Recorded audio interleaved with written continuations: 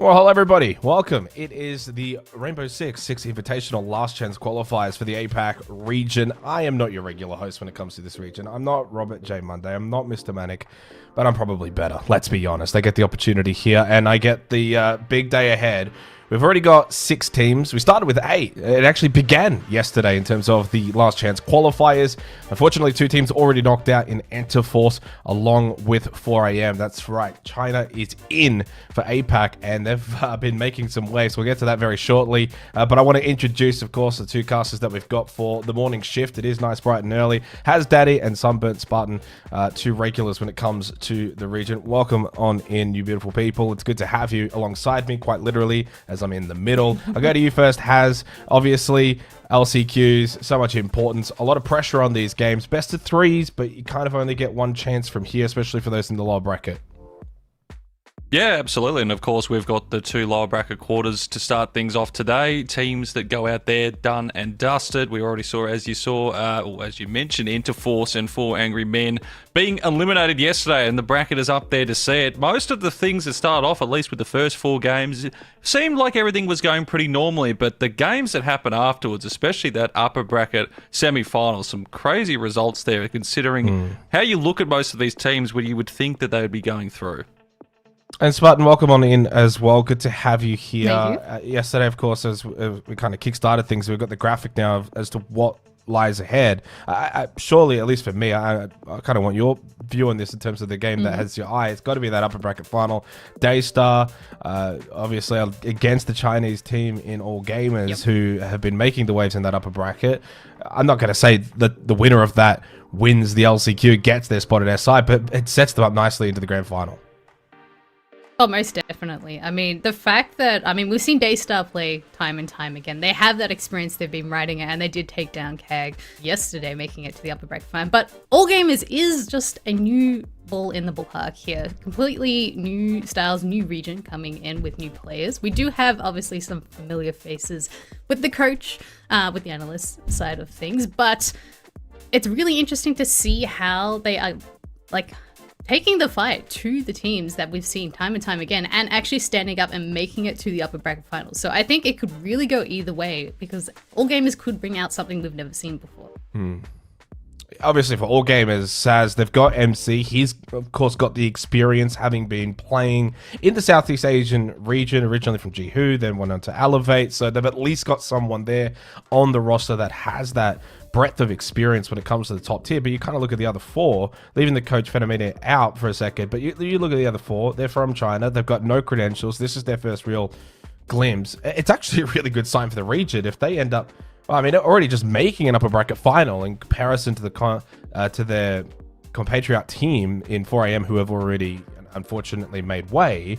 This actually does sort of suggest, into the year ahead, 2026, with China coming in, that there are actually some crack gamers there ready to go and give them more opportunities, and you can see what they can do.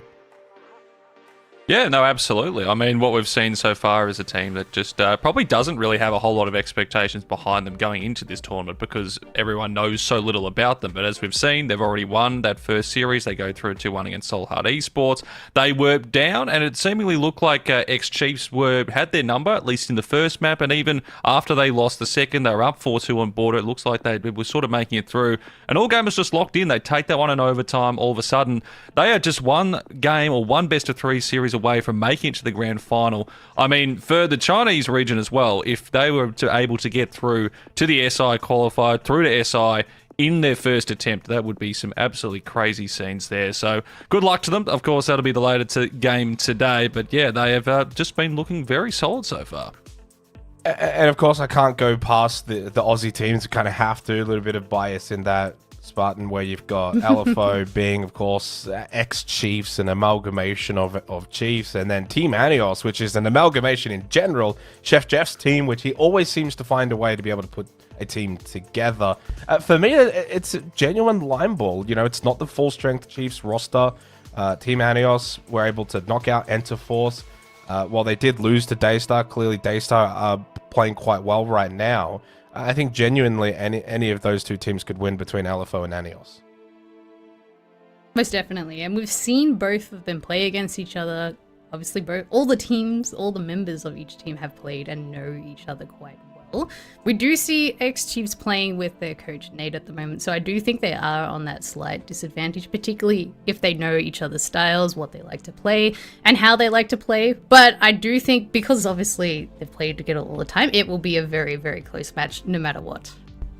Let's go to the map veto. Of course, that will be our first match for the day between the two Australian teams. And again, it's a lot of pressure on both. For the ex-Chiefs roster, they've got so much experience. Guys like Jigsaw, Brendo, they want to try and get back to SI. They'll feel like they can actually do some damage there.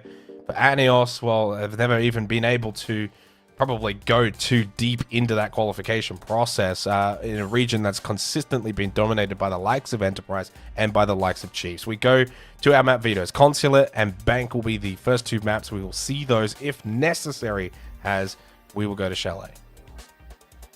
Yeah, that we will. I mean, what we're seeing here, I'd say pretty normal with the map picks, at least, especially I would say towards Bank as well. It's kind of hard to actually decipher who's picking what because both teams don't have a logo, but that always works nicely in these situations. But yeah, and then Chalet for the decider. I think what the first map's just going to reveal to us is if the Team Anios are going to be switched on. Of course, they've played against the ex-Chiefs roster over in our Red Gauntlet off-season tournament just before the new year, and they did beat them in that one. They went all the way to the grand final. They went, of course, 3-0 down to Enterprise, but they are just on a good, solid run at the moment. Everyone's gelling together. It's a pretty young team. Chef Jeff, of course, is leading the way with the IGLing, so if they can take this first map, if they can get everything rolling in there, because again, the pressure is going to be on this ex-Chiefs roster. Yes, you know, the team is split up in a sort of sense as you've lost a few players here and there from the org side. You're not really in the most stable mindset at the moment, but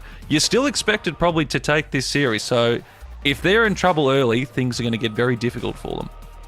I was going to take a guess, but I figured it's too early in the morning. I'm hosting. Let's be professional, but I did clarify. So Anios picked Consulate, which I think, Spartan, that was probably my guess if I had to go with one, because Bank is a good map for the ex-Chiefs roster. And even Chalet is a map we've seen the likes of Jigsaw, Brenda do well on. So from my perspective, I actually think this is a decent map veto for the ex-Chiefs team. I mean, we saw ex-Chiefs play Bank twice yesterday, and they won both the games, where we saw Team Anios play Bank, and they lost last time. So I am surprised Team Anios let Bank go through, particularly how strong ex-Chiefs can be on that. And, I mean, unfortunately, Fortress is banned. I always like Fortress. It would be a nice, interesting map pick. But we do see Consulate in, which I do remember Team Anios, they have been playing Consulate a lot, trying to improve their gameplays. They did struggle a bit at the start, but they have been gaining momentum every time they've played it. So it'll be quite interesting to see how Chiefs have been on Consulate versus Team Anios. And then Chalet, we have seen Chef Jeff beat Chiefs in the past. On Consulate itself, it is a very comfortable map on Chef Jeff's side. I'm not sure about the rest of the team, but we have seen Chiefs or ex-Chiefs be very strong on Consulate here. So I think, it's going to be a very close series, no matter what.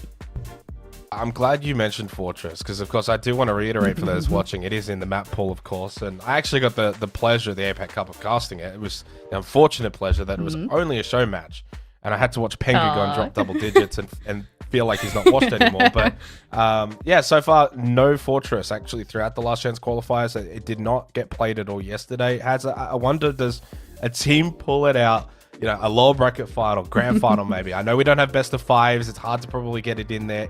An easy ban for teams that don't want to play it. But even what if it slips through, decide a map, for instance? I've kind of spoken to a couple of people about this. With a new map coming in, you kind of look at what was the old map that went out, Skyscraper. Was that a banned map for you? If it was, you probably just banned Fortress. If it was a map that you played, then you have to experiment. Either you go Fortress or you go somewhere else. Surely there's one team that's like, we've kind of been workshopping this, we'll pull it out if needed. Those can be the difference makers in something as crucial as a last chance qualifier. Yeah, absolutely. I mean, I could possibly see All Gamers and Daystar maybe giving it a gamble, because technically speaking, if they do at least lose that first best of three there in the upper bracket final, they've got a chance afterwards. But, it's a risk, and this is where the teams, of course, I'd imagine a few of them would have been scrimming Fortress, getting ideas for it. But if you pull it off, if you get it through, you take the map win, you're a genius. If you lose it, all of a sudden, you get a lot of questions asked. Why didn't you go to your usual? Why didn't you go to this one? So, again, it's a tough situation, especially when you're in a last chance qualifier situation where you lose, you basically go home. So, look, I believe there probably is a team out there that may roll the dice. Is it going to be in our lower bracket quarters? Possibly. I'm hoping someone actually might even pull it out for the grand final. Throw a spanner in the works, but look, fingers crossed we get it at least once over the next couple of days. Yeah, we've got a bit of time, as is always the case when it comes to getting players into the server, into the lobby. We've spoken about this matchup, and obviously for you two, you'll be covering it. But I did want to quickly touch on CAG and Soul's Heart. Of course, that's going to be coming up later, and that's a big game. Lower bracket quarterfinal. Two teams that we are very familiar with, and two teams that just played in the APAC Cup grand final, a couple of days ago. Now, adding the caveat, adding the asterisk that Anaton did not play in that grand final. Soul's Heart won it, and Soul's Heart have this reputation now, and it's not a great reputation, it's not a bad reputation, but they like to win a lot of the tournaments that aren't necessarily part of the main ecosystem.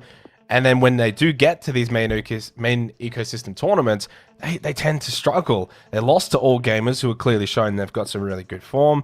Defeated the other Chinese team 4AM, but it was 2-1. So for Soul's Heart to go from winning an APAC Cup a couple of days later, the most important LCQ, I had the chance to even speak to Turd from Weibo, and he actually thought for LCQs that Soul's Heart was a team he thought was going to be able to qualify. Now they're up against it. For CAG, similar. I mean, they defeated Edgeforce comfortably, Spartan, but then lost to Daystar, and now they're on the ropes down in that lower bracket. They've got to make a run.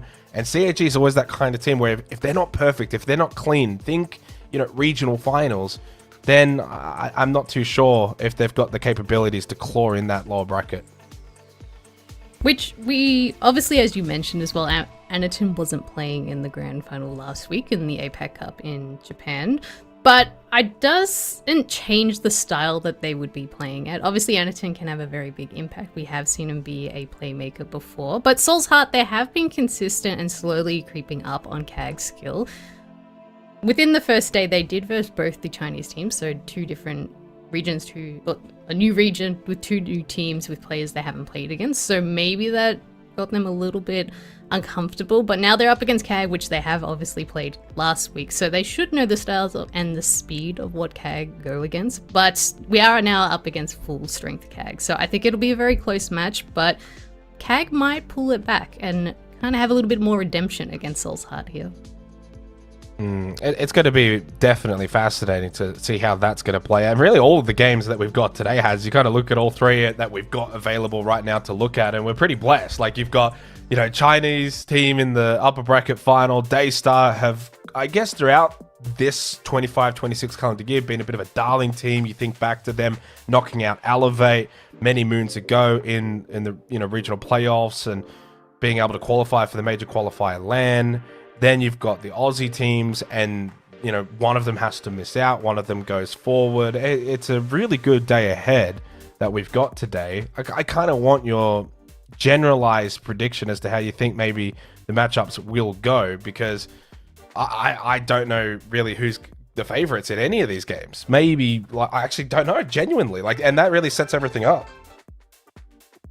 Yeah, it's an interesting one because, you look at it at least on paper, you probably lean towards maybe Daystar, at least in the top bracket. But, what we've seen so far from our, the Chinese organization, what we've already seen there has actually been incredibly, solid in those two games that they've played. So there's no reason to think that they can't make the grand final there. Team Anios have been on a good run, at least up against the X-Chiefs roster, where they, you've already beaten them before when they were a roster together. They've had to, of course, bring the subs in, coaches playing in space of one of the players, and they're in a really good run of form. They'll feel like they can absolutely take this one again from them. And then down below, CAG, you probably go into this as the favorites overall, already find themselves down in that lower bracket.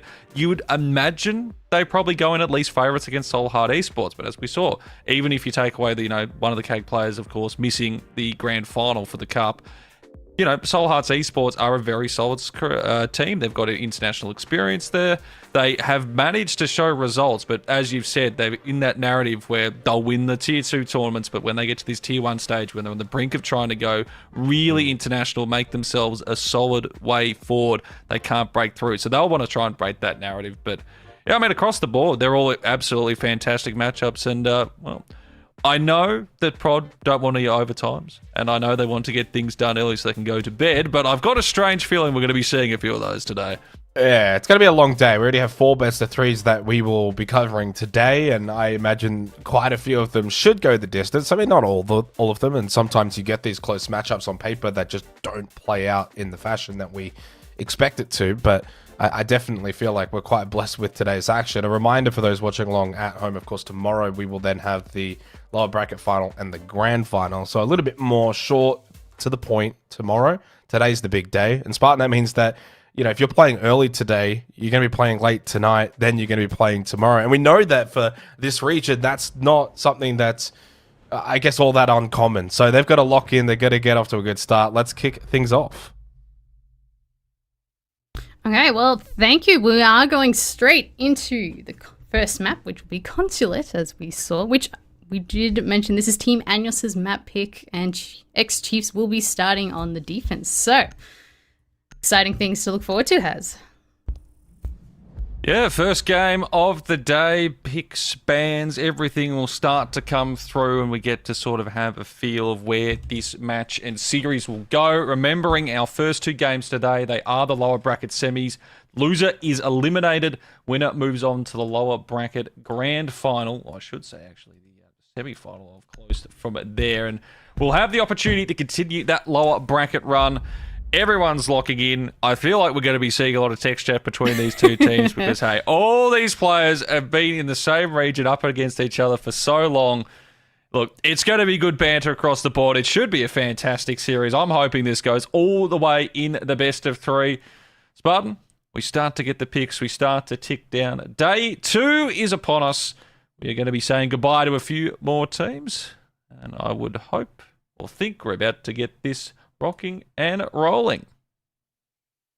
Which, just looking at the chat there, it looks like Team Agnos need to get their anti-cheat up and running, so that is why we have the tech pause. But while we wait, this is a perfect time to look at the bans that we've chosen. So, Consulate, a very large map, which means there's a lot of roam potential. So I do like the Dekebi ban. It does mean that ex-Chiefs have a bit more space to breathe through their roam.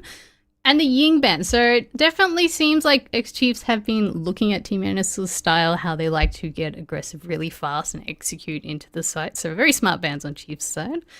On the flip side, Team Agnos, very standard bans, Mirror ban, Bandit ban, very strong on Consulate, particularly the Mirror being able to be played on almost every single site.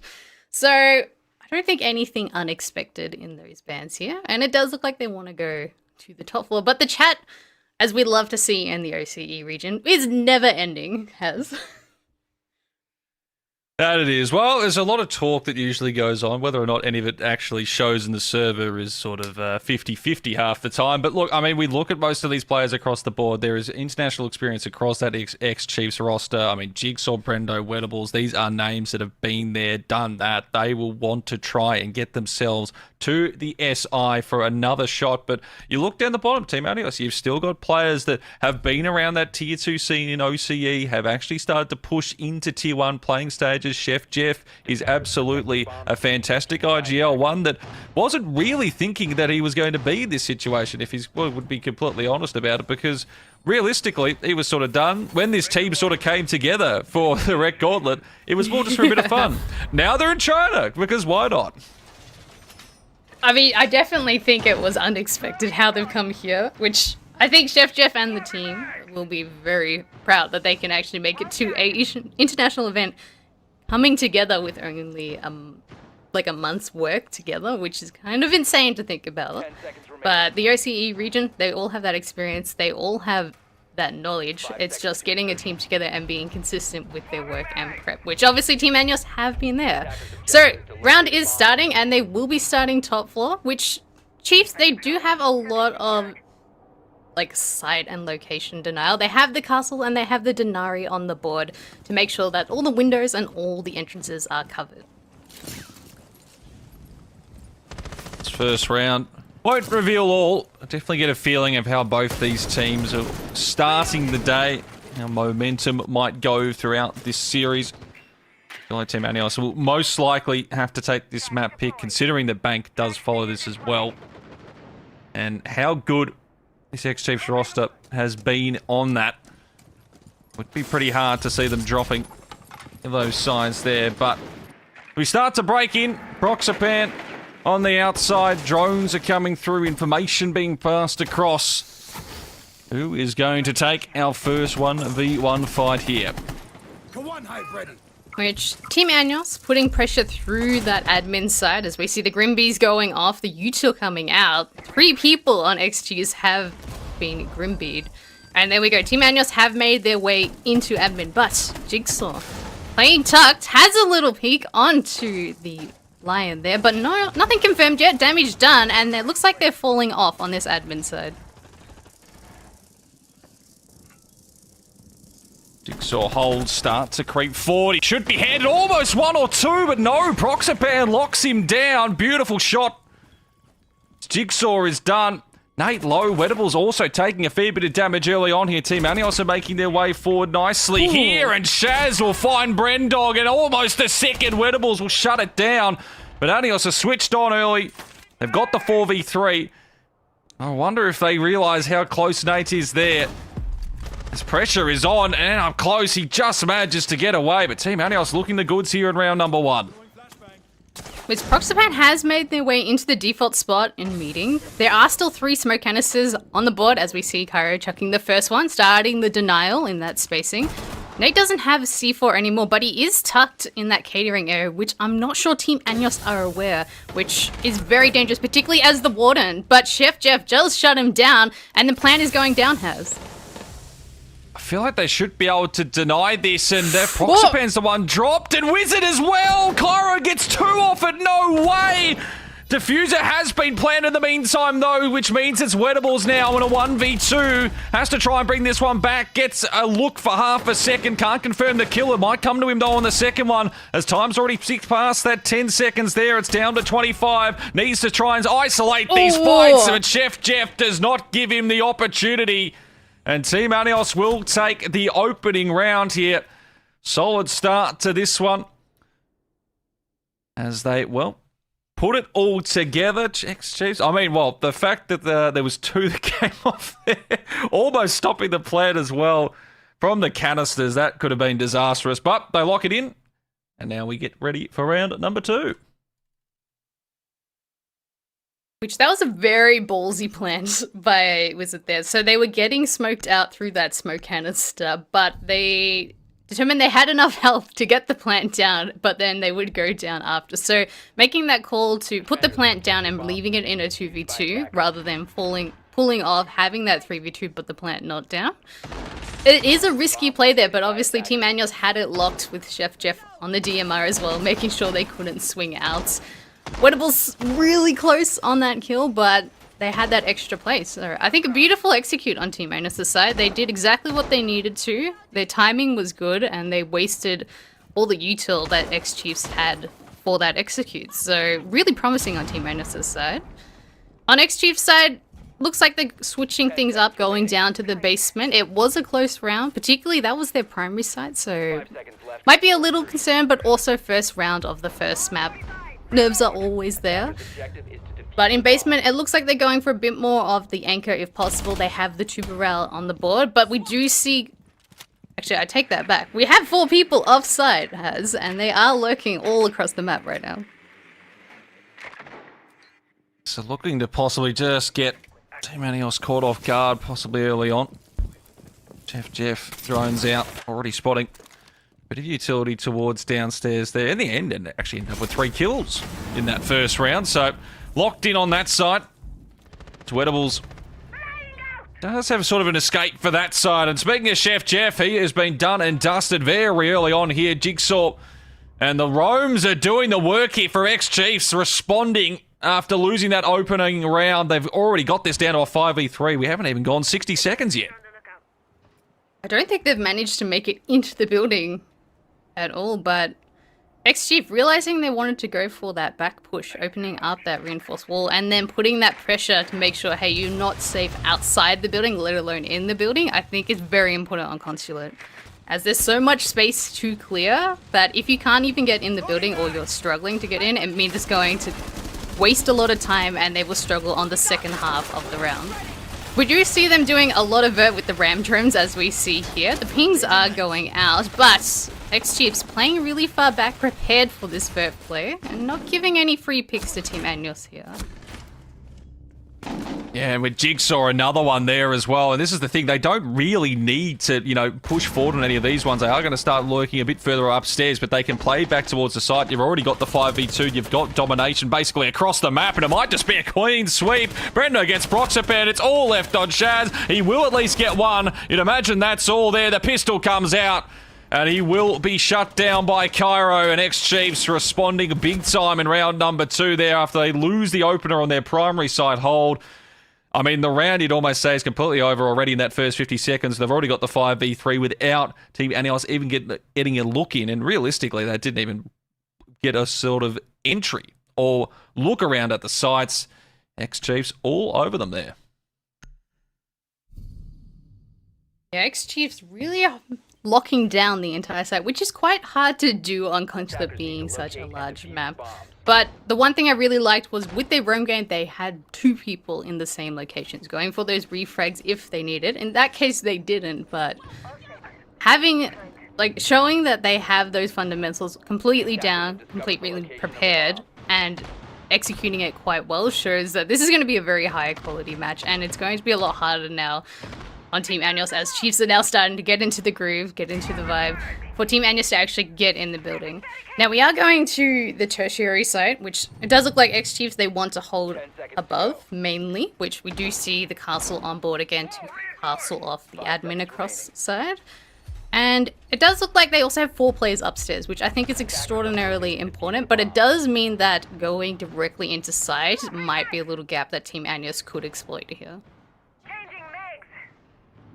And that's what they'd want, and you'd imagine they're on a high alert to start these rounds as well, considering what we saw in that last one there, where X-Chiefs were just being a little bit more aggressive on the roams and managing to find those picks there. So they're just going to have that in the back of their mind, and maybe that's where in this situation they just take a little bit longer, that extra 30-40 seconds where they have to make sure they get clear of everything. Don't allow X-Chiefs to find an opener, but then that does allow X-Chiefs, they can just fall back a bit closer towards side. You can see Brendog's out and about. Wettables and also Nate a little bit closer, but still, they're in angles and areas where Team Anyos have to be absolutely switched on.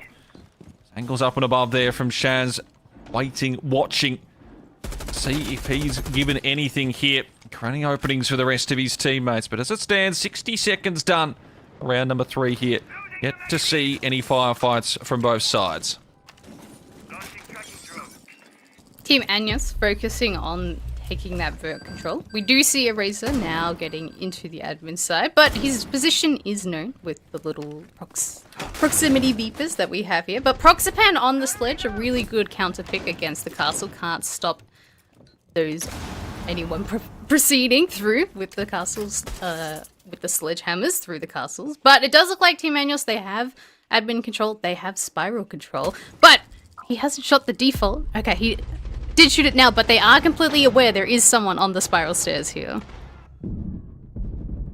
So they'll find that opener, and Shaz was blinded up, but he still finds that one of Wettables who tried to get out of that situation. Nothing doing there. Jigsaw might have just saw maybe a little bit of something in the corner, but he is in a really awkward position here. Those shots confirm his positioning as well. He's being pushed from all angles on those sides there. Be lucky to get out. I think maybe he just could escape this one. Down towards, and he's worried about below as well. The angle from below on Cairo, he manages to get a sort of placement shot, doesn't particularly hit though. So 48 seconds, have to pick up the pace a bit, and it will be Wizard to find Nate, and now Jigsaw and Cairo, who's on the 4 kills right now. He needs to go above and beyond, and possibly needs another 4 to try and keep this round together for them, as X-Chiefs are looking and crumbling, but Cairo, a nice tap. Jigsaw responds as well, and just like that, 2v2 becomes a 2v1. Proxapan all that stands between X-Chiefs and pulling off the 2v4. 25 seconds, diffusers down on the ground as well. Surely there's no way Proxapan can get this one back. The one saving grace is one of them as low.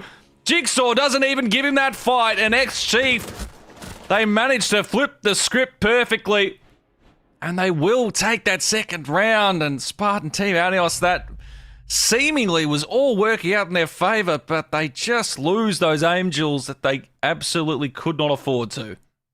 Beautiful, beautiful plays there on Cairo and Jigsaw's part. The pressure in that 4v2 situation, which both members were upstairs and Sight was actually below, so if Team Anios rotated to go to Sight directly, it could have been disastrous with X-Chiefs, but Cairo being able to take the aggression, particularly when Nate went down, and get those kills, but then Jigsaw also being a pest and catering, making sure that, hey, Team Anios, you can't walk up on my mate Cairo here, I've got the cross, you have to swing deep. And completely shut down Team Anios. Once again, Chiefs really, really good in the second half of the round. Seconds have to pick up the pace, but Cairo, a nice tap. Jigsaw responds as well. Surely there's no way Proxapan can get this one back. The one save. Yeah. I like hearing myself there. I don't know if that was also good for Chiefs. The pickup of some good quality commentary on that end. But yeah, I mean, as you were saying, like for Team Anios as well now, that's sort of the one that you can't lose. Because on their end, it was a perfect start. You took primary. Was absolutely fantastic. You needed that. Put X-Chiefs on the back foot. They respond well in the second round. All of a sudden, you've got them on their tertiary side. It seemed like everything was in order, but this is where you've got your players like Cairo and Jigsaw, and where they're, extra experience have been to get big teams, and where they've just sort of been, in those pressure situations, they can put that one away. And for Team Anios, they just can't afford that. They can't allow themselves to be caught in those situations. But look, they've just got to put it all in the back of their mind as we move on to round number 4. X-Chiefs, a good chance to just start to get themselves a little lead here. Team Anios trying to keep this one locked at 2-2. Now, I like what X-Chiefs have done here. They've decided to go to the Foresight Tellers and Archives, particularly because they lost that top floor in a somewhat dominant and timely fashion. It was still like a 2v2, but it was a 4v2 at one point against them, which I like the switch up, and I like that Rem, as we did just see. Jigsaw did take down Shaz. There goes your Verk, your Ram drones, so really, really good pick, early pick as well. And with this site, you have to get that vertical control or complete horizontal take, which that's an excellent pick to start off with. That it is. Chef Jeff has managed to respond, and Eraser joins in the fun as well. Cairo knocked. Does at least do a bit of damage on his way out. But once again, Team Anios, not for the first time to start this one off. They've got themselves early player advantage, 4v3 again. And all of a sudden, there's a bit more pressure that puts towards Brendo and Nate. Yet to register a kill each, but Brendo, well, I was going to say he was on to just the one. Makes himself 2 now. Brings it back into that 3v3 position. Is known. He's trying to get some movement away from that one there, but Jigsaw, he actually got jumped a bit there from Chef Jeff, but he still comes out with the kill. Another big moment that just falls in X-Chief's favour. And now it's Proxapan and Wizard trying to make their way in towards these sites in the 2v3. Which both Wizard and Proxapan have decided to double up in the basement side here. We still have Nate on the pulse, so we'll be able to give that information, know exactly where they're pushing. Which, as we see there, Proxapan and Brendo do the trade on that spiral stair. So now it's Wizard versus Nate and Jigsaw, and they have exact knowledge of where he is and what he is going to do, Has. Yeah, that was a almighty reveal there.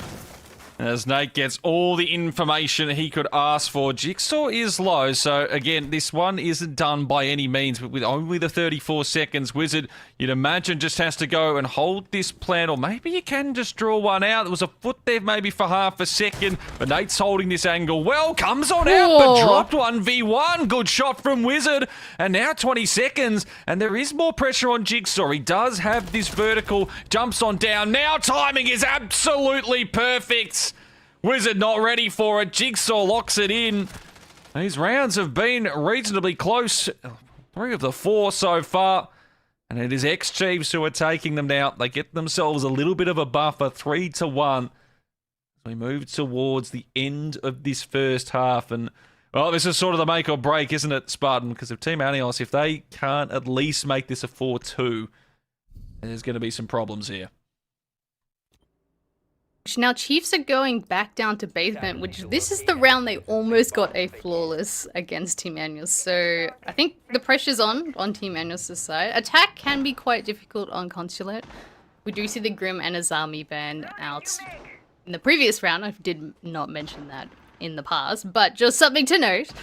But the difference what Team Annuals need to do for this round versus what happened last time is not get early picked. When Team Annuals lose their first frags, they tend to get snowballed for the rest of the round. Particularly on this side, on this map where it's so large, you need those extra members to be able to clear things, sit on drones, or drone these areas out. It's very, very important not to lose that early frag. Attackers objective is to locate a bomb and defuse. And that's sort of been the thing as well. I mean, we talk about how you've got to play with the numbers advantage, and you know those early frags can be detrimental. But for Team Andios, like 3 of the 4 rounds, they've had the 4v3. Yes, it's not a massive lead when it comes to everything early on. As Chef Jeff has been knocked outside, so I believe he should be able to get picked up. But I mean, that's just what X Chiefs are doing right now. Is that they put this pressure on, put Team Andios on the back foot. Wizard should be able to get this pick up here. And again, that just sort of wastes, you know, the first sort of 40 seconds. You don't really get as much information as you want to because you've only got the 3 players now who've done a bit of the scouting. And Chef Jeff has lost basically most of his HP. So, already X-Chiefs, they're tightening the screws in round number 5 here. Chiefs still lurking in the top floors and middle floors, as we see. It's currently 1 top floor, 2 mid, 2 bot, which the concern is if they continue to roam and lurk, they can come back to bite, particularly Team Annios with their lineup, with where they're going across that piano side. They want to do vert on the site in basement, which means they're very exposed to any roamers above or coming down the stairs to capitalize on their vert place. So something they have to be very careful on, and they need to set those flank cams. They still have the 5 members there, and as we see Eraser getting live droned in, aware there is the player in piano, but Cairo falling off quite safely, hasn't been picked up, and there goes that information. There goes that time as well. There's only 1:15 left, and they haven't even managed to get really in the building and take any control at the moment.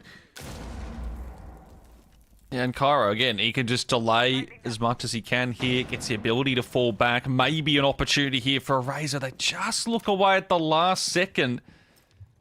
And Cairo's going to be maybe that thorn in the side, as now he's waiting towards that stairs position. And 50 seconds, Team Annios, they haven't really gotten the information, so if they hit this, it's going to be completely just hoping that they can find the angles. Proxapan at least does manage to find Nate, so it's 1 there. Can they find the next 4? 40 seconds now. Wizard now trying to get himself downstairs incredibly quickly again, though. It just feels rushed. It just feels like X-Sheaves are able to just hold these angles up and above from all they can. Still 3v3. Brendo gets Wizard. Smoke is down. And they want to have to try and pick up that diffuser again as well. Stuck on that side. Cairo's just hiding. He's just actually hiding in that smoke close. If they don't check that, well, 13 seconds. I don't even know if they're going to have time at this point. Diffusers dropped outside the garage as well, and they haven't even managed to get in. And Cairo does take down a Razor as well, and they're forced to drop the hatch, and they completely get wiped off the board. That was really poor timing on Team Annios' side, but you have to give it to X-Chiefs. They did delay so much time, and I think just the timing, the concern that there's the multiple roamers everywhere, the drones are shot, completely got under Team Annios' skin. Yeah, it forced them just to make a rush play at the end that they didn't want to put together. But if they had that extra 30 seconds where Chef Jeff didn't get dropped early in the round, maybe we do see something different. But this is where that pressure is maybe starting to get to them a little. All of a sudden, it's 4-1, 5-1. Very possible here for X-Chiefs. They start to run away with this first map. All of a sudden, Team Annios, you get a little down to yourself. You start to, you know, mentally check out a bit, especially when you've had opportunities. It's not like this has been a steamroll in the sense of like the rounds, it's just X-Chiefs, you know, winning 4v1s, or they've absolutely just been on top. Team Annios have had their chances, but they haven't converted. And now this is basically a must, you feel, if they want to stay in this first map here. Attackers have located a bomb.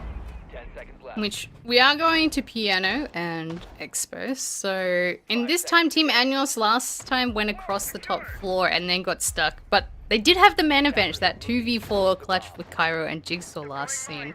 So they had the correct plan, they had the correct plays, they just couldn't capitalize on the refrags here. So that's a bit more of the team coordination.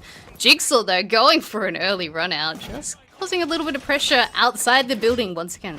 Beautiful things on ex-Chief's side, wasting that time, causing that invisible pressure. But Team Anuos, they have to move faster if they want to win this round.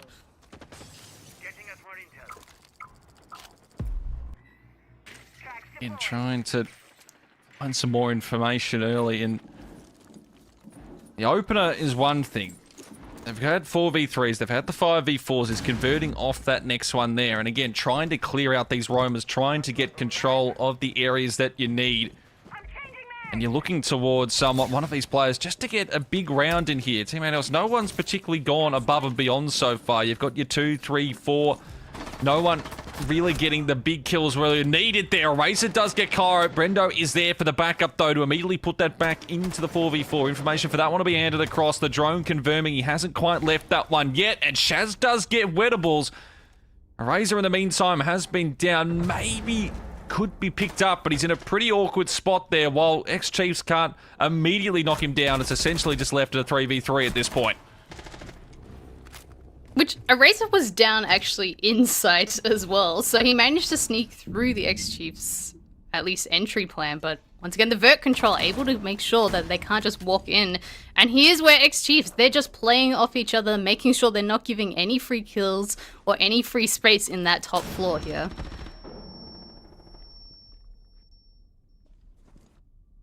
Wizard and Shaz now in this 2v3 looking to try and creep their way forward, but now it's just Wizard. Nate is coming alive with that shotgun, putting all the damage in for this round.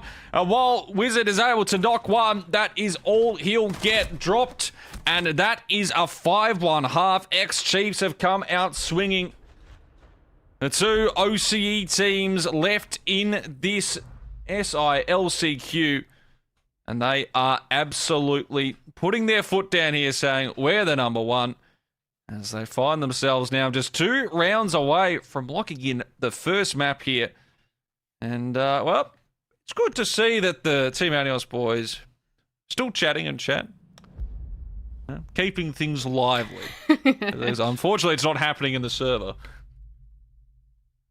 Though it's a bit one-sided currently in the server, but it is consulate. A 4-2 split is usually what you want to see. A 1-5 is starting to get quite dicey, particularly that this was Team Anuos's map selection. You would think they would at least get the 2-4, if not the 3-3. So a little bit of now pressure building on Team Anuos, but they have switched the sides. So this is where momentum can switch up massively, particularly the style of gameplay that each team might bring out can shift also depending on the half that they are playing. It does look like they are going to the top floor, which the chat is never ending, as we see. I love the chat between Jigsaw and Chef Jeff. Everyone in the team is getting involved. We love that. But looking at the lineup, it does look like they're playing delay once again. They've got the shields, they've got the shotguns, and they've got the Goyo canisters up on the board to make sure that if we delay enough time, they won't be able to go for that plant.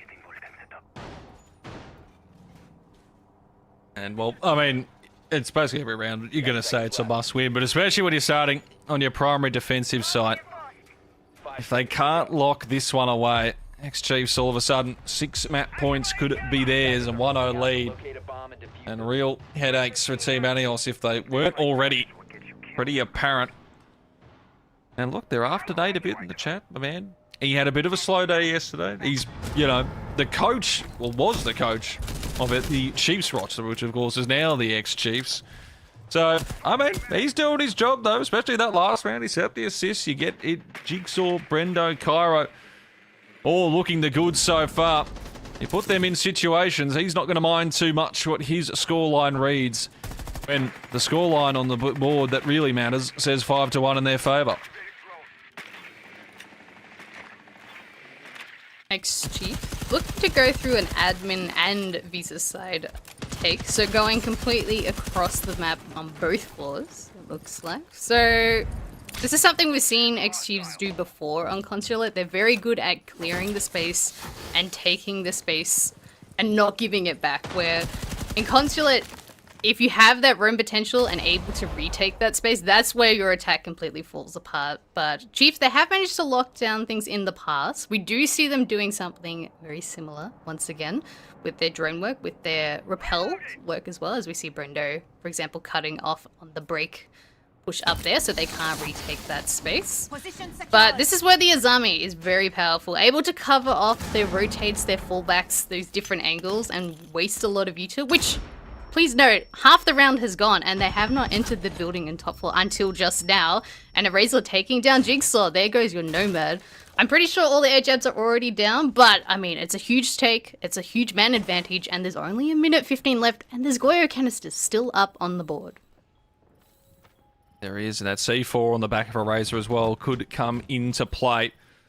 60 seconds, and again, we sort of saw this from Team Anios. They were playing slow siege when this attack, and it didn't probably work in their favor as Cairo walks right into the welcoming arms of Chef Jeff. He'll find his first of the second half, 5v3. They took the first round to start the first half, Team Anios. They couldn't find anything after that. But maybe it's just what they need to try and get themselves going here. Nate, Brendog, and Wettables have to try and pull off something you'd feel pretty miraculous at this point, considering they haven't really got the information they're after. They are down and out when it comes to that player advantage, so they need to try and get that plant going through. They will get the drop there, at least on Proxapan, who tries to get a bit aggressive, and that could have been the changer there. Brendo incredibly low now. Shaz is down to half HP, and I'm still looking towards Eraser, who has that C4 ready to go. 15 seconds. The fuser needs to be planted. Nate's got it on his back. They need to try and hold him down together there, and I just don't think they're going to be given that opportunity. Falls out of his hands. It's done. Brendo can only find the one, as Chef Jeff will make it 2 in the round for him, and that is the first round. And Chef Jeff celebrates, of course, by you know, some sort of celebration with Wizard there. Just making sure that he's really sharp and really locked in, I think. Chef Jeff's kind of known for accidentally shooting his teammates when he's locked in, so good to see. We did see a bit of that in the goal towards the end of last year. We did. So nothing unusual on Chef Jeff's side, making sure he's getting... Oh, he's looking a bit better on the KD-wise when he's giving extra deaths on his teammates. But Team Anios, they'll be very happy of getting that primary site locked down, which it looked like they had complete control once again of that site. X-Chiefs struggling to get into the building with time. We are now moving down to the basement, and being a bit more anchor, they have the Bandit and the Tubarel on the board, so trying to delay getting through the walls, at least horizontally, as well as having a mirror. It does mean they are a bit more exposed to vertical play, which we do see Chef Jeff on the Ella, as well as a Razor on the Solace, which I would imagine they'll be roaming a lot to try and delay any vertical pushes or any clears that X-Chiefs will be doing, because they have the buck and they have the ramp, so it does look like they want to go for that vert play. They'll be hoping to change a few things here. Chiefs, they'll lock down that opening, but this is where Team Anios, and again, this is where we're going to see maybe X-Chiefs to pick up the pace. Because it does feel like, again, both teams on the attacks, and again, we haven't seen much of X-Chiefs on attack in general, considering it's just been the one round, but all been a bit slow, and again, you're just playing that normal style standard of Siege, where you make sure you get your clears, you go in and out. We've seen aggression on the defensive ends, but maybe someone just needs to try something, aggress, catch a couple of these defenders off guard. That's the thing, the pressure that's on Team Anios here, is they are just one round away from having map points against them. So they know they can't make mistakes. They need to be absolutely locked in across the board. As we tick down past the first 60 seconds. It's waiting, wondering who is going to make the first move here. Which X-Chiefs is bringing the Dekebi as well as the Deimos to hunt down any roamers. I think is very smart to be able to do that vert play later on in the round. Which, looking at Team Anios' lineup, it does look like they've all fallen down from the top floor and the middle floor. So that does mean X-Chiefs have the vert control now, which we do see Rendog and Jigsaw going to town above that garage site. But it is still a 5v5. There's still a lot of C4s and impacts on the board, which they have to be very careful. If they wait too long, those C4s will become more powerful. And as we hear, some of those C4s coming out to try and deal with the vert. But X-Chiefs, they are completely aware of this and definitely not giving any free picks to Team Anos' side. X-Chiefs are migrating towards the garage as well. We see Nate outside that garage wall, ready to open it up with the thermite charges. So at the end, the execute is looking towards a garage plant, particularly with the smokes on board. I just don't like the fact that Team Manuel still have a fair bit of utility waiting for this one. And Proxapan, we saw him do work yesterday, and he's gone early there. Jigsaw almost stuffs that one up, and he will be punished as Chef Jeff eventually chases him down. 4v3 once again. X-Chiefs find themselves in a bit of a hole. Chef Jeff makes it a double in the round. 2v4 now. The IGL is well and truly awake. As Nate and Cairo left with it all to do. Cairo will lock in for that one there, but 20 seconds. Diffuser on the back of Nate needs to go in, and surely they just don't have the angles to clear this out. Crossfire's looking good here for Team Anios as Nate tries to get in desperately, getting that diffuser down, and Cairo above. But if his teammate can't put it together, it's all done and dusted. Wizard closes the round out. And Team Anios for the first time today put back-to-back rounds together. And as it stands 5-3, all of a sudden, momentum starts to shift just a little. I'm seeing a bit more of the text chat flying, Spartan, and Team Anios, again, they are just looking very nice here on the defensive side here. Yeah, they didn't give any free picks. They let Chiefs take the first floor, take the middle floor, feel a bit more confident. We did see a couple of ex-Chief members holding the flank, but if we saw what Team Anios did, Chef Jeff and Eraser both went up to go for those flanks at the same time, so getting those refrags potentials and those kills, which I'm not sure if they were aware of it, but they did take down the one person with smokes in their pocket, the Ram on Jigsaw, which meant Nate outside the garage only had flashes, so it wouldn't cover the plant, it would only cover the walk-in, which obviously made the very last part of the round almost impossible for X-Chiefs to win. They would have to frag out at that point, which 2v3 running out of time, and Team Anios had the util on the advantage. It was a impossible task. But Team Anios, they are going to their tertiary site, which does leave X-Chiefs an opportunity to get their first attack round. And similar to what X-Chiefs did, they're all playing upstairs to make sure that they can have vert control. But Wettables and Cairo, on the aggressive ones, we see two shields, Wet and Nate, on the Blitz and Blackbeard, and we see Cairo on the Ying. I feel like these are going to be some aggressive plays this round. Mission is what they maybe need here. And whoa, just like that, Chef Jeff goes looking early, should be picked up by a Razor. But he is punished there. We saw what happened to him on the attacking side a few rounds ago. He stays alive, and now it's a Razor just running on past. The drive-by almost happens. He is being hit with every single piece of utility, and he's punished for his movements as Cairo finds Shaz. Proxapan will get one back, but it is absolute chaos as the break comes in, and X-Chiefs will absolutely revel in it. They take that round. They're up to 6. And the movement, the aggression, Team Anios trying to get the Chiefs, or the ex-Chiefs, off guard, Spartan, but it all just sort of blew up in their face there. X-Chiefs had a beautiful execution plan. Just from the lineup, they had already figured out exactly what execute they wanted to go, which their execute wasn't for the site, it was to kill everyone upstairs, whether that be all 5 members of Team Anios, which is what happened, or 4 members and leaving one person downstairs by themselves, which I think Team Anios not prepared for that level of aggression to clear the top floor rather than actually go into the site themselves. It's just a pacing thing, and unironically, Chef Jeff was the one that went down, who was the warden, who would be the only counter to the Ying coming into so that spawn peak went arrived. But I mean, X-Chiefs, beautiful play there. Team Anios looking to refresh, restart. They are going back to their primary site has, which this is their opportunity. They have no other more chances. They have to win the next 3 rounds to bring it to an overtime.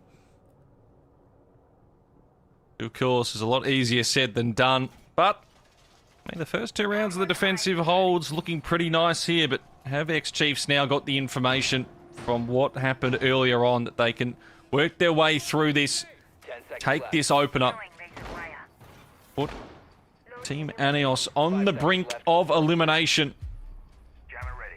All will be revealed, at least if we're going for a little bit longer.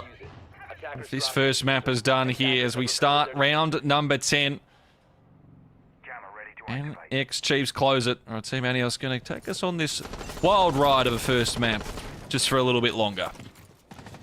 Well, X-Chiefs already, with their lineup, they're looking at a completely different way of executing. Obviously, the speed worked last round, and they're bringing the Ying and the Blitz once again for potential more speed. The Ying has a shotgun as well, so potentially ready to jump in Spiral or Bathroom. But most of the members of X-Chiefs are migrating towards the yellow side, getting that information, clearing that util. So switching up their execute. There's also people on the rappel, which they're actually making heaps of space and heaps of timing, or really good timing right now. They've cleared the Goyo canisters out, they cleared the shield out, and it's still only a minute into the round has. And Wizard, he's in that situation there where he's trying to stick around. Pretty aggressive spot still, considering X-Chiefs are well aware where he's stationing right now, so you know, imagine it'll start to fall away a little bit. The shielding as well, is able to get an angle or an answer here as they come forward with it. Cairo's the one who finds Wizard, but Shaz and Chef Jeff manage to pull them back. Nate will get his kill, but Shaz, the double eraser gets Nate, and all of a sudden Jigsaw is caught into 1v3. Kills happening all over the place. Chaos in the space of 10 seconds. There's still plenty of time. You wouldn't put it past Jigsaw to take this one out. Position revealed. I mean, what can he do here, Spartan, to try and get these Team Anios players out of a position which they're well set in now?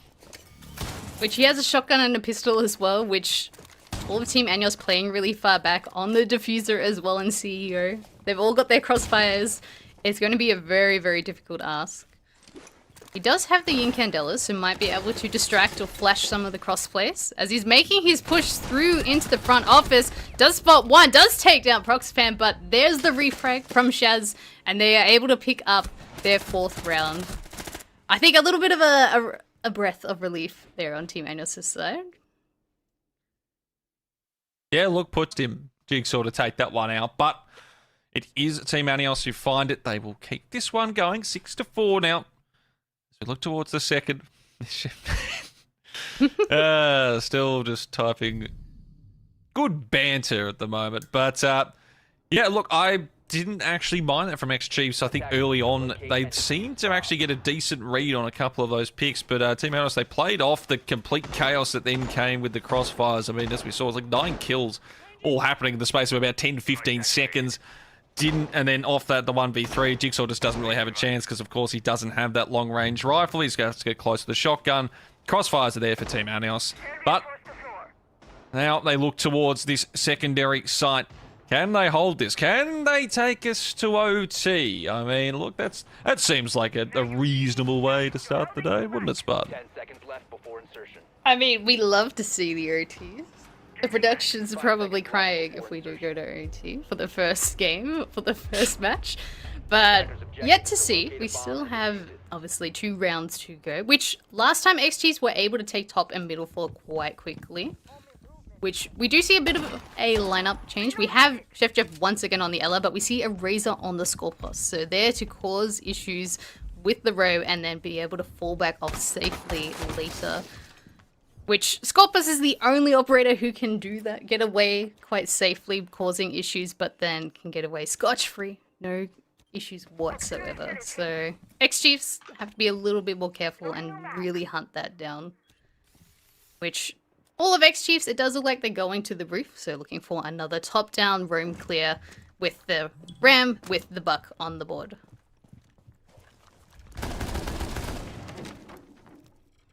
I'll give them a call. Caro starts to open that hatch up. And to see if he might get a reveal as well. These players, and he's disguises that one to jump down, and already on a pretty decent move here.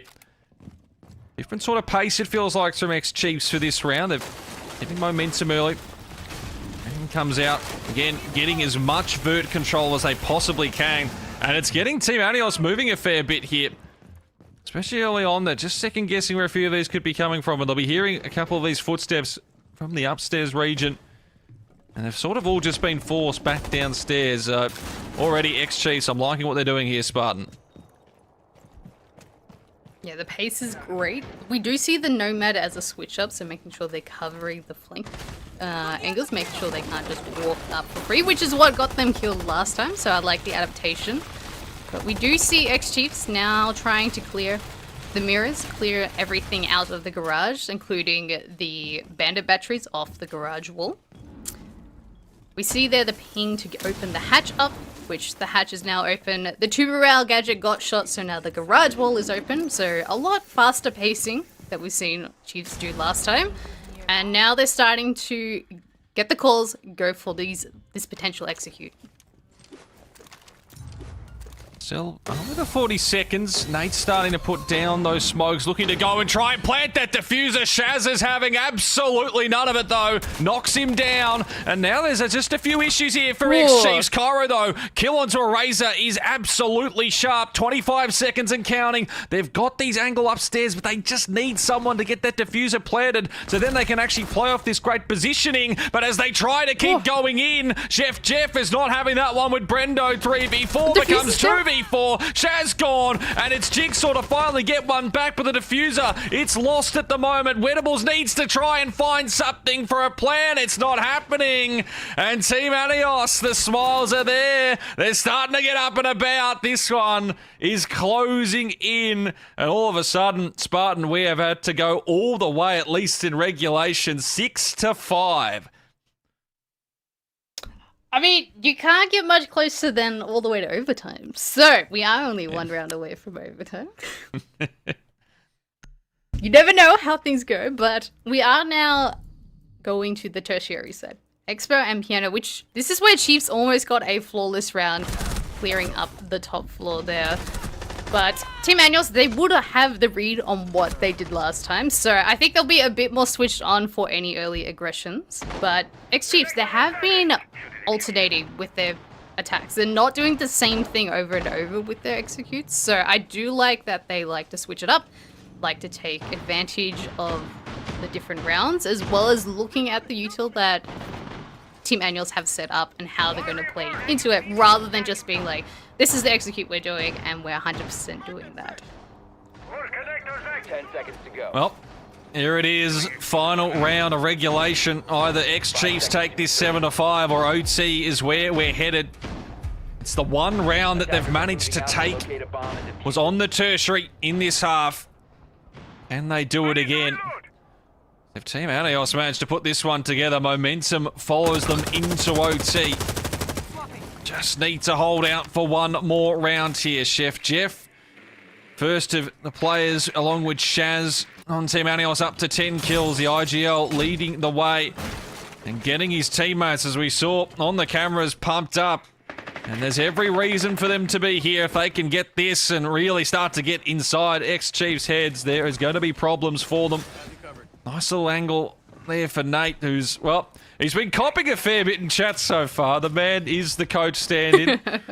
He's absolutely giving it a red-hot crack, we can say that much. Found himself on a couple of kills, but the last few times, Spartan, he's tried to go forward with that diffuser to try and get a plant in those smokes. He's been just denied constantly.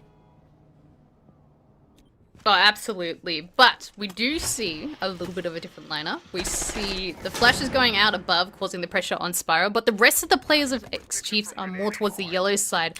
Might be looking to go for a more direct approach, which we do see lots of people moving towards that hallway. They are opening up that Zulu hallway into the exposition hall. So it means they can't sit And they can go for a potential plant in the tucked corner as we see Nate walking towards that area. The smokes are going out, and Wettables does take down Proxapan as well, and this might be an early execute, Has.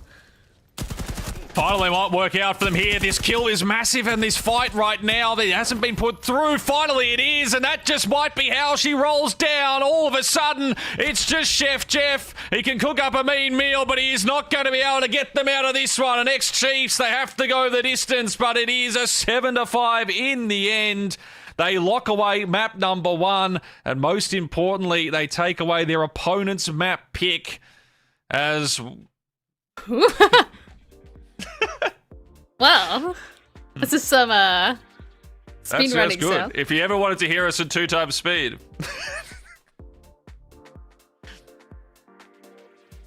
can cook up a meat meal, baby. That's what we like to hear. But absolutely, a fantastic opening game there in the end. Team Anios, they pushed it all the way that they could. Unfortunately, fall right at the final hurdle, and ex-Chiefs will come out on top of their 7-5.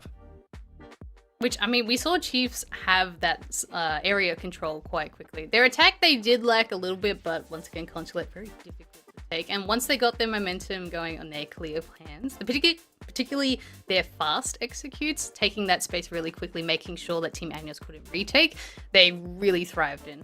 And then obviously on their defense, having the pressure outside the map, let alone in the map, was the real difference maker there. Absolutely, it was. So, guys, we are going to go to a quick little break. As it stands, ex-Chiefs up 1-0. Team Anios will need to reverse sweep to stay alive in this APAC SI last chance qualifier. Don't go anywhere. We'll be back right after this.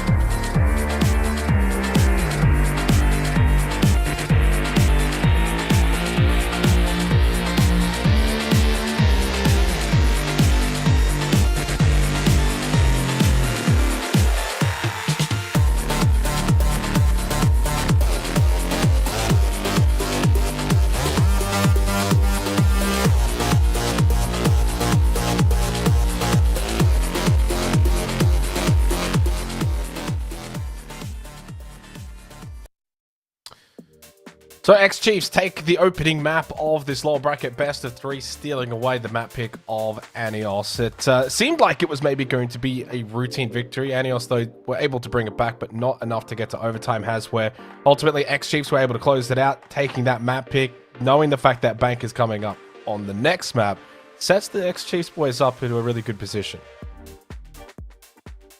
Yeah, I think they'd be feeling pretty comfortable of how they're heading into this second map. I'd say Team Anios, at least, they were able to sort of pull things back pretty nicely. So overall, I think even though they drop it, maybe they've got a bit more momentum going into the second. But as you said, I mean, when you have Chiefs playing against this Chiefs roster, who are just, as we've seen, so historically good on Bank, it's going to be incredibly hard to stop them. Spartan, I think from an analytical view of what we saw from Chiefs, or ex-Chiefs, I should say, I think they got exactly what they wanted from this match. You know, Brendo, Jigsaw, Cairo, they're going to be the main 3 fraggers, and they did just that. Nate, Wedables, more of those supportive roles. So, I mean, realistically, they got exactly what they wanted from this, whereas I'm sure from the perspective of Team Anios, maybe didn't quite get as much of that full team synergy. A lot of players, you know, a little bit down. Wizard was down, Eraser was down, Proxapan as well. I mean, I guess if you want to find the positives going into the next map is that Anios probably have more room to grow and improve, whereas what we got from X-Chiefs is exactly what they want. Yeah, most definitely. We definitely saw Chiefs be just a little wobbly on their feet for one round, and then they just all kicked in. The comms were there, the communication and the double roaming, the refragging potential were all flowing almost immediately, where I feel like on Team Anios' side, there were some rounds where they were really well coordinated, really working well together, taking that space really quickly, using the drones quite efficiently. But then there were some rounds, particularly I think a little bit more on the defense than the attack, because attack's always harder. But on the defense, they were still looking for the roams, looking for those early plays, but they weren't playing necessarily really close together or looking to do those executes at the same time, which I think is just the difference there. We are now moving, obviously, into Bank, which, I mean, I think it has to favor X-Chiefs. They've won it twice already, where obviously Team Anios lost it yesterday, and now we're moving into, and it's going to be their map pick as well. So I think the pressure's on Team Anios that they have to show up or they're going to go home.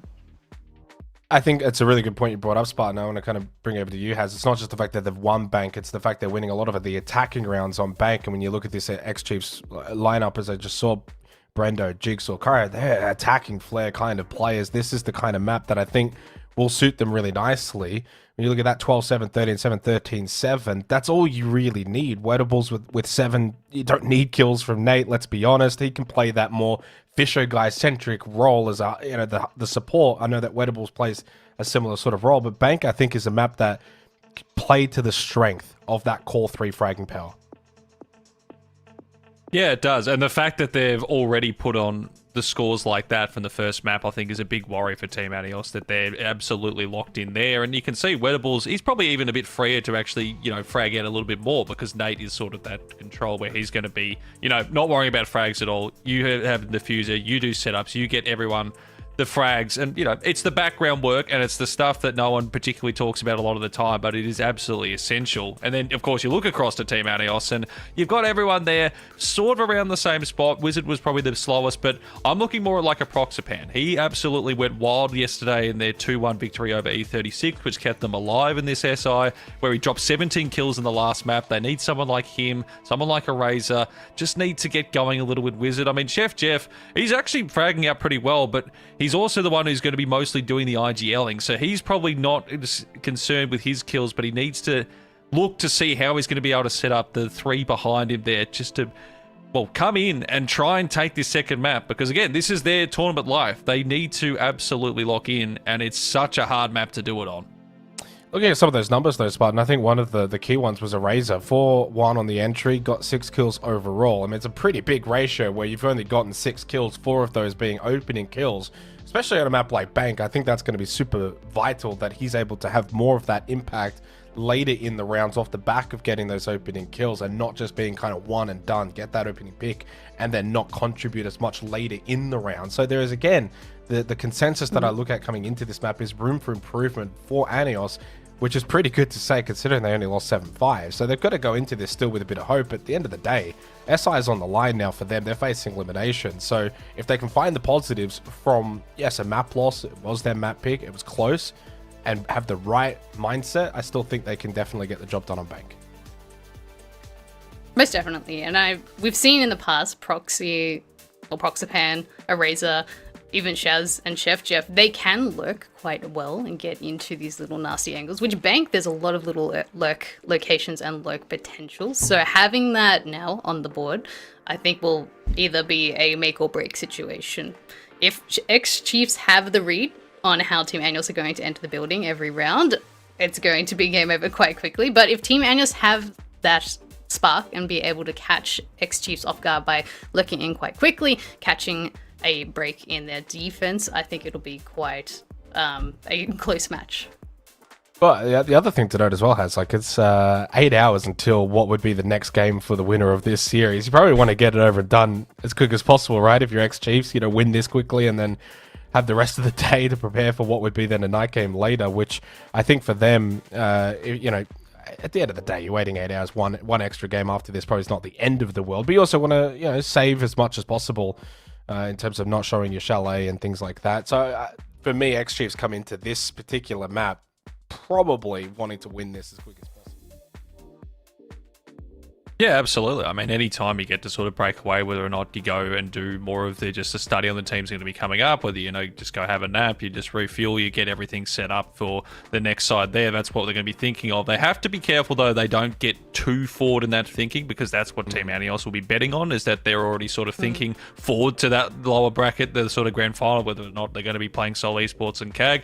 That's where Team Anios can sort of jump them. That's what I think they did yesterday against E36, when they looked like they were sort of just getting themselves on top there. So again, everything seems in their favor. They've done all the right things in that first map, but just the way it ended, Team Anios had that little bit of a momentum. Yes, you do go away for that 10-15 minutes, you might lose it a bit there, but again, as we've said, they're playing for their tournament life. They're going to go down swinging, and if they can get under their skin, which they've done a little bit of, I mean, we've seen the text chats going on, it's all good banter, but every now and then it might just change the mental of the X-Chiefs, and if that does happen, there could be some serious problems.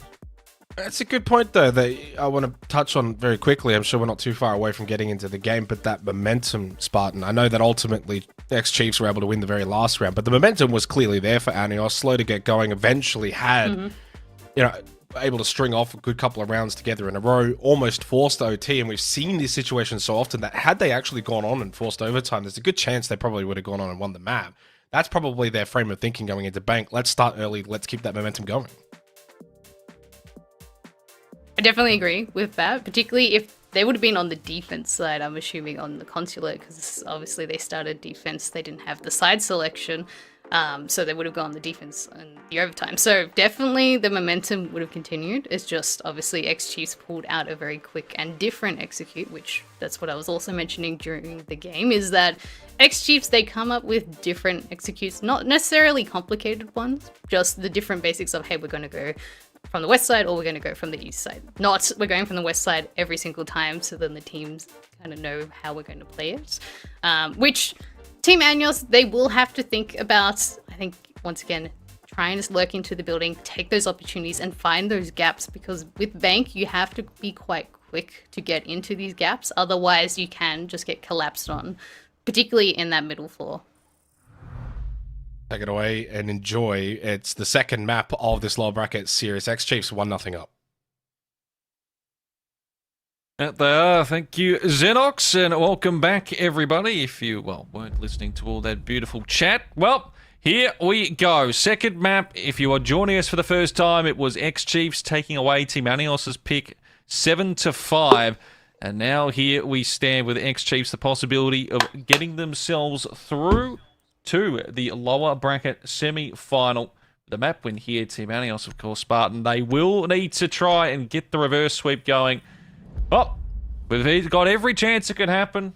They managed to make it close after being down 5-1 in our first map. They almost took it to OT, but now tournament life, it's on the line. They need to lock in or they're heading home. Which Team Anios are starting on the defense of Bank here, which Bank, it has slowly become a bit more 50-50 than it used to be. It used to be very defender-sided, but Basement is still one of the most defender-sided sites in all the maps. So, seeing how they're starting in Basement, they need to win this round to get the momentum going. Otherwise, I think it's a bit of a doom situation. If they start losing this one, then they might lose the next ones, and then it's going to start snowballing later on. But the big thing is X-Chiefs, they have their clear plans. Team Agnos just need to not get caught out by any crossfires or the pace that X-Chiefs bring to this game.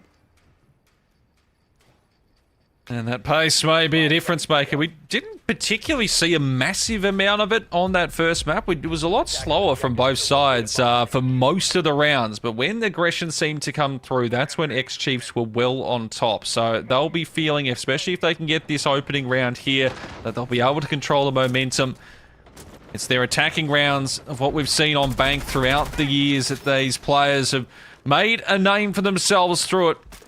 And they do it one more time to keep their SI journey on the path towards this lower bracket run in the grand final, which is, of course, tomorrow. That's still a very long way away as we're 30 seconds into this opening round here. Drones out, moving along, and again, X-Chiefs here. They're already getting some good forward momentum. Jigsaw already getting these hatches open. They're clearing out these floors, forcing Team Anios, who are mostly just hanging around towards the sites right now. Which we did see the red hatch open, which as we see Eraser and Wizard, as well as Proxifan, are lurking just a little bit through that elevator side. We do see shots fired towards Cairo from Proxifan, which is looking for a bit of a drone hole situation. But a minute gone down, X-Chiefs have complete top floor, and now they're starting to put the pressure in that open area. The drones are coming out. As we see, the Monty's in, and Cairo does take down Eraser. There goes your Malusi, and forcing Wizard to drop off. And there's still only half the round left. That's beautiful pacing on X-Chief's side. Yeah, really nice stuff there. This angle from afar. Proxman had that for half a second, but now forced to drop as well. And already X-Chiefs have got complete control of this vert now, and they'll start to get a few more of these hatches open. And there's still plenty of time to do it as well, so they can be absolutely sure to clear out everything, put it all together. And Team Anios, still a bit of utility on a couple of the players. They have used a little bit of it early on, just in a couple of those closer fights that were happening. But stairs is where Nate will begin to go on down. As we tick below 60 seconds, X-Chiefs, they are looking in a very solid position here. Which, it looks like they want to go for that server take here. We do have the sense on the board to help cover any of the crosses, particularly if they want to go for a deeper plant. And seeing how Chef Jeff is on the smoke and there are the Goyo canisters up on board, they will have to push deep if they want to go for a nice execute here. Which, Jazz does take down Cairo. There goes your smokes, but the plant's actually going down, and this is going way faster. And it is. The sacrifice from Nate goes through. So now as it stands, 3v2 becomes a 2v2 as Cairo will get Shaz with that grenade there as burning alive. It is this big fight here. Jigsaw trying to get through on the other side. His Wizard needs the kill. It's not happening. And now Proxipad knows he is in so much trouble. Complete vert control here for X-Chiefs. And Brendo will be the one to finish it there down the stairs. Holds it through. And they will take the opening round, and they do it on the primary site as well of Team Anios. And it looks like we might be heading to a little bit of a tech, or, well, from what Cairo's saying, possibly a bathroom break.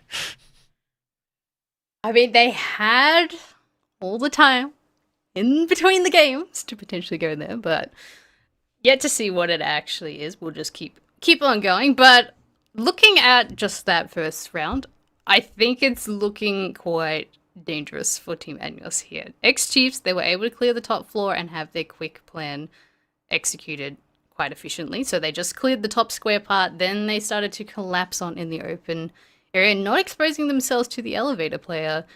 All just taking their time, very structured plays, but not structured and slow.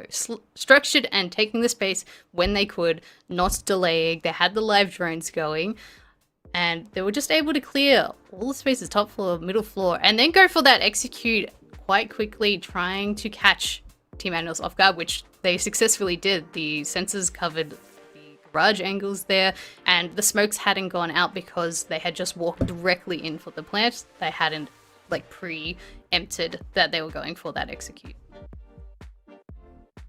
And a big shout out, of course, to all of Benja Master, who is actually all 10 players at the moment. Is doing a fantastic job. It's hard enough just being, on one computer, but doing all 10 at the same time, we love to see it there as we come out of our little pause. We get ready for round number 2.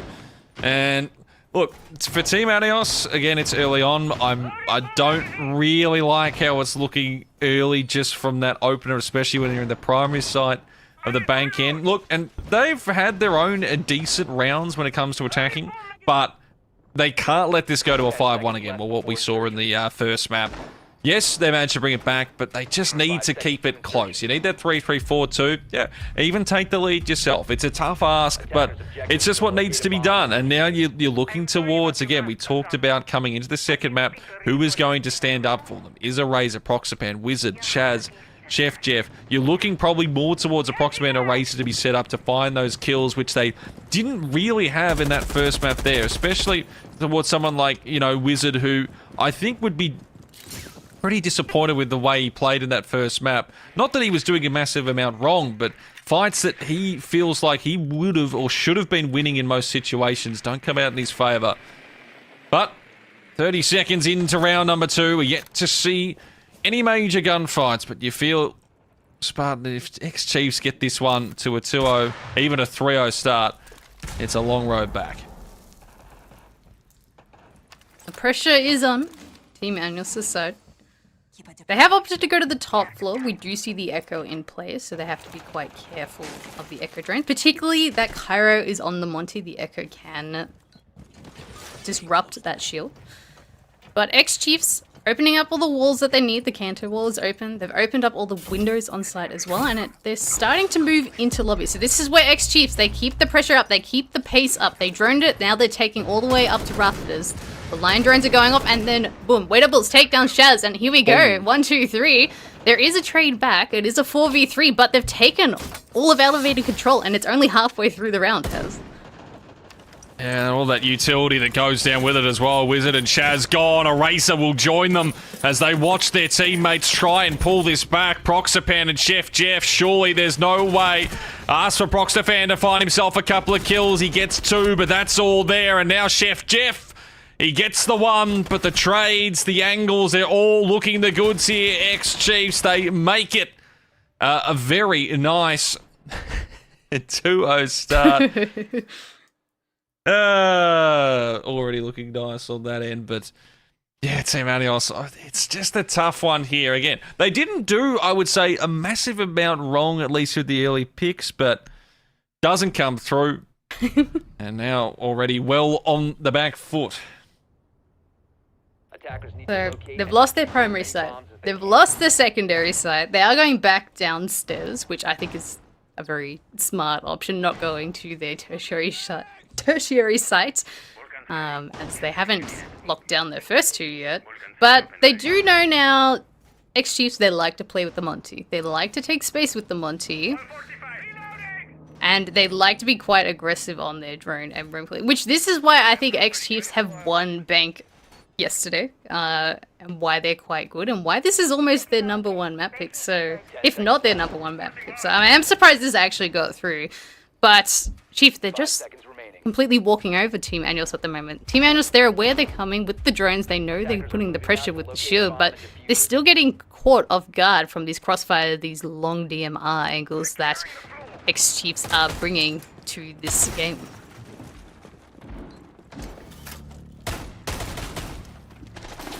Once again, like this aggression early on, Jigsaw. Lucky to get away without actually copping any damage in the end there. As Wizard close to reinforce these walls here, and that's been the good thing from X-Chiefs I've noticed so far, is that the reveals they're getting, the information being handed across, and again, you're looking at these players where it's Brendo, it's Cairo, it's Jigsaw finding those kills, and Wettables and Nate. They don't need them. They don't need those scores. They just get the setup. Nate's on the plants, and they are just all seemingly, it's all coming together perfectly, especially when it's early in the morning over in China, where this one is being played with all the teams. It's exactly how they'll want to be going when it comes to the end of the day or the next match they'll be playing later on. But once again, 60 seconds this time. Anios, do you look to maybe try and get a bit more aggressive? Because Brendo, he might have himself a quick firefight coming up here.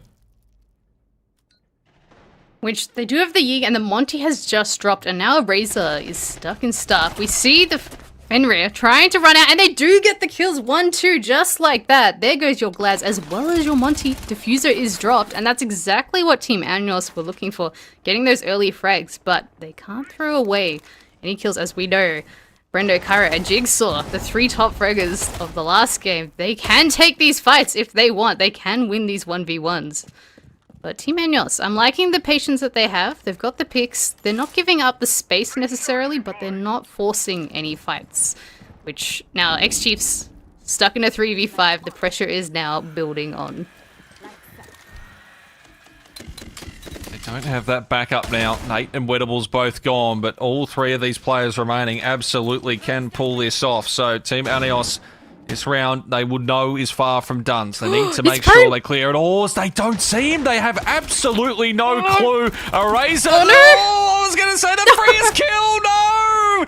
Misses the spray. Shaz will get Cairo, keep things at a 4v2. He's probably not going to be wanting to watch that one again, a Razor.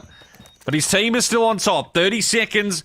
Brendo at half. He does have the diffuser on him, but surely there's no way, especially when Chef just deletes Jigsaw.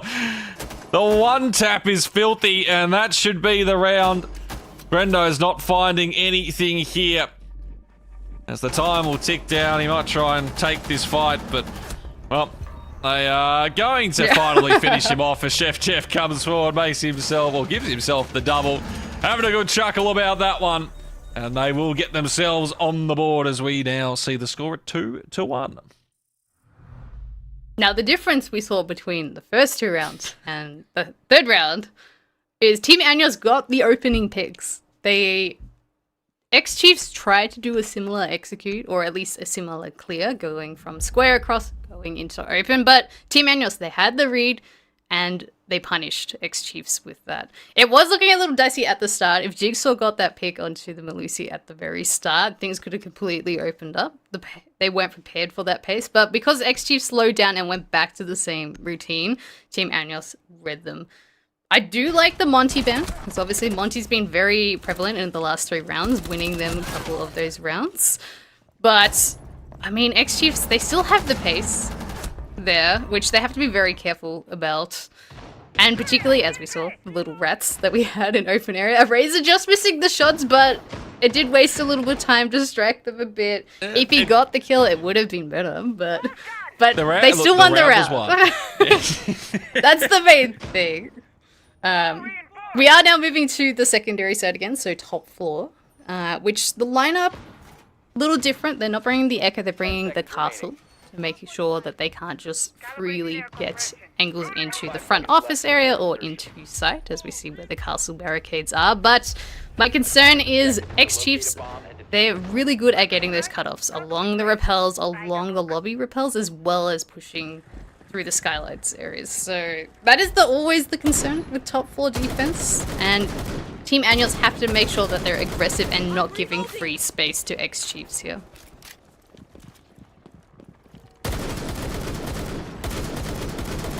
Again, I mean, realistically, all rounds are pivotal at the end of the day, but Team Anos just getting this back to a 2-2 scoreline, making things workable. That's what they'll be after here. Jigsaw, oh man, is locked in right now. The setup's going. Hitting on both ends, seeing who's going to come through. Nate Ingles passing on that information, the spots, and that's the first one there as well. So Cairo getting some fantastic information on Shaz, and Jigsaw is there to back it up perfectly. As he will be dropped, and Cairo and no. Brendo all over Team Anios as Chef Jeff and Wizard. They cannot do anything, and just like that, it's an Eraser 1v5 required. This round has fallen to pieces in the space of seconds. C4 is out. It won't even get the kill there. Flawless from X-Chiefs, the responding straight back. X-Chiefs really capitalizing on, once again, the pressure with the shields that they can come up with, and then the crossfires all through sight. They weren't punished for being on the repels, particularly if there was someone on the west repel, which we did see. But X-Chiefs, they have that clear execute plan in mind. They adapt when they need to, but in that case, they were like, hey, site is kind of free. Let's just repel directly in. As Blackbeard, you can't shoot me. And the rest of my teammates can do the damage, which is exactly what happened. Now, Team Anios, obviously not happy with how they went on that one. They are going to the tertiary site, trying to switch things up. Looking at the lineup, they are looking for a bit more information and delay. They are setting up top floor, which I think is extraordinarily important to hold, particularly if they're going for any vert controls. But it does mean they're a bit more susceptible for a direct push, particularly an aggressive push with a shield, which my concern is X-Chiefs, they have been quite aggressive. Looking at the lineup though, they have the Buck on the board, but they also have the Blackbeard, so they might, they got quite a flexible lineup, so they could go for the vert or they could go for a direct heal. The directs definitely worked in the past, so I wouldn't put it past them. Just go for that one immediately. But maybe they just want to go for a bit of a slower one. You go to that vert play and just keep Team Anios second guessing. And the pressure is on them. 3-1. Need to try and keep this first half close. If they're done, they're done. Anios waiting. Hearing all that's happening from the outside from X-Chiefs as they start to get that information, and he gets himself set up with a nice little drone camera. Gathering all that he can there. Cairo is just starting to make his way inside. Doesn't quite commit to it yet. They've got a couple going through that vert side as well, so it does seem like it's going to be slow and steady, seemingly, although I say that, Eraser has just seen someone running directly towards him, and the nade almost takes him out as well, so he's forced very quickly to drop down hatch there. Beautiful team play there on X-Chiefs' side. They use the shield for the pressure, they use the nades to force the position so they can't rat in the corner and take the shield out. And a minute 40 into the round, they have vert control completely. They've cleared the janitor player out, which janitor's always the hardest person to clear out on this top 4 hole. And now they have free roam, free space, as we see Cairo looking towards lobby. I'm not sure if he's aware that Proxypan is prone. Oh, he is now. Nope. But Wizard is also lurking in tellers, which... But this is where X-Chiefs are really good with their drone work, able to clear these nasty corners out and shut down any of that re-lurk, re-roam, which we see the pings going out. Brendo getting the pings, but Proxypan able to take him down. But there we go, the immediate refrag once again, bringing it back to a 4v4. Proxypan lucky to get that kill at least, so 50 seconds. Numbers at least for Team Anios are staying around their favour on the defensive mindset here, and Wizard finding Cairo just what they were after. As now Jigsaw is sort of that last one that needs to stay alive here for X-Chiefs, as the one who needs to get those frags. Nate jumping on down. He might just look to go for a straight diffuser plan here. He does. Wettables, and Jigsaw will look to try and defend him. He taps it. His fight is massive if he can get this kill, but it's delayed. It's gone, and now it seems they're in big trouble here as Nate falls, and just like that, it's all going to be left on Jigsaw in a 1v3, 15 seconds. Not even that's going to be happening. Team Anios will get a very, very big round there. 3-2. They keep this one close. And that's what they need to do. Just each round staying in it. Managing to keep things looking pretty solid, because X-Chiefs, it looked like they'd got a decent amount of the info and run there in that 3v3 spot, but can't convert. Attackers need to locate and defuse as many bombs as they can. Yeah, X-Chiefs really, really fast at clearing that top floor and then slowly putting the pressure on tellers. But when coming to that open area and the drop down there of Nate dropping through the hatch from stock into open area, it is a do or die situation. Once you drop, you can't move from that location, whether that be a C4 chucked at you or someone shooting at you, which I think they were banking on a Razor over swinging out to expose himself from Printer, but then the Printer player, I think it was Jigsaw 10 seconds remaining. or Wettables, jumped into the Printer one, which, there we go, Team Anos, they hadn't been To insertion. pushed out of staff shot on the staff areas, so they were able to capitalize on that mistake on X-Chief's side. So, beautiful team play on Team Anos. They did lose a few at the beginning, but then they got the refrags, not crumbling over X-Chief's pressure there. So that's what we need to see once again on the basement side. We are going back down to the primary side. The lineup once again, very similar, if not the exact smoke. We've got the Goyo canisters for delay, and then a Razor and Wizard once again on the potential round with Shaz on the Aruni with his lucky DMR to hold the long angles back down. But Chiefs, they have 2 shields this time as well as the sense, so might be looking to be a bit more with these roam clears here. As my friend would say, a really big fucking hole comes with. Try and catch them off guard. Wettables getting solid information on the drones. It's a Razor. I don't know if he heard that drop down the other side. What it was another one close. Proxapan on those stairs. Very lucky to escape with his life. Incredibly low HP. Wizard's copping a bit as well. And Cairo, little opening here. He might just get this fight depending if someone goes in for the peak. Oh, was the run across. Luckily, we manages to get away with that one. And in the meantime, Chef Jeff, he is absolutely doing all he can at the moment. His 7th kill. The question marks are out. What are you doing, Wettables? I'm surprised he got the kill and then didn't immediately die while he was typing those question marks, but X-Chiefs now starting to take that open area, but Team Anos just falling off, not going for the extra picks, the extra kills. Jeff trying to get under the skin of Wettables, distract the team, but X-Chiefs, I think, locked in at the moment. But they have a minute left. They have got hatches open, but once again, there's still the Goyo canisters, still the smoke canisters up on the board. But we do see Habana lurking towards the lobby side, so it might be a bit more of a spread out execute rather than all forcing their way through the server side. As we see the Goyo canisters starting to burn out, a player lurking towards the main stairs, but 45 seconds left, and they haven't managed to put too much pressure directly into sight, as we see now Cairo and Nate rotating off. Seems like they've done enough. 30 seconds now. And still, the utility is there as well to delay this one. Cairo down incredibly low, and now he'll be finished off as Proxapan gets that kill. And now, surely, there is no way for X-Chiefs to get back into this one. Nate in with that, oh, I was going to say, on the back there with the diffuser, they do get that kill, but the time is the issue. A Razor finds it close. The nade, it will be a Razor with a double Jigsaw. Needs 2 kills in 5 seconds. Doesn't happen. We are tied to win the first half. It's 3 apiece. Hey, Manios, in the end there, Spartan, actually looking the goods, considering the 3-1 start from X-Chiefs. They were all over them, especially in the first couple of rounds. But Team Manios, they settle. They managed to get this one at least tied. But now they need to put together a very, very solid attacking half to keep their, well, last chance qualifier SI hopes alive.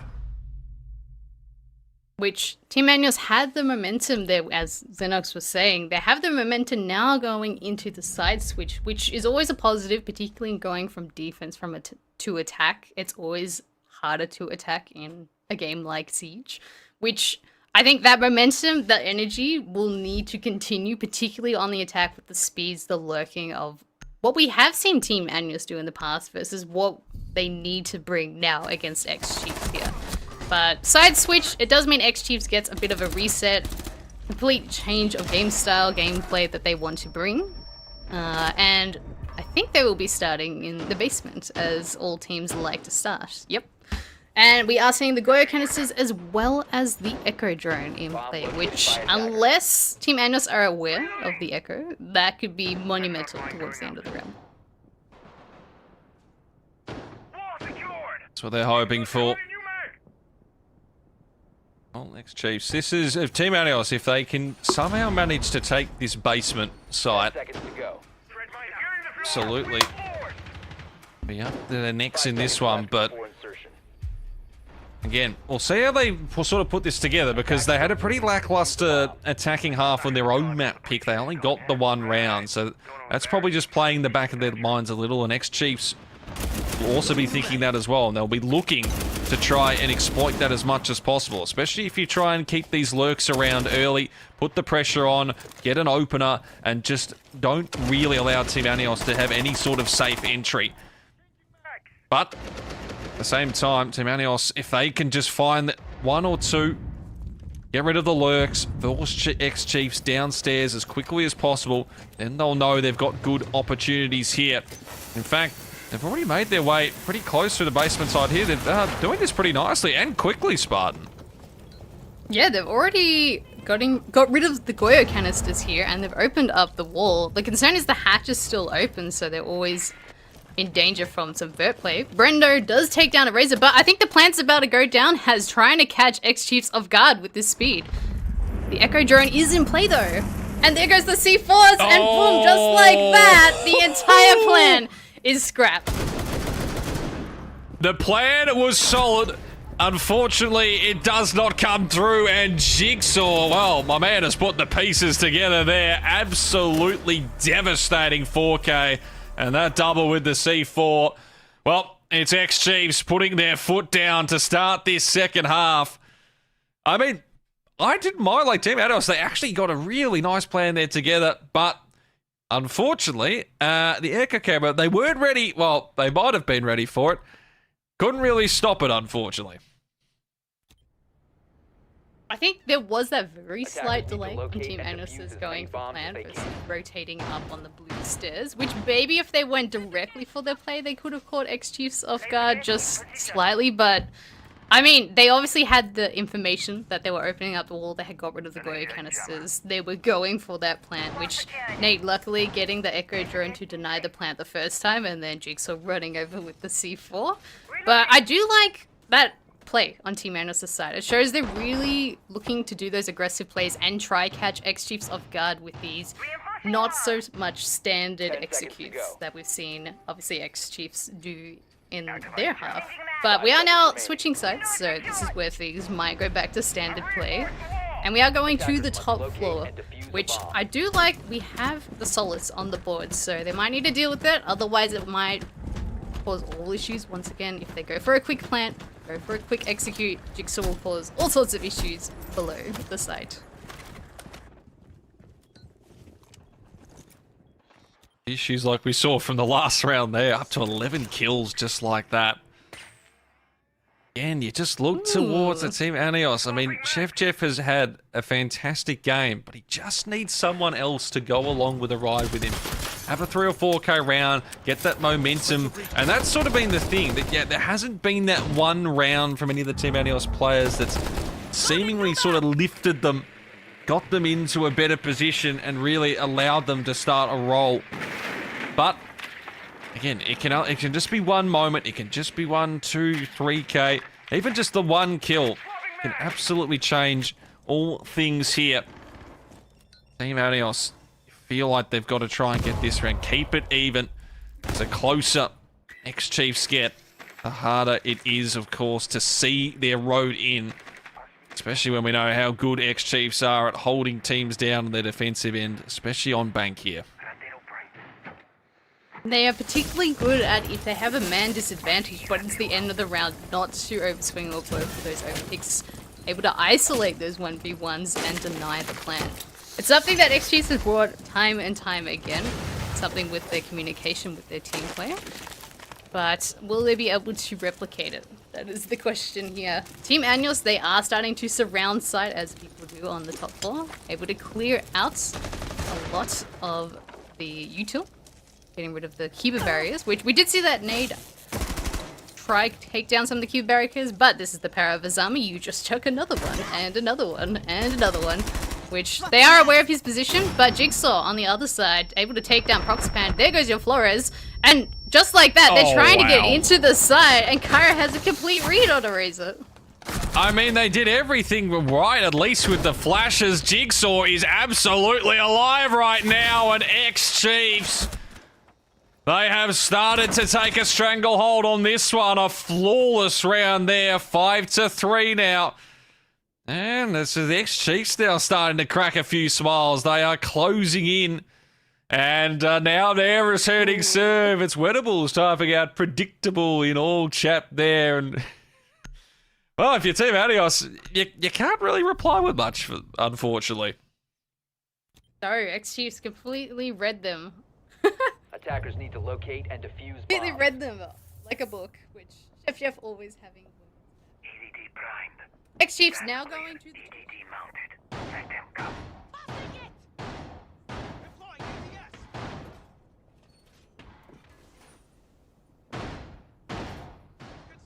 Throw grenades now! ADS deployed and ready to go.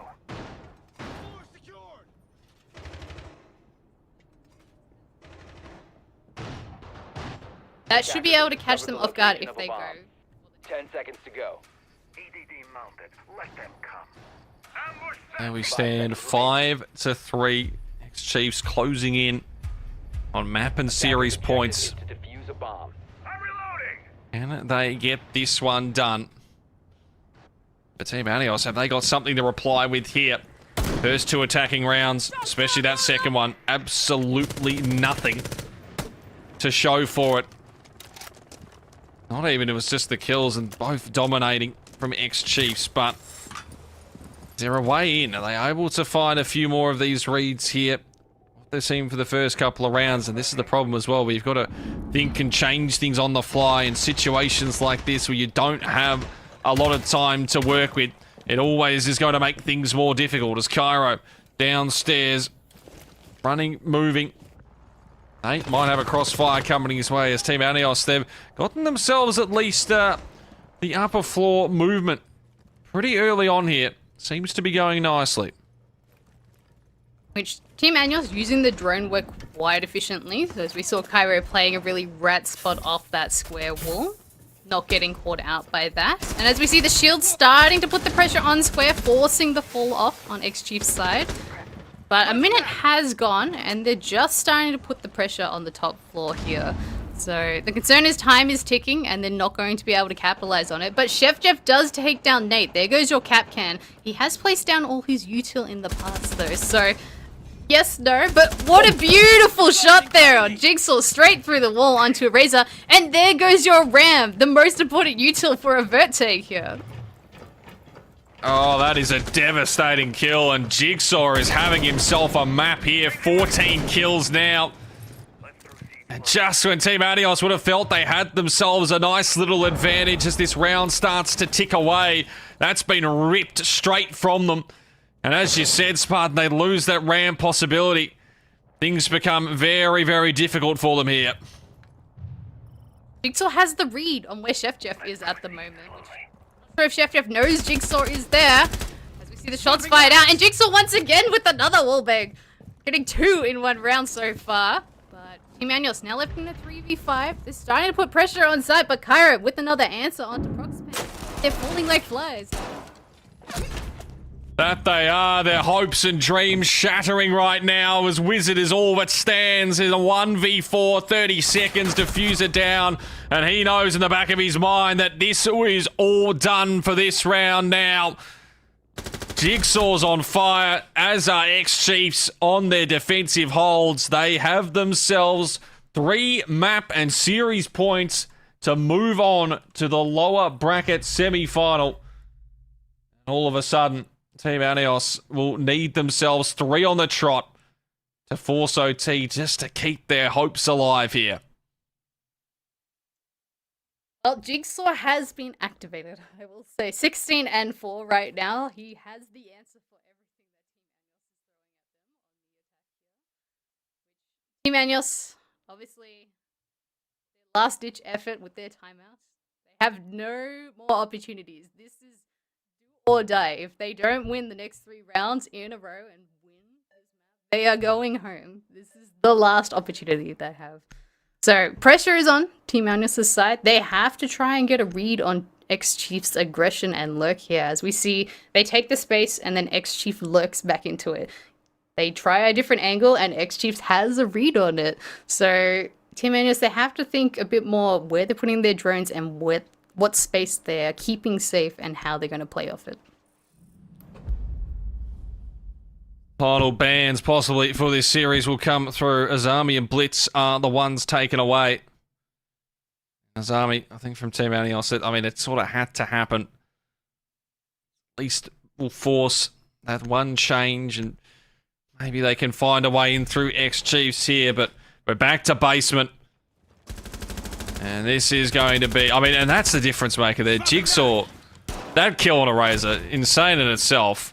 But the map he's having has been absolutely flawless.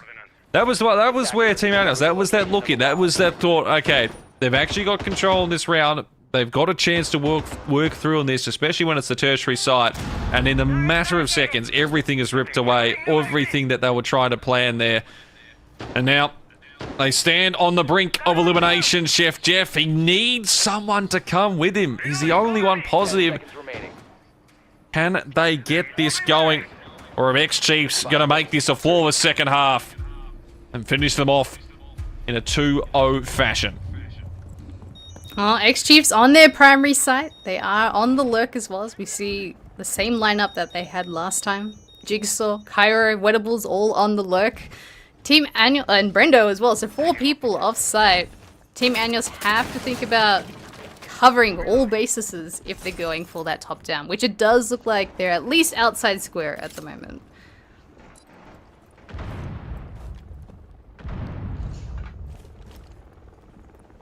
So holds, waits.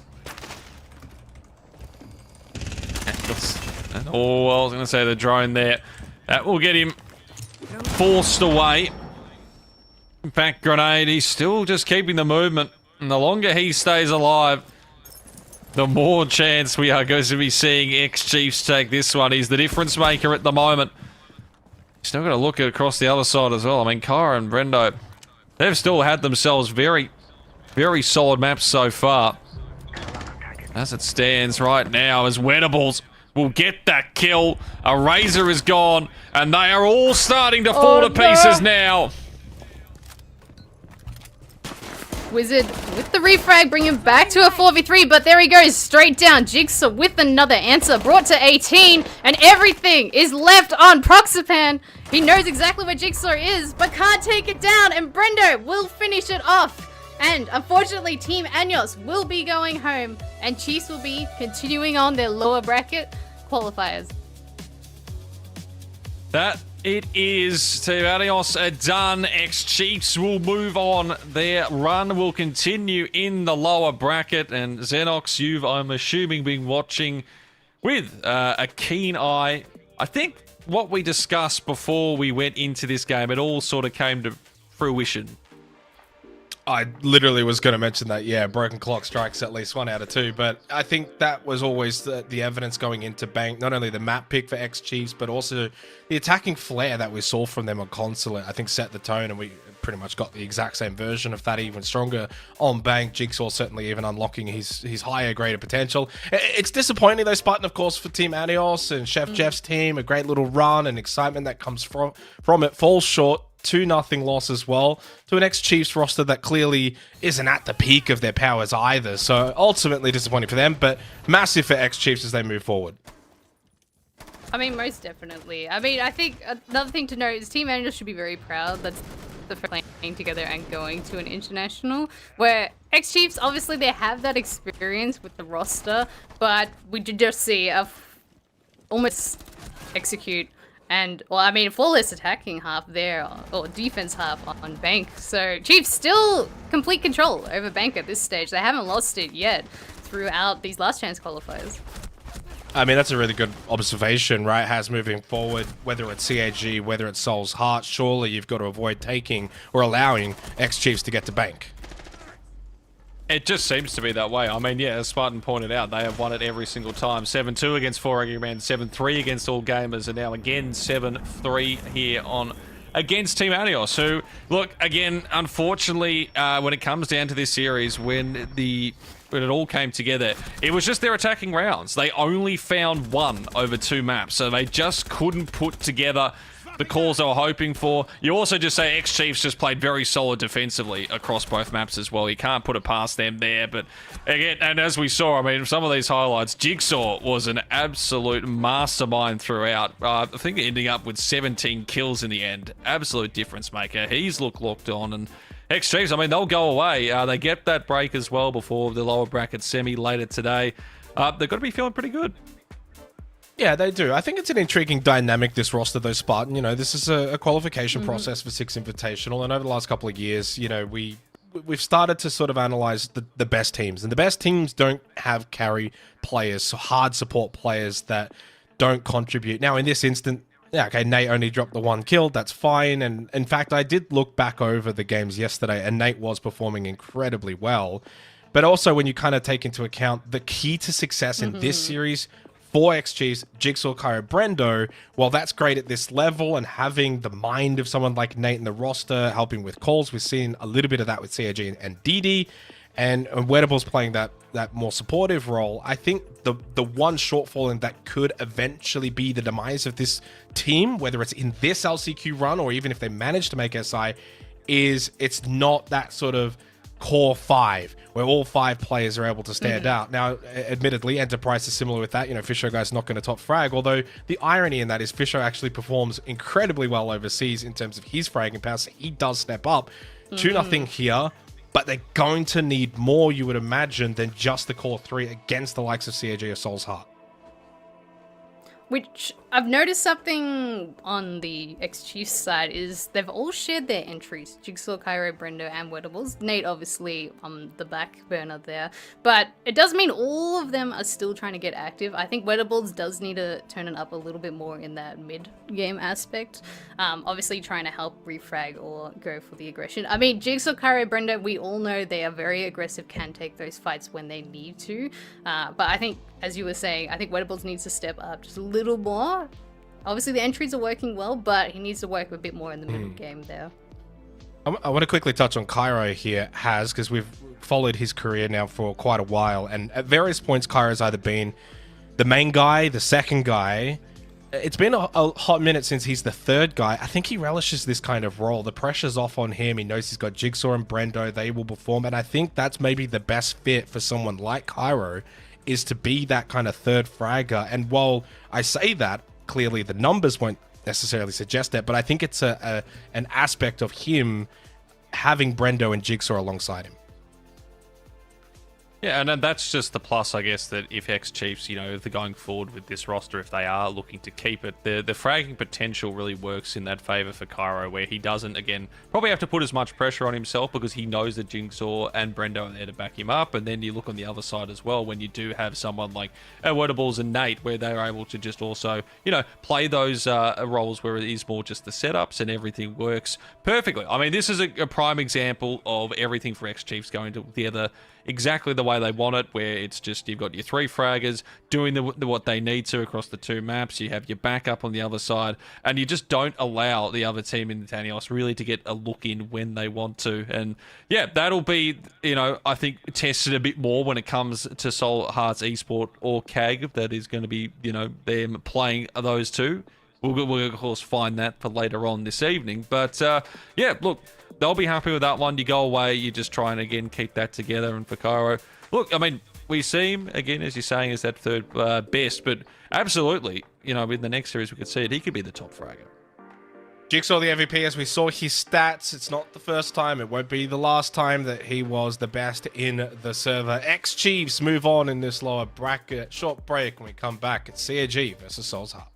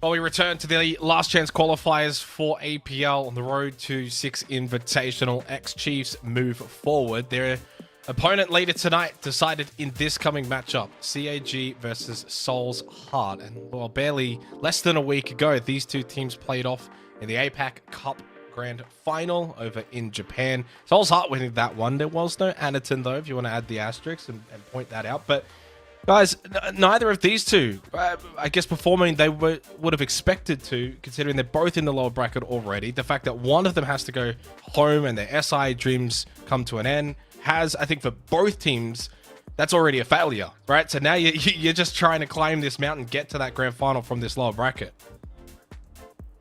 Yeah, no, absolutely. I think definitely for CAG, they would have been expecting to probably be in that upper bracket final. Of course, going down to Daystar yesterday 2-1. And that's not to say that Daystar aren't a very competent team in their own right, have been, playing in the upper echelon of at least the APAC scene for the last year and a bit now. So they get that one 2-1. Soul Heart Esports, of course, going down to All Gamers, which going into this, we all have very little information about these Chinese teams. Yes, they've done very well in their own region. It's the first time they're playing in this sort of APAC setting against these other ones here, and they're in the upper bracket grand final. So all of a sudden you sort of think, okay, well, that's probably not the worst result for Soul Hearts Esports, but for Angry Men, I mean, they were on the brink of elimination yesterday. They managed to sneak by in that 2-1 fashion. So it feels like CAG will be the ones that are, have that at least better momentum, or looked a bit more solid yesterday, especially their 2-0 over Interforce.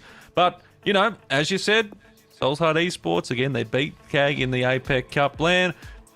You can put an asterisk next to it, but the win's the win, so at least the head-to-head record, they are the ones that have that little bit of momentum there. Yeah, it's an intriguing little road as to how these two teams got here, Spartan. For all intents and purposes, all gamers have shown really good quality. So the loss for Souls Heart, maybe not so awful in hindsight, but their result against 4AM, they lost that first map and had to then win the next two. And on the second map, it was 3-3. So they were 4 rounds away from being eliminated at that point in the first round of the lower bracket. So their form, momentum, certainly questionable. Whereas for CAG, clearly got the job done against an Interforce team that was just out of their depth. Daystar are a good team, and it was a very close match. I think that's an acceptable loss, maybe not for the CAG fans, but when you take into account the opposition's strength, yeah, it's not the end of the world. So for me, CAG coming into this having a little bit more form, but when you then add in things like APAC Cup, the majority of these players having played very recently on LAN in Japan, and Souls Heart winning that, I do wonder if you almost throw that form line out the window a little bit in terms of LCQs, because Souls Heart have a pretty good record against CAG, and they'll be banking on that now in this series. I mean, that would have to be the one saving grace on that side. That obviously they've played against CAG. They know how CAG works. Obviously, Anaton wasn't there, but now Anaton's back. But it doesn't change the style of how CAG will actually play these matches and these maps coming up. But I mean, obviously they've had the experience. They played only a week ago, so I feel like both teams will be able to pick out each other's weaknesses and really capitalize on what they were lacking last week versus now going into the LCQs. Yeah, I think that's a really good way to look at it. For both of these two teams, though, it's not just this game, it's the next one, it's the one after that. Really, I think for CAG especially, when I recall after regional finals, we kind of knew the teams that had already directly qualified for SI. We looked at the teams that, had to go through the last chance qualifiers. CAG is the standout team. Like, they won the major qualifier LAN. They showed really good promise throughout the middle portion of 2025. You even think back to Reload making the grand final, all of these things that suggested this is a team that can obviously compete internationally and typically does well domestically. If they fall short in LCQs and don't make SI, that's a failure for this roster. So they've got a long way to go. They can't just get through Souls Heart, then lose. It's a long journey for this roster if they can even get past the Southeast Asian rivals. Yeah, that it is, and I think it's sort of showing just they've sort of fallen off the wagon just a little bit, especially the end 2025, as you alluded to. Of course, they had a fantastic start of the year, middle run, they qualified towards the major. They got to the major though, they go out 0-3, had some pretty, the results there, the 7-5, 7-5 losses, they were 1-2 in a best of 3 against Furia. They didn't play incredibly poorly, but it just seems like that any momentum they've sort of gained from the start of 2025, it's just sort of wave it away a little. All of a sudden, they're in this spot when they're in the lower bracket. They have to win every single series from here just to make SI. And as you said, they lose this out, you have to look at it as a failure, especially for one of the teams that I think most people would rank as one of the best in at least the Asian region. We'll go to the map vetoes for this best of 3, what is an elimination game for one of these two teams. Now, we've already had a little bit of a sneak peek so that we're not lost in the dark. Although we got logos now anyway, so we're all on the same page. Clubhouse Cafe, and the decider is Chalet. Still no Fortress, which we were kind of talking a little bit off air previously. I'm not expecting to see it in the LCQs, and if we do, it will be a surprise pick, but we're keeping it safe here, Spartan. I think that's the consensus with this map veto. Most definitely. So Clubhouse, stock, standard, both teams should know how to play it. I do believe Soul's Heart beat CAG on Clubhouse in the APAC Cup last week, so bringing it back in the pool. We haven't seen too much Cafe. CAG hasn't played Cafe as of this LCQ, so maybe something they're very confident in picking it out, particularly against Soul's Heart. They didn't play it against Soul's Heart before, so maybe trying to catch Soul's Heart off guard. And then Chalet, once again, very stock standard, very safe. Both teams should know how to play. But something to note, Soul's Heart did lose Chalet against 4am yesterday, so it's interesting to me that Chalet was the one that got through to the decider. Bringing it back a little bit, obviously APAC Cup a couple of days ago, 5 days ago, Has and Chalet Club actually featured in that grand final. Now, of course, Chalet is the decider here, but Clubhouse was won 7-3 by Soul's Heart. They pick it, makes sense considering they won it. Cafe was actually banned by Soul's Heart late in the veto, which, I mean, I guess if you're CAG, you're probably just thinking their own preference and what they want to kind of go with. But ultimately, to still have 2 of the same maps in this best of 3 does mean for Soul's Heart, all they have to do is what they did 5 days ago: win Clubhouse, win Chalet, they knock out CAG. Yeah, absolutely. And then they'll feel at least confident with that they can put that together. They've got an understanding of what CAG are going to be bringing. Yes, of course, you know, they have their full strength roster now, but you would have been able to pick up at least what the other 4 were putting together there. How they're going to be able to run forward with that one, I think, is going to be quite interesting, especially what was the struggle, of course, for the CAG guys when it was the APAC Cup Grand Final was the attacking round. They only took 2 over the 2 maps, and they went down 7-3, 7-3, so that's why they never really got that look in. And as we saw from the last series, if you can't find the attacking rounds, that is pretty much the difference maker in, well, you could say Siege in general. I mean, most teams can put together decent defensive holds, but it's the best of the best that can break through that defense. They can find those attacking rounds, gain that momentum, and then take out the map and series from there. Yeah, the map veto actually playing out almost identical, Spartan, in terms of the border consulate bans from Soul's Heart, the Fortress Bank bans as well from CAG, the Clubhouse pick. So the only difference really when you then get down to it in terms of selection for CAG was between Cafe, Labs, Lair, and Chalet. Intriguingly enough, of course, they did lose Chalet, so they have to not probably pick from that, from the APAC Cup, so it then brings it down to 3. It's very limited very quickly in terms of your map pool selection. So Cafe in itself may not even be the kind of map that CAG necessarily want all that much. It was just probably best of what's left over. Yeah, I mean, we've seen Soul Heart play Nighthaven Labs and Lair constantly, so maybe on the back of CAG's mind was, let's take them to the map they haven't played a lot or practiced a lot in the last few days to try catch them a bit off guard. And last time we've seen CAG play, they have been very dominant on Cafe, so I'd say it could be a pocket pick, could be just trying to go against Soul's Heart's preferences, but I do think it's probably the smartest out of 4. As you were mentioning as well, they lost Chalet against Soul's Heart at the APAC Cup 5 days ago. So I think it is the best pick out of the 4 there. Obviously, for this matchup, a difficult one to probably predict. Has, like, it's there's ways that you can formulate an easy path for both teams to say, okay, well, I think this team's maybe got it or this team's maybe got it. The map veto is usually where I get to and I say, okay, well, that's going to be the circuit breaker where I've got to decide. And I think off the back of the map veto that we just got and the similarities to what we saw from the APAC Cup, I'm kind of leaning the Soul's Heart camp here. I think they do have an edge over the CAG roster. The unknown is really how much does Anaton coming back in this particular matchup change things, because quite frankly, Anaton has been back for LCQs. Didn't help against A-Star. No, so, and again, you feel like most of the three teams we've talked about, where it's Daystar, where it's CAG, where it's a team like Soul Hearts Esports, they're around sort of the same spot. Yes, you could probably say ranking-wise, you maybe give CAG a little bit over the top of them, but there's not, I would feel, a massive difference between all three teams when it comes to those results and at least being able to perform in these best-of-3 sides. I feel like it is going that, in essence, the 2-1. I feel that this will probably just go to CAG only on the mindset of, look, for them, again, it's about locking in. It's about getting through to the SI because, you know, it's failure. And again, for all teams, it is failure. But there's especially, I think, more pressure on CAG here because, you know, you've had a fantastic year, but do roster changes start to, you know, just sort of get in your back of your mindset if you fall out in this over here, considering how, you know, you got knocked out over towards APAC for the major qualifier, that you're out in the first round as well to what was the Chiefs roster at the time, and they're waiting on the other side. So even if they take out this one, it doesn't get a lot easier for them.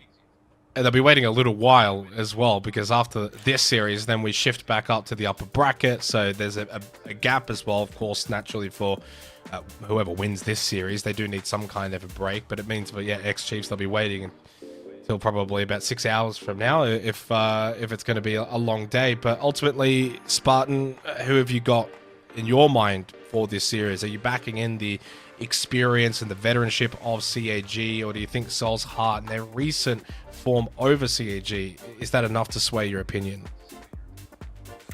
I think it will be close. I think it will be 2-1, but I think my favor will be towards CAG. With that experience there and now Anaton coming in for Clubhouse to start off with. It's a game and a map that everyone should know how to play, particularly obviously Anaton with his experience will know how to play Clubhouse quite well.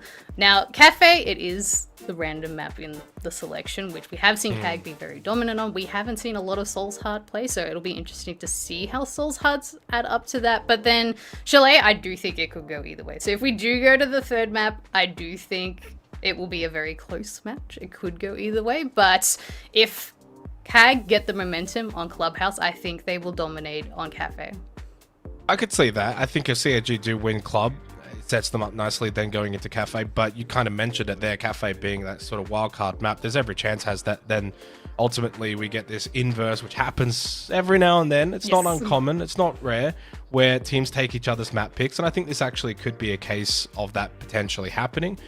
We do have a situation where one of the CAG members has had to go to the bathroom very last second, so we are into film mode. But it's a good talking point, because so many times we look at, okay, well, X team picked this map, so therefore we think they're going to win it, and then we get these reverse rolls. And I think that could happen. I think if CG start well, like Spartan was saying, and they take Clubhouse, then Cafe is that kind of map where it's like, I still think Soul's Heart could win it. So because of that theory, is this almost leaning more closer to all three maps being likely? I think in essence, probably more just for both ends when it comes to when, you know, these teams have played the map so often.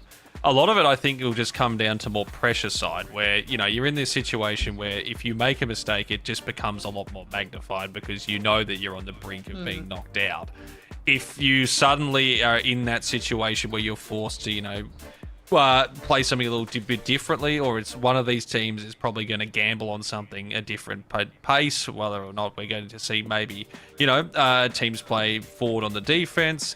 That's going to be, I think, how it all sort of comes together. Because if this is just going to be stock standard Siege, where everyone just sort of plays the same angles, the same sort of holds, I would lean towards CAG in that essence. But I think that's maybe where Soul Hearts, maybe they'll be a bit more experimental when it comes to trying to take away the opponent's map pick. And they might have to. I mean, one aspect of when you have these teams play again so shortly after last time is that the team that did lose, yeah, they lost, but they would have taken a lot of learnings from that loss if you see a G, the way that Salt's Heart played on those maps. And you could actually come into this with the mindset, Spartan, that for CAG, this is that perfect opportunity to get your response game, the bounce back game. Absolutely. I mean, they've obviously... I mean, if I was on either sides, I would have done the VOD reviewing, seeing how they played and how they lost those rounds, whether that be positioning difference, like speed and aggression difference, or even just like plain operator util locations. They would have done a lot of research, figured out how they went wrong, and then obviously coming up with different counters on both sides though, but obviously CAG, being the loser of the APAC Cup, has more of a reason to do more VOD reviewing, more depth into what they want to do to counter Soul's Heart's attacks and defenses. I mean, we're not too far away from getting into this one, I imagine. And for these two teams, the winner, again, reminding the audience back home, they will play later tonight against the ex-Chiefs, so they'll have a bit of a break. The loser would be out of the running for Six Invitational after this series. Then we've got All Gamers versus Daystar. Considering we are in film mode ever so slightly, and you two will not be here for that particular game, I kind of want your quick thoughts on that, Has, in terms of All Gamers and Daystar coming up later. Just since obviously you guys aren't going to be here, how do you kind of view that matchup and who you think's going to, walk away and get into that grand final? I think you'd probably lean towards Daystar just from what we know at least about the team and the results that they're having. But for All Gamers, that is sort of that one where, we're not entirely aware of how these the Chinese teams were going to play. Now all squads have sort of got an idea at least. It's a pretty small sample size, but the two best of threes they have played, they might be able to get a few more reads on that one. But they've just been incredibly solid. They've got a very good coach who's been at international experience, has been on teams that have been able to put together really solid results. So look, I could honestly see them taking that one, putting themselves in the grand final. And for any of the Chinese fans that would be watching at home across it is in China at the moment. Maybe you could say they've got that home ground advantage, especially as your first time coming together. So look, I could see them make it. I hope at the very least that one goes all the way. Taking a little longer to get started with our current series for CAG and Soul's Heart. We'll go to a very short break. When we come back, though, we will get underway.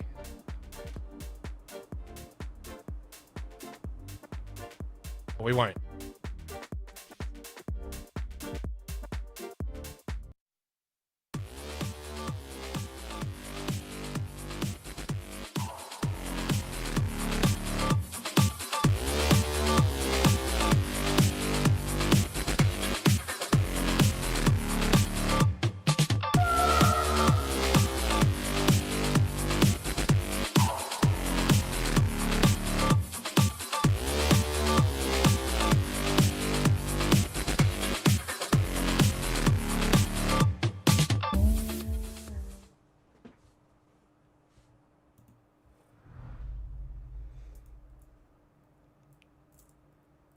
Well, I guess we're back, Good quick everyone. break.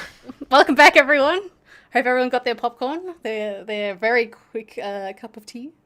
But we are now going into the first map, which CAG versus Soul Heart. CAG will be starting on the defense, as this is Soul's Heart map pick. So, Has, what are we expecting?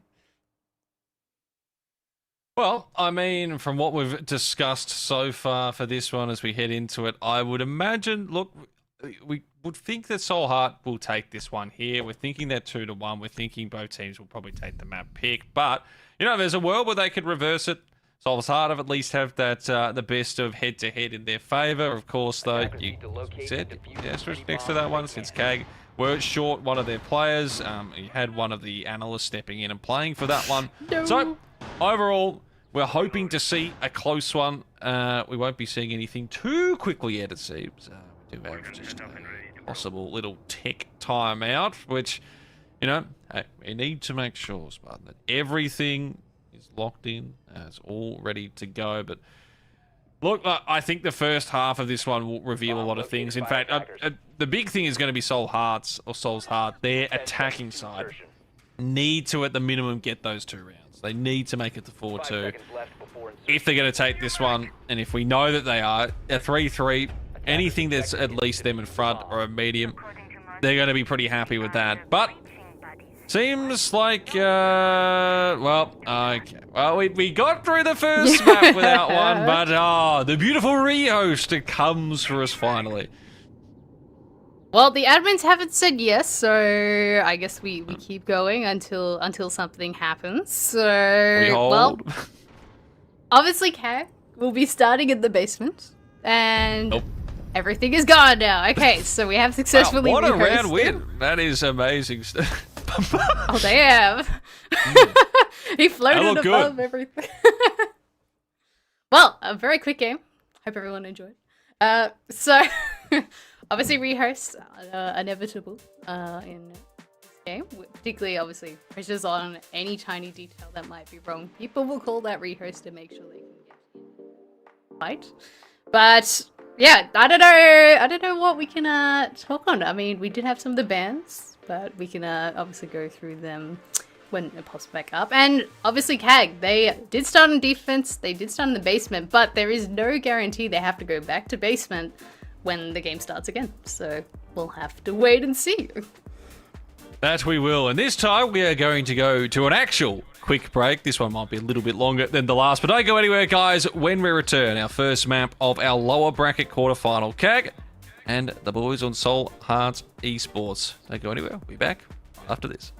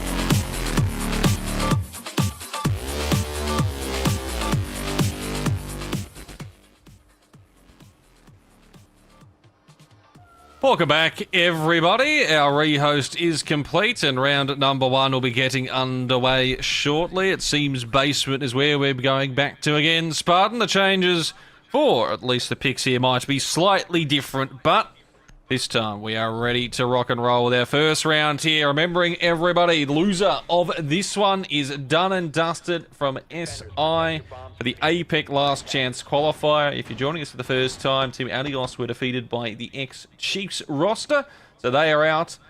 The CAG or Soul Heart. No! Esports is joining them. Okay, well, I spoke too soon. Why?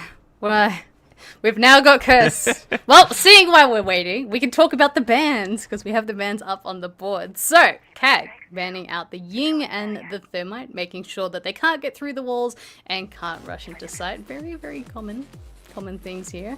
And then we had the Cade, and I can't remember the other ban, but obviously Cade being very stock standard, it does make it a lot easier to go for a basement attack. So I think Clubhouse, basement, one of the hardest sides to actually get through. K-Ban, once again, very stock standard. But we're back here, Hal. Yeah. Yes, we're back here. Did you just realise we're back on camera? It's always a good bit of fun as we have our second rehost. I think maybe we go for a third just to really drive the point home. Like a lucky charm. And this is, of course, what we get because we didn't have any rehosts in the first series. And I was thinking, wow, it's going to be a great day. Everything's just going so smoothly. It looks perfect. We can't have nice things. Actually, but hopefully this one won't take as long. It seems to be that the CAG players are having the problems. I think it was the last rehost there and the second one here as well. So hopefully they're able to figure those ones out and we can get rocking and rolling with this first map. I know, guys, we're keeping you all in anticipation, We know you want to see all the action, but we're keeping things just... Gotta keep things... Don't be rushing them, of course, but... No. Now, the question is, do we think they'll go to basement for the third time? I think we will, just because once again, Clubhouse basement is constantly the strongest defense side there is. Not necessarily just on Clubhouse, but maybe all of Siege. But it does look like... map. I don't know if that's a possibility. Brand new. We're going to the second map. No, we are not. We are not. There is currently a CAG team struggling to connect to the server, so that is why we are having this delayed technical issue occurring. So, yes. What shall we do, Haz? Well, I mean, we can sit here and continue to chant about what's before us. We might be going to a little break, possibly. I mean, we've already had... first one went for about 10 seconds. Second one there, that was pretty close to 2 or 3 minutes. We could push to 4 or 5 for the next one, depending. But I don't think we're too far away, hopefully, from just getting straight back into the server. Hopefully, if it's the connection issue, they're able to well, the issue is whether or not it's just a full PC restart, but I'm hoping that's not the case. But again, this is the fun. We get to wait and see. We get to just think about what on earth is happening to the CAG team right now. It's causing these connection problems. Well, I mean, there's a variety of things that could be happening, but I guess while we fill and wait for the repost to occur, we can kind of talk about how we might see the first few rounds come into play, what we might see. Obviously, CAG banning the Ying, they're concerned about Soul's hard aggression and forcing their way into sight, but we love seeing the Seath and APAC North region constantly playing shields almost every single round, so it wouldn't be a surprise if they are forcing the shields through. But I'd also see a lot of structure, so a lot of hard breaches, making sure that the flank is clear, or the complete opposite, they're going to rush site, get really aggressive and make sure that they don't even have to worry about the flank if they're already in site situation. But on the flip side, CAG, they don't just sit there and wait for attacks to come in. They will take the attack, they will do the spawn peaks, they will make sure that Soul's Heart might not be able to even get into the building, let alone into sight. Yes, and well, that'll be the hope that they can do is not let them into the side here. And of course, we've got the Soul Hearts Esports map to start this one. Again, we were sort of chatting about it during the warm up for this, and then also or the break before, how their attacking rounds just need to be incredibly solid. This is one as well where you've sort of warmed up everything, and then all of a sudden you have the delays. Keeping the mental mindset, like just actually locked in these instances, becomes actually a little bit difficult because, you know, you sort of go in and out where you know you're ready to go. All of a sudden you get the break, sort of 5 minutes, and you know this is where I think the coaches become really, really important. Just making sure that the players, you know, keep what they were talking about, reiterate a few things, just make sure that they're staying warm, keeping the chatter going, and not allowing themselves to sort of slip into that mindset where it's like, oh, okay, well, now I'm just waiting and thinking, yes, your mind will start to wander. So hopefully that they can keep this together, as we are still just waiting to see if we're getting any good news or any news. What's happening to the KEG connection? Which I feel like there's always more pressure now that obviously CAG, they're having like a struggle to actually connect into the server. So now the pressure's on if can the player reconnect? Is there going to be a time limit? Then it's obviously upsetting their mental, as you were mentioning as well. It's never ideal to start with multiple rehosts. Obviously you think, oh, maybe they can talk a bit more strategy and stuff, but it is a tech pause. So technically they're not allowed to talk to their coach, not allowed to only talk about fixing the issue. So they might be visualizing things, but it does look like we are finally round 3, temp 3. We are back in the game, Hez. Yes, we are back. Third time's the charm, it seems, as we get ready for round number 1. This time, I think we might be right. It's again to basement, so they have not wavered from what they wanted here, CAG. They will stay on the basement side. Paul's Heart, well, 3 times now they have been made aware of where we are having this one set as and how they can try and put this together. As the timer ticks, there doesn't seem to be word of a rehost. There's no issues right now. We can finally get our second lower bracket quarterfinal underway. Okay, we have to wait for the round to start, and then hopefully the attacking side is all good, and then we can keep going. But looking at CAG's setup, it does look like they are basement. They're going for an extensive roam hold. They have the castle to help protect the middle floor, as we saw Shoe Reap opening up all the rotates and some vert above the kitchen hatch. So making sure that False Heart, if they're going for a top-down approach, which looking at the Ram they might be, and the Havana, they have to go through everyone and everything there. Ready to breach.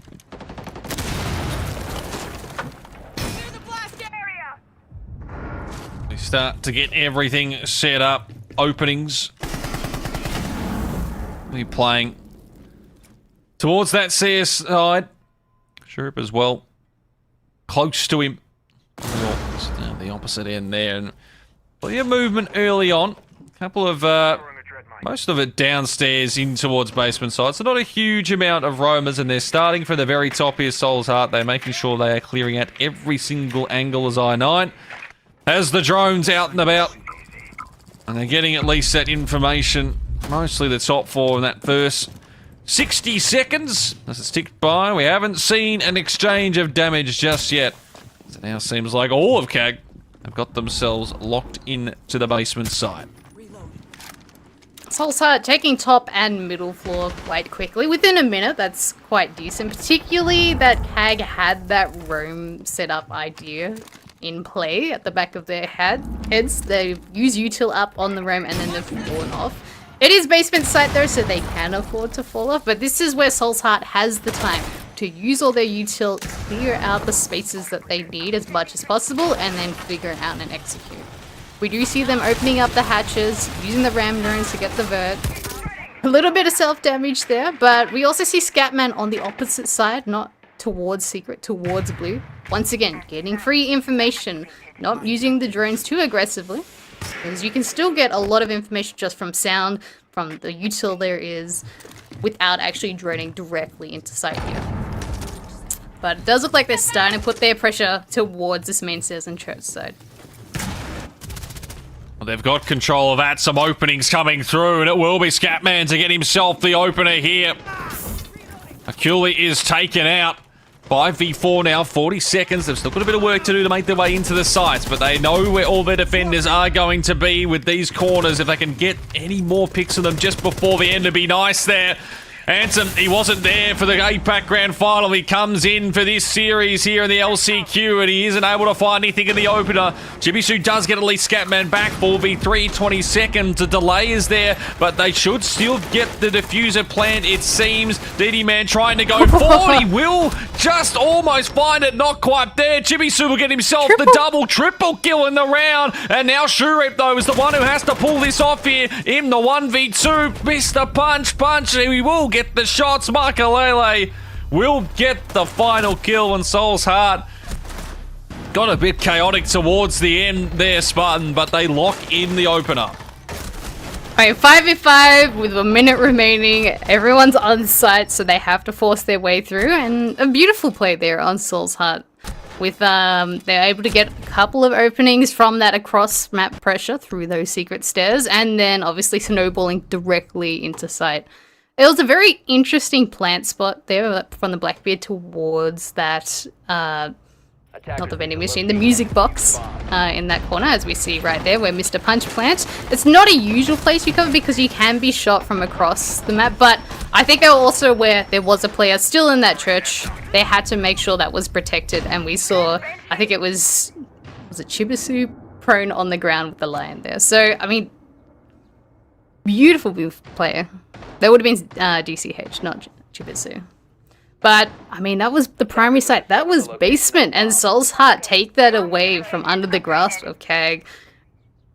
It has to be pretty good for the momentum of Soul's Heart here. Yeah, especially when you take away the primary site, which that being basement, usually pretty difficult one to get through, but they've managed to lock it away. And now, just like that, taking a bit of pressure on them. It's only the one round in, but it's not going the way they would have particularly liked. Chibisu with a nice triple. No one else is able to, unfortunately, back him up. So now, maybe they're going to be a bit more aggressive on some roams here. Of course, the site being changed, you can afford not to play as close with a couple of these ones, and it will come down to see if Soul's Heart, they could go for just a quick knock in, maybe a diffuser in that first 60 seconds type plant. Feels like KAG have got that mostly hit up there, as it will be just the knock in and hold down there from DD. Waiting to see if that hatch might be opened up, but as it stands, first 60 seconds just about ticked down, and the diffuser, I was going to say, is just outside Michael Aylade. Shurip, he's just playing more of this open side. It allows him to try and get some early information if it's there. Michael Aylade is finding a bit more on the drones as well. Surface secured.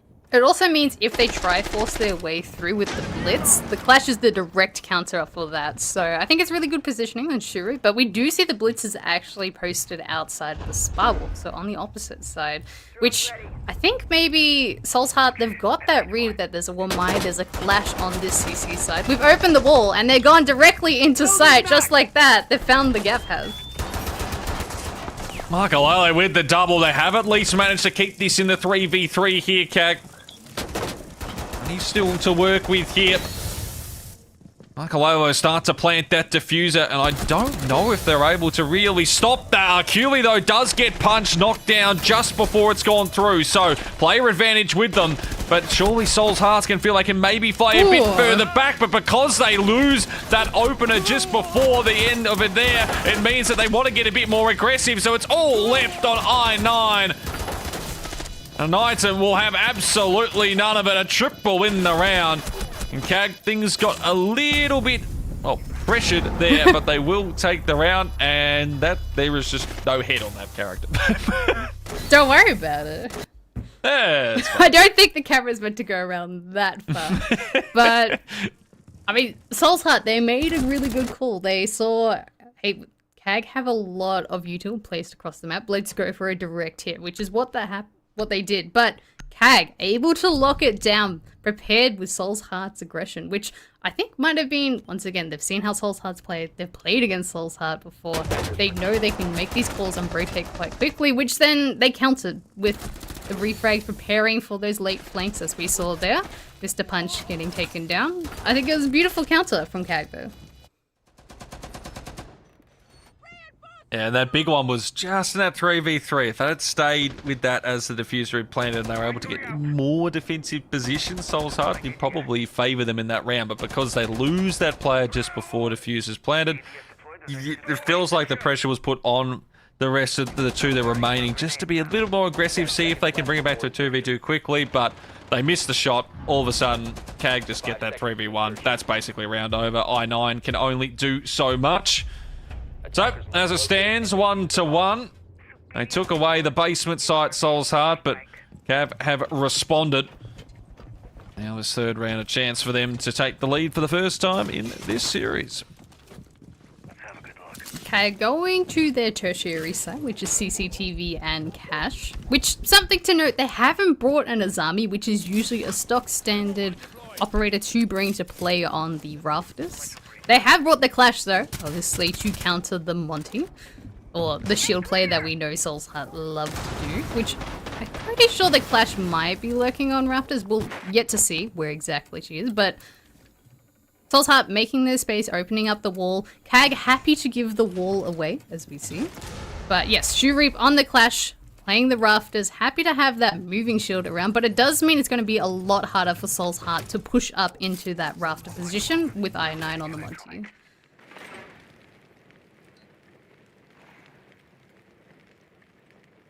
That garage is that feels, especially with this tertiary hit, is always one of those most important. It's just to get through, especially when you're on the attacking team. Well, Scatman's not going to be joining them for any more of this round for Soul's Heart, as he has been taken down. 5v4 just like that. A nice opener there for CAG. Now, pressure just gets put back on Soul's Heart. Ooh. Especially when they have to get this opening one there, but DC8 actually gets Shoe Reap and gets out alive for it. So nice stuff there. It's forcing out a lot of utility from the defenders as well. So that's pretty much all gone with still 1:20 left on the clock. I9 can start getting himself forward as well towards uppers when he got that shielding. Allow his teammates to re-aggress. 60 seconds left on the clock here. And CAG, most of the utility is starting to fade away. And Soul's Heart now have complete control of Garage. They're focusing on pushing into site. We still have the Tachanka on the board to delay that plan, but there's still 50 seconds left, so they have plenty of time to play with. And CAG only have an impact, which there we go, the impact just used. They have no more util other than the Tachanka to delay and deny that plant, but 35 seconds left. They are aware there's still the lurkers below who can cause issues, which, as we see, Mr. Punch completely take down Akali. There goes your vert pressure. And now the plant might be on here. 3v3, TD will get that big kill there just to keep things even. Punch is going to be taking a bit of damage there. I9 is going for that diffuser plant, and he should get it down as Punch and Makalele will get themselves big kills. Knighton is technically on the flank here, and he does find the first position gnome, but possibly still an opportunity now if he can try and isolate these fights. Needs this one here from the outside, because I9's just going to be playing up close to him, delaying for as long as possible, looking to try and find an angle around. I9 is incredibly low, so he knows that he can be taken out here. And Knighton, this could possibly come through now. Makalele, though, on the outside, he's got HP advantage and the workaround. Surely there is no way he would need to get one tap to lose this one out. The angle, it comes up. But it's Makalele who will put this one through. 6 kills already. A good win there for Soul's Heart. It got a little bit dicey towards the end. A 1v3 almost collapsing. But it is converted and they retake the lead. Soul's Heart making that last minute decision not to plant or try to plant in that default place, particularly because it's getting to chunk it off and they have the vert over that, the concern that there might be a player that rotates down and shoots. So they planted actually against the soft wall of Cash, which I don't think, well, obviously, CAG were not aware of that plant position, at least directly where the Tachanka was shooting the fire canisters to try and deny that plant. And there was a player also tucked on red that might have been able to swing out and deny the plant if they were aware, but obviously, Soul's Heart, they had the cover, they had the crosses, which the start was a little chaotic. I'm pretty sure a Nomad air jab pushed the Clash out, and that's why they were able to take down the Clash in that Rafters. So a very bit of unique util play there to clear out the garage. That's what we like to see. Top tier creative plays in these teams to clear these default holds that we constantly see time and time again on Clubhouse. That's where Soul's Heart are going to be feeling pretty happy with their first few rounds here, as they're able to actually get past most of the defensive CAG put up, which are only going to be more and more red because you're getting into this final sort of the next 3 for your defensive holds where the opposition already knows a bit of what's going on. And we are, of course, going back down to basement. And this is where Soul's Heart, I mean, they've started this one off nicely and they're getting basement done, ticked off. And even if they might lose this one here, you're always going to be in a little bit of an advantage because you're almost certainly getting yourself better set up for that 3-3, then to work off when you get to your own defensive side where you know you can go to basement, maybe take those ones away.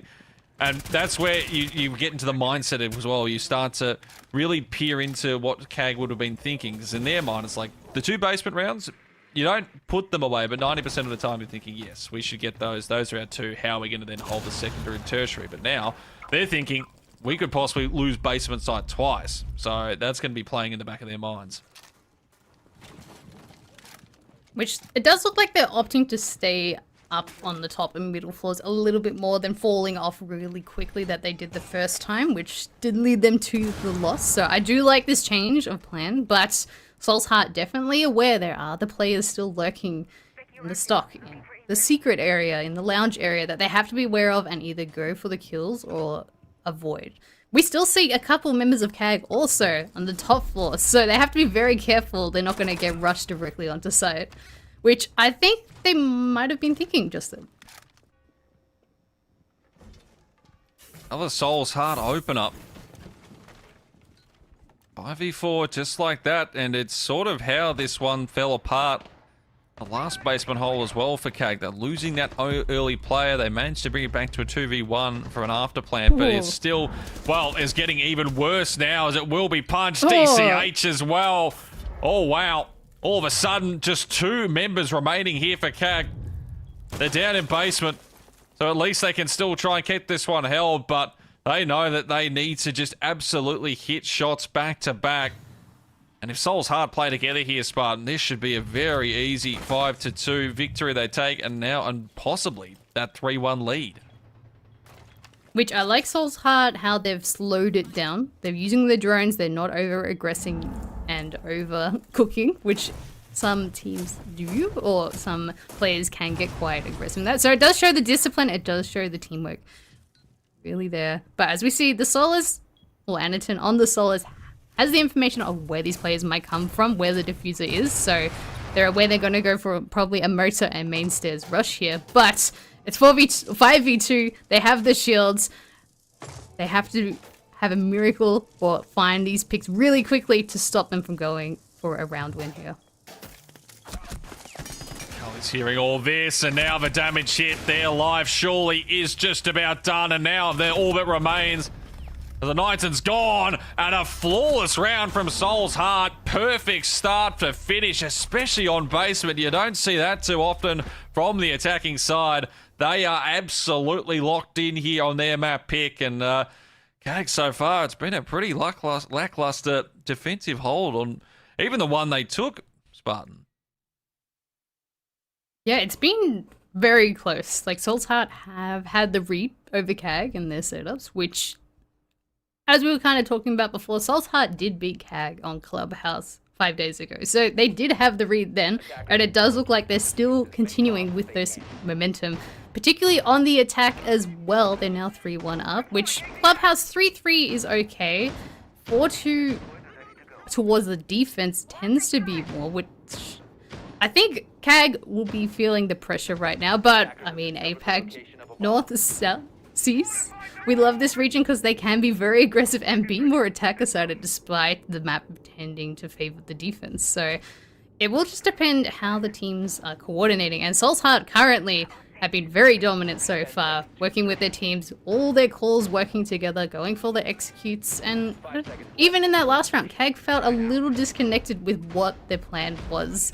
The roamers were playing slightly together in the middle floor, but really separated at the top, which is how they got picked off extraordinarily quickly. Keep your tongue straight. It's time to work. Yeah, you've got to sort of reset on the fly here, especially for these last 2 rounds, because Soul's Heart 5-1, very possible now. Taken 2 of the basement. Tertiary, you took that one, and again, 3v1 situation was as close as it got, only because there was just that almost klutz up on the other side from Chibusu. But now, pressure right on Kag. To think, are they going to try something a little bit different, the defensive side? They go a bit more aggressive. There hasn't been any of those peaks early on. There's a couple playing closer window. But trying to stay proactive here. They can't allow Soul's Heart to just get these openers, which has been the thing so far. Soul's Heart, pretty much in all of these rounds, has been a 5v4 in this first sort of 40 seconds. And once again, it's happened. Scatman is so good at getting those early picks, lurking in and catching Kag off guard. And there goes your Womai. No more Womai disc later on in the round. Very, very strong pick to get at the start. And now Soul's Heart, they're taking their time once again, clearing across the map while opening up the walls, opening up the windows. Which we see most members of Soul's Heart across the map towards the Catch CC. The site is bedroom and gym, as we see here. But, I mean, a minute 15 left. They've taken that crucial space here, and now they can have a minute to figure out where the util is and go for an execute. This is really, really favoring Soul's Heart here. Shuri will try and stop that in its tracks, and just as you say, well, it all falls to pieces in a matter of seconds. Makalele manages to get one back, but Chibusu and also the work of Shuri looks like it's got this round in the bag for Kag. It's just like that, it's all left on one. Shurip is down, so technically it's a 1v2 rather than the 1v3, and now that will be deleted. 40 seconds, Diffuser is down right in front of Scatman. There's absolutely a world he can get this done. What they have to do here, Osaka, they don't need to particularly peak anything early on. They just need to play off each other. If one goes down, the secondary should come through, but now the movement on the other side there, and I wonder if he just read that. 23 seconds, and as Scat tries to get himself forward, he is punished. CAG, big round for them, because as you said, Spartan, before, of course, everything changed on a dime. Yeah. It looked like Soul's Heart had done everything perfectly there, and then it came to the firefights. Well, I think that was a little bit of cast a curse. I mentioned something and then immediately it all goes out the window. But Soul's Heart, they had all the buildings and foundation. They cleared the spaces, they had the man advantage. And then obviously Kag, this is the difference between the first time versus the second round. Kag didn't let Soul's Heart get comfortable to go for an execute. They took the fights back and got aggressive altogether, which we saw all those gunfights occur at the same time. Which, I mean, that's what we need to see more, particularly in this last round. We are back in basement for the third time, is to take those gunfights and get aggressive altogether with multiple members of Kag going after Soul's Heart, not one at a time. Soul's Heart, they lose that round. They're now going back to attack basement, which they've won twice now. They are going for their third, which their lineup, they don't have a lot of verts. They have obviously the ace to get through some of the walls, but I don't think they'll be going for a main focus vert play here.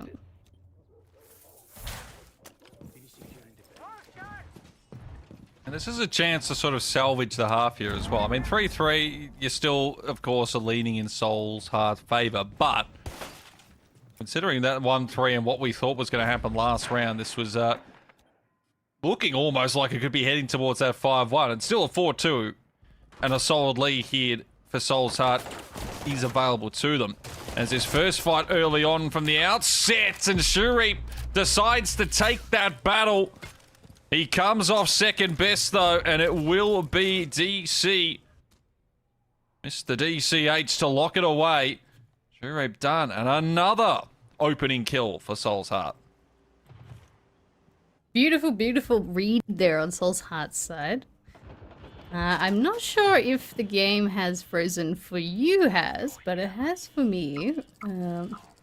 No, I'm looking pretty good so far, so I'll keep this one rolling Yep. for us as Chabisu takes the damage but delivers that kill onto Scat, and the second, the pistol out! Makalele trying to jump in with what he thought would be a free frag back, gets absolutely deleted.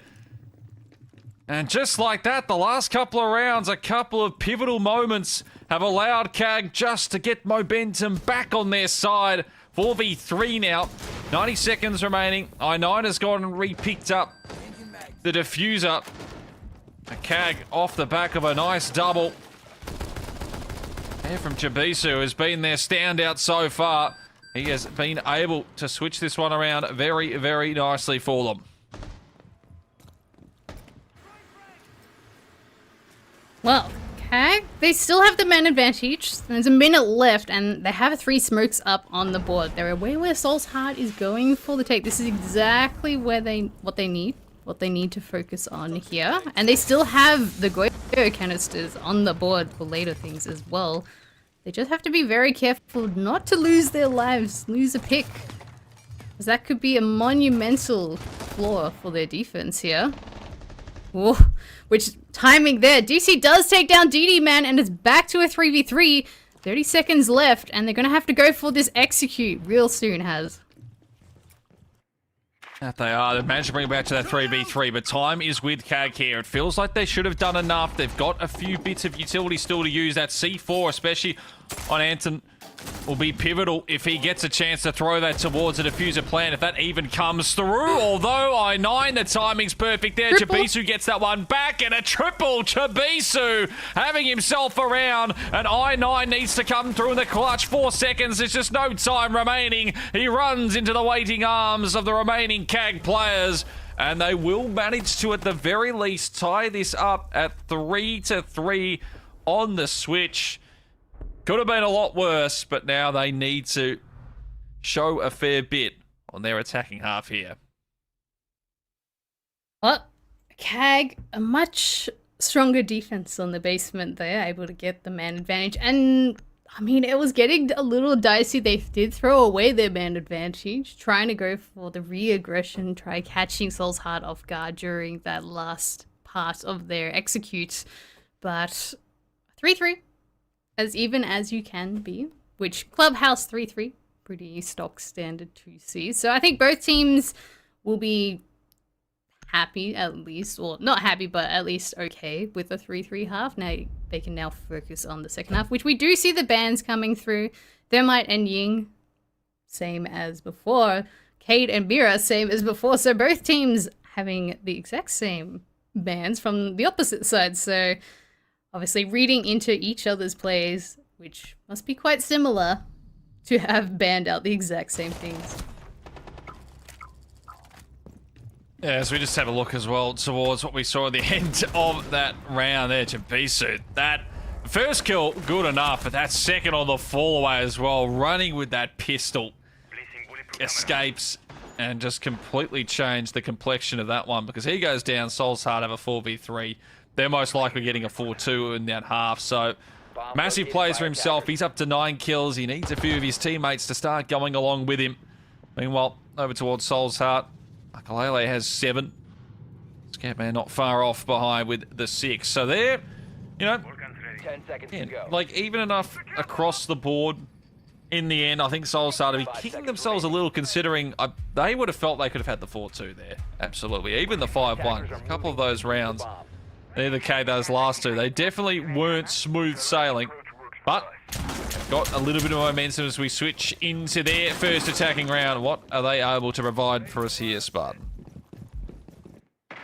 Well, Soul's Heart opting to go down to the basement. We do see a Legion shotgun on the board, so something quite unusual, but it does mean he can make the rotates as he lurks. But CAG opting to do at least a top-down approach right now, potentially going to hunt the roamers. So they do fall off. They are opening up all the windows, but they're also droning a lot of the middle floor. So might be looking at potentially finding a gap or looking where these roamers are and how they're going to shut them down. But Soul's Heart not giving it for free. DCH does take down Arkeli, which there goes your Habana. The one well, the main person to be able to get through these hatches, and it does just leave only 2 hard breach gadgets in DD's hands, which means they can get impact tricked as well. So beautiful, beautiful start there on Soul's Heart's defense. Sort of the exact opposite of what we saw from CAG and what they were able to provide on the basement side of things. Oh. And Punch knocks down Jabisu, who tries to go forward with the drone. It does not work. 5v3 now. And CAG are probably already feeling this round is slipping away from them. Already losing. The 2 players there. Times tick down past halfway. They don't need to do too much else here now. They can play back towards sides. Don't need to do anything crazy. They have to sort of just provide something a little bit more, a spark to get themselves back into this round here.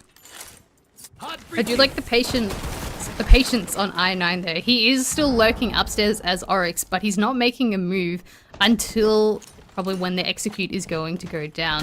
Which CAG, they've run out of the drones. They're trying to force their way towards site, but they don't have a lot of util anymore that they can use, as we see the nades just taken out there on Anaton's pocket.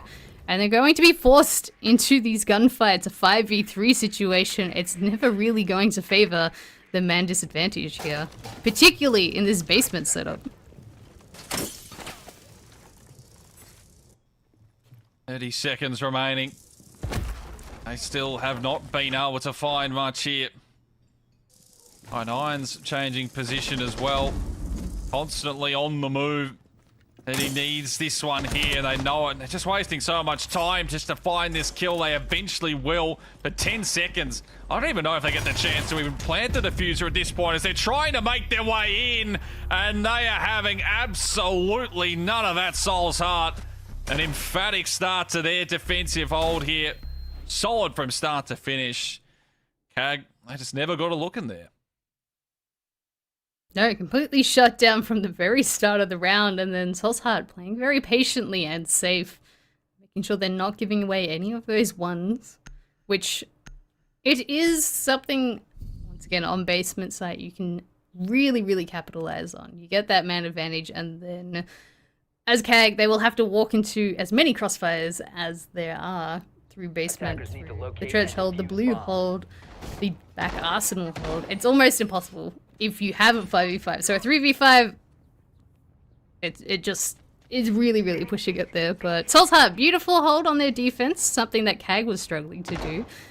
But now we are moving to the secondary site, which is bedroom and gym.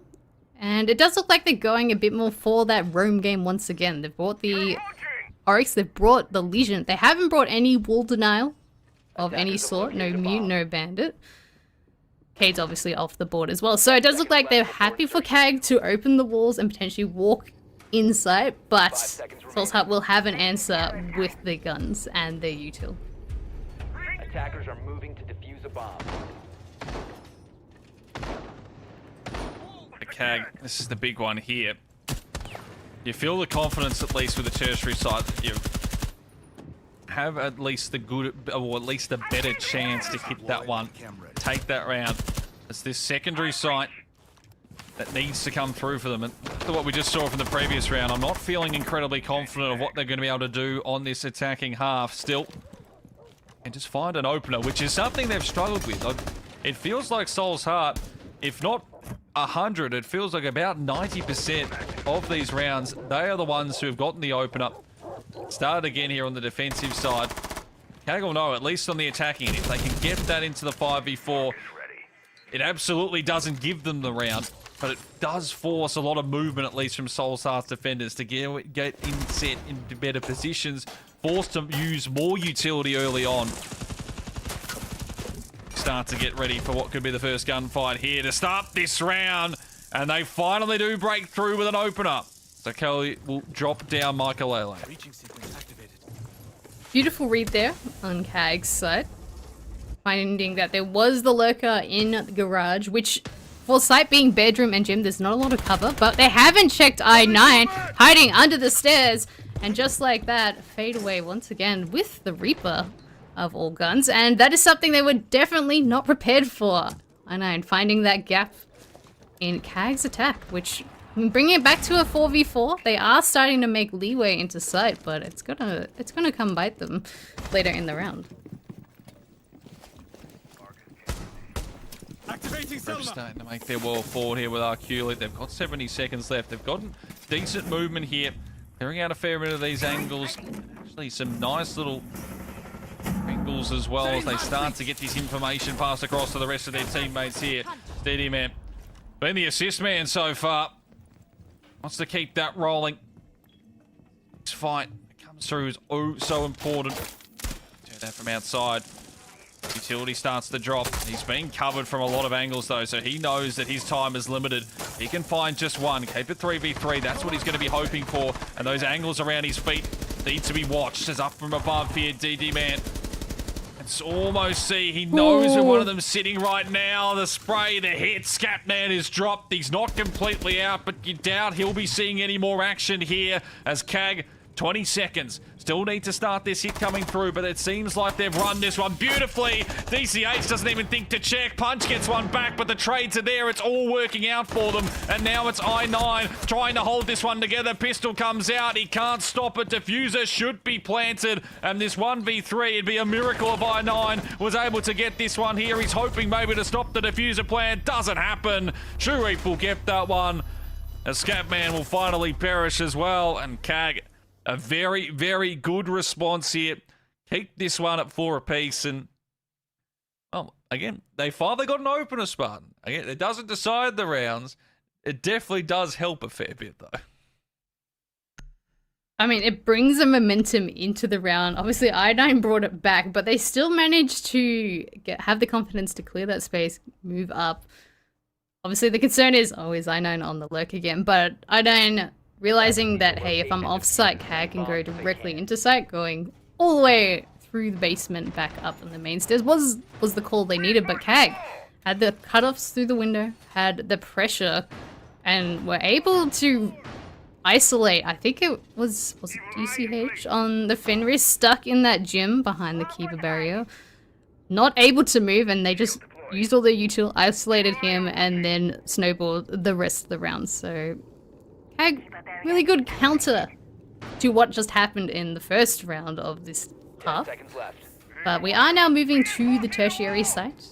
And we do see the Azami on the board, so doing a bit more stock standard hold in the rafters. But there are no Wamai or ADSs from the Jaeger in play, which means it might be very easy to actually push out this Azami in the garage rafters here.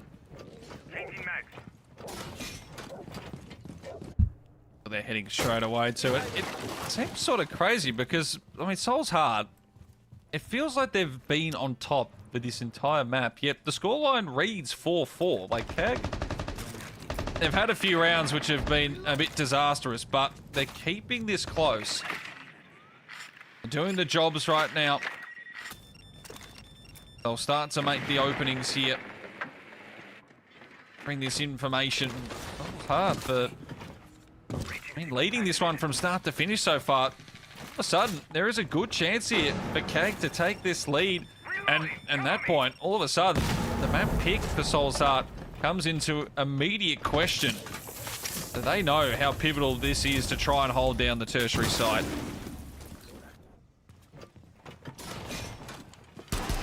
CAG opening up the main wall, and as we see Aniton on the Monty, putting pressure through the master side. It does look like CAG are currently looking for that master side take across, which Mr. Punch and DCH are lurking in Logi, making sure that they can't get the space for free. But DCH is in a very difficult situation, particularly with the hatch open. We do see Mr. Punch trying to smoke it out, trying to delay once again everything that is possible. But DCH getting completely cut off. Able to pick up one, though, with a beautiful SMG-12 kill, but does finally get taken down. But he did his job. He wasted his time, and he got a kill there. That was an insane kill. Just complete reactions on that side. Mr. Punch, though, will not be as lucky as DD will lock that one away. And just like that, CAG retake the momentum for this one. Aniton is doing great work so far and just comes out with the tap. I9 taken out of commission. And all of a sudden, Makalele, Scatman, surely aren't able to pull this one back. 38 seconds. Bullets, pressure, it's all around them right now. You feel like Makalele and Scatman, at least they are the ones that have been finding the kills for their team. So if you had any two to try and put this together, it would be them. Time continues to tick, 20 seconds and below now, and the C4 could do a fair bit of damage outside. It can't quite hit, then Chibisu gets Makalele. Scatman needs a 1v4 to try and clutch this one up. He can only get the one. DD gives CAG the lead for the first time on this map. And suddenly, it's Soul's Heart who are under pressure here.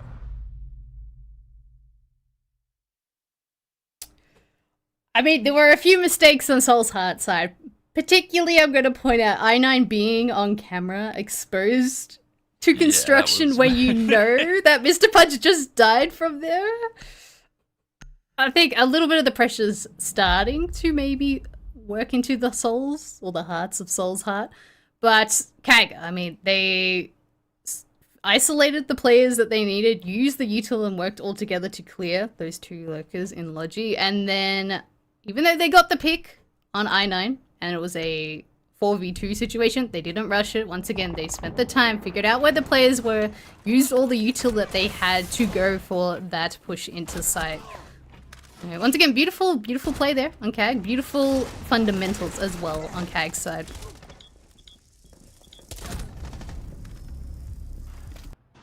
Maybe that will just be the difference here. Which team is able to just keep those fundamentals together for longer.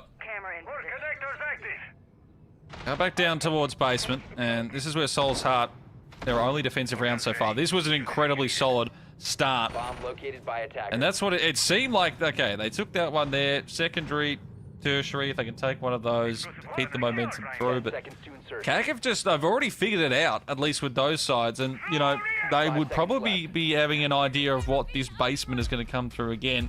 Soul's Heart, they need this. If they need to keep this 5-5. Because I'm not feeling too confident if they drop this one. Their tertiary and secondary are going to hold up. And now, all of a sudden, CAG, see the players that were just a bit sort of quieter early on the cameras in those rounds. Stuff a bit more. The talk's there. The momentum's starting to come through. This is a massive round in the context of this series. CAG convert, or a Soul's Heart going to tie us back up. Okay, CAG are lurking in dirt at the moment. They have the drones on the side. It might look like a very aggressive take here as we see DD with the Gone 6 ready in hand to get rid of the... And as we see there, Kelly already inside and taking down I9. Does get traded down, Mr. Punch as well, and we're left in a 4v3. And just like that, it slows down. All that pace disappears for half a second, but Makalele gets Chibisu, and that might just about do it here for this round. He's got an opportunity maybe if they present some angles. There was one there for half a second. But considering they know where Shoereap is as well, and he's already taking so much damage, surely there's no way back into this one here. Still plenty of time, but again, can look to go across the runaway, and Shoereap's actually find DCH, so that's not completely over, but there's still a whole lot of work to do. They have no vert angles. They have to go for these gunfights and try get these picks and isolating these picks. As we do see Anaton tracking down the Valkyrie with his drone. He knows exactly where he is. We see Nade and C4 traded out, but Mr. Punch on the winning side there, and it's left Shoereap in a 1v3, diffuser down, no control inside. It's going to be near impossible. And they know exactly where he is. I mean, if it was already to know where he is, the actual... The leasing game. Well, that's a way to end it, and all of a sudden, it's 5-5 just like that. So the basement holds are fine for Soul's Heart. And this first map, it's already delivering here in this lower bracket quarterfinal. Remembering the losing team is heading home. from the SILCQ for APAC. And, well, round number 11. One of these squads is going to have at least a match point here to try and take this in regulation. Otherwise, Spartan, overtime does feel inevitable maybe at this point. And both teams are really good at snowballing the round. If CAG get the advantage, they end up winning at the end of the round. Soul's Heart as well on the flip side. So it does seem like it is the game of numbers at this stage. We have seen the very occasional clash, but not a lot, which the Azami ban and the Grim ban going into bedroom and gym. It was last round as well, but we're mentioning it now.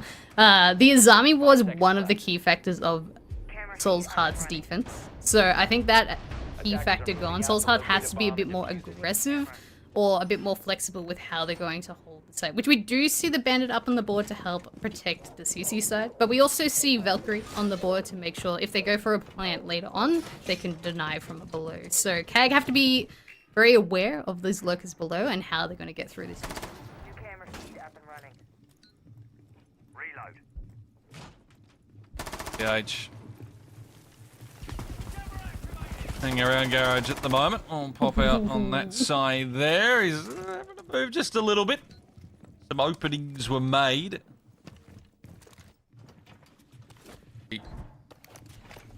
Some pretty decent inroads here. Get ready for explosion!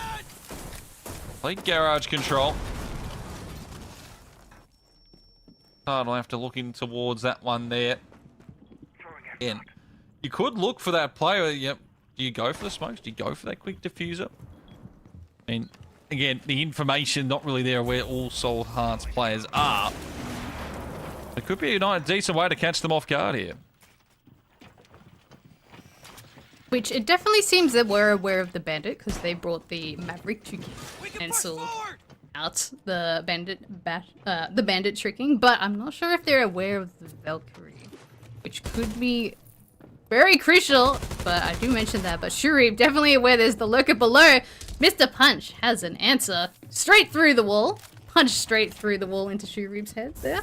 But, I mean, it does mean there's still 2 C4s on the board and they have 3 Velcams later in the round. If CAG don't get moving and get moving quickly, it's going to snowball once again to Soul's Heart's side. They can't allow it. HP. Slight gap there. Just waiting to see if something comes through. Oh, it does, but it's not in his favour. Jabisu at least gets one back to eliminate I9. But Soul's Heart, 4v3. They continue to hold this one together as we tick down below 40 seconds now. It's a creeping forward. They need to somehow sort of put this one into the 4. Well, I was going to say 3v3. Makalele's having none of it. The C4 comes through, delivers exactly what he was after. Now, Cooley and Anderton, surely there's no way back into this. A spot for a second. They did get at least one onto Punch, but DCH deals with that. Anderton knows that his time is numbered here. Shield is down, pistol is out. He's trying to get forward. He might actually be able to get at least the one here. Misses the pistol shot initially. Still gets it, but Diffuser is not with him. And that's round done. Soul's Heart will take that one there. 6-5 now. They have a chance to close out their map pick. I mean, it was a very close round, but the fact that Diffuser was dropped and Soul's Heart was just playing for the last minute, playing for the objective there. I mean, they got the early pick and they snowballed the round, which I think CAG, if they're going to bring this to overtime, they have to get the first pick or at least get the immediate refrag and then get the man advantage later on. The pressure is on, but Soul's Heart, they are now on their tertiary site, the peak location for CAG to win, which they did snowball against Soul's Heart last time. So I feel like this round, it could go either way. It might favor CAG even a little bit more.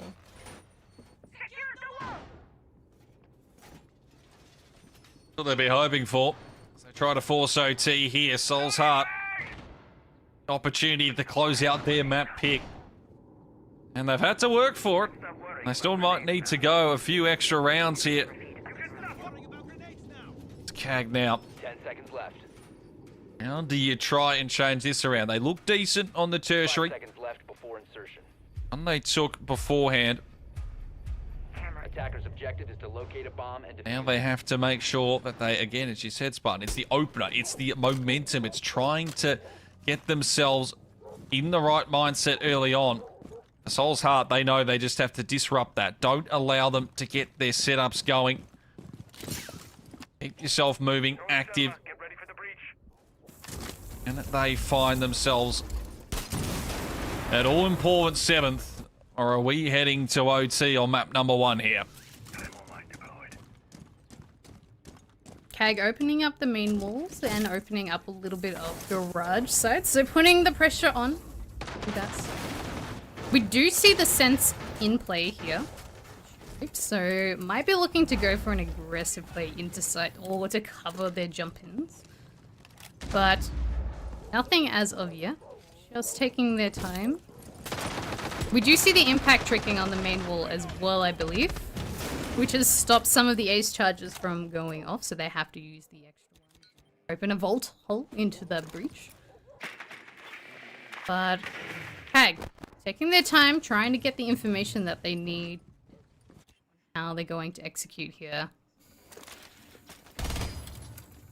They are aware that Mark is on the rafters as well, but it does look like there's only the one member towards garage. Scatman is below in secret, so they have to be very careful on a C4, but I think Shurip's thinking of going for a breach rush here. As the flashes go out, they might be going for this execute. They are, so they've gotten that information. There's only the one in garage, but just because there's only one doesn't mean he can't do the damage. Makalele goes massive. 4v3 now. And CAG have to try and pull this one back to keep the map alive. Makalele's still in there. 12 kills on the day here. No! I9 getting aggressive. Some of the plays we've seen from him have been questionable. And I don't know if that was necessary. You have player advantage. You don't really need to force the issue there. He has C4 as well for later, I believe, which that is a crucial mistake there. It's left in a 3v3, and now CAG have the time to team up, figure out how they're going to potentially push this garage or where they want to go. But as we do see, they are starting to make some noise towards the garage. 30 seconds left, and they have to try and win this right now. Makalele is just proving such a nuisance, and that one flash remaining still doesn't hit him. Oh, Makalele makes it a triple. Arculi will put him down 2v2 to decide this map here, and now 10 seconds. They need to plant this diffuser in time. It's going to work against them, and all of a sudden, Arculi, the reload coming through. DD Man puts it down. He needs to hold. Hope his teammate can keep it together, but down he goes. DCH locks it in for Soul's Heart, and they will take the opening map. Forced all the way through regulation, and what a fantastic way to end it. An awesome final round there, and they will get it 7-5. And oh, CAG, they're going to be kicking themselves on that one. I mean, that was so close on both teams. Both teams showed beautiful teamwork, beautiful executes, but the snowball was there, and Makalele stepping up when he needed to clutch that round. I mean, beautiful, beautiful play, but it shows both teams extremely close with skill, and there's going to be a lot more coming up.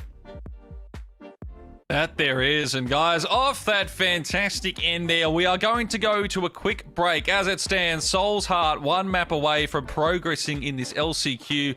CAG have to perform the reverse sweep. We'll be back to talk about map number 1 right after this.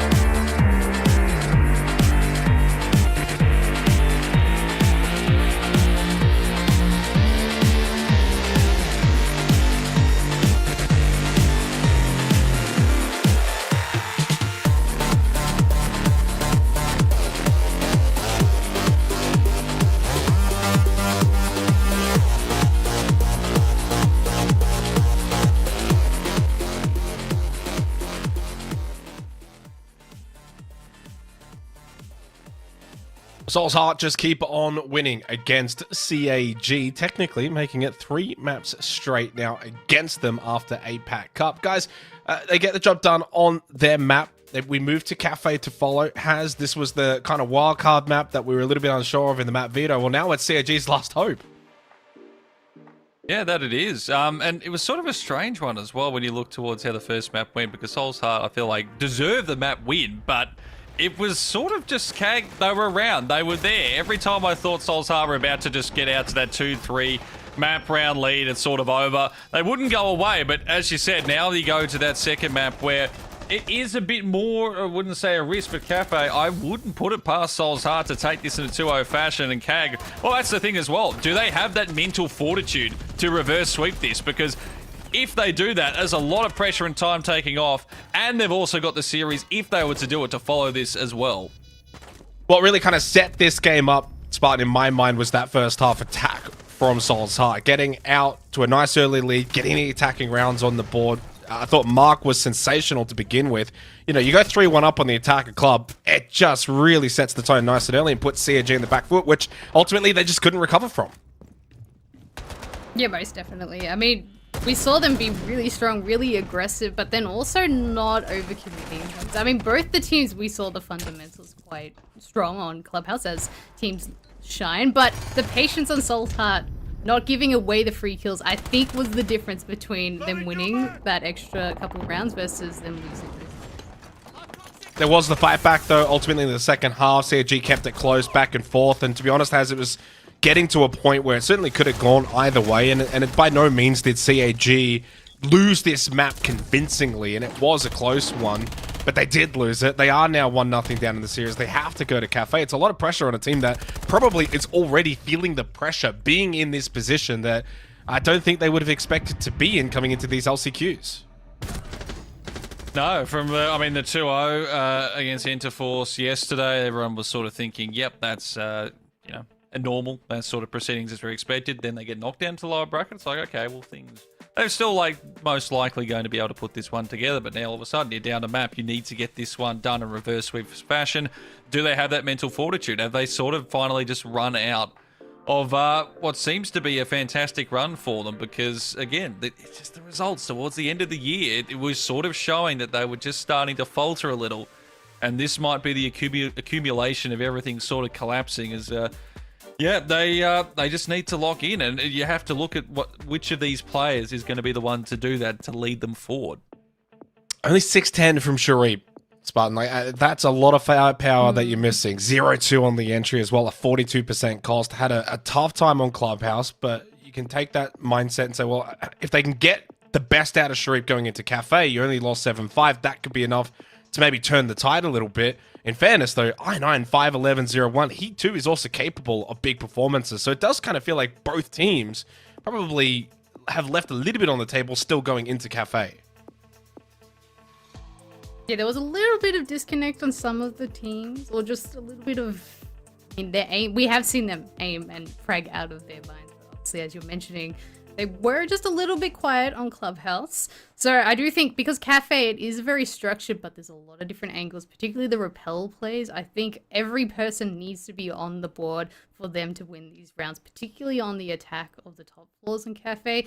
Everyone has to be coordinating and hitting those shots. So I think they have to wake up both sides, but whoever is more coordinated and more awake will win this next map.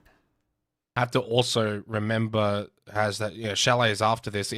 Even if CAG do win Cafe, and as we know, of course, Soul's Heart beat CAG on Chalet back in the APAC Cup, it's still a long road back now for CAG. Like, they're on the ropes now. Their chance of SI is a low percentile. Like, they're going to have to play some really good siege up against Soul's Heart on Cafe, then into Chalet. Then later tonight, you're going to play XGs. Like, their road here is now very, very difficult. Yeah, and it's sort of crazy to think that this is even the spot they're in. I think if we were discussing this sort of halfway through 2025 and this is the situation they're in, I think everyone would think you'd crazy for even saying that they were in this sort of spot. But, you know, this is where it's going to come down to, can they just get that momentum back together? I mean, if you're the coach right now, what are you telling the players? How are you sort of trying to fix their mindset for the second map? I guess the thing that you first go to is, look, it's like, it wasn't our map pick. We were pretty close to it. We almost took it away from them. Now we can just focus on our second. We can come to Chalet when we come to Chalet, but they have to just stay where they are forward. And I think the same thing could be said of Soul Heart. I mean, look, that is a fantastic map win. They were pushed. They did what needed to be done, especially that last round that could have gone either way. But, you know, they're 1-0, but that reverse sweep will be in the back of their mind. They can't be thinking too forward. They need to make sure that they can close this out in a 2-0 fashion. And just and then they can focus on everything forward from that one and just continue the lower bracket run that they're hoping to put together here. It's a good way of thinking about it, right? It's that one map at a time mentality spot, and that, I guess for CAG now, that's the focus for them, where they can't really think too much about that long road ahead and just kind of keep it focused in on Cafe. Ultimately, though, what do they need to change here? Because you've lost 2 maps back in the APAC Cup to Soul's Heart. You've lost Clubhouse again. You know, it's clearly now becoming a problem. If you've lost 3 straight maps to this one team going into Cafe, how do you even get the mindset back to a positive level that they can ultimately take the map? But one thing I've noticed with the stats versus what we just saw is that Soul's Heart had 7 entry kills and they won 7 rounds. KAG got 5 entry kills and they won 5 rounds. So I think getting the early frags, but then if they get fragged out, getting the refrag to bring it back to the same man advantage is the key for KAG to actually survive in the rest of this series.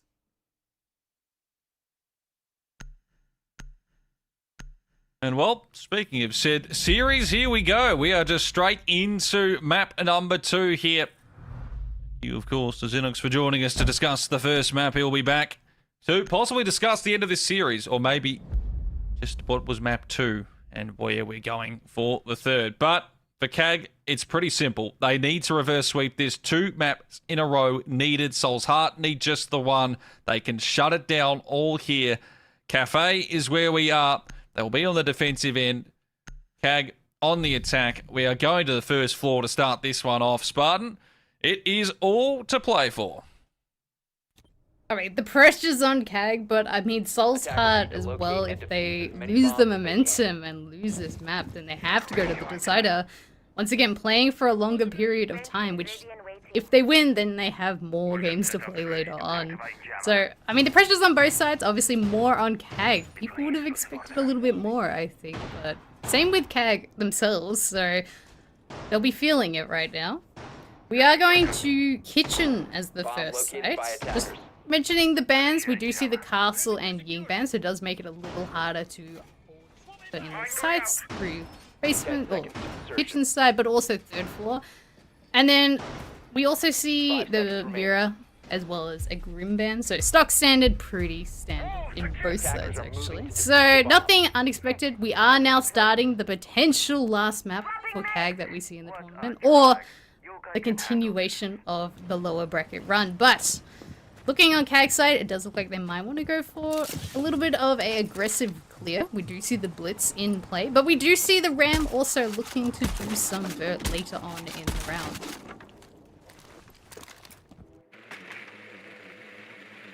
They're setting up there to do. I wonder how the players are sort of feeling after what was it in the end, pretty good first map win that almost got out of control for them. It's done to sort of move on. I think that positive winning feeling about you. Same time, focus on it too much, and this is where these best of threes that, yes, we've seen teams already this weekend that have taken a an opening map advantage, but they're not being able to close it out. So this one, of course, far from over. The first 60 seconds, nothing to speak of, at least when it comes to any of the duels. Second floor, pretty much cleared. Soul's Heart wait below. Can continue to look at these drones and information across. Which beautiful opening kill there on Jibisu, taking down the aggressive DCH swing, which there goes your Echo, the main person that can deny things later on in the round. Beautiful, beautiful pick there. We do see KAG, the rest of KAG now, taking that middle floor, getting the vert control. But they are very aware of these potential re-aggressions up on the flank.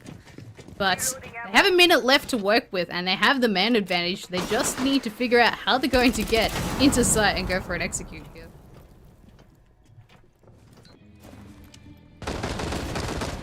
Newt walking forward, spotting out the futility. Visu got the ping of where one of these Soulstars players is at least pretty close to. So the pressure is being applied. Can they convert off this is the question. The 5v4, the chance is theirs to get off to a perfect start to this second map and put the first one in the rear view mirror. Ibisu waiting. Jury up on the stairs to see if there's any more aggression from Soul's Heart. It didn't work out the last time. But now they have to get going. Punch is taken down incredibly low. So he's already under pressure. His position should be pretty well known as well. And the others creep forward, and it will be Akuli to find that one. Makalele will not take part in this round, and it is flawless almost. The Scatman, the only one remaining to try and shut this down. The C4 goes out as well. Oh, that was diffuser. close, and it will actually stop the diffuser 3 seconds if he just stays alive. But he's being surrounded. Almost pulls off something crazy, and KAG, they can breathe a little sigh of relief around that. They did dominate pretty much from start to finish. Almost slips through their fingers. But they're the first on the board here. A little close at the end, but they had the time to drone out where everything was, where all that util was, and I liked a little bit of team play there where we saw one of the KAG members shoot open with the DMR little hole, so then someone else could chuck a nade through it. So just that little bit of team coordination, I think, was the difference there. But also, once again, they got the early pick and they snowballed the round towards the victory there. Now, Soul's Heart, they are opting to switch the site going up to the top floor. And they do have a lot of cams on play. They have the Valkyrie, potentially for C4 later. But they also have the Maestro on play. So making sure they always have information on where people are towards the sites. But seeing KAG's side, I think that's a really, really good sign that they're confident, still happy to go for their aggressive plays. But also not overextending this, so they aggressively cleared top and middle floor and then took their time, structured, clear for that execute later on. Attackers are moving to defuse a bomb. Soul's Heart. We wonder if they're going to see some more aggression early on there. That didn't, of course, decide the round in any instance, but DCH going down early, who once again is involved in a firefight like that. Did swing it slightly in KAG's favor early on. So, again, these are the risks you take with that aggression. If it comes off, all of a sudden you're 5v4 on your advantage, you're on the defensive side, you've taken out utility that can be used later on from the attackers, you look like a genius. On the other sense there, it was the Echo for the last round, and as you point out, Spartan, they just lost all that potential utility to stop any of the attackers from what was then essentially a pretty easy hit onto that first floor site.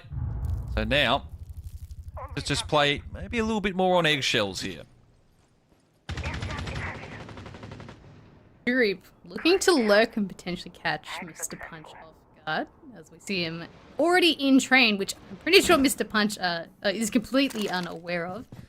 So he has to be very careful on that. We also see Jibisu on the Brava hacking the camera. So if he can catch some of the Valkyrie cams or Brava cams, that will be monumental towards the round. But CAG just taking their time, trying to take the space above, trying to make sure that Soul's Heart don't have free range running around top floor. But Soul's Heart not moving much. They're happy to lurk, they're happy to use the cams and see how they go. This first fight, massive, and it's Shurip who will take down Punch. And now, Tokabi can come through, put more pressure on here for Soul's Heart. And CAG, this is what we weren't seeing in the last map. And was a big difference. They didn't find a lot of openers, and they're actually able to start rolling off it once again. Akili gets Scatman, and Soul's Heart under real pressure right now. Which, having the Dekebi on the board, and now they have complete control of the Valkyrie and Maestro cams, they know exactly where all the members of Soul's Heart should be. In which, now 40 seconds left, 3v5. There's a lot of cross angles, and as we see, they know exactly where these members are. They just have to utilize the information they have and go for these kills here.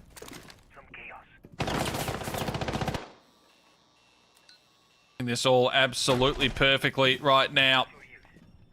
Soul's Heart, they are well aware they are about to be hit from all angles. Time is low, but should still be easy enough for them to get the plants down. And just like that, I9 is all that remains. DCH is down, out, and CAG are all over Soul's Heart to start this one off on map number 2. Two very solid rounds, just 2 kills across both of them for Soul's Heart, as they've got to get back to the drawing board here. And third round coming up. I do wonder maybe we might see an early timeout, because we didn't see a timeout at all in the last map.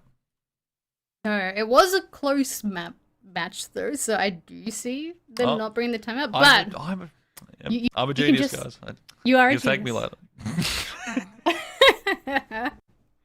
But I think definitely needed with Soul's Heart. Cafe, very defender-sided, so the fact that they've lost their primary and secondary side in the first 2 rounds, they don't want that momentum to keep snowballing for the rest of the game. So definitely, I think, a very tactical time to take a tactical timeout. Yeah, I mean, look, for the third one here as well, because you want to keep this at least the 2-1. If CAG are running away to a 3-0, especially on the attacking side already, I mean, we're already thinking of map number 3 at this point, which is not what we would have been expecting considering how close that first map was. But it seems like CAG have at least locked in for this one. They would have had a chat after that last map just to say, like, look, there were opportunities there that we probably missed. We made a couple of mistakes. They have been absolutely perfect, at least these first 2. If they make it a 3-0, Soul's Heart, I mean, it's already a long way back from there. So they know how important it is to take this third. It's why they've called that timeout. Can they... Well, anyone sort of get a kill. I mean, Scatman and I9 are the only ones to find it. And both of those kills have come when the round is basically over anyway. So I don't mind if they want to keep the aggression on the defensive side, still go for an early pick. But again, if it doesn't work in their favor, if CAG get another opener, then I'm really starting to worry how they're even going to be able to get at minimum 1 at this point. Attackers have discovered the location of a bomb. It is a concern. They are switching up the side, which I think, once again, is a very good idea, making sure that CAG can't just repeat the same thing that they've seen before. Soul's Heart have a very aggressive lineup with the Vigil, with the Legion, potentially, to make sure there's no lurkers or rumors, plus the Melusi as well, as an extra backup with the Legion. But, as we see... CAG, they're very aware, and they know where these runs are. They know where this aggression can be, as we do see Anaton putting a Claymore down outside that window. So covering all bases. CAG, even with the early aggression, able to prepare for the later part of the round. Now, it does look like the rest of CAG have gone to the top floors, or on the roof, so they do look like they want to do a top-down clear here, which is almost essential for this reading and fireplace site.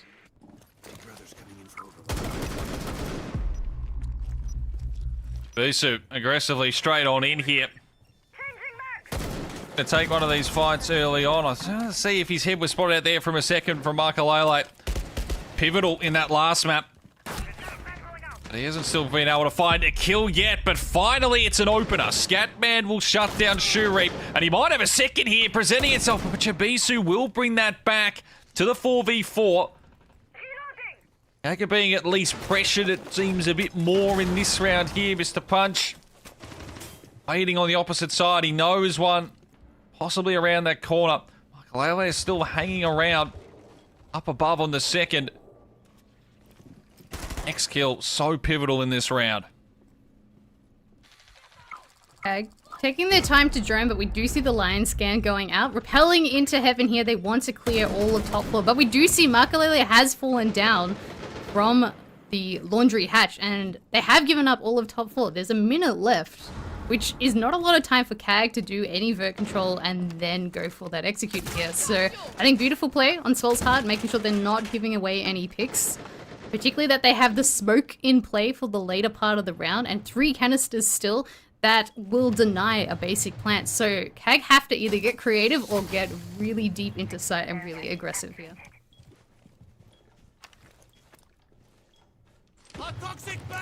8 seconds.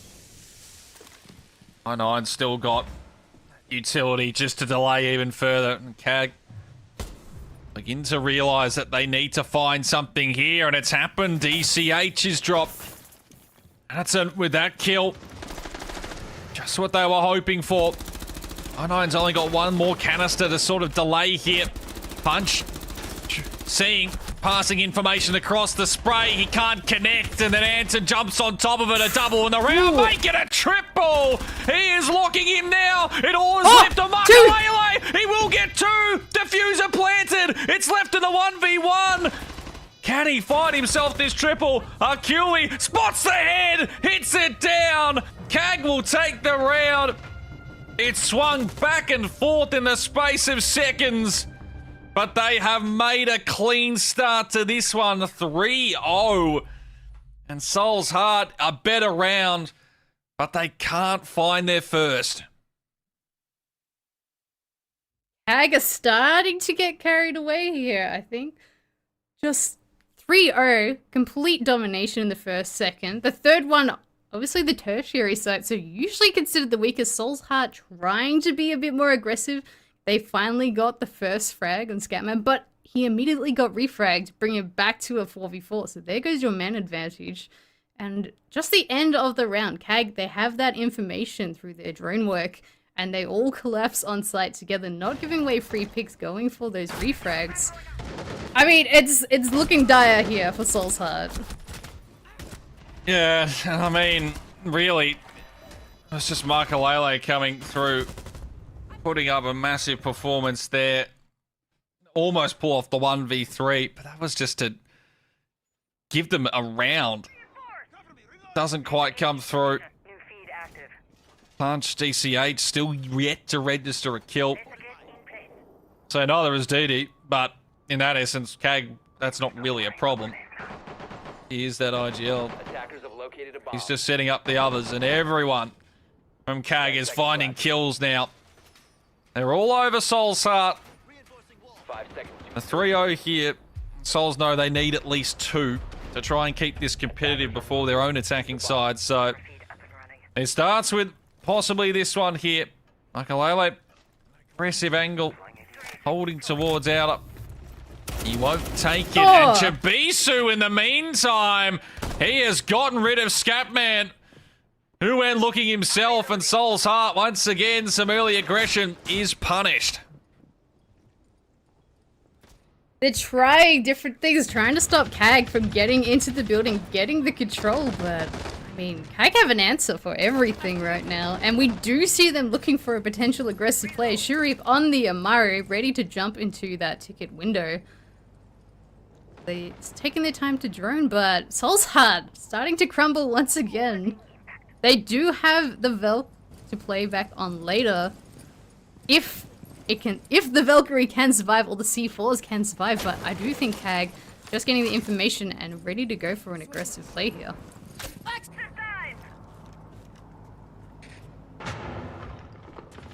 Tick down below the 2 minutes. Again, just waiting for the time being, just to see, if there's some information, maybe reveal Punch. Has to be very careful there. Shurip was locked in. Gets him moving. DCH, though, does finally get that equalizer. Kill out of the round. 90 seconds. Soul's Heart, just what they needed. Wanted to try and keep this at least even before CAG started to really enter the building. Still a lot of work to do. They are aware that Mr. Punch is below with C4. Here the Dekebi call's going out, so they're definitely aware of his location. Mr. Punch not giving them anything. Trying to waste as much time as possible, which is working quite well. Jurib going for the kill though, but Mr. Punch with the answer. That is a crucial kill. Anatim with an answer on Markalele. They're bringing it back to a 3v3. They have managed to make it towards side. Chibasu taking down I9. And left it a 3v2. They still have the cameras. They still have the C4 to potentially deny plant, but DCH has to survive long enough to delay that plant. Give them not enough time to run away. He's got so many angles he has to sort of worry about here. 20 seconds, they will start to enter this room if they swing off together. Drone was spotted. Now that information passed across, and they know where Punch was sitting as well. He needs to be oh so careful. He will deliver that one on Jabisu! Punch with the triple in the round! But now he needs to clutch up. CAG, they did it last time here. DD needs to get that diffuser or the kill! And DD gets the kill! CAG finds it, and they will get themselves their fourth. They will not be denied any of the rounds so far on map number 2. All over it right now. Soul's Heart not even getting a foot in the door the last 2 rounds with their opportunity to maybe close in and keep this one interesting. There's still a chance of it, but Spartan, CAG will not be denied. Okay, that is a crushing situation for Soul's Heart. They've had 2 1v1 situations with Makalele, the first one, Mr. Punch with the second one, but it's so close, but they still don't get the round on the board, and that is what matters at the end of the day, unfortunately. And Soul's Heart, they've been taking that aggression, trying to get more aggressive and stopping CAG in their trap, which it's almost working for CAG, just having the edge. I mean, they're going back to Kitchen, their primary site, which they lost quite strongly, so my concern is this is just going to be a potential 6-0 has.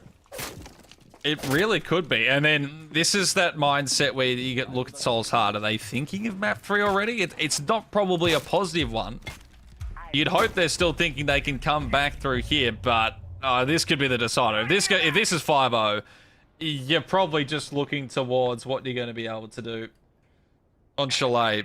I mean, this is just devastating, these last couple of rounds. So CAG, I mean, this is the team that we've seen that played so well throughout 2025, and the players in the clutch situations able to pull these off. I mean, and it sucks as well for Soul's Heart, because most of these situations, Laura, like, we just constantly forget Punch almost pulled off the 4K, hit some crazy shots. The scoreline reads 4-0. It would be a bit crushing here on Soul's Heart. But new round, they have to take it 1 round at a time. They can't think about what's happened. They just have to think about how they're going to win this next round, which CAG looking to do a top-down clear, which we do see Mr. Punch lurking in the top floor and not falling off as of yet. We have reached the 2-minute mark, which usually teams fall off per minute, but Mr. Punch deciding to anchor and hide a bit more, which I do like this change, making sure that CAG can't get the space for free. They have to win a gunfight.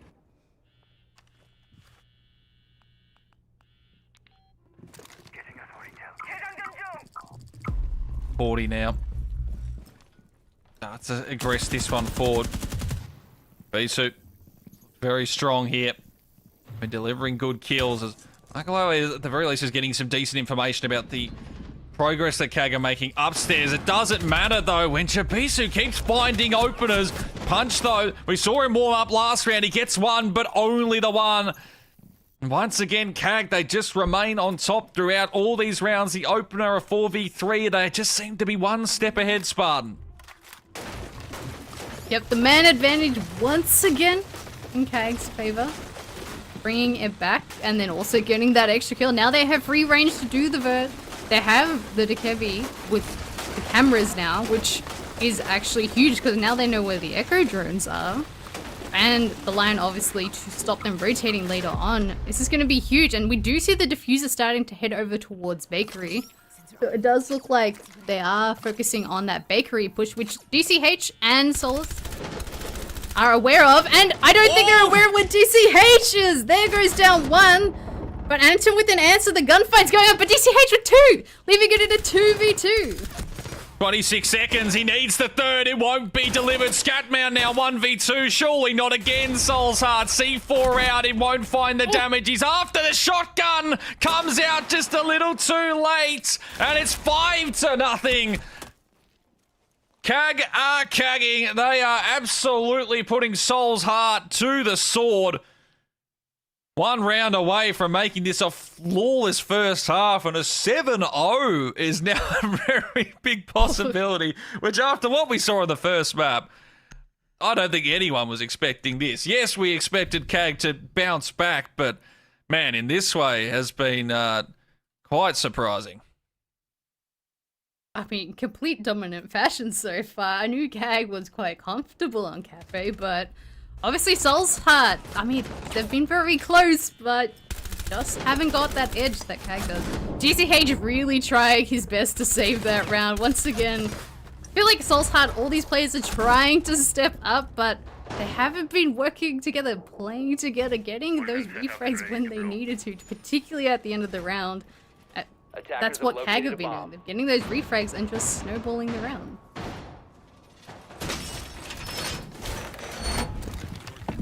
Well, they can get one here still. It's fine. I feel like at this point you're just to try to avoid the 7-0. You never want to call these things early. It's the principle of it at this point.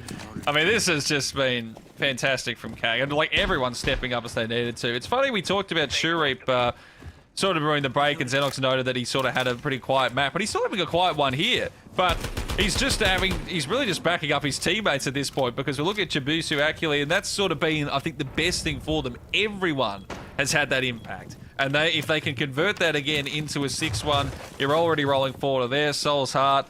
I mean, look, if you can somehow take the last one here, which, again, like, that's the thing. I think it's frustrating for them. They know they can, because three of these rounds they really could have won. Maybe there is that possibility that you can start your own run on the attack, but yeah, from what I'm seeing right now, though, I'm feeling the 7-0. I'm reloading. I'm at least feeling the 6-0. When we switch the sides, you never know, but attack, again on Cafe on a primary side is very difficult. We do see Soul's Heart moving to the tertiary side, holding above, but CAG, once again, getting the drones, using the Monty as well to make that space, clearing every single corner that Soul's Heart might be lurking in.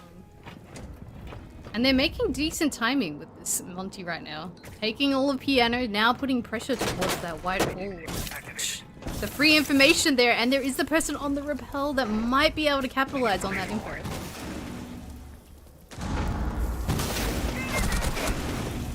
Oh, waiting around. Scatman will deliver the first. Lots of pressure being applied from all sides. Soul's Heart, a very rare opening pick, and now a second to follow it as well, DCH, and all of a sudden, Markalele, finally, it's all coming together. There will be no 7-0.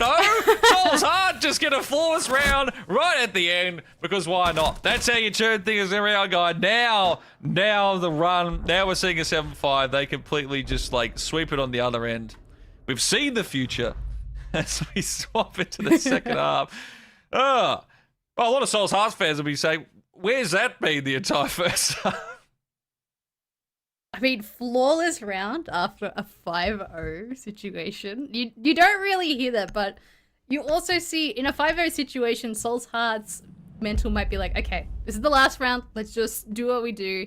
Play freely, play aggressively, which, I mean, obviously, CAG completely stumbled into Soul's Heart play there, but we are now on the side switch. This is the time that if Soul's Heart is going to pick up, they have to do it now. Particularly on their primary defense side.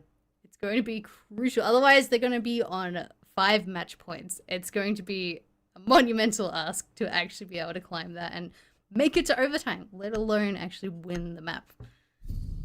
Now, looking at the bans, we do see the Jaeger and the Wamai ban.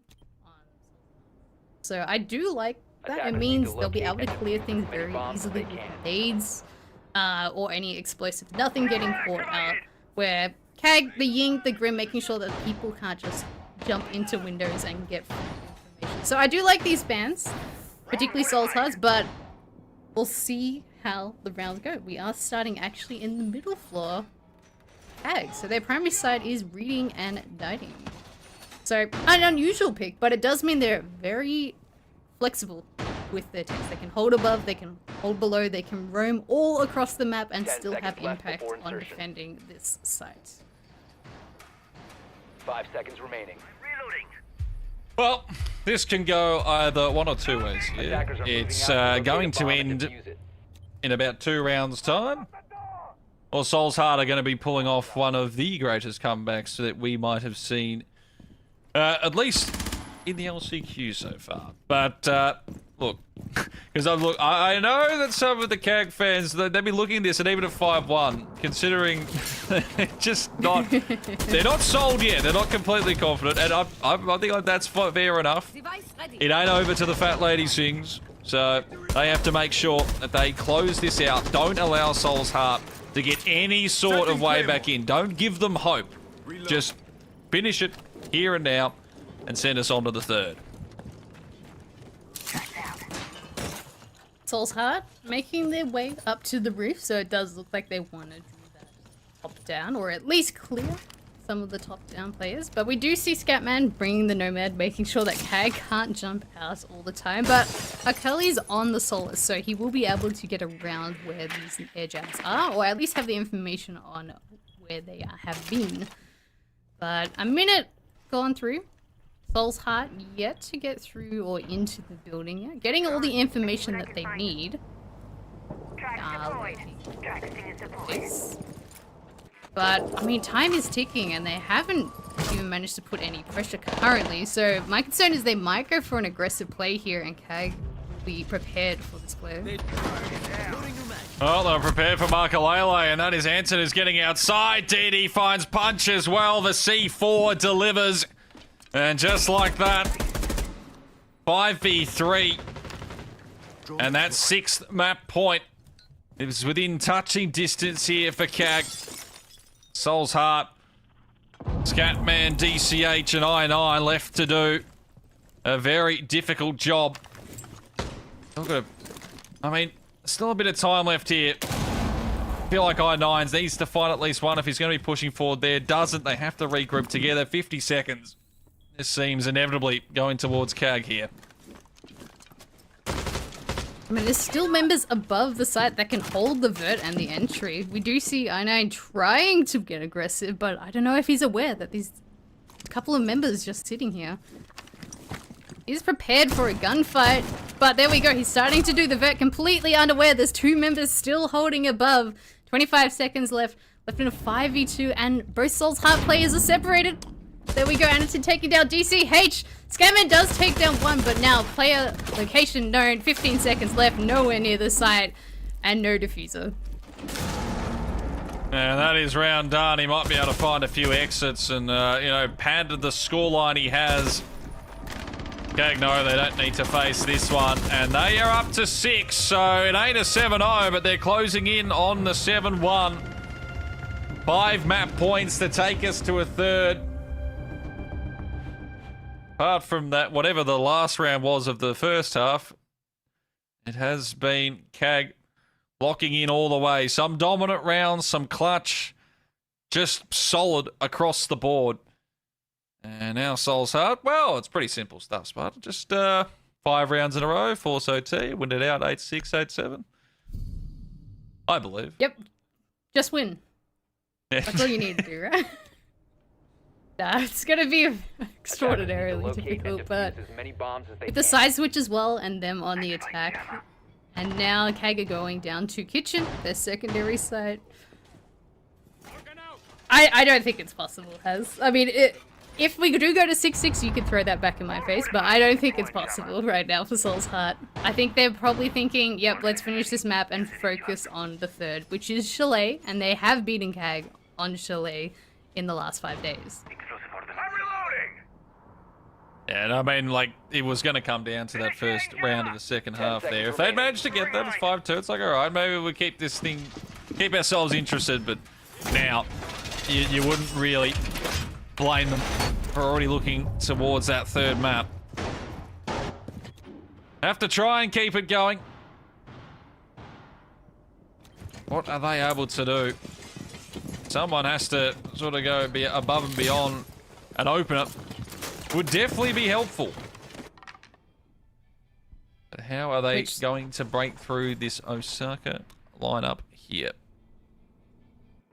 We do see Shurip lurking in the top floor, making sure they can't get free range. Soul's Heart looking to try do a top-down clear. We do see Mr. Punch getting aggressive with the blitz.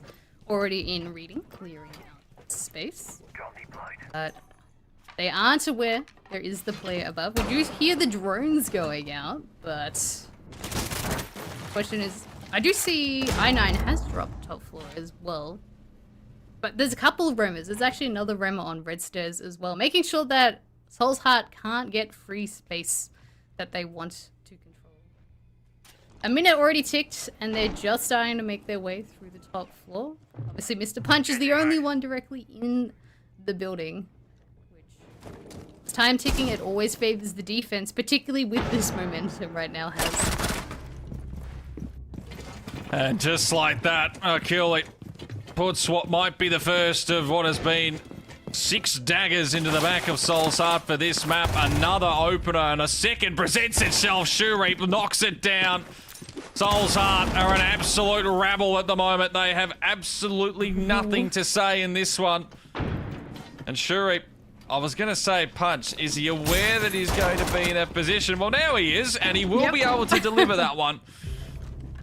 4-3, and Scatman gets Achille. Okay. I might have spoken just a little too early. DD will get them back into an advantageous position, but a minute left. There's still a chance here. Which, trying to drone, trying to get some information, but we still have the Goyo canisters. We still have the Tubarão in play with some C4s, which is immediately going to cancel out the blitz. And Yubisu is on the warden, so he'll be able to see any flashes that go out as well. So have the perfect counter, but Soul's Heart, they're going to have to try and pull something out in the last 35 seconds of this round and potentially this map. Makalele needs to hit this shot. It ain't happening. Jabisu will knock him down and find the last as well. And Kaga not going anywhere. This one will go all the way. 3 maps is what is required as they even us up. Soul's Heart, apart from just a random flawless round for no particular reason at the end of the first half, they were dominated, hit from pillar to post. A couple of opportunities will give them that in clutch situations. They can't convert it. And Spartan, well, we get our first best of 3 of the day going the whole distance. Well, I'm glad we got to the best of 3. I do think both these teams will actually show up on Chalet. As mentioned before, Soul's Heart did beat CAG on Chalet 5 days ago. Anton wasn't there. Obviously, we hadn't seen Cafe. CAG still extraordinarily dominant on Cafe. It hasn't changed. But, I mean, so many things to look forward to on this best of 3. The last map, the pressure is on both teams. And they still have another best of 3 to play if they win this map. That it is still so much ahead, guys. We'll be going to a quick break. When we return, we're going to be breaking down what was a very quick map number 2 with Xenox and discussing our final map and which of these teams is heading home from the LCQ.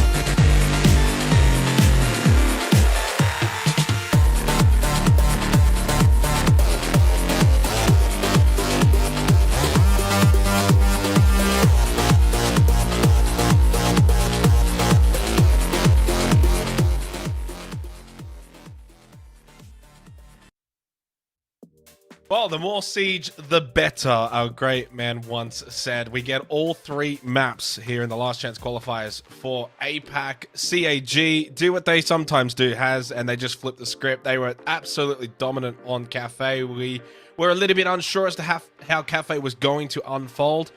Probably didn't expect it to go in that direction, but to their credit, and as we know with CAG, they can get to that level. We know that they can. Hence why we're a little bit surprised that they're even in the lower bracket, and the kind of time they've been having so far, that's more the CAG we are used to seeing. Yeah, no, absolutely. And this was sort of we thought we were going to see a response. I don't know if we expected a response that big. I mean, Souls Heart were calling a timeout 2 rounds in. They only had 2 kills across the board, and that was just sort of a laid out of what was about to follow in front of us. There was opportunities for the Soul Heart squad to get back into a few of those rounds. Some clutches, though, from the CAG fellas, absolutely massive, and they were able to pull off it almost looked like a 7-0, the 7-1 in the end, but the momentum very much on their side. And now both teams, well, it's pretty simple now. Need to win this final map to stay alive in our LCQ. Well, that's going to be the big thing going into Chalet now, Spartan, is the fact that CAG have quite literally all the momentum going into that map. The saving grace for Soul's Heart is, of course, as you mentioned earlier, and we've touched on, Soul's Heart winning on Chalet a couple of days ago for the APAC Cup Grand Final. Now, on that particular map, CAG didn't win a single attacking round in the 4 opportunities, and on Chalet, you certainly need to be getting those attacking rounds. But as we just saw in Cafe, clearly they've got the firepower. I think for me, after what we just saw in Cafe, it bodes more well for CAG, and that APAC Cup result is just almost, forget about it, doesn't matter, irrelevant. I know we're going to the same map, but a 7-1 here, total domination, and a team effort at that, I think sets the tone now for this final map. CAG, all the momentum, can they get it done?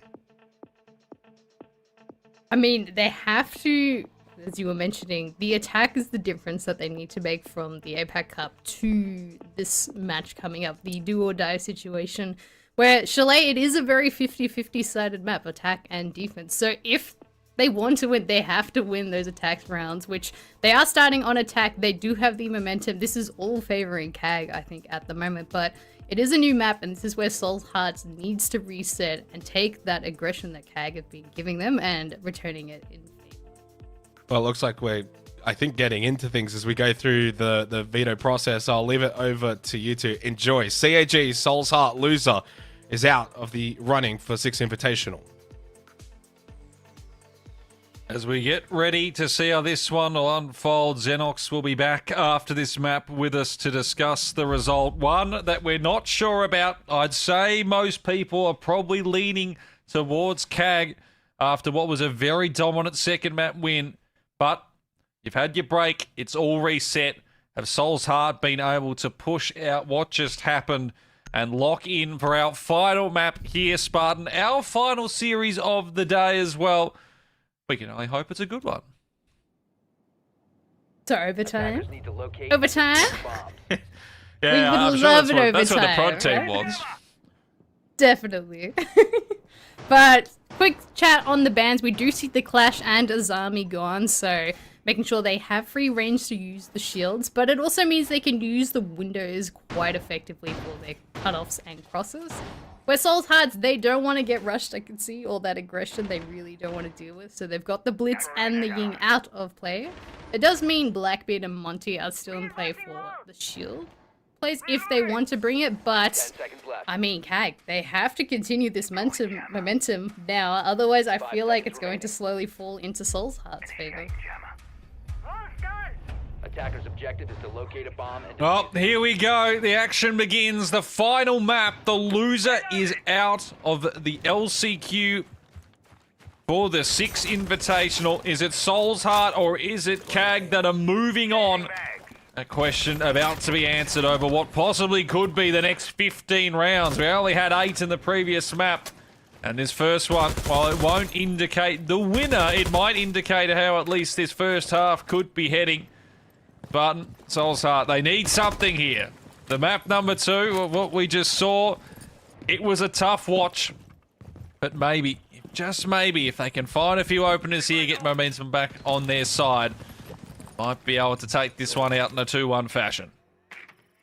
Mr. Punch, bring that aggression going for that right now. I do like that. DCH looking for a jump down to try get aggressive, but there we go. Shurip does take him down. There goes the solace. There goes your free information from outside the building. And Kag, now they have the man advantage. They can just focus on doing that solar across take here, which, I mean, that's the one person you don't want going away immediately. They can give you so much information on how the team is actually going to attack and get into the building has.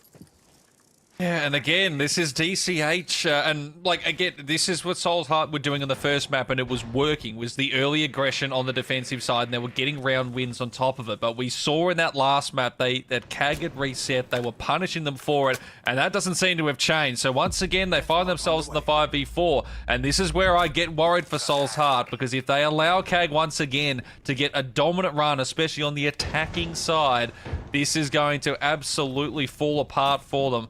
They need to lock in. And this is the thing. Do you keep risking that one? Do you just try and play this one a bit more defensively? But then maybe that's exactly what CAG want. 60 seconds. Still plenty of work for CAG to get in, but they are looking the goods again. I do like the track on the Ella, making sure the lurker isn't close by are going to cause issues for the solar push. We do see Chibisu still got 2 tracks, and he has the Ella on the prowl there. But 40 seconds left. They have to start getting into sight. There's still a lot of anchor positions, and there is a C4 in play. They have to go now. That they do. I9 will get the opener of his own onto Chibisu there, and Markalele onto Anson, and all of a sudden things just switch around a bit differently. CAG all of a sudden have a bit of pressure on them to get this one down. 18 seconds, angles are being held nicely. Akuli, he's got an angle through on towards that A side there, but it's not going to be nerfed in time, and that's what might get them in the end. Punch gets Akuli, and it looks like Soul's Heart will be taking this one here, and they have. Lose the opening duels, but they come through when it really matters, and those final gunfights, they lock down, and they will start this one off in a 1-0 lead. That's what they needed, just something to get themselves back in the winning mentality. And CAG, well, it seemed like they did everything right, at least for the setups, but when it came to the execution, felt a bit flat there. They really slowed down in the mid part of that round there. They had the vert control, they were doing the vert, but then they decided to go for that execute with the last 25-ish seconds left in the round, which at that point Soul's Heart knows where they are going to push, where the main push is going to be, and there was no extra flank or extra angle that they had to be worried about. All of CAG were focusing on that solar push, the bathroom push, which, because they were all coming in that one direction, Soul's Heart had free range to be able to take them all down. But this is exactly what Soul's Heart needed, particularly with the CAG momentum that was coming into it. Being able to stop at first round and win their primary site quite decisively is what they need to snowball the rest of the game. But it is only round 1, has. This could still go either way. That's the joy of it being so early. Anything can still happen in this final map. CAG kicking themselves a little, and again, Soul's Heart, they're putting aggression outside. That's more of just the setup rather than going for any of the peaks, but they're not going away from it. It'll be a do or die. Live by the sword, die by the sword. Soul's Heart, their aggression here. In though, Cully, it's an angle, spray through the wall. There's nothing on the other side. We'll be hitting there. They're already getting some decent ground. A couple of players starting to make their way internal. Fury. Let's follow along with that shield. They're looking pretty good, like 60 seconds. They've made some pretty decent headway, at least on this upper floor.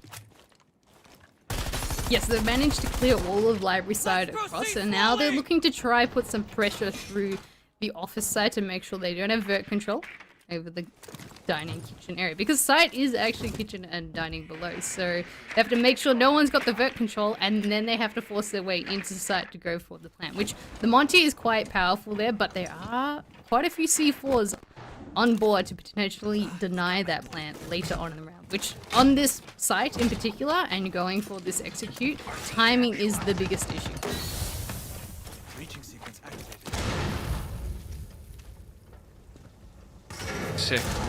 So 90 seconds remaining. Even tick below that now. Visu. Those angles from above. For the below one.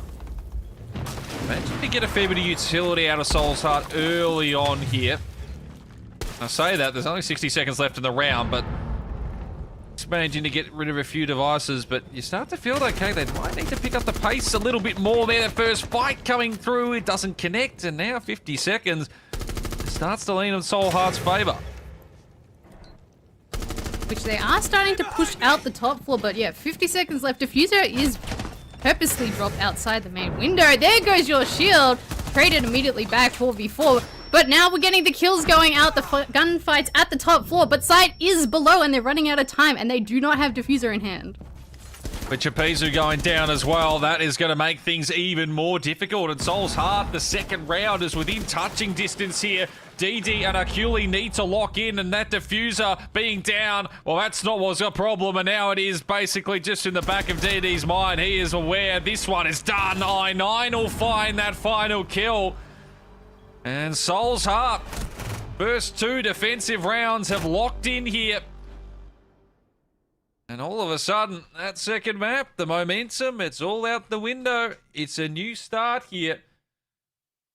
And now the pressure being applied to the CAG team.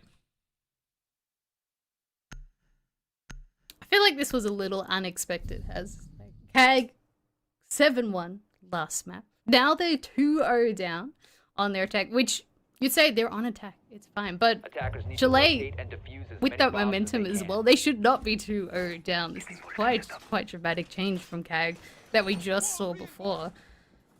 I feel like they're getting a little caught up in the mid-round here. They're able to get some of the early picks or getting the early space, but when they're going for that problem solving on how they're going to get through these walls, how they're going to clear out the Soul's Heart players, they really lag behind to the point that they're going for executes.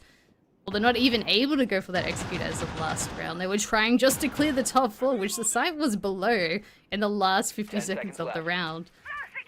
CAG really have to pick up their pace, particularly on basement as well. You can rush it through the way, you can go for the main push, but if people are bunkering, you have to be able to clear it quite aggressively.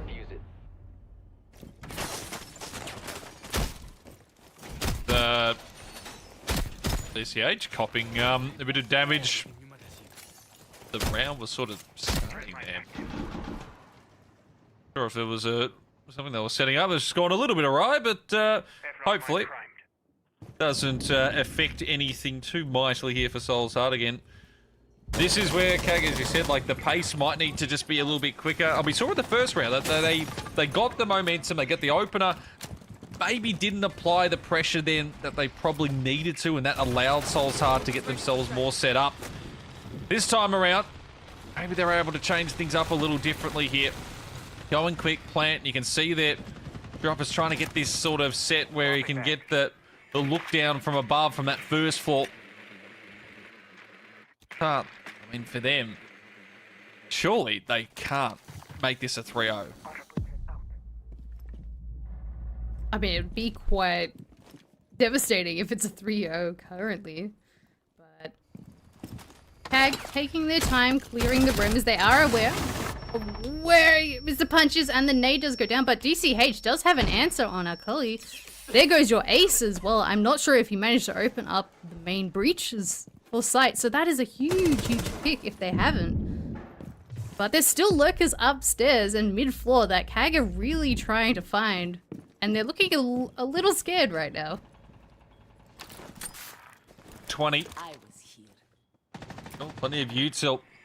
Soul's Heart here as well to keep them at bay. That's C4 on Scatman if he stays alive long enough, because I'm assuming they're going to maybe try just the breakthrough.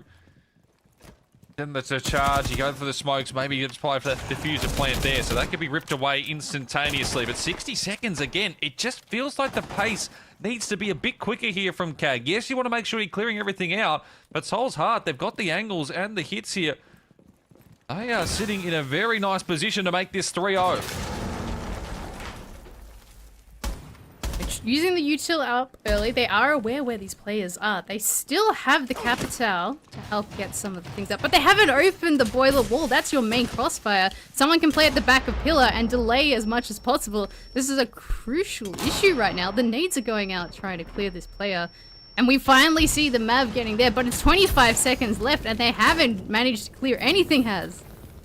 Scatman is somehow still alive. I don't know how he's still up. He's charging. Oh my god! Oh, DCA! The TK! Kills him. No, not the TK! Not in map number 3. Somehow it's actually still in their favor, but DD could be the one to disaster them here as I9. He's got himself the double. Just like that, it's DD in a 1v2, 1v1. The seconds ticking, and I9 will get the final kill. You'd say Time would have got it anyway, but Souls aren't get it. They can have a laugh about that TK there. Oh, that got ridiculously close. But now it's I9 and it's Souls Heart who are locking in here on the final map. 3-0. I don't think anyone would have expected this kind of start here. Still plenty to go. But man, they can taste it, Souls Heart. They are closing in on a map 3 win and a continuation on this LCQ run.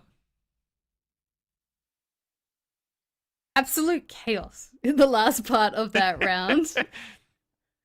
The point that the Souls Heart players were TKing each other while the chaos was going, while there were fires, and the fact that Scatman survived the fires, 2 grenades, and then ran through and got a shotgun kill just to die to his teammate is actually kind of insane. Absolutely insane to watch. But once again, CAG, they took too long to actually clear what they wanted, and then as they were going for that execute, we saw, hey, the wall hasn't been opened on boiler side. We need to maverick that right now, which we saw they were still mavericking that wall. 20 seconds left in the round, not establishing anything, having that chaos right at the end. It was just destined to fail at that last bit there. I mean, even though it was really close, it was the 1v1 situation, which is impressive that CAG made it that far. Everything favored Souls Heart there, and it's still going to favor now going back to the primary side of top 4 here. 5 seconds to go. Oh, this is just... Well, I mean, at this point, for CAG, this is a must-win now. We saw what happened with Souls Heart, at least in the last map. It's not impossible to get back from 5-1, 4-2. 4-2 is what you'd be pretty happy with at this point, I'd feel, because right now, they just cannot seem to get a read on Souls Heart, but this is where they have to at least feel like or at least they'll feel that they've got part of it, considering you're going back to the next 3 sites, you've had a shot at each one, what have you learned from that? And the other thing as well, we did see Souls Heart, they called a timeout early on when they were down 2-0, haven't seen one yet from CAG here, but if this is a 4-0, you'd imagine that's got to come through, because they would need just a complete reset, or just the coach to get in their ears, just to tell them just to calm down and to, you know, play the way they were in that second map. It's like a completely different CAG from the second to third map here. Getting the calls, they're getting the information, but we do see the Dekebi call go out, and then I'm not sure if anything was capitalized on that, so I'm not sure if that was just an information game or if there was so they could lurk in from below. But there's still players outside library hesitant to actually take the fight on the Rafters players, which you see Mr. Punch just dropping down, able to fall off safely so far, which he's wasted so much time, and able to pick up Shurif. There goes your Twitch. So the fact that he managed to fall off safely and get a kill is actually insane right now. Are we witnessing just a complete change-up from that second map? Souls Heart are giving CAG a bit of a taste of their own medicine right now. They're still hanging around. Chavisu, though, does eventually get rid of him. But that is time delayed, and the kill on top of that. You'd have to be pretty happy if you punch there. It's a register a kill in this map. Needs to wake up. All of CAG needs to. Someone needs to deliver a couple of big kills. A plant. Something to get them going. 40 seconds as they start to head in towards the sides here. But they're starting to make their way through Piano. We still have Scatman with the 3 smoke canisters playing close with the shotgun in Piano. 30 seconds left. They're starting to make their way into sight, but we still have the Fenrir Dreads stopping that information. Makalele taking him down. Akali taking down Scatman there. There goes your smokes. But 3v3 running out of time. They're forced to push into sight. But the trades are going out. 1, 2, 3, leaving it in a 2v1. And Anaton is not even near sight. This one's over. Diffuser is absolutely not near him. Seconds are gone. He needs to take the fight and somehow win out a 1v2. I9's not having it. And from essentially what has been a pretty awful 2 maps for him, he's coming alive in this final one. It is 4-0 to Soul's Heart. They are just completely over CAG right now. And that's the thing as well. At least when we looked at the last map, Soul's Heart, they lost a couple of rounds that you'd have to say they probably could have picked up. They were close on the 1v1 clutches. CAG have not really had that at all. They're just getting absolutely nothing here. That was probably one of the closest, at least in the 1v2, but Soul's Heart, they were still just pretty easily on top. They were holding it nicely. They were always ahead by that one player. And I did see it look like CAG went to call the timeout, but it's not happening. So 2 rounds left here. They can try and salvage it to a 4-2. Or Spartan Soul's Heart can maybe put this one out of reach. I'd like to take note that I9 is 7-0. So, as you were mentioning, and as Xenox was mentioning as well, we saw Shurif and I9 being quiet, but I9 has activated, and I mean 4-0 start of the defense of Chile. 5 seconds to go. That was the difference maker right there. They are going back down to their secondary site, which is kitchen and dining, which, once again, they were extraordinarily dominant on, and CAG were pushing top floor with the last few seconds of the round compared to actually going to site. So I'm concerned they didn't do the tactical timeout, and they're going to do something similar. They need to pick up the pace and focus on hitting the site at the end of the day, not just going for the clears.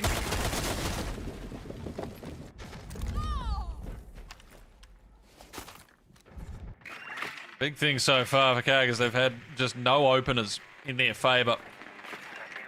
Which, well, that has been the difference maker across the 2 maps we've seen. Soul's Heart on top map 1. That one was the closest. They managed to pull that one through. CAG completely dominant with the entries over on map number 2 there. They put it together. They finally find one. Shurip will get rid of Punch, and maybe, just maybe, they're able to just get a bit of momentum back on their side here. Get that one in the first 60 seconds. But now they've got to convert the round from here. Getting rid of the util, the little barbed wires towards that kitchen hall. I'm not sure if they're aware I9 is playing on the stock side, but there goes the calls. There go the phone calls. So they are aware, at least hopefully they hear the calls across that side. But I do see the smokes going out as well. It looks like they're trying to get the wall open without actually getting it cancelled or impact tricked. But we do see the trades there, bringing it to a 4v3. The wall is getting open. And I9 looking to get aggressive here and trying to get that extra pick to bring it back to a 3v3. They wouldn't put it past him here. He's absolutely switched on right now. And another kill. He's 8-0. Brings it back to that 3v3. And now they're going to be looking for that one. CAG thinking about where I9 could have gotten to. If he's still an upper, did he jump down? I think they may have gotten an idea. Those boards not far off, but they're going to be putting a lot of time and effort into trying to stop him. Diffuser dropped. I9 is going above and beyond. Finally shut down from Arculi, but Makalele and DCH all of a sudden have been given a massive opportunity to make it 5-0 here. The C4 available as well. Makalele waits. The timing on this one could decide this third map here. I mean, if 5-0, there's surely no way that one's recovered.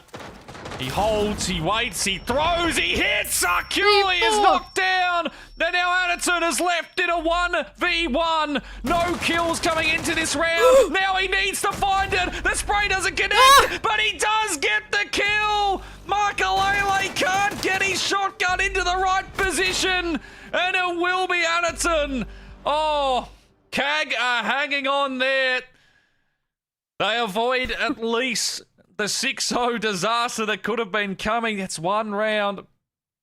Souls Esports, that was almost a 5-0. They're still well on top, but it could have been even better. Not even close, Has. Not even close. Agba, the skin of their teeth are still in it so far. I mean, it's never over till it's truly over, but a 5-0 is very difficult. But a 4-1, it might lead to a 4-2, which is not ideal, but it is still reasonable to come back from. So, Kag, a little bit of hope from Anaton's little pocket there.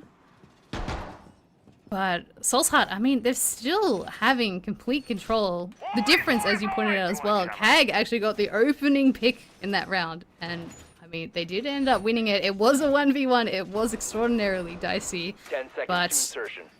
once you get one round on the board, it's very easy to snowball 5 seconds to once insertion. again back into your momentum. Particularly now that there's only one Attackers round are moving left out in to this locate a half, bomb and defuse and it. then we're switching sides, which defense you tend to have the favor in general, just from how aggressive we've seen Kag on the defense be as well. I can find. But we are now going to the basement, and does look like Kag are looking to do a library, potentially front push here. They're hoping. I mean, a 4-2, yeah, it's not terrible. Searching for electronics. So, this is a pivotal round here. Soul's Heart, 5-1, put them in the driver's seat. They need just 2 rounds. Their second half attack. What's so Kang here? Just get a bit of momentum. 2 on the trot. All of a sudden, you take the first round of the second half. Things can work in your favor. There's so many things that can happen here. Such a pivotal round. Who is going to be the one to come through? And that's when we saw 0 kills coming into the last round. Gets the double at the end to deliver impact frags when required. So far, punch very, very low. Still moving about. Hag finally figured out the riddle. This Soul's Heart defense right at the end. Shots fired, but no one down as of yet. Mr. Punch surviving on 1 health. Makalele still lurking in stock. Getting free information with the Solus gadget, seeing where all those players are, which we see 3. But he does get droned out, so they know where he is. But trying to do a little bit of damage, and the fact that he managed to get all the way back to side is amazing right now. Minute left. They're starting to put the pressure on site, but I mean, time is ticking, and a beautiful shot there on Makalele to open up the round. There goes your Lion.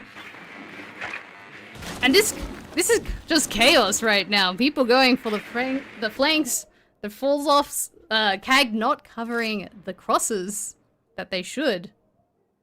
And now 45 seconds left. They have to all funnel directly down this main stairs here. Exactly what Soul's Heart are hoping for here. Oh, Makalele gets one. Anderson, though, is able to get that trade, a well-placed nade.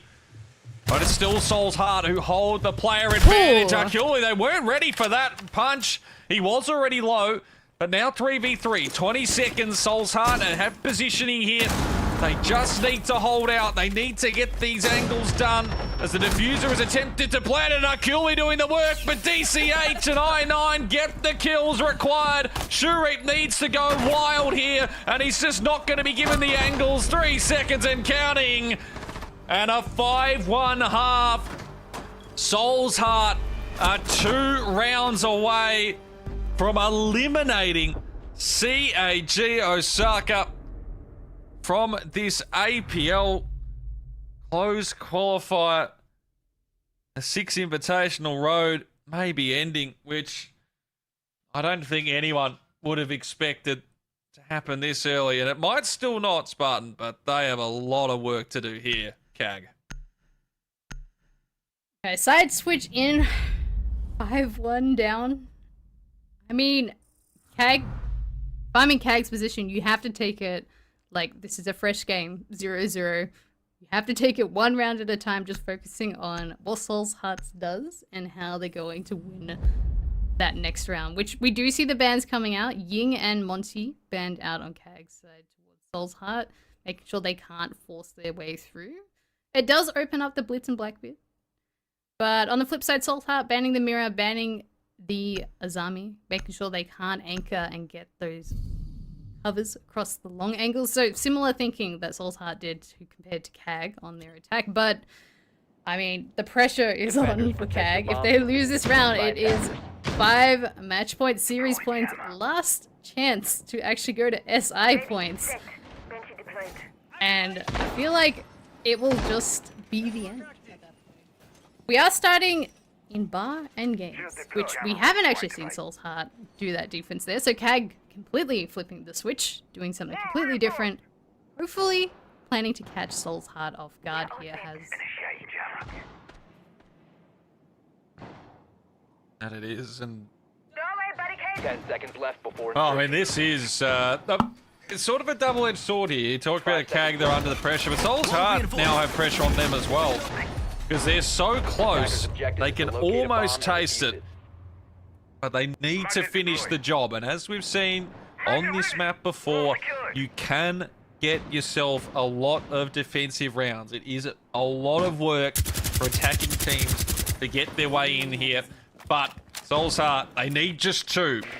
Can they do it in this first round here and 6-1 and put Kag on the brink of elimination?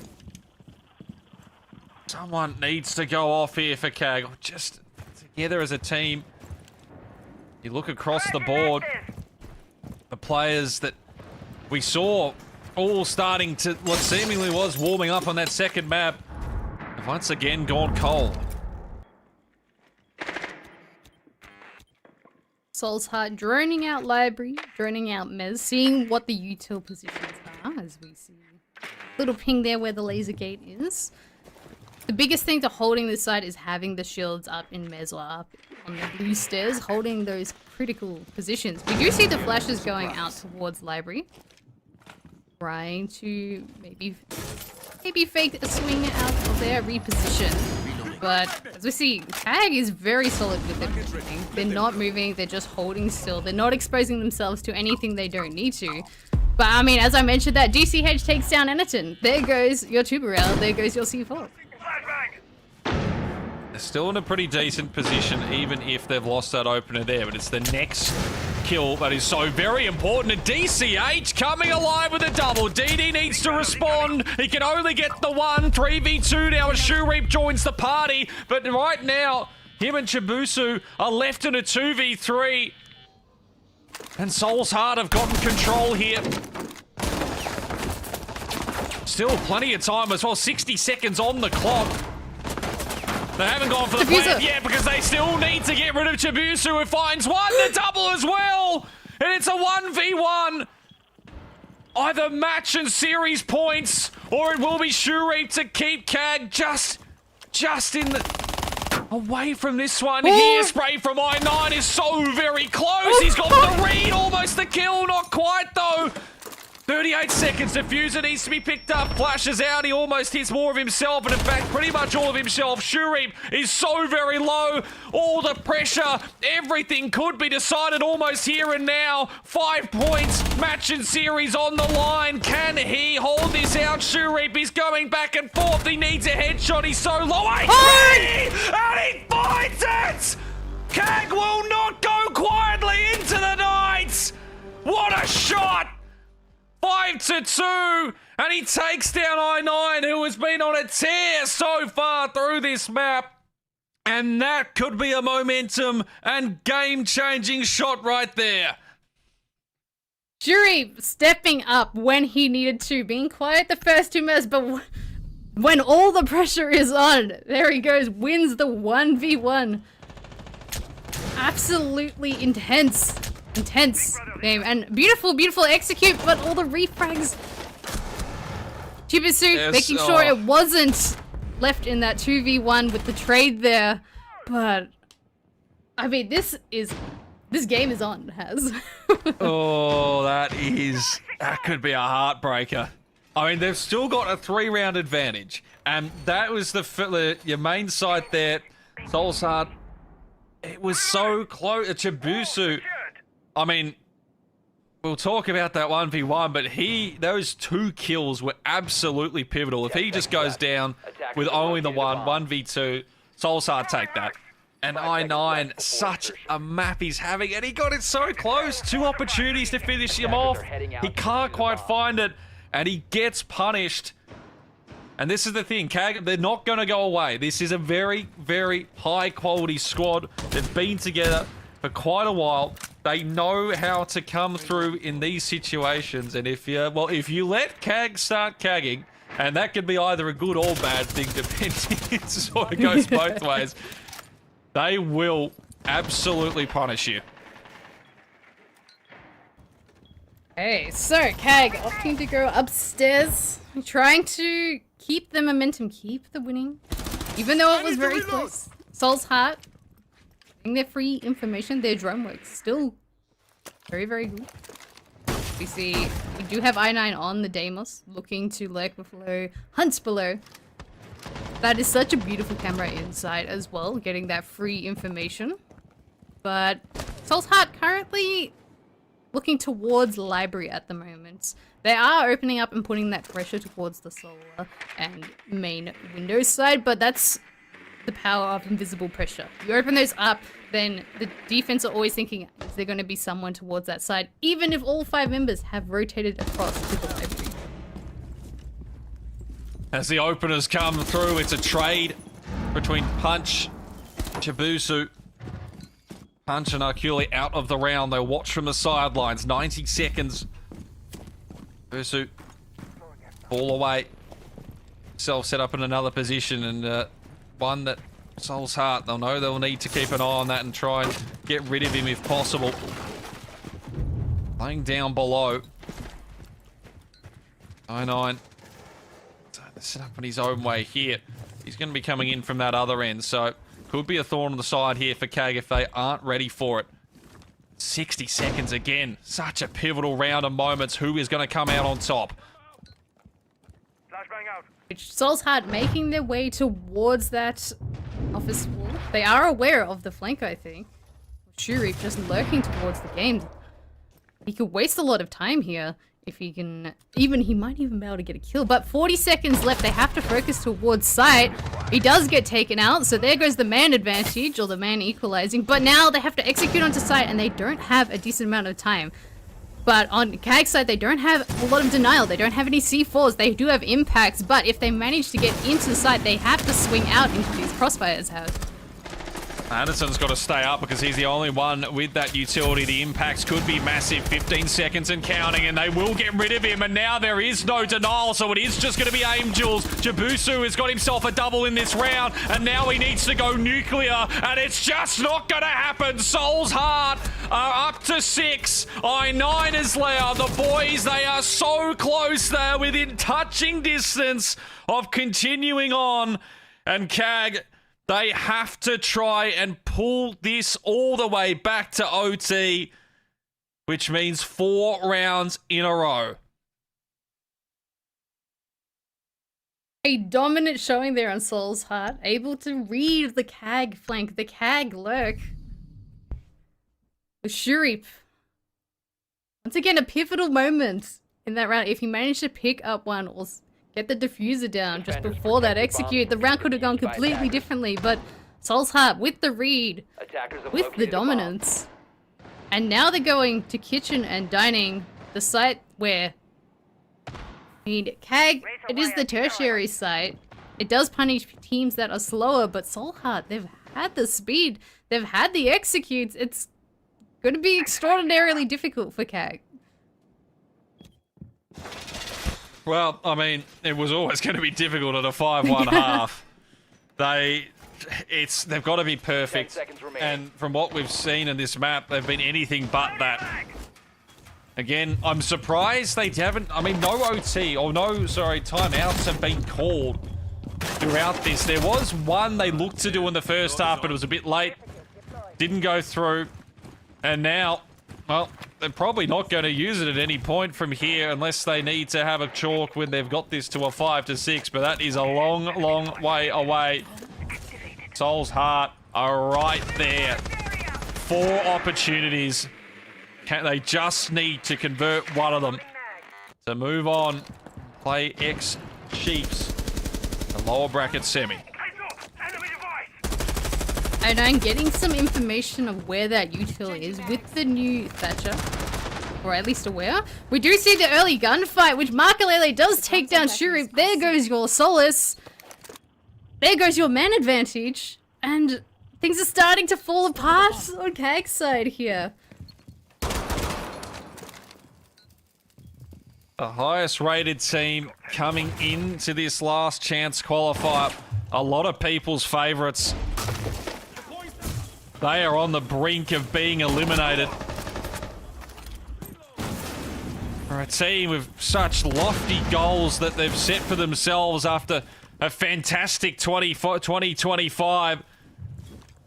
2026 might be starting out in the most horrible way possible. As they might not even get close to competing in the 6 Invitational here.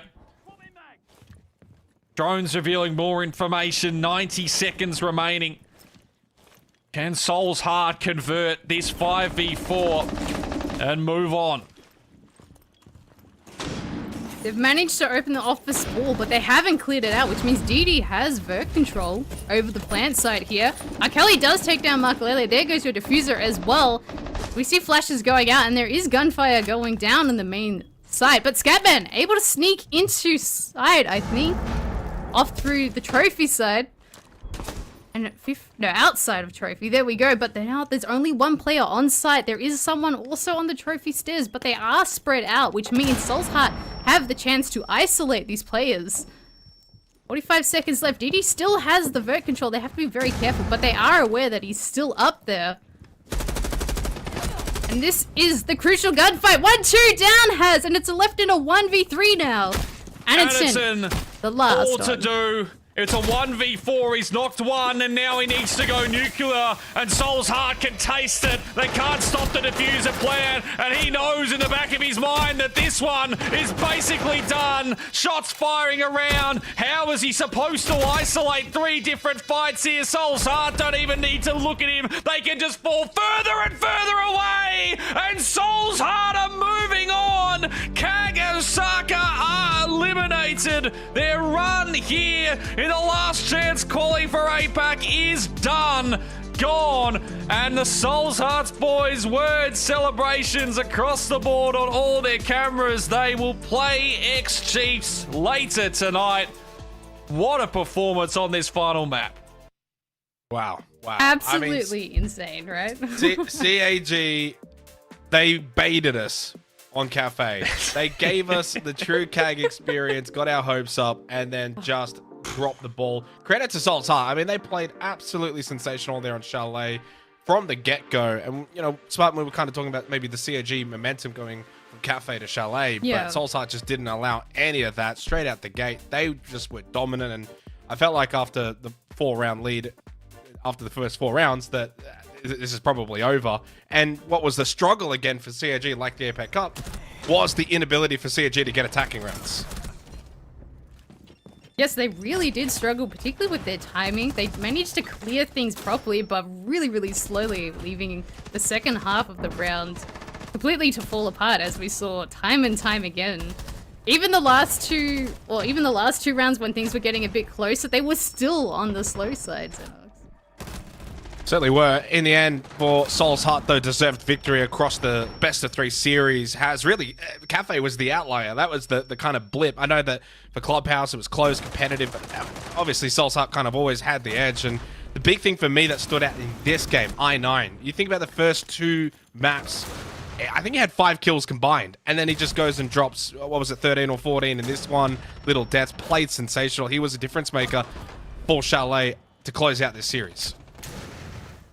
Yeah, I mean, and we've seen that before on his days when he used to play for Fury, and what he's been around for so long, because he is able to perform when he's needed. Yes, very slow first 2 maps, but he was absolutely on song throughout. I mean, I think ending up with what was, 13 kills, and I'll be dying like 2 or 3 times. He was an absolute beast, and Soul's Heart were able to rally around that one. And it was good to see as well, because he looked pretty quiet through those first 2 massive player crashes.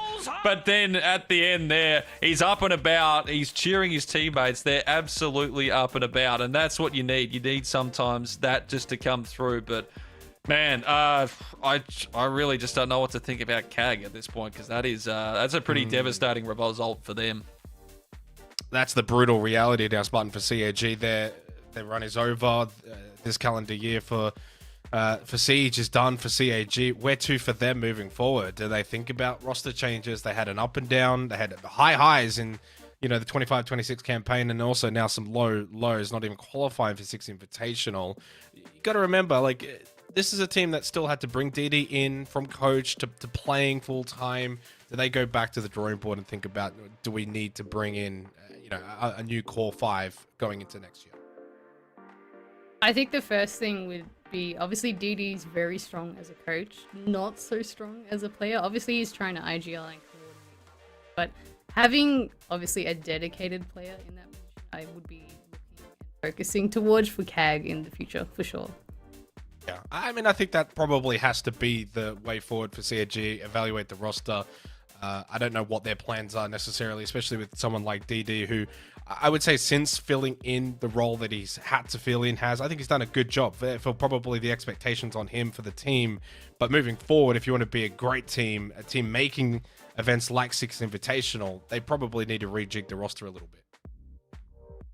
Yeah, there's going to be some changes, maybe at least talked about there, whether they shuffle around how each player's roles are, whether we are going to see player changes like for the transfers there. But then you sort of look across to the Japanese scene at the moment. It's kind of hard to think about who's sort of coming in, because they are, like, I'd say, like, player-wise, there's not a massive amount of up-and-comers that at least I'm aware of that are going to be, like, slotting straight in for that one. Of course, Interforce, they were knocked out early on in this one, and that's the second Japanese team that we've got there, and they just didn't really do a dent at all. So that's the thing. Where are you finding that next input if you are going to do changes, who it's going to be? But yeah, some work to do there, but for Soul's Heart, I mean, look, they can celebrate. They've got to be ready and ready to go in about 3 or 4 hours' time, but I think just looking at there now, positive, especially that second or the final map, they looked fantastic. I'm glad you mentioned that. Yeah, it kind of sets up a big game later to come, Spartan X Chiefs versus Soul's Heart, and the enormity of that game to get into a lower bracket final to live to fight tomorrow, which I think if you can at least win the game later tonight, you get the chance to then kind of rest, reset, come into tomorrow to go for that run of then having to win back-to-back best of 3. So it's still a challenge, but if you can at least get through this game later tonight, sets you up nicely. I think now with All Gamers and Daystar, I still think from what we've seen today, the winner of that is just going to be best place going into tomorrow. They're coming up next as well. But for X Chiefs and Soul's Heart, your thoughts, I guess, on it, Spartan, because obviously for you two, your day's coming to an end, so we'll kind of get your overall thoughts on the games to come later today. But how do you kind of view that, having now watched both X Chiefs win and Soul's Heart? Well, I think if I'm Soul's Heart, I would ban Bank. If I'm Chiefs, I would probably ban Chalet. Those are kind of my main thinkings. I think Chiefs extraordinarily well coordinated on their defense and able to make those 2v3, 2v4 situations into their favor with the util that they have. But obviously Soul's Heart, they play a very fast-paced game. They do have a lot of those cut-off angles, which might catch Chiefs off guard. But obviously Chiefs have been watching this game, I would imagine, really looking at how they play, what little weaknesses that they can exploit. I'm sure Soul's Heart and obviously, unfortunately, CAG were looking at the previous match, but they were probably focusing on this match. So I think Chiefs might have the advantage of what to expect, but I do think it will just turn up what maps they get and how they will go at the time, particularly after all this time. Well, it's the benefit now, even for Soul's Heart, they get the break. They don't really have to worry too much about the game to follow. So if they want, now is the best time to probably go and use the time they've got to go back. If they didn't really get to watch a lot of X Chiefs, Anios, etc., try and refine, or just take the break, unplug. There's 2 ways you can think about it. Has some teams are just like, we're gonna just unplug, we're gonna go rest. We've already done our preparation. Other teams kind of like, no, we want to sit back, watch the game, stay involved, keep the energy up. So I guess it really is team and player dependent. Yeah, that's usually the thing. I feel like most players on each team are going to be sort of different on how they want to prepare. So whether or not, you just keep basically just playing Siege, you keep scribbling for a few things, you want to try and look in for some maps, or you just, you take that relax, you go, you like have a quick nap, you sort of just have something to eat, you watch what the next game coming, and you sort of put it not away from your mind, at least the upcoming one, because I think a lot of players, unfortunately, sometimes overthink those things. And then, you're processing at 1,000,000 miles a minute, thinking of all the different scenarios that could happen rather than just trying to relax. Take what was in front of you, take that win, enjoy it, and then focus when it's ready on the next side there. As we've got the stats finally, and man, I9 locking in the final. Not quite on Cafe. This, of course, was the Chalet. Just want to reiterate that. But as you mentioned, 14-2 with a 171 EPS. 100% cost as well from Mark, which I think he put together a really good series overall. And I think the benefit for this Soul's Heart roster has always been, Spartan, the ability for all 5 players to have a core involvement. You might have I9 quiet for a game or two, and then he has the capability of just popping off the way that he did. He didn't even get a single entry duel to his name either, so he did a lot of the work when it mattered, more often later in the rounds. Unfortunately for CAG, not a single player going positive, no one even cracking 100 EPS, just pretty much put to the sword. Akali was the best performing player with the 78% cost, but ultimately that's the loss there for CAG, which happens more often than not when you lose 7-2, is that it was a team loss performance as well for them. Yeah, which, looking at the entries, we did see CAG once again struggle against Soul's Heart, which both these teams really, really like to snowball or go for those refrags later on in the round. So getting that early pick, I think, is a fundamental difference there, which, I mean, looking at Soul's Heart's entries versus CAG's entries, except Chibisu, we ignore Chibisu on those stats there. They generally, as a team, had more entries, which then led them to more rounds. But also looking, as you were also mentioning, Xenox, all 5 members of Soul's Hearts really putting up the numbers, where obviously in CAG, Shuri, a really quiet day, which I did think led to some of the downfall of CAG. But obviously DD as well, trying his best as the step-in player from coach, is always a difficult position to be in. A lot of intriguing numbers when we kind of look at the series summary. Has a couple of ones that stand out, like doubled the plants for Soul's Heart. That's a good indicator, as Spartan kind of just mentioned as well. 5 players reaching double of 20 plus, and the gap as well being for Mark 25 down to I9 20. That's only a 5 differential. On the flip side for CAG, Chibisu had a great series, 27 kills. Look at that gap though to DD. That's a 12 kill gap. That's quite large in comparison to Soul's Heart. So a lot of the numbers, I think, really reflecting a more dominant series win for Soul's Heart, which is kind of surprising after the 7-1 on Cafe. It's funny how Siege can just not quite play to the script, but the numbers here really do sort of highlight the overall team performance of Soul's Heart. And for CAG, I guess in this instance, DD and Sharif really falling behind, costing CAG. Yeah, and like you're probably going to expect that from DD because, he's playing that coach role. You're not expecting him to do the frags. But Shurip, I mean, he is usually someone that is a decent fragger for CAG. And again, he just had one of those off days. And unfortunately, it's the day that you can't have an off one. I mean, in this entire tournament, realistically, you can't have off days. So, look, it's one of those things where you look away from that. And yes, it's a disappointing end to the calendar year for CAG, but maybe you just sort of put it up to, they've played a lot of Siege recently in the last 2 or 3 months. Maybe you get a chance to sort of just go away, relax a little, sort of just like as a team, decide where you want to go from there. And yeah, because, I mean, you look at Chibisu and Akali, there were moments. And again, that second map shows that this team is a very, very dominant when they're on song. But at the opposite, we see there with Chalet, if it's not working, things can fall apart very quickly. Look, they've got some tough decisions ahead of them. Soul's Heart Esport. I mean, to come together, and you said I9 only had I think 5-6 kills because he's got the 14 in the final map there, and he's jumped up to 20, and he's still last overall. That was just how crazy his final map was and how little he was able to really get going in the first 2. But it just moves it, came all together. The teamwork pays off. Can you give the MVP, Spartan, to a losing player? Chibitsu had the highest EPS, I guess, in this instance. There's your answer. But Chibitsu 6-1 on the entry, a 115 EPS, 27 kills, so top frag kills, top to the entry, highest EPS. All the metrics probably say Chibitsu's the MVP of the series. But you give it to Mark on the basis of the team victory, I think, is the edge. Which, there's always the things behind the scenes of what is happening, particularly when you die or you go for those refrags, the information that is conveyed, which obviously we never get to see on the stream, how things are going behind the scenes. But with the winning team, obviously there's more communication or more work, more coordination behind the scenes that ended up working. So, I mean, you give it to Makalele, he did win on the winning team, but Chibisu gave it the best that he could at that time. Certainly in this instance for Mark, a well-deserved MVP, but it was an MVP performance from the entire team, not the super standout like Jigsaw that we had earlier. This is a little bit more of the closer margins in terms of who maybe could have got it on the team of Soul's Heart. Honestly, if I9 had have just put together 6 extra kills across the first 2 maps, he probably gets it on the last map alone.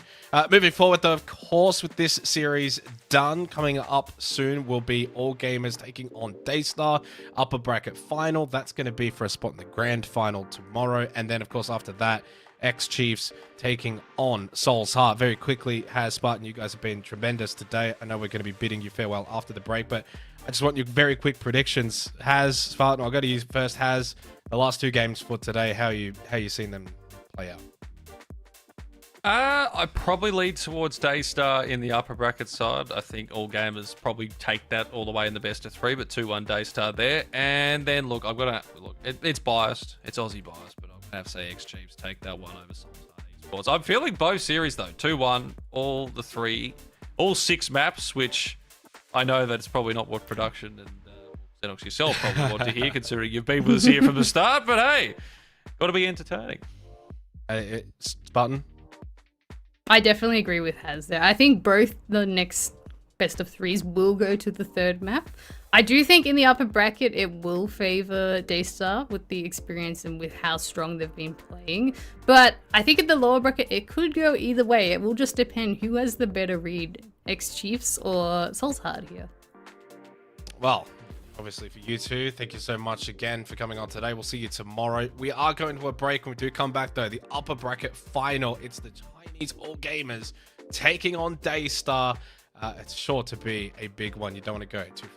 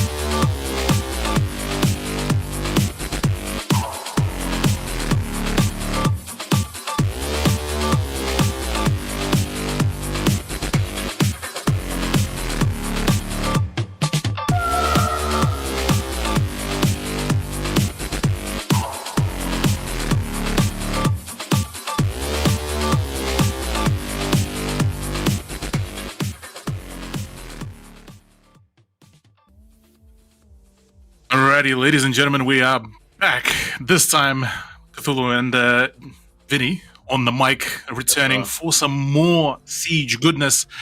All Gamers versus Daystar, and we jumping into this one real quick. Ready from the get-go. Clubhouse is our starting one, and look, I'm not gonna lie, I'm quite curious to see how this will really perform, considering how just the game before, really, Clubhouse was a bit of a back and forth, a bit of a tug of war, wasn't it? Yeah, it definitely was. And it's going to be interesting to see. I mean, we didn't really get much of a chance to talk about it, but the way that All Gamers is going to perform, obviously having a really good LCQ so far. Souffle will open up the account on the side of Daystar to bring it to a 4v5. But yeah, just to see how these Chinese teams will be able to perform in this APAC sort of format. Obviously, we haven't seen a lot of them so far, so far so good from them. And they're in the upper bracket semi-quarterfinals, so a lot more to see from them, I'm sure.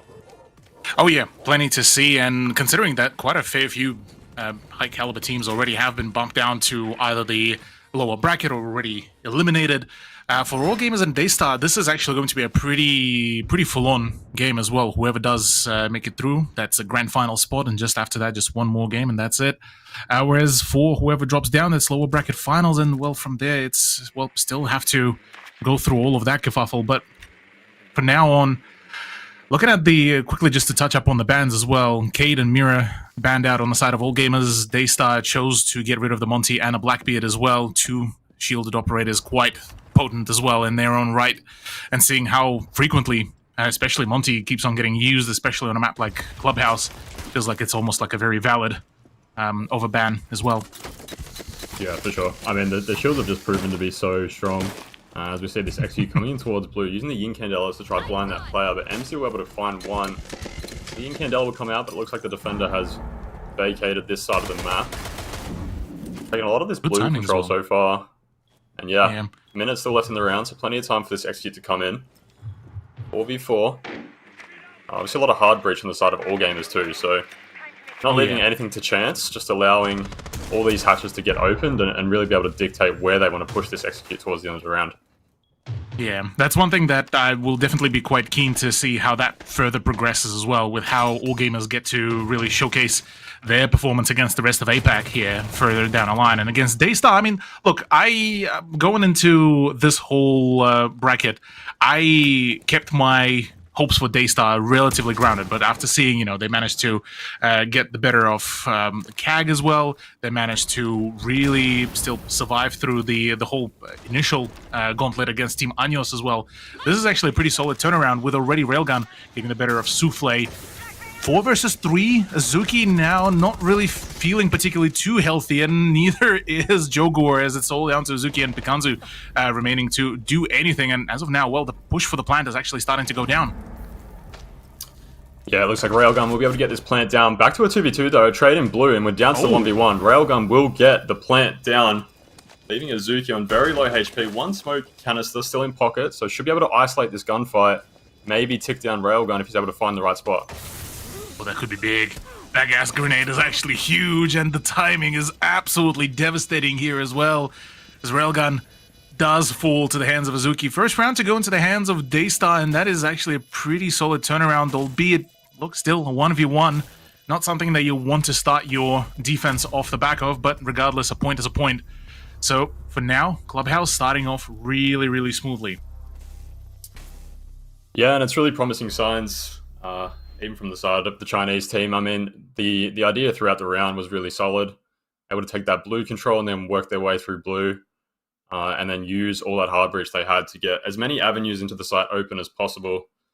And from there, it really did just come down to those gunfights at the end. Really good round from Azuki there at the end on the smoke. Able to pick up 3 and find that smoke canister to finally finish off the round.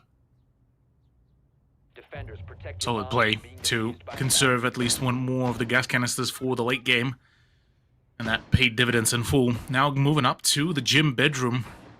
Already quite a fair bit of a change coming into on both sides, as a matter of fact. The introduction once again of Castle, the Bandit, the Womais, so a fairly sort of stock standard by nowadays standards from Daystar. covering just a little bit of everything. Whereas in regards to All Gamers, the initial tease of Finka, I mean, look, I wouldn't have mind to see a Finka pick, but considering that there's so much more utility that you can really bring in, Finka's boost feels very much of a niche sort of choice. So all in all, I mean, once again, yeah, we're sticking to the double hard breach sort of idea from All Gamers, as they just intending, yeah, to just cover all their basics and just get it all in, get it all done. Yeah, it's interesting to not see a Thermite come out, given that it is still up on the side of All Gamers. So getting this CC wall will basically come down to the Maverick as the trade comes back and forth there at the garage door. That's your Might off the board really early, so that's usually your Rafters player.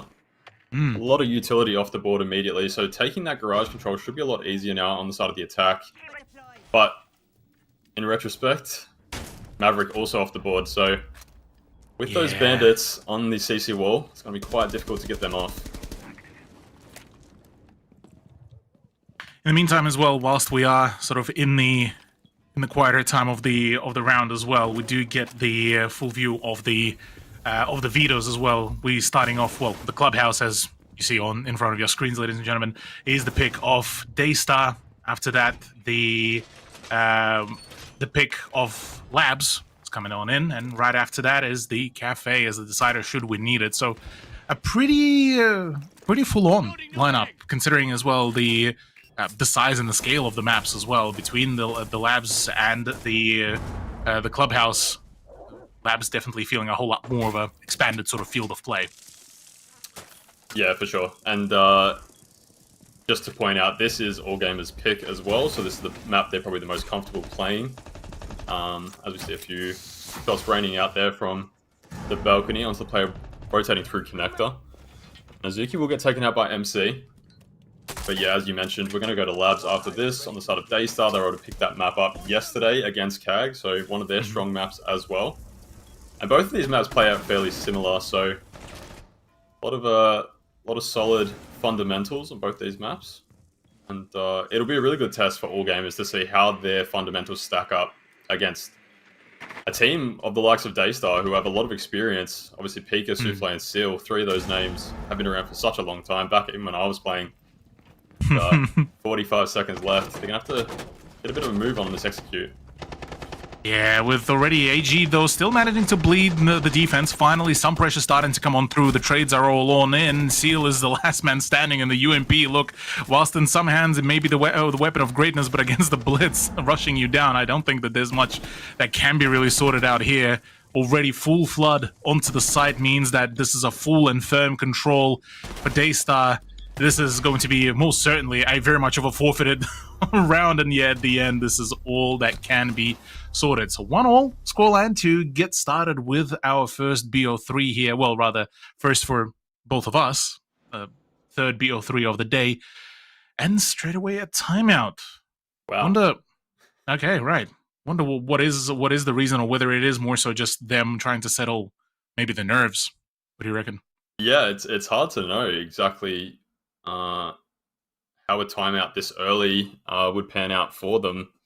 As you mentioned, it could be to settle some of the nerves. Maybe they're a little bit sort of tense about the first few rounds. It could be. Because realistically, they haven't played that poorly, Daystar, so far. I don't think strategically there's too much they can go back and really hone in on, given that it's only been 2 rounds. But you know, it is a time to sort of calm down, get the coach to come in and talk. Maybe he noticed something specific that he can relay directly to the players, and it could really push this half in their favor.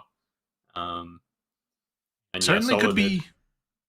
Oh, yeah, go on. Yeah, solo mid bringing out the blitz again. I was just going to mention with those 2 shields banned, unfortunately there is a third one that you have to deal with, and they're going to use that to good effect. Yeah.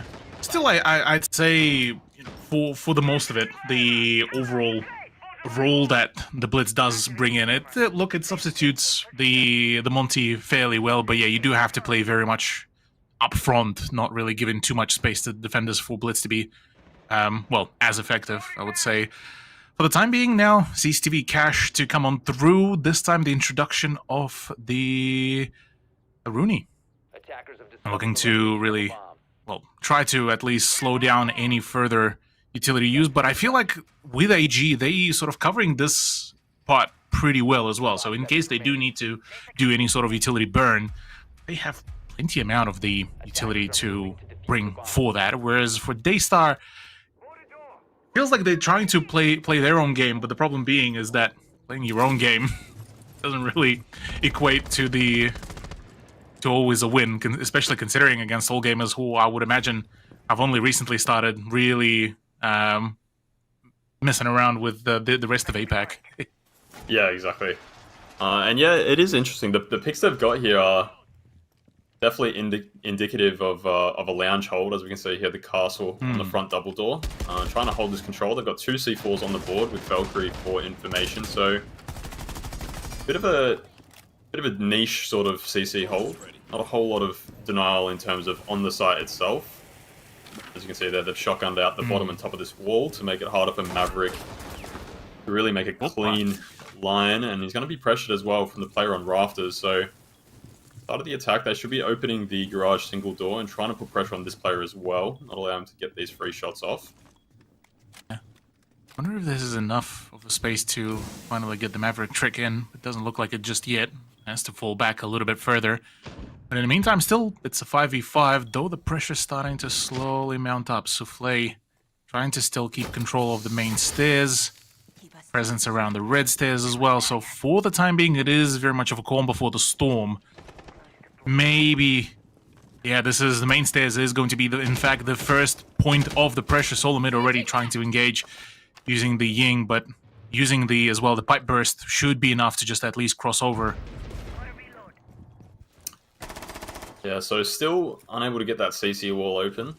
And that is going to make the rest of this round really hard. No garage pressure either. And with this player up there only really having his army barriers, it would be quite easy to take that. So they've flipped over to the master side. Play just shooting a few drones before falling off. And now there's only a minute left, and not a whole lot of progress has been made into working on pressuring that cache side.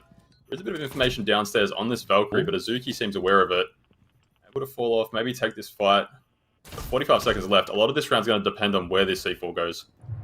Yeah, it does look like the C4 did get shot out, so it's only now up to Picanzo to use his explosive utility. In the meantime, the execution does seem to be attempted to get started on, but it looks like, yeah, the Rooney gate has eaten that whole part up. And 30 seconds, well, less than 30 seconds to go. This is going to get absolutely dicey. 22, 21, and the timer continues to tick on. Castle is yet to be found. As a matter of fact, any sort of kill is yet to be found, and only now Picanzo does fall. 13 seconds. This is looking to be an absolute bloodbath as Seal does pick up solo mid. MC goes in for the plan. Moonlight gets the better of Souffle. This is all looking like a complete bloodbath, but no Moonlight. Absolutely, the gunslinging days of triple kill as well to boot, and all of a sudden, the whole lineup of Daystar completely falters and falls. Moonlight going absolutely massive there at the end. Able to find 3 kills walking up the red stairs with that pistol, which tends to do a lot more damage than I think people realize. But yeah, it looked like for all purposes, Daystar were going to have that round in the bag. They still had so much control downstairs. Garage really wasn't pressured, so he'd be able to hold the cross in towards Cash, but yeah, Moonlight able to just get so much work done up those red stairs, and really it was a bit of a blunder on the side of Daystar. Oh yeah. Small gap in their defense, and unfortunately they were made to pay for it. Yeah, that was just, yeah, phenomenal, really exploit from Moonlight, and I wonder what did really happen, whether it's the fact that they've invested just so much of the utility on every other place that they left to, you know, more so of a manual defense, I suppose, on the red stairs. But regardless of that, Daystar still not far away from equalizing up this scoreline, so it's still very much everyone's game. But for all gamers, this is a phenomenal start, especially on attack on Clubhouse. This feels like a pretty steady approach that they're taking. Once again, bringing in the Buck, bringing in the Hibana, the Thermite, really to just keep things nice and simple, nice and straightforward. And honestly, gotta respect them for that. And given that, you know, with Siege X now being having so many operators that you sort of can get a bit, I would imagine, lost in the sauce with all the opportunities and all of the ideas for what you can cook up. Sometimes, yeah, going for something a little bit more simplistic does feel quite solid. And last moment switch as well, introducing the Ram is actually not a bad choice. To be quite fair, considering that in this case, Ram will be basically a direct upgrade in comparison to Buck, wouldn't she? Yeah, for sure. I was going to say it's quite refreshing to see an old school sort of lineup with what they had, but they ended up flipping all of them into a lot more meta picks. Ram, obviously, the go-to vertical operator on this site. Since her release, basically, she just provides a much safer way of getting all that vertical control. Obviously, in the past, playing Buck or Sledge, quite scary, being able to fight the guy back armory, especially in this region where players tend to be very aggressive on their defenses. You're almost always bound to have to dodge a few C4s and a few bullets coming out back through the floor, so Ram is a very good pick. Still seeing a lot of that blitz as well, so using that to take map control very early, and it looks like Daystar have opted to give up most of the map and just really bunker down on site. I mean, considering the utility as well, this is actually going to be a pretty solid bunker. All things to be pointing on that as well. I mean, we're looking at the Maestro cameras, a whole ton of the Valkyrie cameras as well, plus the Fenrir to boot, to ensure that any of the choke points that they're wanting to lock down are in fact going to be a massive pain to deal with. So all in all, Daystar taking this actually pretty well and adjusting on the go. In the meantime, for all gamers, something that keeps on coming up consistently is the the very last moment sort of executes, which can be sort of a good and a bad thing as well, considering that, say, the moment even one bit of your move or of your push falters, that's the round, and you don't really have much of the room for any adjustments on the go. So I almost waiting sort of as like a countdown for when that strategy, when that foolproof plan is actually going to start showing cracks. Yeah, and given how much map control they were actually afforded throughout the round, probably should have been a little bit sooner. They were able to get all these hatches open and really start putting pressure on site. Down to 44 seconds, and it looks like they still have Maestro cams and Valkyrie cams in back armory, so this kitchen drop will have most information on where this plant's going to go down. As they take blue control, it's going to be very last minute, as you said. Yeah, 30 seconds once again. Now it's time for the drop down. Yeah, the Blitz is having an absolutely jolly time there, being blasted by the Evil Eyes, and everyone is falling apart, really, here. AG certainly faltered quite spectacularly, honestly, throughout the end of the round, as exactly those very cracks that were mentioned early on today starting to show, and Daystar very much happy to oblige and showcasing such.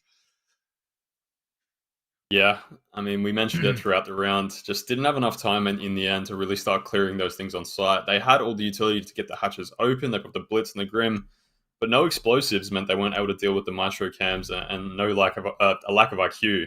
And it was very hard to find those Valkyrie cams throughout the site as well. So Daystar just understanding probably how long it takes this all gamers team to clear stuff. So they decided to go for the bunker. I think in more recent times, a lot of teams go for that soft roam where they play a few players upstairs and then fall off just to waste a bit of time. But maybe just getting the read that all gamers take a fair long time by themselves. So no need to go risk your lives for it. Yeah.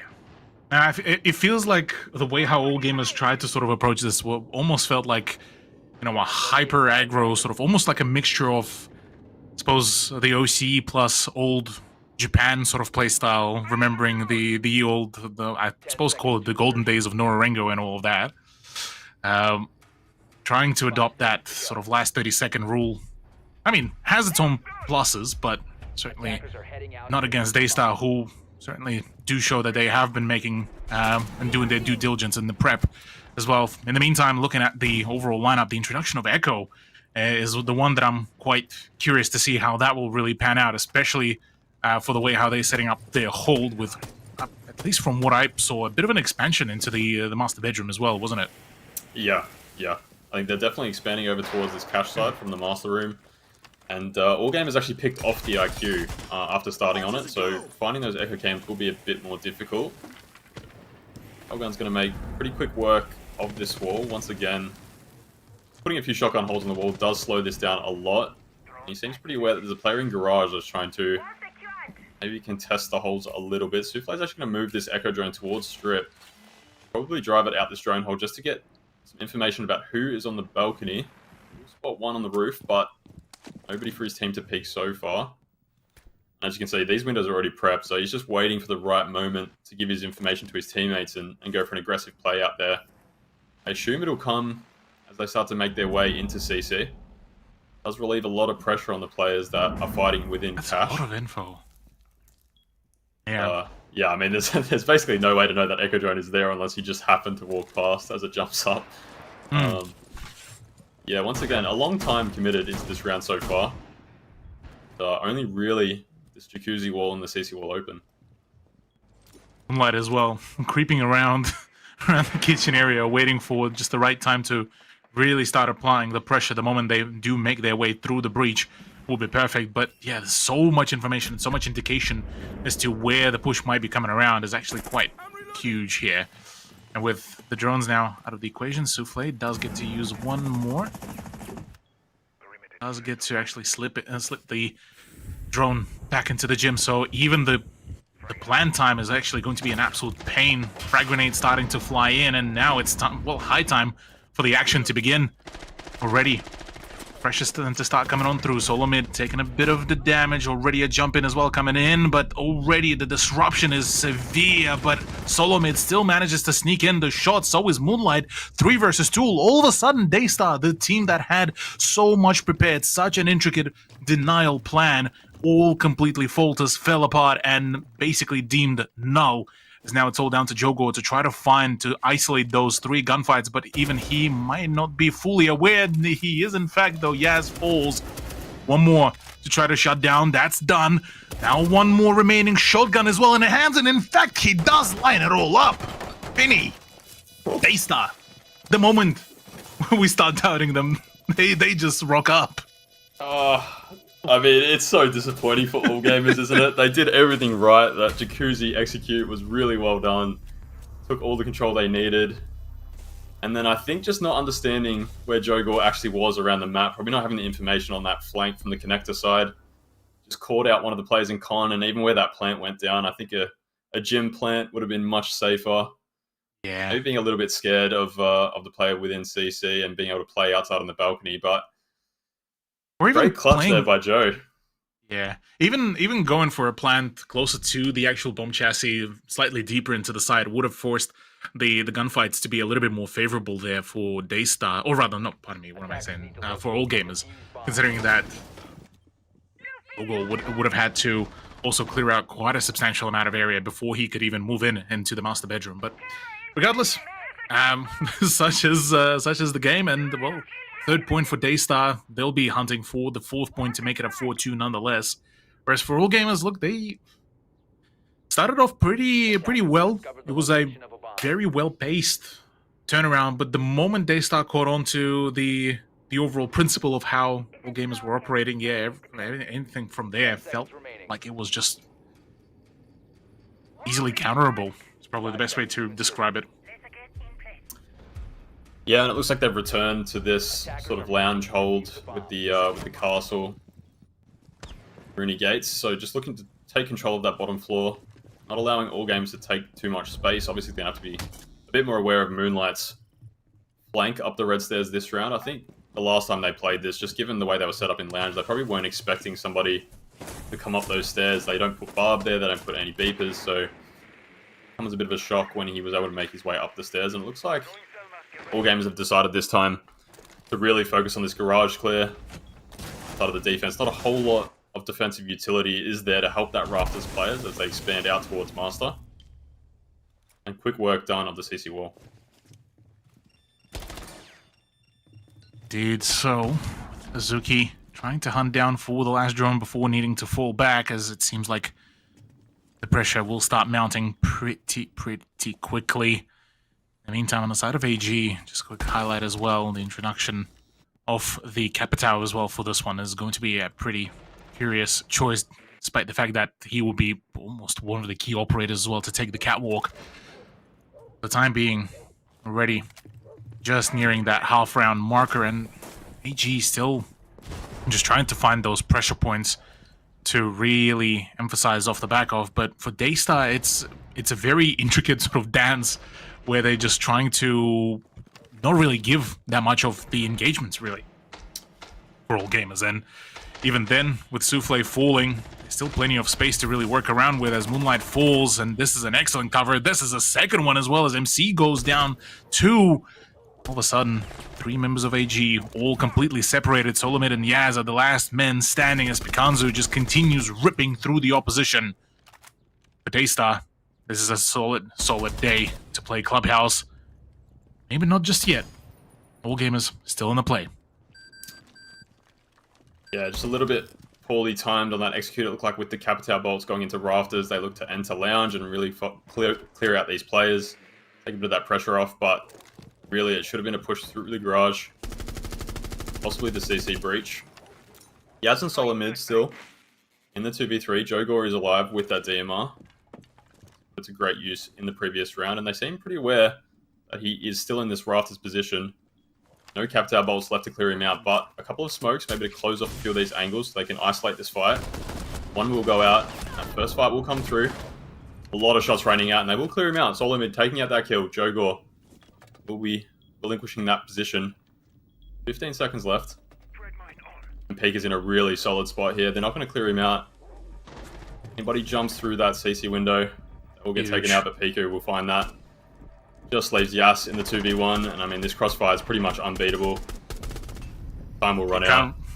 Can't really do much, really, and yeah, for Yaz, this is a very frustrating sort of turnaround, really, trying to get himself running to keep it rolling, but fortunately, as of now, not much can be done. Though I'd still say, look, attack, you still managed to get your 2 core rounds in, so 4-2 is still very much of a workable scoreline. The problem being is Daystar, they can be quite a potent roster the moment they get to get their momentum in this. So I'm looking forward to see how this will really pan out, because interestingly enough, well, the breach denial is coming in full. The Cade, the Thermite, funnily enough, being banned out here rather than something like an Ace, who would be considered, like you've highlighted before, Vinny, more of a meta choice.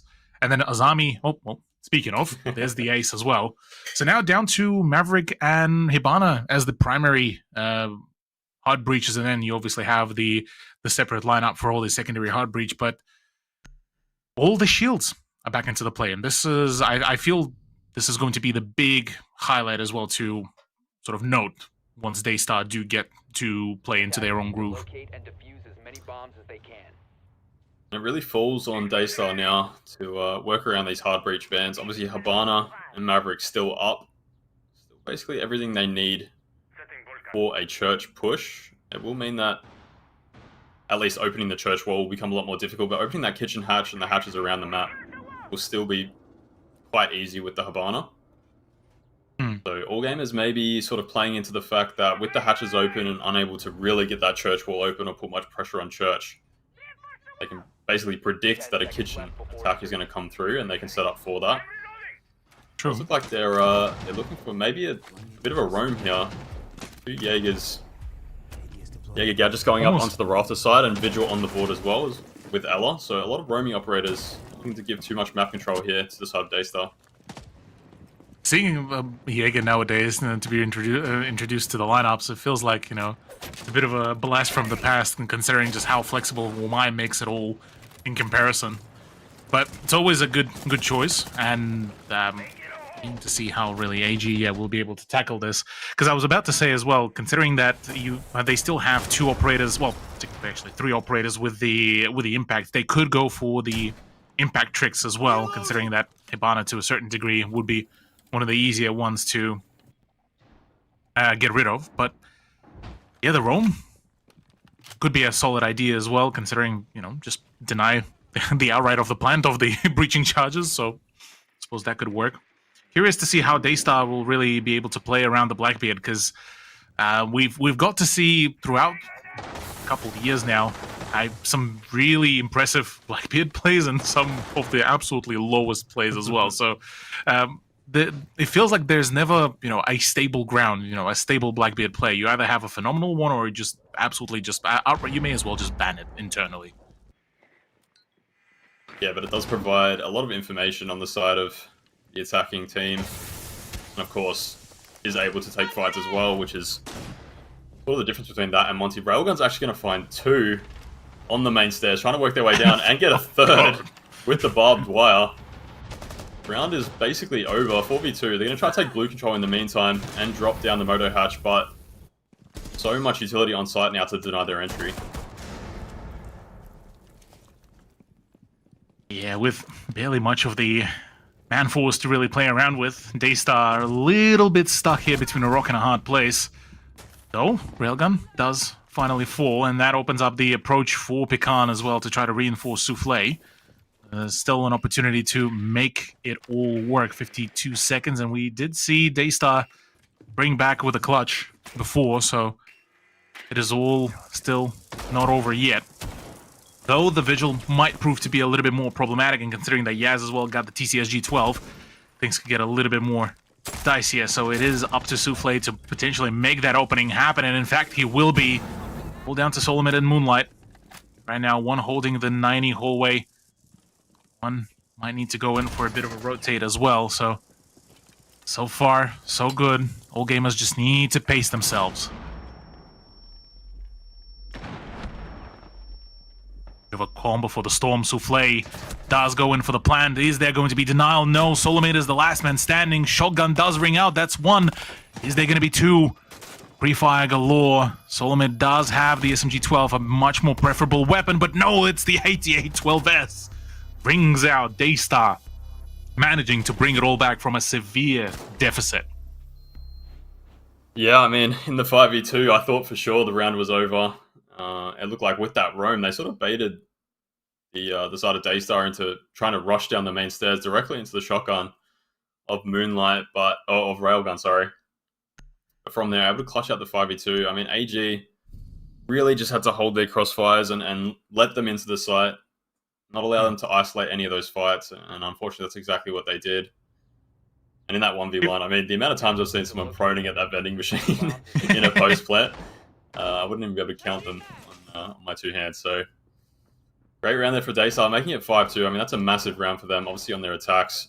They are going to be slightly weaker than their defenses. Most of the teams throughout this whole LCQ have proven to be slightly weaker on their attacks. And, I mean, that's a big round for them. One more round and they move towards match point. Yeah, match point will be a devastating thing here as well. For all gamers, like you've highlighted as well, Clubhouse being their own pick as well. Not the best look, especially against Daystar here, as they're managing to establish their own domination here in full force. And look, I have to give them kudos. This so far was absolutely a phenomenal turnaround bar. The 2 rounds that all gamers did manage to claim, which honestly had the full control really over the pacing and managing to find those cracks. Other than that, Daystar managed to really stem the bleeding and set themselves for a win here. But it's not all over yet. Maybe there will be a bit of a return to form, but as of now, it's been a really good turnaround for them. In the meantime, for all gamers, look, there are slight adjustments here and there coming on in. The Mirror, once again, being brought on in. The Solus as well for maybe some verticality, maybe for the plant denial. But it stands. EG, not entirely fully sold, really, on that defensive lineup. I'll be real with you, Vinny. Yeah, it does look like, again, a defensive lineup that you might have seen a few years ago. Something a bit more old school. And not quite the meta. I mean, they're obviously from the past. very strong picks in their own right, but a lot more extensions usually. This Mirror, Uzi wall, dealt with quite easily. This Maverick's going to put a few holes in towards Cash just to put some pressure on these players, but it looks like the defensive side has already vacated this part of the map, so all this map control given directly to Daystar. The game is not looking to extend all too much. Not even to construction as well. Yeah, not even into construction. At least for me, the map so far has shown probably just a little bit of a lack of experience on the side of all gamers on their attacks. Just kind of slow towards those mid rounds. Probably with the practice that they're currently getting, they're probably not playing against really strong teams that kind of contest them at certain points or give them all that map control. So there's a minute left, and Daystar have made their way all the way into Cash and taken all this control, and they're pretty confident to jump in now, so they understand that there's no pressure coming from Logi either. That's true. Well, with Logi being one of those potential points to at least keep an eye out for. Already some of the pings starting to come on through. The information flow is absolutely great here, but Solomid claiming Azuki, that is a big one. So is Souffle, does fall amidst it all, and they peek out from the Solist in hopes of finding any sort of peek here, but for that matter, majority of the attack is already inside the building, inside the house, and looking to cause even more damage. Railgun falls, 3 versus 2, Seal low on HP, but Jogor is the one to clean the house. The revolver rings out across the entirety of the building, 22 seconds. Deathmark as well coming on big. That is a lot of information, though. Moonlight falls. It's now a known entity. Moonlight manages to swing, but cannot outswing the revolver, and that is the match point for Daystar, though. If you're looking at this well at the cameras, they're all focused. They're not yet ready to celebrate. It's all up until the final map, the final win for them before any further celebrations, it seems. Yeah, and we get the timeout here from All Gamers. Just a few rounds in a row now where they definitely had the advantage. Were able to find the man advantage and really control parts of the map. We saw them there give up that cash side, but Daystar did leave it quite late for that Logi drop, and they were able to find the first 2 kills as well. So hopefully the coach now just giving them a word of advice just to really hold on to their nerve in those late round situations when they can hold crossfires. That's what they should be doing. At least being able to get the refrag for each of your teammates. If you're in a 5v3, 5v2, there's almost no reason why you should ever be losing those rounds. Just able to refrag off each other, especially on a map like Clubhouse, which is quite tight. So many crossfires can be held. I mean, now they're staring down the barrel of the gun. It's going to be match point on the side of Daystar. 7-2 loss on their map pick to start would be really devastating for this series. Something that crosses my mind as well here, Vinny, is in some capacity, gotta give kudos for All Gamers, regardless of the end turnaround really here for them, considering that they managed to beat the 4 a.m. roster, the ex-Chiefs roster, now against Daystar. It almost feels like, have to sort of take their perspective as if, back in the old days when OCU was just entering the pro circuit as well, and seeing how, they trying to still incorporate, I suppose, how they internally within the region play against now some of the more international teams, and things can sometimes definitely feel quite jarringly different as well in comparison. So here, I mean, All Gamers, at the very least, it's good to see that things are moving. Maybe moving slowly, but you can see the intent, you can see the setup, and certainly the coaches putting in a phenomenal amount of work really into all of it. So moving onwards, if not this map, maybe Labs could really come in big, but considering that Clubhouse is feeling a little bit shaky, Labs could be an even bigger of a hurdle. Yeah, for sure. And as you mentioned, their results so far already in these LCQs, being able to take out Chiefs and Soul's Heart, they're actually the 2 teams that they're probably going to face off against if they are to lose this series. So they should be feeling confident about their abilities. They've beaten 2 good teams already, and if it does go to a result where they do lose this series, they should be confident in their ability to take out the lower bracket final. But of course, they should be worrying about this match in the meantime. And yeah, as you mentioned, just in terms of sort of their introduction now to the APAC region and how long it can take to sort of get comfortable with playing at this level. I mean, the biggest example we have at the moment of the ability of Chinese players is Reeps, obviously. He gave us a taste of what Chinese Siege can look like, and obviously he's been such a good player for Weibo for such a long time now. Yeah, I mean, it's only positive things for the region if we're able to get China involved. Oh, absolutely. Absolutely. I would be very much keen to see how they will be able as well to expand the overall competitive scene as well. Well, for the time being, to go back to the matchup at hand, All Gamers so far managing to actually get the better of Pikanzu as well, the Kali off the board, and well, at the very least, her utility has been used up to some extent, but obviously not to the fullest. Seal trying to cover himself off for the drop down, but Tachanka already launching the Shumika right in there, and then, well, 19 seconds to a minute. Then looks like it is going to be go time. This gunfight will be quite important here as well. Seal does get the better of solo mid, but MC does manage to reclaim control of Logi, making things a whole lot more difficult here for Daystar's attack as Souffle falls as well. all down to Uzuki and Jogor, and just like that, the whole ground that was gained to be used as a foothold now completely collapsed, deemed nil. For Daystar, this might be a bit of a pause before their progress, as for All Game as well, a chance to potentially stop the bleeding here of the rounds. And if that is the case, look, that is a very opportune time. Yeah, but I wouldn't count out Daystar just yet. We've seen plenty of 4v2s already coming through. Moonlight tagged up to half.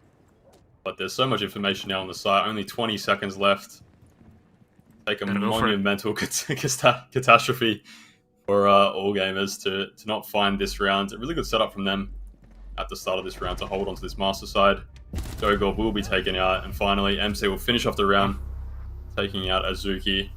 Yeah, much better from them. We could see they're the refrag on that player in logistics. Honestly, I was surprised how long Seal was able to sort of sit there underneath the hatch with chunk of flames coming out and one of the players playing in sort of that top main gold area.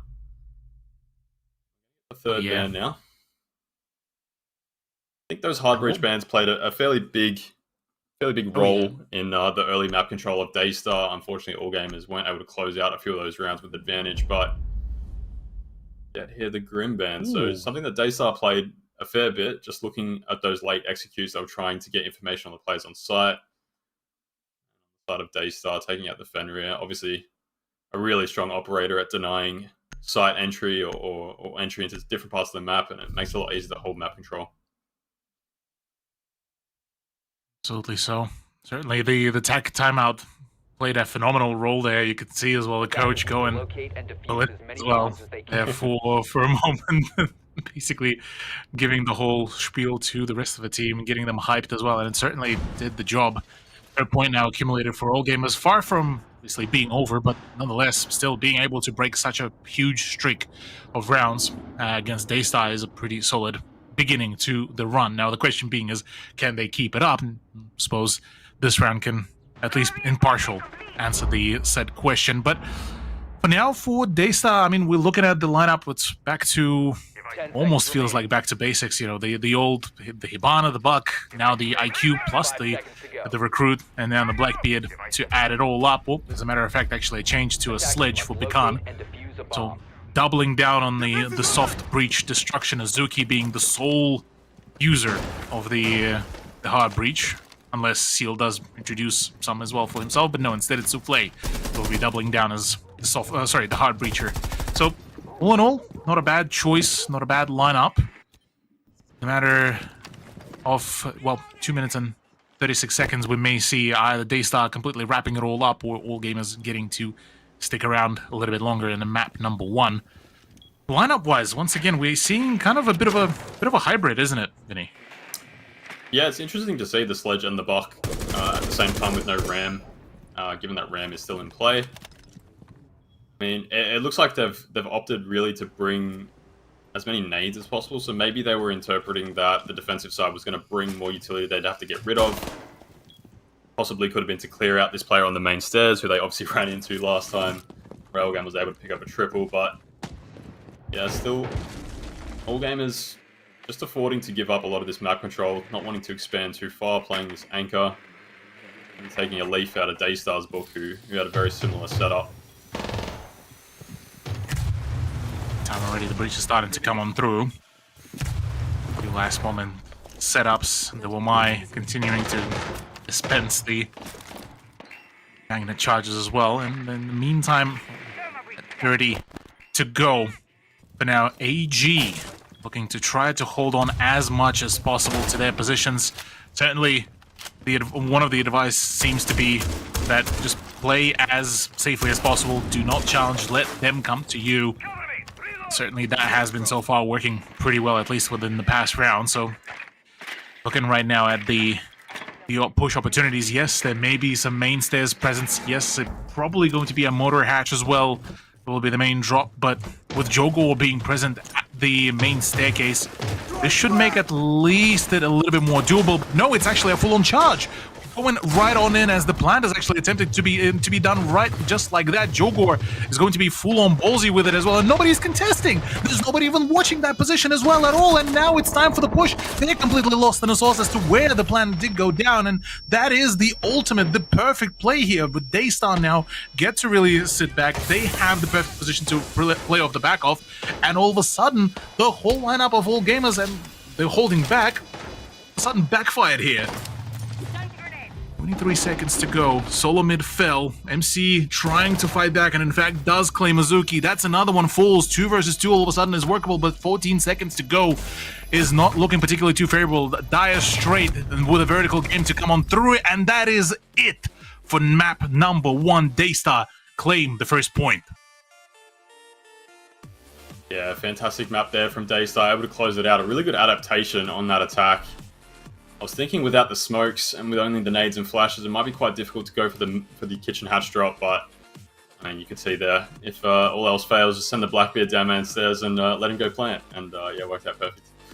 Yeah, that charge, honestly, that was ballsy, considering that there wasn't really much of the fragging that did get done prior to that, so it was a very much of a Hail Mary. But suppose when you do impose a very sort of consistent play, a Hail Mary is just the perfect tool really for that. But otherwise, look, yeah, Clubhouse works out quite well here for Daystar as they are setting up to be going into map number 2 with the advantage. And I mean, looking now back at the bracket and looking at what could be up in the future, say it does go down to, say, a 2-0 conclusion at the end of it all, looking at the perspectives, I mean, even if all gamers do drop down into the lower bracket, that is still a scary prospect to verse against, no matter how you really pitch it.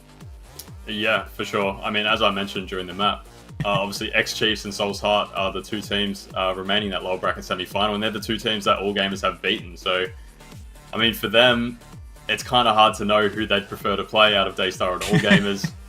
But yeah, I mean, all gamers had a really solid map. A lot of their ideas seemed really solid. It just looked like with that lack of experience, maybe playing at this level and playing in competitive matches, they just couldn't quite hold their nerve, play those crossfires at the end of rounds when they had advantage. And as we saw in their attacks, they were quite slow, especially when Daystar was giving them so much map control. So just a few things they need to tweak. And I mean, Labs could be a much stronger map for them. It plays out quite similar to Clubhouse. So if they're able to fix a few little things, I think it'll be a much closer game.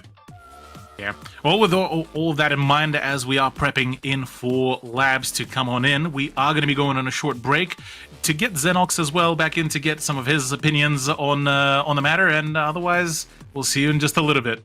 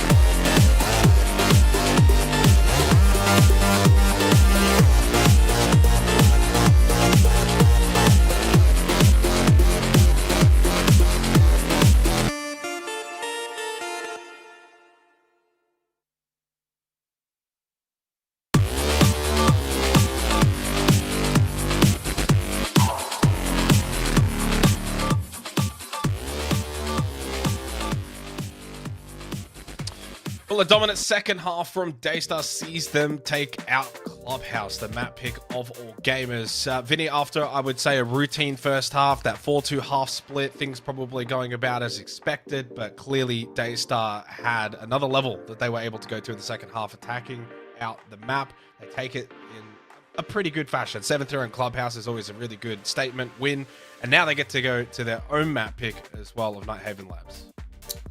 Yeah, I mean, it's the perfect start for them, and I think their experience just showed throughout that whole first map. We saw a few rounds where it looked like the Chinese team had the advantage, but were just unable to close out.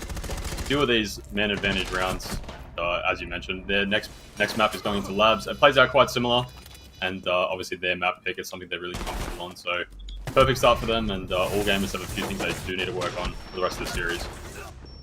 To find the positives, though, Cthulhu, all gamers have had to play all three maps so far in all of their matches. 2-1 over Soul's Heart, 2-1 over X-Chiefs. They're going to have to 2-1 this now if they're going to make the grand final from the upper bracket.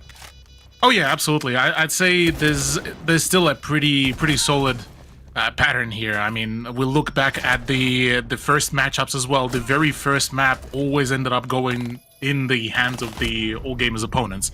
You look back at Soul's Heart game, Lair went 7-4 to Soul's Heart. Against X-Chiefs, it was a 7-3 on Bank before really all gamers managed to really kick it into the next gear. And you're absolutely right. There's still plenty of opportunity here for the Chinese representatives to really go full on, really, for themselves. And even with this scoreline, look, 2-7, yeah, it's a bit of a slap, I'm not gonna lie.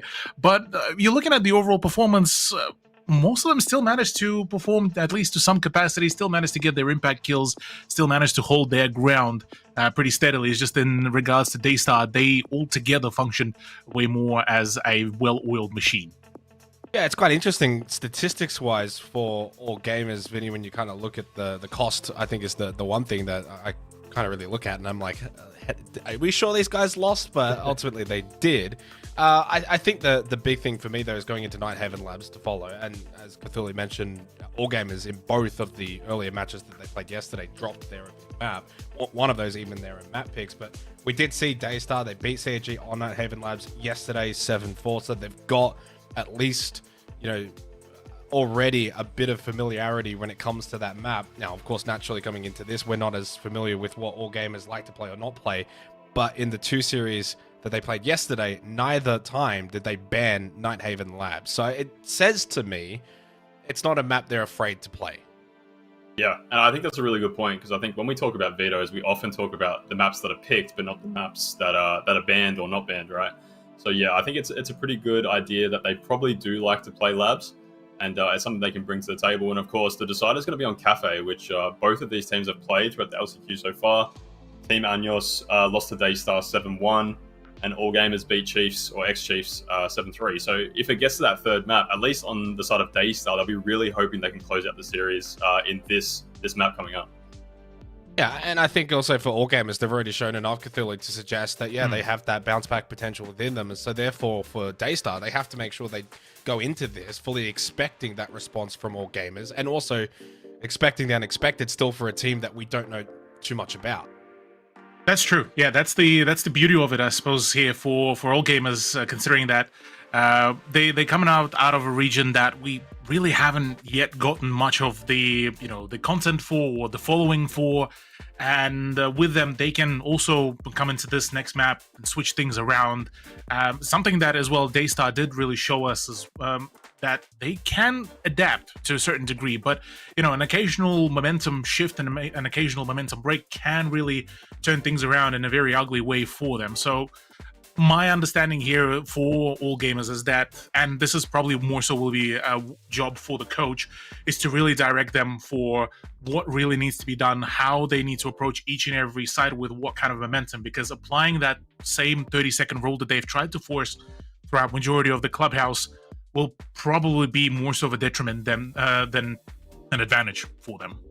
It's interesting. You obviously touched on the coach. Finamene's coaching all gamers. Vinny, how important I think really it is for the Chinese region in general to welcome in, external coaches. I know that we've kind of spoken about in the APAC region, teams coming over, coaches have come over previously many times, but I think when it comes to China 2026 onwards, they will need that, because clearly these guys can frag. I mean, we know that, we've seen that, but they need that extra strategizing behind them to help them really understand Siege at the highest level. Because if all gamers are already making a pretty good run here in the LCQ, you just imagine what that region can do with more coaching behind them and strategizing behind them.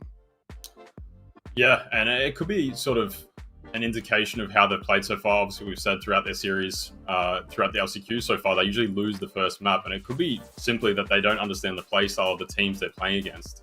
I mean, the APAC region as a whole is quite diverse. We have so many sub-regions within it, and most of those sub-regions play quite differently. So they've had to really adapt to different play styles they probably haven't played against before. And as you mentioned, bringing in external coaching and having the practice against these other regions will be such a big bonus for them. And during the map as well, I was mentioning Reaps. Obviously, we understand how good this region can be and how big of an impact they can have on the APAC region as a whole.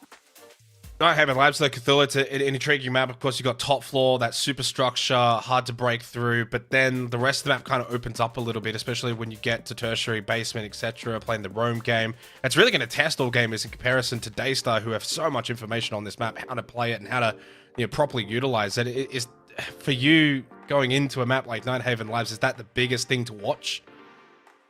I would say, yeah, it's just the overall coordination, the overall awareness is probably this map itself is just going to be very much of a lesson in awareness for all gamers if they don't already know that. Considering, yeah, the vertical, considering just the amount of traps that you can really set up, and the info game here is going to be key. So borderline almost willing to ban somebody like even a Valkyrie would be one of the better choices really here for them, whereas Daystar can have an absolute playground really to work around here, and could be also a very much of a dangerous space here if all gamers don't really lock in. Things could get ugly very quickly. Well, the upper bracket final will be continuing. We are heading to Nighthaven Labs for Daystar. They are one map away from the grand final. Something that I'm quite curious to see, how really will all gamers be able to really handle their pressure here, because like we've highlighted just before, the fact that they really gave away or rather map number one in all of their matchups certainly speaks a bit of the lengths as something that maybe it's gives them time to their opposition, but it's not really very much of a consistent sort of thing to do if you are wishing success upon yourself, is it? Yeah, it definitely makes it really hard when you go down the first map in the series, but as you said, they've won their two series where they were down the first map, so they have the ability to come back and really lock in and prove that their mental has been really strong. Attackers need to locate But yeah, and it could be defuse the bomb. even a fact of not having played many best of threes. Obviously, scrim blocks usually come in 3 maps or 4 maps, but in terms of actually competing in best of threes, it can be quite difficult to be locked in from the start, and that's where really good coaching comes into play. Obviously, they probably haven't had Phenomenon for that long, and he hasn't been able to really push his ideals in how to get locked in for the map for that map one. But yeah, as we were talking about during that break, Nighthaven Labs plays out quite similar to Clubhouse, and I think all gamers actually did a few 10 really good seconds things left on before Club. So insertion. more about tweaking the end of rounds and holding their nerve and just 5 seconds understanding left. how to hold those crossfires. Exactly that. Looking at the lineup as well, we're seeing a pretty steady sort of just slow down of the push, for the lack of a better wording for it. The Tubarão, the Melusi, the Fenrir as well introducing. It's all there to just slow things down, to just drain the time as much as possible. And this is something that I would say does fit all gamers' playstyle here and just the ideals, considering how they've conducted themselves on the attack as well. Ingos with a full-on swing, oh my gosh. Souffle, very much unrelenting in his swings, deciding to just dish out the punishment right off the bat as Solomid just waffled there for a brief moment. But already the breaches are being done. Daystar are not really there to mess around, and exactly such, they'll get to continue rolling. The introduction as well, mind you, Twitch, a rare occasional appearance making here with the DMR will be quite a potent operator choice. Otherwise, a pretty straightforward lineup in comparison to what we usually, at least what we got to see from Clubhouse, isn't it, Vinny? Yeah, really straightforward. And basically just speaks to the fundamentals of this map. Really, it's about getting these external walls open and starting to put pressure on the site, taking that rafter control. Twitch may have been a pre-pick in with the intention of maybe clearing out mirror windows since mirror is still up, but Twitch drones are always useful, able to clear out any of the utility on site. As I was talking, MC's taken a lot of damage on that 2 Grial. It's probably about 30% HP. Still has 1 C4 and one of his canisters in pocket, so should be able to keep one of these walls closed just for a bit longer. But Seal, while blind, able to find the kill onto Moonlight and a second onto MC. Finishing off that player, and in the meantime, Yaz is down. Yeah.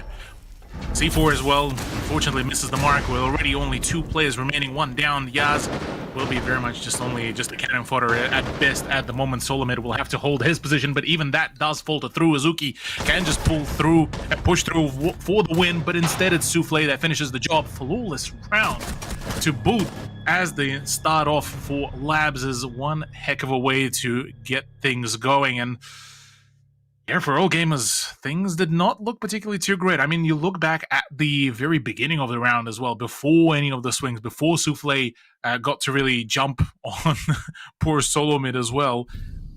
It's just, it felt like they were still adjusting, trying to get their almost bearings together, despite the fact that, I mean, they're no slouches, all gamers. But against Daystar, things might prove to be a little bit more of an uphill battle in comparison to what were their previous opponents.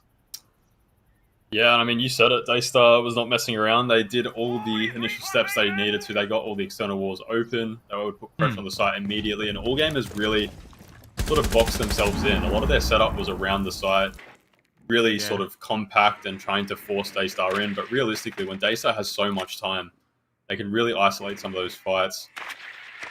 We saw Seal jumping into that connector area and able to find 2 kills while blind. Yeah, really opened huge. up the round. Yeah. And you summed it up pretty perfectly. Yeah, they boxed themselves in, almost thinking that it will be just letting Daystar push in, but it's one of those cases. I'm not locked in here with you, you're locked in with me, kind of deal. And certainly for all gamers, got to experience that in full. Though now round number 2 upon us, the complete 180 in terms of the at least the approach of the lineup, the introduction of the Blitz, as well as the Buck plus the Ram plus the Sledge as well. We are doubling and tripling down on the soft breach, and I mean for the bottom floor site, that is the perfect choice, I'd say.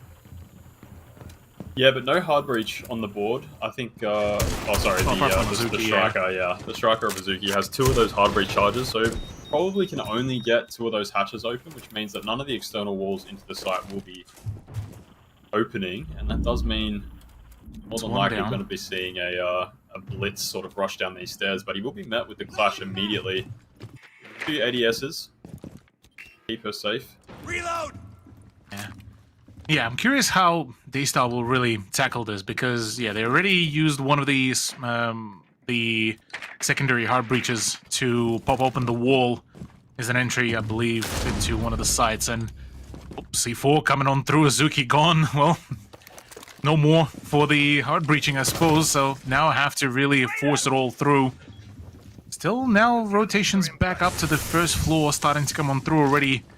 3 people looking to contest it, and with Clash of Railgun actually deciding to fall back, this is looking like Daystar finally starting to get a little bit mixed in here, as all gamers starting to finally realize what really needs to be done, how to slow down this onslaught of their counterparts from Daystar. And as of now, a minute remaining, and not really that much of the tangible ground that has been actually gained here from the Taiwanese team.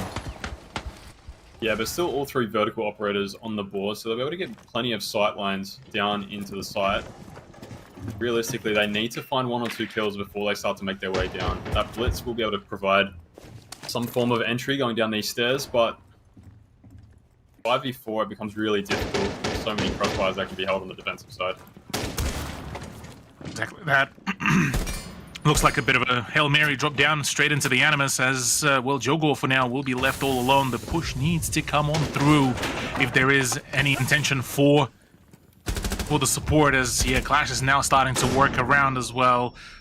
Let's not really particularly feeling too healthy. C4 to come on through. Is that going to be reaching? In fact, it will be.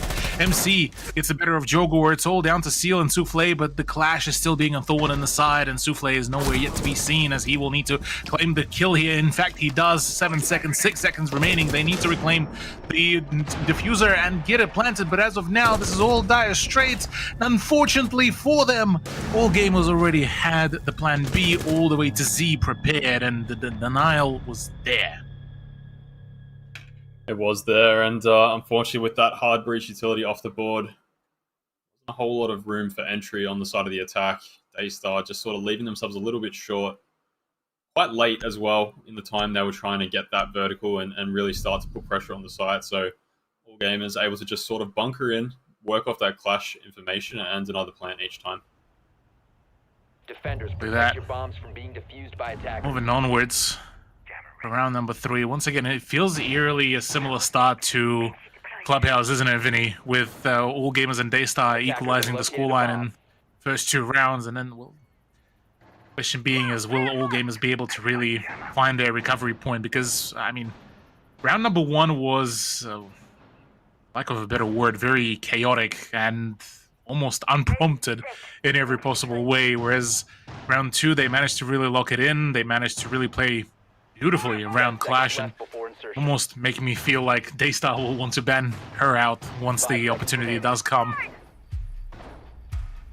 Yeah, Clash is one of those bans that, regardless of how much the opposite team is using it, even if it's just for one site, it can really put a massive hamper on your ability to attack. One thing I do like about all gamers so far throughout both of these maps is they never played the same site twice on their defenses, which I think is really important. That's true. They make sure they change it up, yeah, and make sure Daystar really have to adapt to each of the rounds. It could also be an indication that they probably don't have more than one setup for each of the sites, but forcing Daystar to adapt, change up their operators, keep them guessing on exactly where all gamers are going to put their defense can be really strong. Kind of points to that one, though, could be also maybe a certain point of desperation at some point where, you know, they could try to change things around out of desperation to see if anything would really stick. So we did get to see that with quite a plentiful amount of teams, especially within APAC as well. But as of now, yeah, I would very much agree with you that it is more so just, yeah, multiple approaches, multiple ways of how they can really play their cards here.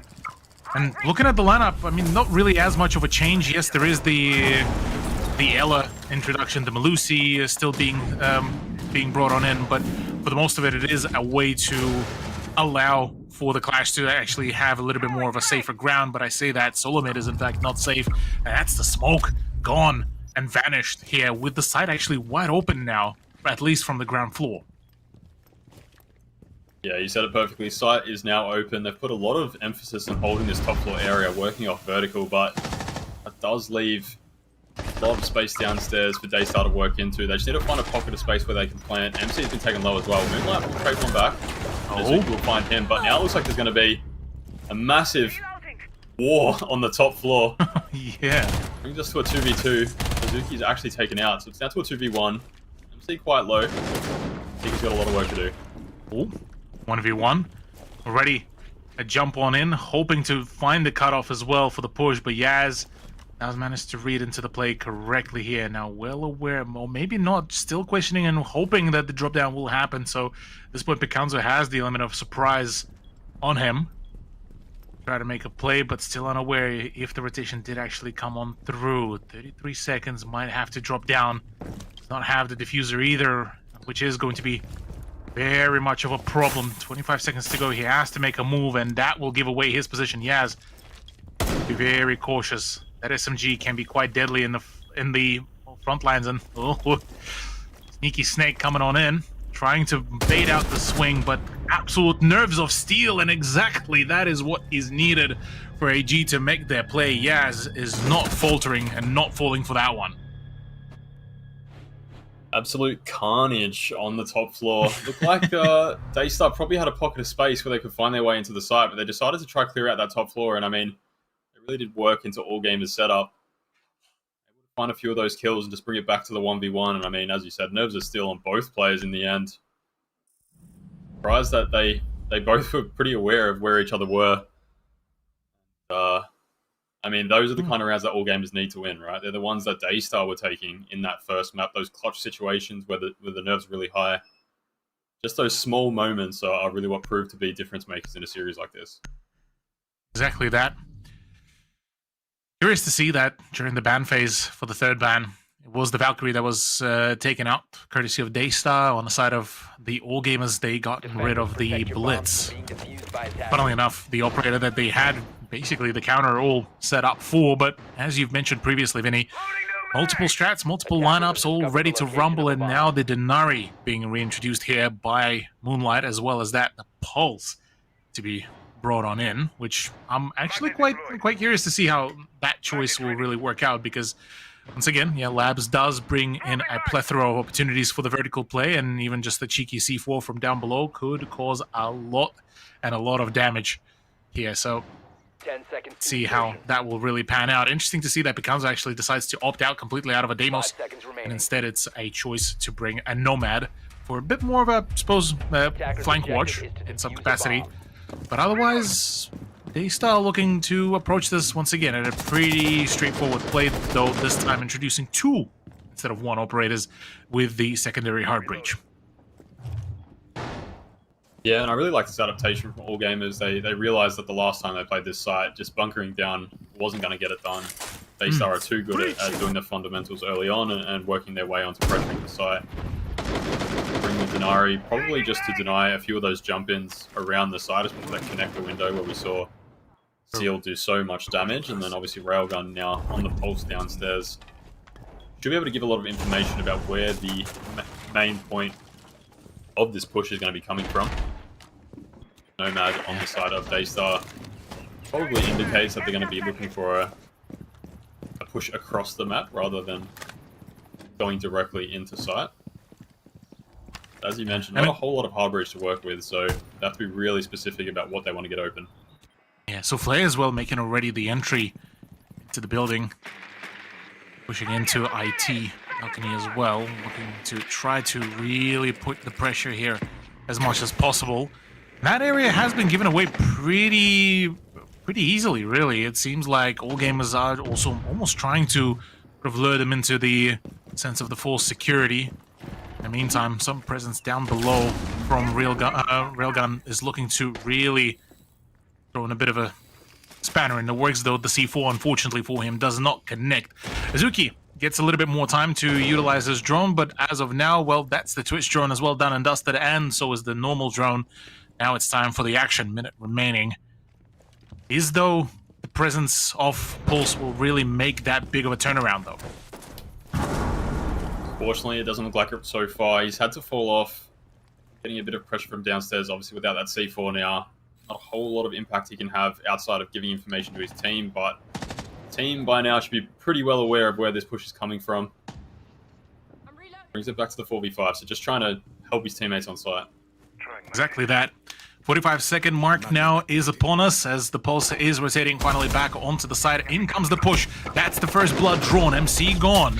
Now 2 people isolated just at the entry to the side. Railgun does get the better of Azuki, does get the better of Jogo as well.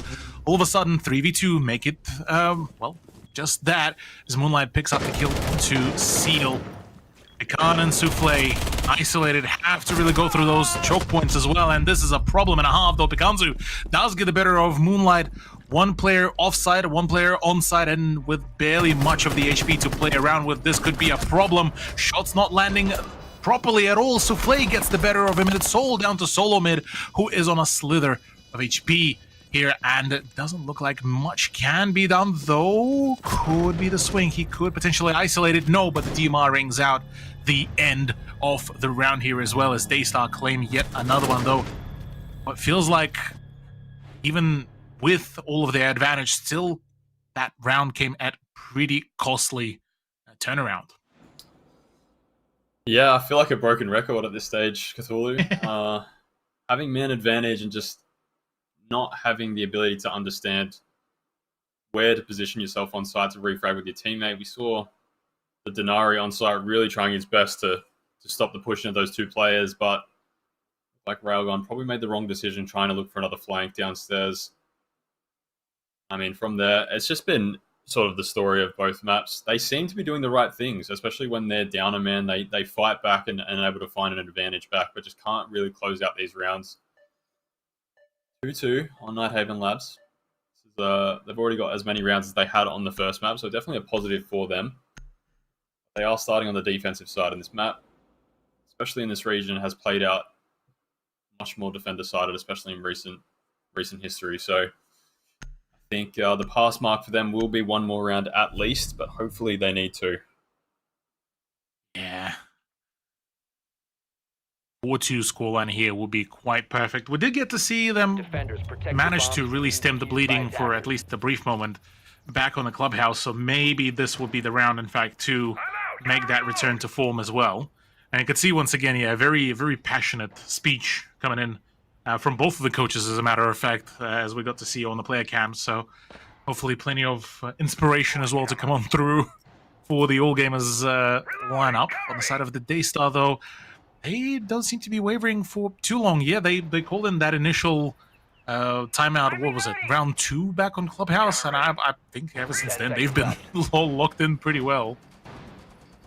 Yeah, I completely forgot about that actually. That timeout coming after only 2 rounds played.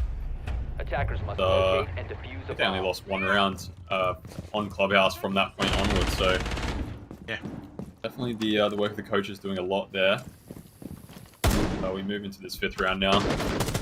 Chunker on the board, Solus as well. So once again, just looking to sort of bunker down on site with a few of these players and not allow Daystar these easy executes. The Solus should provide a lot of information about where these drones are going. Throughout this series so far has been definitely their main roamer. Proven to be quite effective at times, but sometimes falls off a little bit. Really excited to see how Seal will be able to play Deimos here as well, as he could make a lot of the big movements as he did previously, but see if anything really lines up. Oh, the SMG-11 just misses the mark as well. Tags up Jogor down to half HP, but unfortunately the rest of the spray did not line up the best way possible. And, well, Deathmark does scan for one, at least have a general sort of understanding as where some of the players are, but it stands, it's, yeah, it'll be a bit of a rough one for All Gamers straight off the bat, as Solus is usually intended to be one of those late game roamers, and with the MC gone as well, that's Yaz falls. It's a complete fall apart. The whole house of cards has just fallen. Daystar cleaning house here, and Solomid is left all alone to try to find at least a frag here, but even that is not being possible. A second flawless round here, Vinny, and Daystar, they are not messing around here anymore. I feel this is where they say, okay, right, we know, we're aware of your game, it is time to put an end to it. Yeah, All Gamers looking to find a bit of a trade back on that initial kill that they lost. Unfortunately, lost 4 more in the process. So, yeah, just struggling a little bit. Yeah, struggling a little bit on those roams, as we saw Moonlight Attackers need to locate on that and top defuse floor, as just many not bombs having the as they correct can. weaponry really to be facing an Ash out on the breach. From there, Daystar are able to really convert these rounds. I mean, we've seen them fight back so many times from their disadvantage, but very, very few times we've seen them sort of choke a man advantage in their own favor. So, again, just that experience showing. A few of these players have played for such a long time. That leadership is so important. You would as well think that, you know, given that MC coming from the whole Elevate background as well, would be able to introduce a little bit more, I guess, coherency, or at least some experience in terms of playing under the pressure with the team. But it seems like maybe not yet that potential has been discovered. Whereas it's, yeah, like you've mentioned, Daystar just showing very much their veteran status, and they're not looking to really back away. And it's a funny thing as well with Daystar specifically as well. We go through what seems like almost phases with them. You know, it's either a full-on, okay, yeah, we back. Daystar is back at full force. They're ready to rumble. You know, the golden era of Dire Wolves is ready to rumble. And then the moment we get all the, you know, on the full hype train. This is where Daystar kind of look, maybe we'll just take a bit of a step back. And in this case here, Daystar are performing absolutely stellar here in terms of just how they coordinate themselves, how they play, and managing to really keep the ball rolling. Whereas for all gamers at the moment, it's a bit of a hit and miss. Yeah, got the idea. It certainly shows that the coach work, at least the initial coach work, is paying massive dividends, because I would imagine, yeah, without the international involvement, things would be a little bit more rough. But maybe just not yet enough time. Yeah, and it definitely will take time. I mean, this is their first real taste of playing against APAC teams. Daystar have played so many of these qualifiers, they've been to majors, have so much experience in these high-pressure situations, and it really has shown. And as you mentioned with that prime Dire Wolves, I mean, this Daystar roster has always been consistent. They often get a lot of pressure probably put on them with how well they're performing at times, but throughout basically the whole history of knowing this roster or parts of this roster, they've always been a consistent team that performs at a really high level. So there've probably been moments throughout their history they probably could have gone to the next level and really cemented their place as one of the top teams in APAC, but have just struggled to really, yeah, as I said, cement themselves as one of those top teams. Yeah, looking though now, 5 seconds to go. Daystar will really need to start making their push. Seal as well, introducing the fuse already on the second occasion, has been really able to displace quite a fair few spots as well, forcing some of the moves to happen. And now with only, well, actually 2 C4s still to go, maybe they will be able to start finally fighting back, though Daystar claiming one of the lives now does equalize the scoreline. Matter of fact, well, now puts the scoreline into their favor, 3 versus 4. For AG, any sort of man disadvantage so far has spelled very much of a demise for the most of the rounds.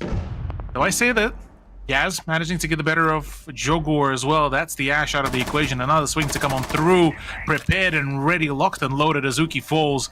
Pull down to Seal. Time is running low. The plant needs to go down as C4 is starting to come on in. It's a double C4 as a matter of fact, but no time has to play this, and Yaz is the one to shut it all down. All gamers do manage to bring it all back, and certainly the energy seems to be flowing. Finally, they're looking like they're talking as well. Finally, they're looking a little bit less stressed. Yaz in that round, able to find all 4 kills. Really just push his team over the line. We said a bit earlier, 3 rounds is probably the pass mark for them on their defense. And this is where it gets a little bit trickier. We saw on Clubhouse that their attacks, in theory, had really good ideas. They seemed really solid, but it was about adapting to what the other team was doing more than having set structure. Because their set structure was really good, but there were moments where Daystar, or there were rounds where Daystar gave them all the map control they needed, gave them everything they wanted, and all gamers were very slow to clear. You said it a few times, that 30-second meta probably reminds us of old OCE and sort of the stuff that we used to do, but if they're able to sort of make a few adjustments from that clubhouse, if the coaches are able to say, look, if they're going to give us this map control, we have to take it and be confident with it. And I think they could have a really solid half. Locate and defuse bombs. Absolutely. Well, let's see if any adjustments will be made now that we have a change of the sides as well. All gamers now get to dictate the pace of the attack, whereas the Daystar is the ones to get to hunker down. And straight right off the rip, an introduction of Vigil for Pecan. Looking like a very, very interesting choice here, considering how they really tried to really lock things down previously, and now looking to instead switch things around for a bit of a roam game. Souffle as well, already rocking the 10-2 scoreline, has been an absolutely stellar performance player here for Daystar on Labs, and certainly looking to keep on pushing the envelope here as much as possible. On the side of AG, gotta give big kudos to Yaz so far, who has been just trying his best to just keep things running, keep it constantly pushing as much as he can, albeit just in some of the rounds. And the unfortunate reality was that the team wasn't there to really follow up or follow through on the further plays. Jogor gets some of the, I would imagine, the last few reinforcements just before the push comes to shove. Certainly for all gamers, what that signals as, well, they're willing to go for the runouts, so be prepared for the hyper-aggression. That could certainly be one thing to really be very mindful of, and I'm loving where Pecan is actually setting himself up to be, Vinny. Yeah, it'll be interesting to see if all gamers are going to be aware of the roam. Site in particular on Nighthaven doesn't have a lot of impact. Roamers are downstairs. There aren't that many vertical options unless they're pre-made. See a few holes there just downstairs, looking up towards the breach, but all gamers bring the pulse when they decide to go downstairs for this site. If information was gathered, but not a whole lot of impact in terms of the C4. PCAM with these impact grenades from downstairs can probably have a bit of an impact, especially towards the end of the round, in denying a few of those plants. That doesn't look like any of the drones really have spotted the vigil as well, which should be a pretty solid opportunity to try to just isolate and ensure that the communications, I guess, unawareness or the blackout would be quite steady here. In the meantime, though, minute 20 to go. Still yet to find a frag or the player's full HP. From here on, how do we really progress, Vinny? Yeah, on the side of the attack, I mean, with a minute left, they really need to start trying to pressure that rafters area. They're going to get this one wall open, start putting pressure in towards this pillar area where the defenders can sit, but that C4 could be deadly. No, I think it's shot out of the air before it explodes by solo mid.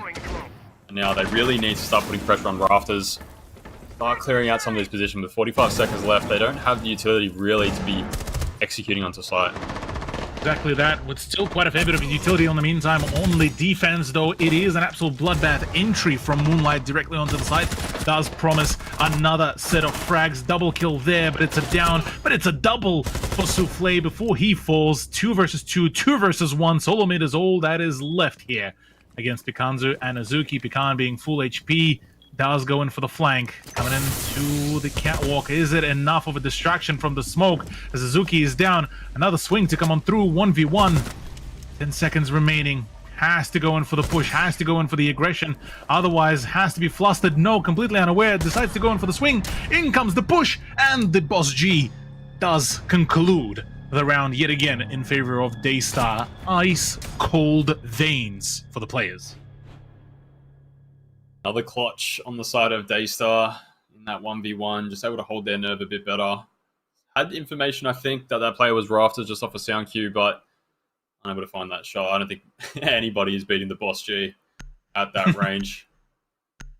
Yeah, I mean, those are the rounds that Daystar have been winning all series so far, and they've been the ones that I think have proven responsible for their lead in this series so far. All gamers.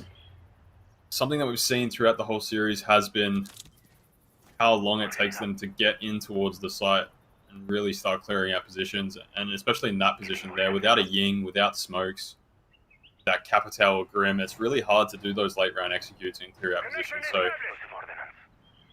rest of this map, I mean, it's really important for them to pick up the pace a little bit. If that means losing players or having to take gunfights earlier than probably you expect, it is a risk that you have to take. Leaving it up to the last minute, more often than not, does favour the defensive team. Exactly that. The moment going into round number 8, Daystar have the prime opportunity here to keep things rolling for themselves, because their defense, I have to say, despite the fact that it did go to a 1 versus 1 game, it has been a pretty well paced. I mean, you looked at just the roundabout when the execute was starting to happen. They had quite a fair bit of utility still to run with, to utilize for those gunfights. In the meantime, though, Vinny, an exciting opportunity. The double Spetsnaz duo making a very rare appearance here on the lineup of all gamers, both Fuse and Glass making their play. As well as that, a gridlock as well for the push. And not just a Fuse, it's a Fuse with a shield, and it seems like it's a full-on push into the side. Yeah, it looks like they've opened up this hatch. They're looking to be really fast into this site. That Glaz, I don't even think had time to get the Maverick holes on the wall that he was looking for. It looks like he's just going to have to hold the flank. Play for flank, play for the picks, and so is Moonlight as well. Jogo gets caught off guard as Daystar looking like they're going to start trying to scramble to return back to the side. MC falls. Still, though, plenty of numbers to go through. Spots yet another one, but Azuki all tagged up to all hell and will be denied every possible opportunity to survive, as now 4v3, minute 44, a lot of the presence on site. Surely now this is the prime time to go in for the plan. So surely this is where Solo Mid could go and get the plan, start reverting the time and making the timer play actually more so for themselves, as that's a down as well. Yaz out of the equation, goodbye and see you later. Yeah, the Boss G proving effective again. 40 seconds as the plant goes down, and Solo Mid now is pretty much in sight by himself. There's plenty of Vert as well, but Moonlight will find one onto Pika. That does make it a bit easier. 3v2. Solo Mid's tagged up. Moonlight as well. 25 seconds remaining. 5 seconds indeed. Seal desperately trying to find the angle here to get the frags going, but unfortunately just cannot find a single one of them. Souffle all alone as well, has to go in for the drop down. This is all looking very dire as right now. Yeah, Daystar certainly faltering here, and certainly not the best turnaround as the pistol does ring out at the end. Solo Mid is the one to conclude it all. 4-all as the scoreline is getting closer and closer here, which is something that potentially ringing the same prophecy here for all gamers that they did manage to claim before the scoreline in favor of them on from the map number 1, or pardon me, what am I saying? Map number 2 rather. And so though they start here. For all, a bit more of a tighter now opportunity here. Attackers need to locate and defuse as many bombs as Yeah, we asked for all gamers to bump up the pace on their attacks, and that's exactly what they did. They rushed straight into sight. It was a really good adaptation. They noticed how many of the Daystar members had been occupying that first and second floor. They had site control. The plant went down fairly easy. After that, it was more about getting Moonlight out, allowing that shield to just gather information while their teams held crossfires. And I think with that time they had, they really were able to set up themselves well, and Daystar really didn't have a chance back into that round. 10 seconds to go. Do that now. Going into 5 seconds to go. attack phase. Bit of a change from AG, though Attackers are moving out to locate seemingly a bomb and it's a defuse change, it. but still feels the same, or follows at least the same idea, introducing the hyper-aggressive shield op, plus a bunch of the backup as well. And this time as well, the introduction of the Dokubi, something that they did sort of manage to slip in through the operator's pick a few times before, but didn't really pay as much of a dividend as we hoped to see, really, considering just how potent Dokubi can be in the right hands and the rest of the sub-regions within APAC. It was surprising to see that Doka didn't really get that much of the play, just in general. Yeah, and I think the Blackbeard is a really good pick. I'm surprised how little we've seen of the Blackbeard, given that it's been up on this map so far. I think it's one of those picks that will always provide value. You're constantly getting information for your team, even if you're not getting the kills. I mean, earlier today we saw the Chiefs match up versus Team Anyos. Nate hasn't played all that much Siege recently, but he was on the shield ops, and you could see how much value he was providing for his team. So, really important pick for them here. If they're able to take some map control a bit earlier with this shield, then I think they'll be much better set up for the rest of this round. MC, in the meantime, will get tagged up, and we'll hit a really nice shot onto Pika. Railgun will follow up as well onto Seal. Rest of the 5v3, but we'll get traded back. Souffle makes it a 4v3, and I mean, this is the scariest time to be an All Gamers fan. If they have an advantage, more often than not, it's spelled doom.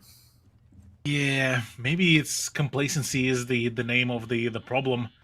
As of now, Jogo's position is now made known. Pings are there as well as the drone. Surely the pre-fire is going to be just right on the spot. He's just preparing for the swing. Nerves of steel on the side of Jogo, by the way, as he's just trying his best to just re-swing, and nailed him as well. Yaz showing once again up and ready to rumble. Problem being, Souffle still on the roam, still out on the loose. His position is made known and wiped out pretty quickly. It's all down to Azuki. Try to hold the fort. 50 seconds, 1 versus 4. We got to see already a 1 versus 3 back on Clubhouse. Wonder if the 1v4 will work out here as well, but it certainly looks like, yeah, the vertical is going to be a rough one as well, and Moonlight wraps it all up. All Gamers, first time in a while. Actually, matter of fact, first time in general here within this matchup against Daystar. First time they are up in points. Yeah, really solid round from them. They took a lot of map control early, really pressured those external entryways and didn't allow Daystar to roam really heavy. And then from there, actually held their nerve. They held, understanding that the members of Daystar had to peek back into them to find kills back. Otherwise, the round was going to become really difficult for them. I mean, that 50-50 gunfight at the top of Aquastairs is really scary, I will say. If it goes the other way, the round quickly becomes a 3v3, and then it starts to favour Daystar, I'd say. But Jazz able to work himself up. You can see how long he was standing at the door, just working himself up for that gunfight. He was hyping himself as well. He was hyping himself up. It definitely worked, and that definitely opened up the round for his team. So, Yeah. Daystar looking down, hell of a gun. And as I said before, this map, if it gets to Cafe, it really is anyone's game. All gamers have proven to be a good Cafe team in this LCQ so far. So, Daystar really want to be wrapping this up on this map, or it becomes more of a 50-50 for the series. Exactly that. Once again, we do see the introduction of Glass being brought on the side of Railgun. As well as that, the Ying is being introduced. To mention as well, Ying would be quite perfect here for just forcing some of the gunfights, forcing the movement as well to be done. And for the first floor site, the particular, or rather, pardon, the second floor site, would be a pretty solid idea as well. Now, the question being is how long will Solomid be able to survive, and whether he will be able to make it over to the side before Ying gets extinguished. Otherwise, for Daystar, like a bit more back to the basics. The introduction of Warden, the smoke, the Melusi, it all feels sort of very just back to basics, as well, the Thatcher, freshly reworked Thatcher, something that we now get to see much more frequently. Yeah, it's going to take some getting used to, seeing Thatcher rework, but I mean, that Warden pick is going to provide so much value, probably more than Azuki even thought going into this round. Glaz, 2 sets of smokes, Ying on the board, 2 sets of flashes. I mean, he is really going to be the pivotal point in this defense. Somebody's already made their way up garage stairs. I don't think they're aware of the player playing in rafters. Yeah, is able to find the kill, and it looks like they're going to go for a very fast entry into the side here. This Glaz is going to be able to look through these smokes, try to find some kills.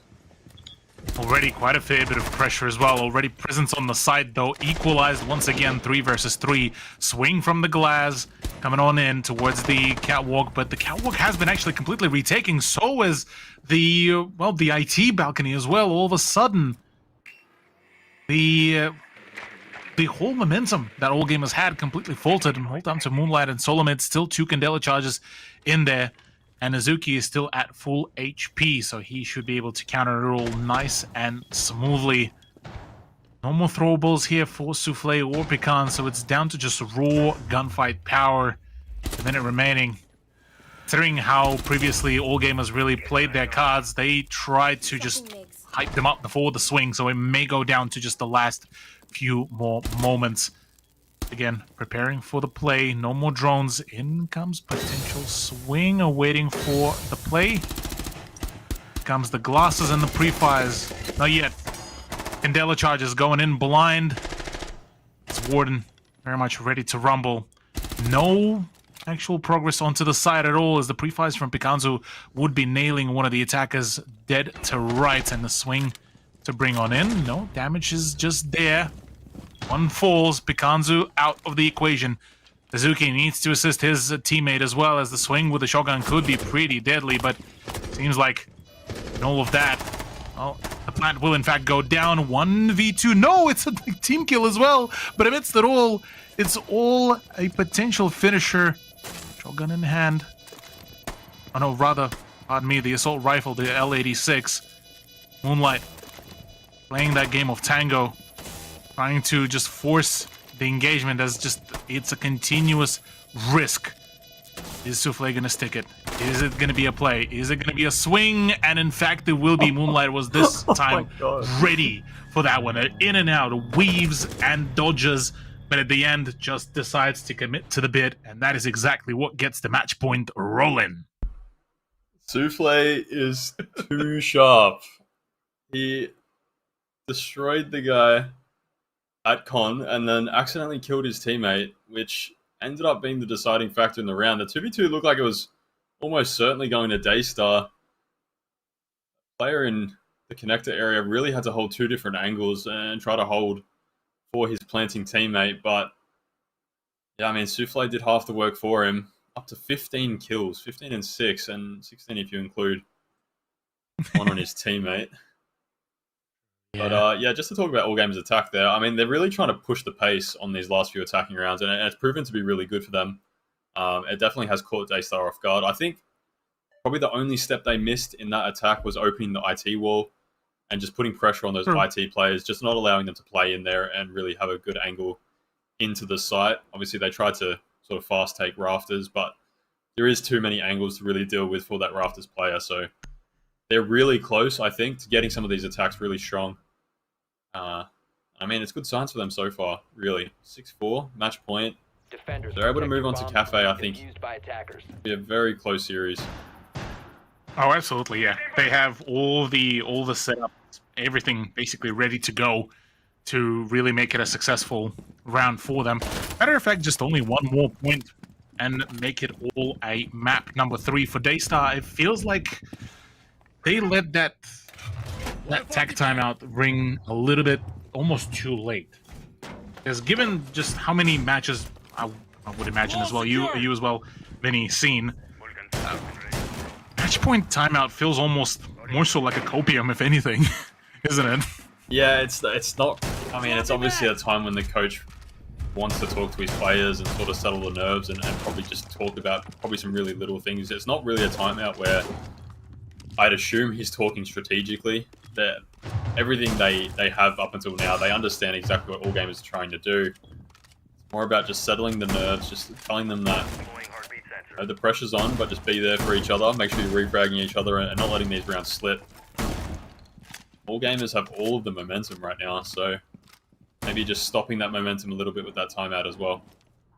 That could be that, yeah. Just get a bit of a moment of respite as well. Well, action phase is now upon us.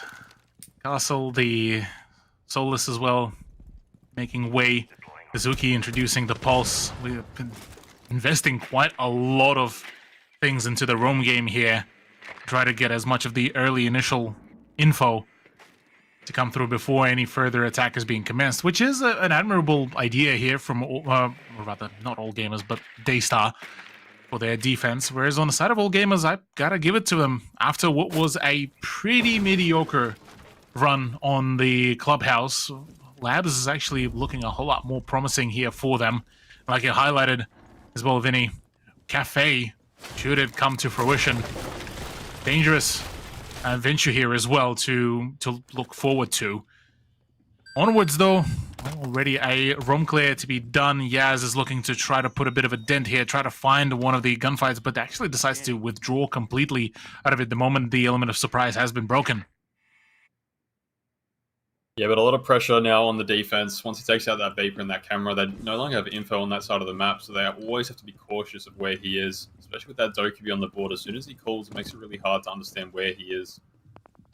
They have a bit of information on where one of these players are on the first floor. Azuki downstairs on the Pulse, trying to get as much information for his roamers as possible, also on the shotgun, so it can have some impact from down here. Azuki and Jogor already down to less than half HP each. Really tough to hold this. Canisters going out. This is a really power position for Jogor, but on such low HP, it should be relatively easy for the attackers to flash him out and start getting rid of this. There's only 40 seconds left to call it. Yeah, with the Incandelas as well going on in, Moonlight unfortunately is all blind and unable to take the gunfight. Another swing to come on through, but Railgun is the one to actually try to engage. Yaz picks up the kill on Cecile and Moonlight falls. Daystar fighting through thick and thin to really keep themselves in the running as Yaz is just trying his best to push his team over to the win, onto the map win. Souffle gets the better of Railgun. It's all down to the Dokubi, 1 versus 4. The shots are ringing out, but in not enough time to find each and every frag. Daystar do manage to get themselves the 5th point to make it even closer, with round 11 being the big decider, whether we're going for map number 3 or whether it is a overtime. Souffle is absolutely carrying his team over the line at the moment. I think he's up to 19 kills, 4K in that round.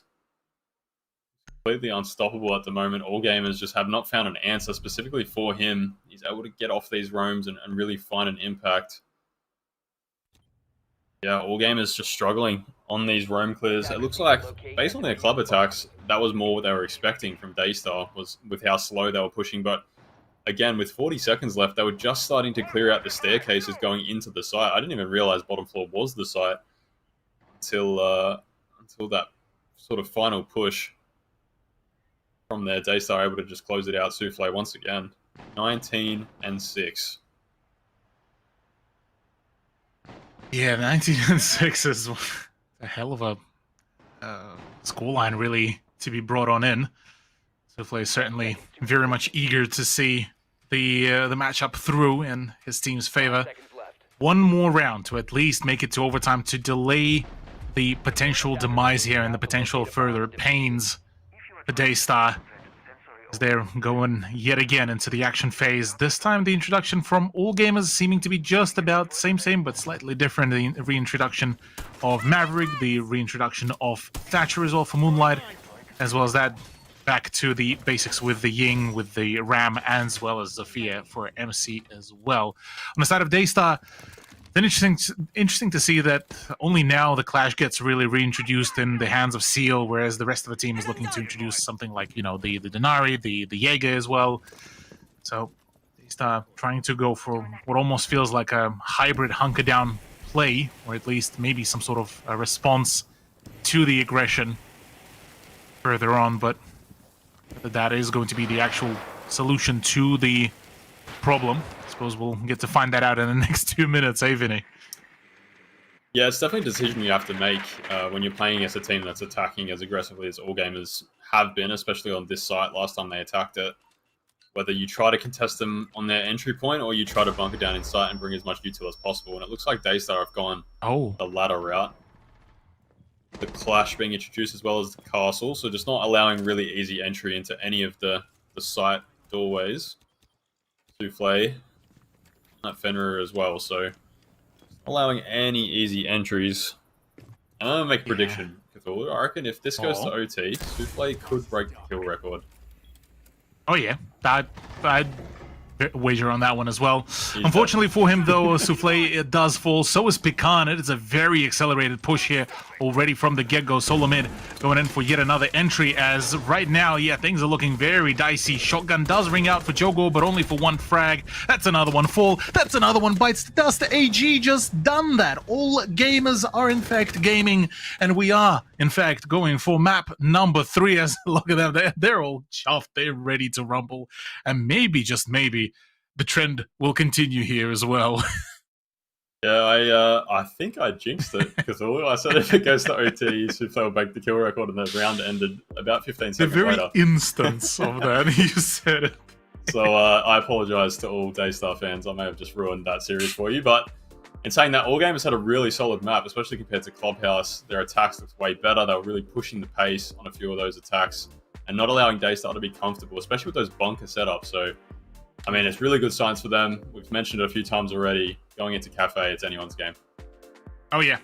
Look, Cafe just gotten a whole lot spicier, at least for me, I reckon, considering that after Clubhouse, I was feeling like maybe that is the end of the road for all gamers, but they may just be able to surprise us even further. But for the time being, us, as well as the players, need a little bit of a break. We will be back for map number 3, Cafe Dostoevsky, on your screens in just a few moments. Otherwise, we'll see you in a little bit.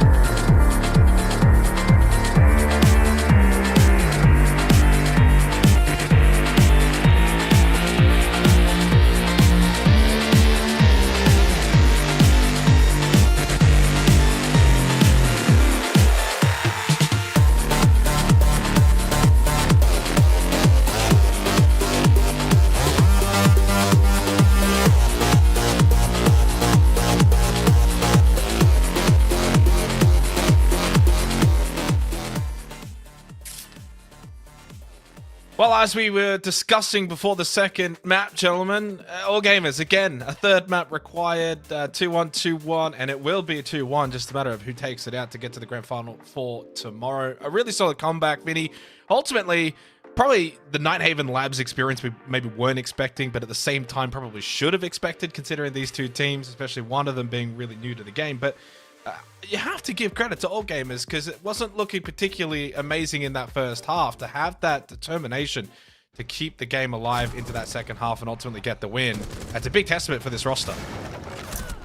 Yeah, and it's really important for them in this series to be able to close out a game like this. We mentioned a fair bit on Clubhouse how slow their attacks were and how they were really struggling to close out rounds, but they completely flipped the script on their attack half on Nighthaven. They really pushed some of those attacks, bringing the Ying, bringing the Glaz, trying to put as much pressure on the site as possible really early into the round.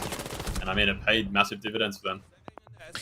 All gamers right now take the momentum into the next map, Cthulhu, but as we kind of saw in the previous series, CAG, you know, they won map 2, 7-1, they were looking great, and the Chalet completely flipped. I imagine going into Cafe, the final map, where both of these teams have actually won the map leading into this upper bracket final already in the LCQ run.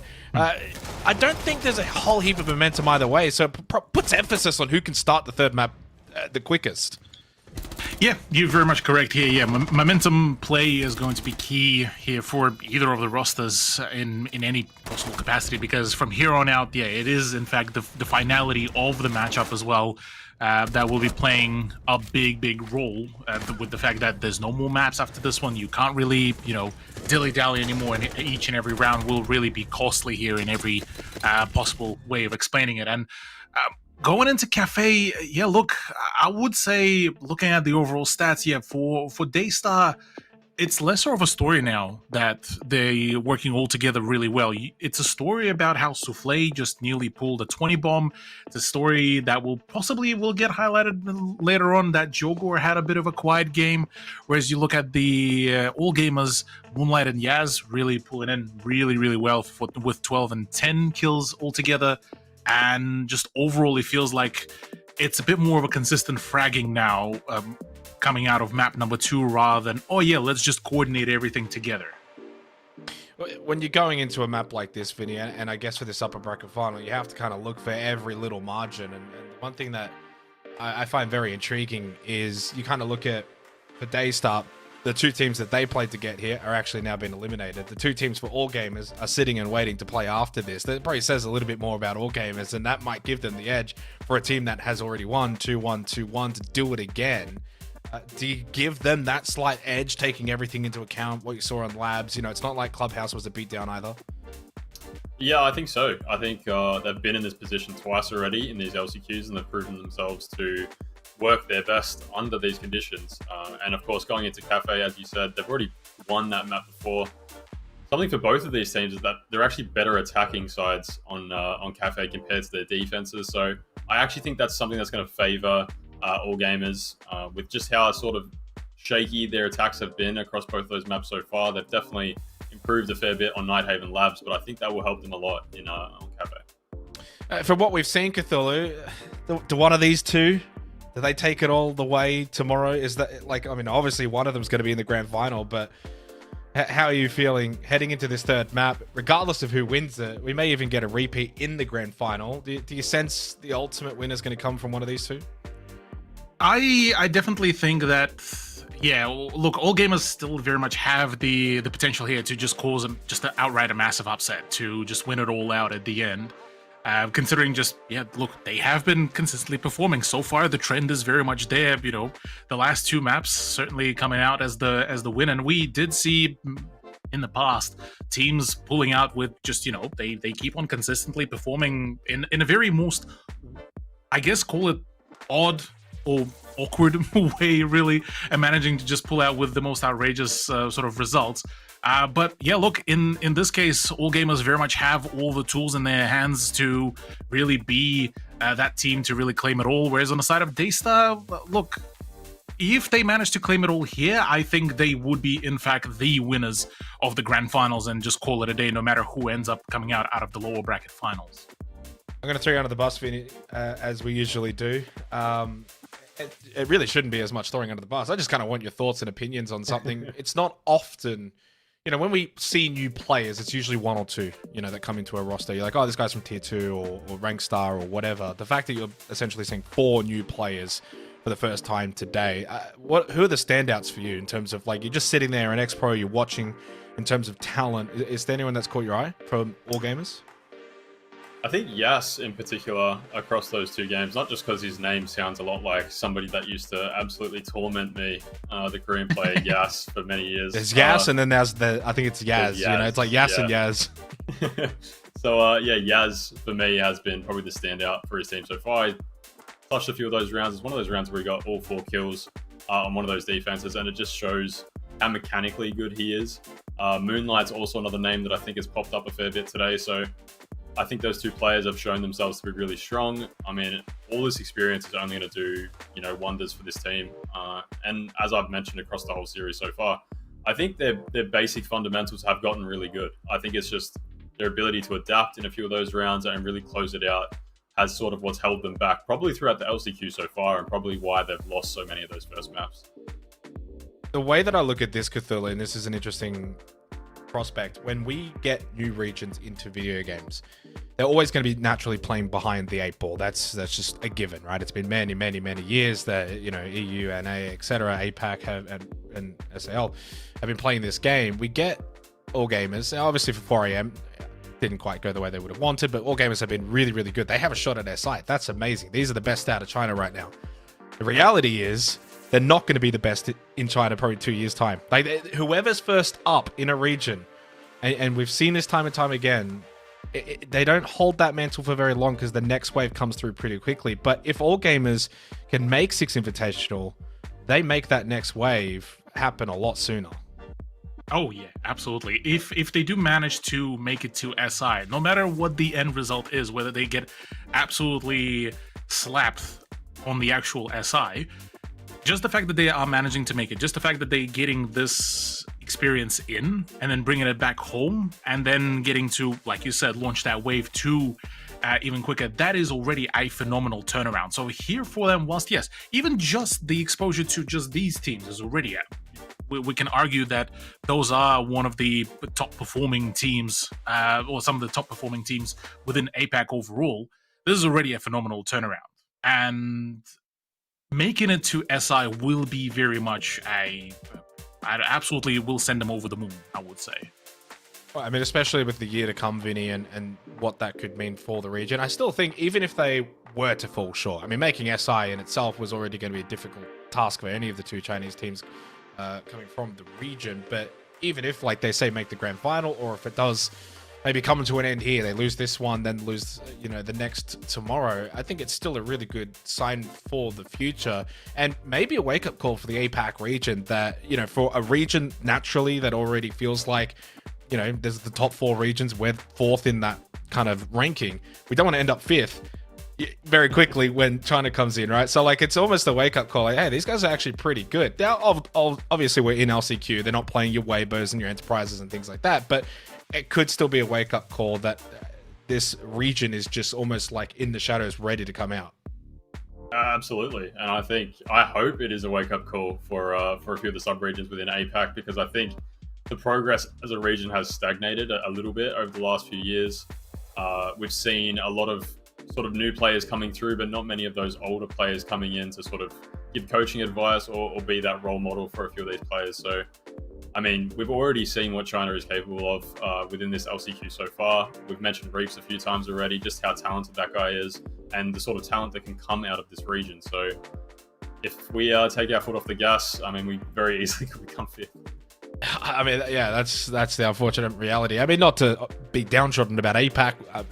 Funnily enough, CAG making a grand final, even albeit being reload, and there's been good runs, and I think Weibo will always, hold some kind of flag for the region at these international events. They're the best bet to, make you top 8s and things like that. It just needs to find more consistency, Cthulhu. Maybe not be as top end 1 or 2 teams. It needs to be 3 or 4 teams, I think, is where the region probably needs to get to, which is difficult just due to infrastructure and the challenges within the region itself. But the likes of Weibo, the old Bliss team, for example, have shown if you can get the right pieces together, you can make some deep runs.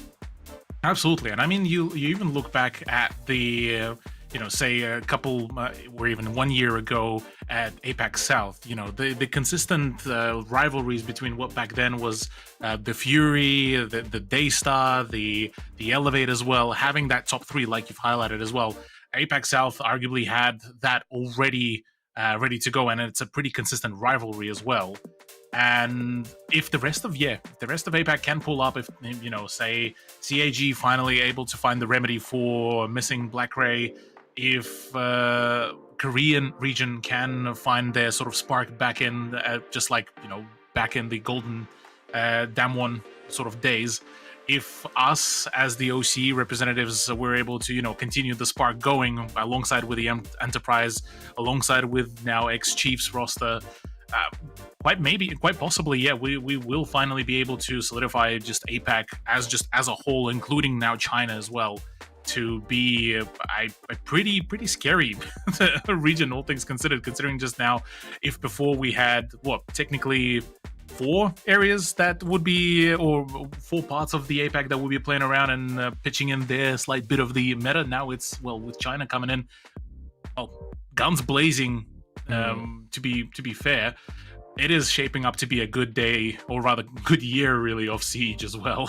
Certainly is. All right, fill mode is deactivated. Map 3 is activated. All gamers, Daystar, it's Cafe, Map 3 winner into tomorrow's grand final. Ooh, we are ready. Cafe Dostoevsky, I'm actually really excited for this one. Straight off the bat though, Vinny, the Ying band, Daystar want none of that. They had enough throughout the entirety of the clubhouse and the labs, and in the meantime, on the side of all gamers, the Jaeger and the Wamai, the sheer amount of dedication just wanting to get rid of any sort of throwable denial is actually going to be a pretty curious point here to make, I feel, given just how much of the throwable utility all gamers have been trying to introduce throughout both maps so far. Especially after the second map, yeah. It looked like most of their stronger attacks definitely came from their ability to push the pace. That Ying was a massive part of that. Obviously, we saw a bit of the Glaz.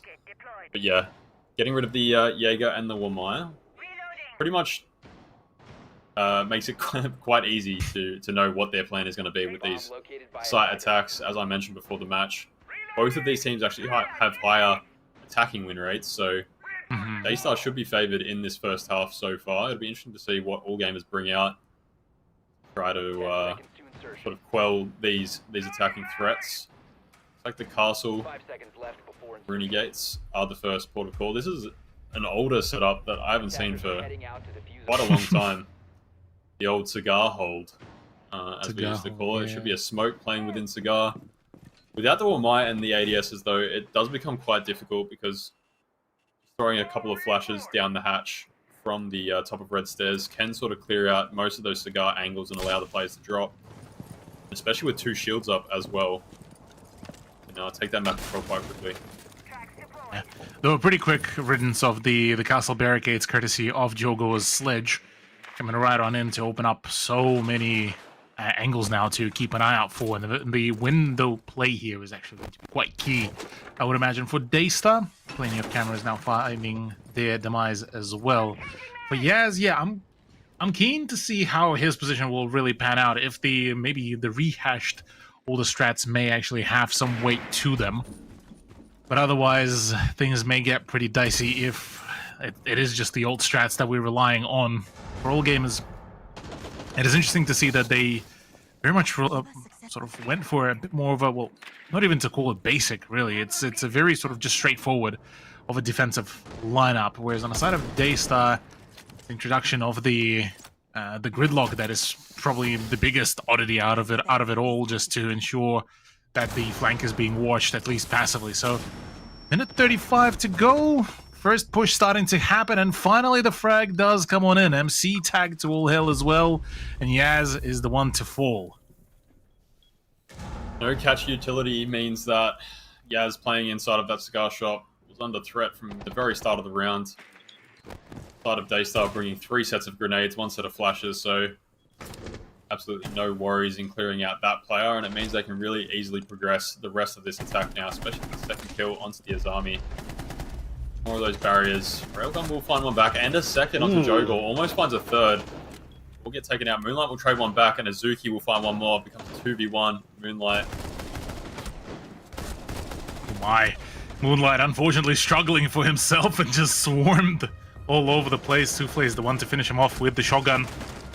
But man, oh man, that was an explosive round as well. And Daystar very much all riding the, for now, still the fairly upbeat mood so far, despite the unfortunate shortcomings of map number 2. For themselves, they are still looking to continue onwards. Attack certainly looked pretty steady. And like we've highlighted before, the Jaeger Wamai ban certainly now starting to pay its own dividends. The question being, at least personally from me, is whether all gamers are actually prepared for this kind of scenario where they are unable to counter any sort of throwables. What are they going to be able to do? Just based on that first round, probably not something they were expecting, the double catcher ban. It looked like they still set up in that cigar hold. The ability to catch utility is actually really important in allowing that smoke to live for a while. It also allows that castle barricade to stay up on the cafe double door, or on the cigar double door, sorry. And with that gone, it provides a lot of angles in towards cigar. It doesn't really give much space for the smoke to play, and we saw in that round there, Iki Azami tried to make an aggressive play to try help the smoke get out, but in reality it just ends up in both of them dying, and then 3v5 on attack on that top floor. It's really difficult for the defenders to hold crossfires. Railgun was able to find 2, but wasn't quite enough. Well, let's see if any of the adjustments can be or have been made so far going into round number 2, as once again we are continuing the site rotation here. Kitchen being in play, looking to try to find some form of a aggression point as they start sticking to a pretty thorough approach with the double soft breach play, form of buck in the sledge. Not really too eager yet to make the entry though, as they just wanting to ensure that each and every position is cleared out as quickly, or at least as safely as possible. But otherwise, for all gamers, funnily enough, not a whole lot of swinging either coming out. They are playing and deciding to play a very, very passive sort of game, electing not to really contest and just waiting for maybe the crossfire to happen, but wondering if it is just enough to just hold the crossfires here on the defense, as you've mentioned. Obviously, defense is slightly less preferred, at least in the context of both of these teams. Yeah, and there's plenty of utility on the side of all gamers to deny this plant. Daystar, without free place drones, weren't able to make map entry probably as fast as they would have liked. They ended up wasting a minute just getting into the building, and that is sort of the trap of Cafe. Ubera will be able to deny the hatch just for a little bit longer, waste a little bit more time. Has a Fenrir gadget in front of him just in case they decide to go aggressive on him in here, but his position is really strong. He's able to hold the drop, hopefully get as many tags as he can onto the players dropping, so that once those smoke canisters come out and the Goyo flames, it becomes really difficult to find a place to plant.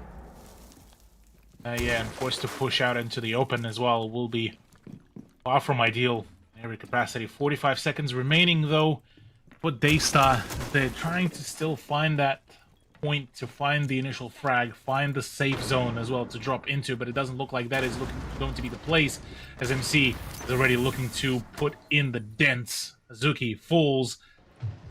Well, another one might be biting the dust very soon though. Pecan does trade them all out. Safe entry is now wide open for the play. Smoke grenades dissipate as well. The plant is starting to go down. Will he be able to survive through the smokes? In fact, he will be, and the plant has gone down. Now it has the cover behind the chassis of the bomb as the flank starting to come on through. Now we're starting to get some play going as Railgun picks up one. Unfortunately, unable to find 2. But for the time being, AG are very much lacking the numbers, and the pre-fires are there. Pecan is the one to wrap it all up. Once again, we're kicking it off with a 1-to-1 trade after 2 rounds.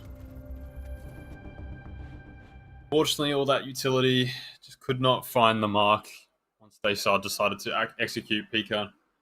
Able to find a really good kill into that player within VIP, so opened up that ability for his teammates to drop.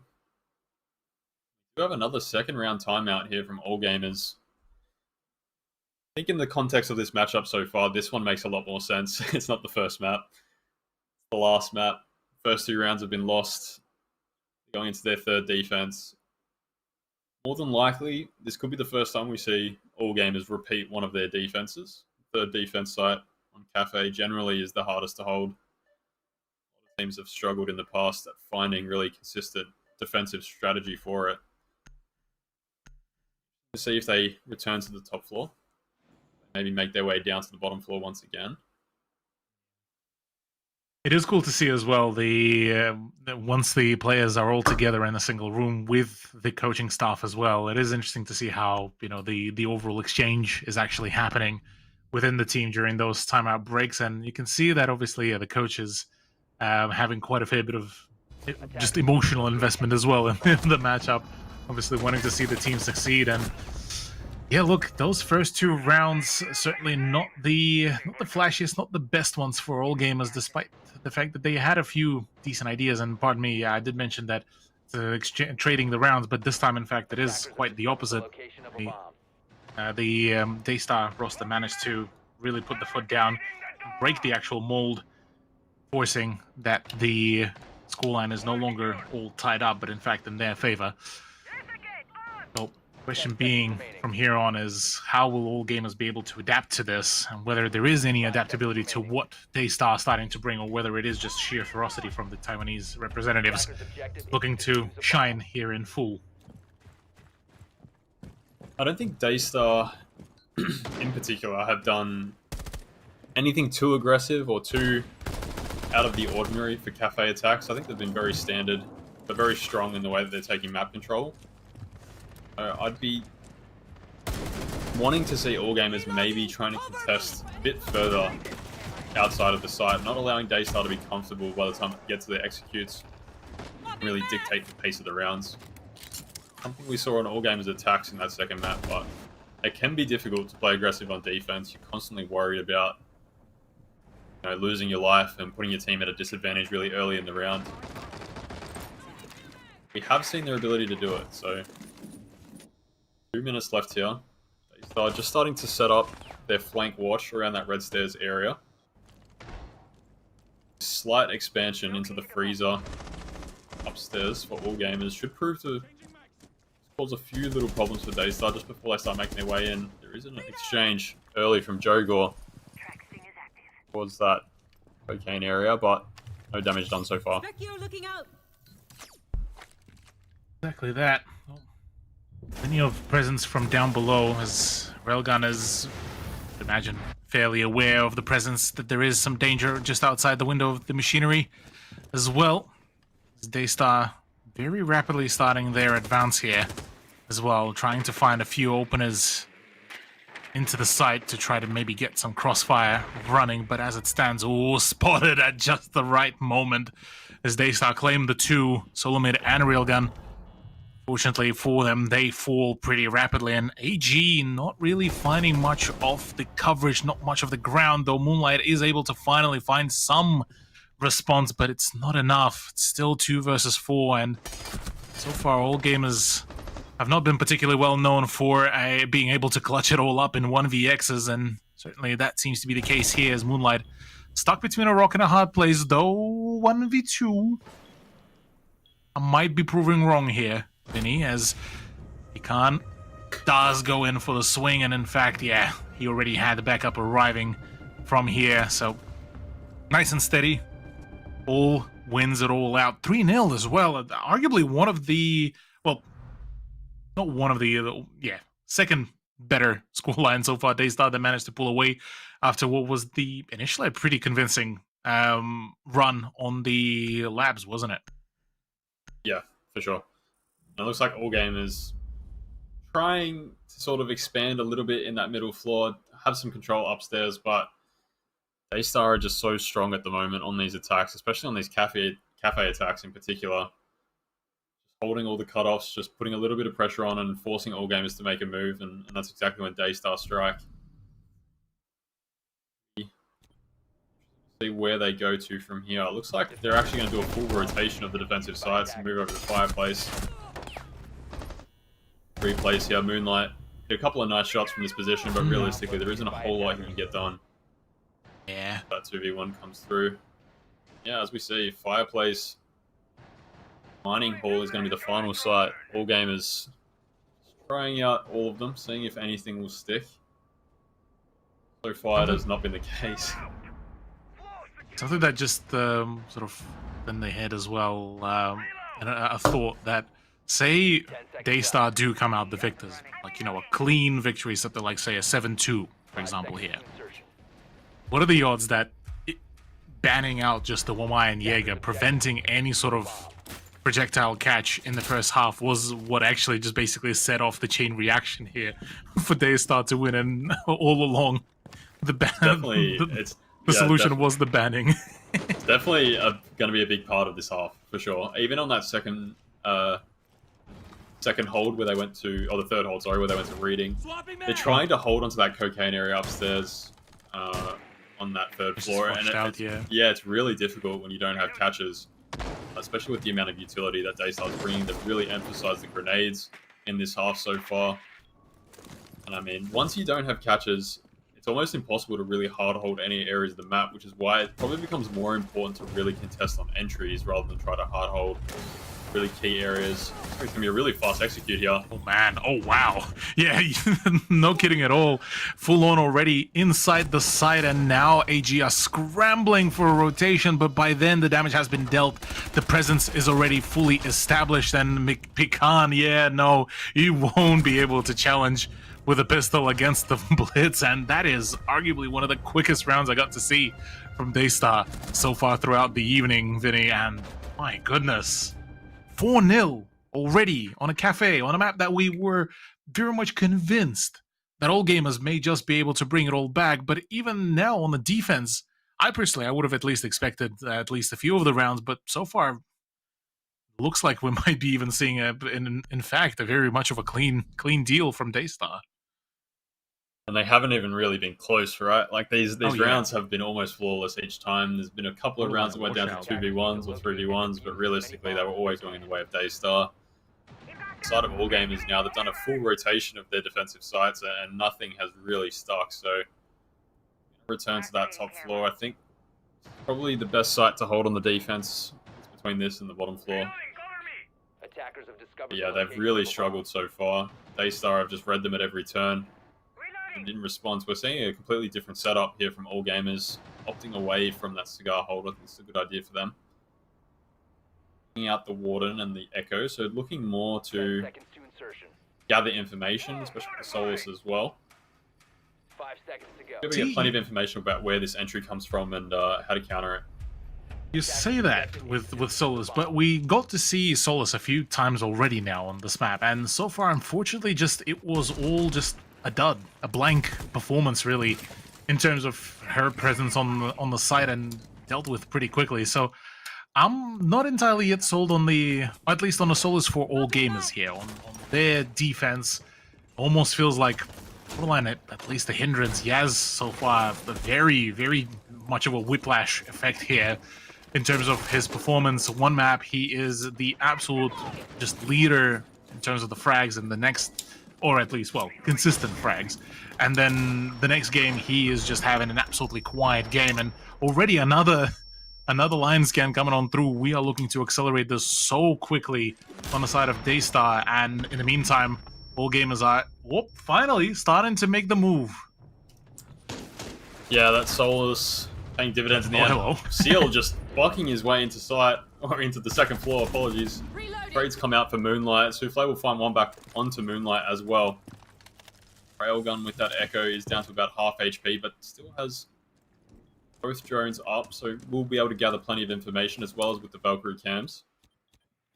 And yeah, that Solus just being able to see if there are any Claymores set up, any drones watching that run out, just allowed him to go for that aggressive peek and take some of that pressure off the east balcony. Now it becomes a lot harder for the attackers. They're very aware now of how much information the defenders have on the site, so going for a plant here probably isn't going to be possible. Solus downstairs. and the Valkyrie with the C4 pre-placed. It's true, yeah, quite a fair bit of info being relayed, and basically you're playing Minesweeper here for the Daystar players, waiting for the drop to happen. So far, Yaz and MC have the opportunity here to really shut it all down, but it is only one player on the top floor, so if it is just a raw clearance of the site, this may just be the plan. Already full knowledge as well of where Railgun is.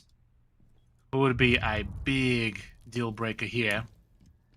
Manages to actually rotate out. Completely dips, gone, and vanished. Now, the question being is, will Daystar be able to find the Echo drone to deny any sort of play to happen? Replaced, waiting for its rightful owner to blow up, and nope, missed the mark. Now 20 seconds to go. Now it's go time. Now they need to go and get the plan going as the Echo drone will start rotating over. Is there enough? No. Okay, spotted the position. No pre-fires just yet. Any Echo drones does get found as well. Souffle is now being able to cover. Now comes the rotation. Now they need to make it work, but unfortunately nothing sticks. All of a sudden, the timer has been flipped on its head, and now it's all in favor of Daystar. Yeah, all gamers completely reliant on the utility there, opting to all go downstairs, but does allow Daystar to find a pocket to plant. Souffle going downstairs and able to find one kill. Finds a second as well. Ooh. MC will trade one back. And down to the 1v1. Indeed. Position is unknown, but the diffuser now is being started. Now he has to find a shot, but not enough for the kill. 10 seconds to go, and there's the finisher. Souffle manages to make it, get another point. Daystar are on an absolute ripper of a performance here.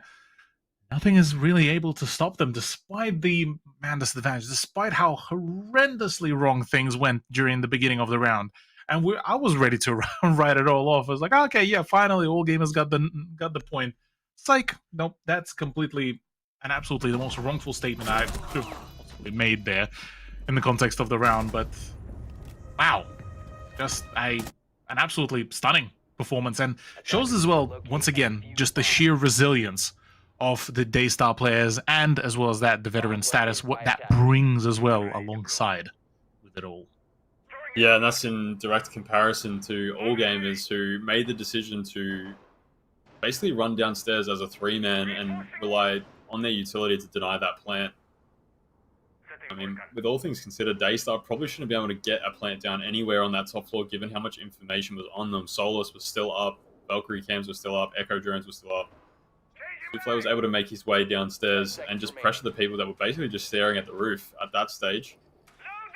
So, yeah, I think maybe just the wrong decision for all gamers. At least one person upstairs just contesting a little bit, being able to work off that info and take gunfights. Unfortunately, did not work out for them. Daystar move on to 5 rounds, 2 rounds away from booking their spot in the grand final. This round is to go their way. It'd be pretty hard to back all gamers in back and win 6 attacking rounds of their own.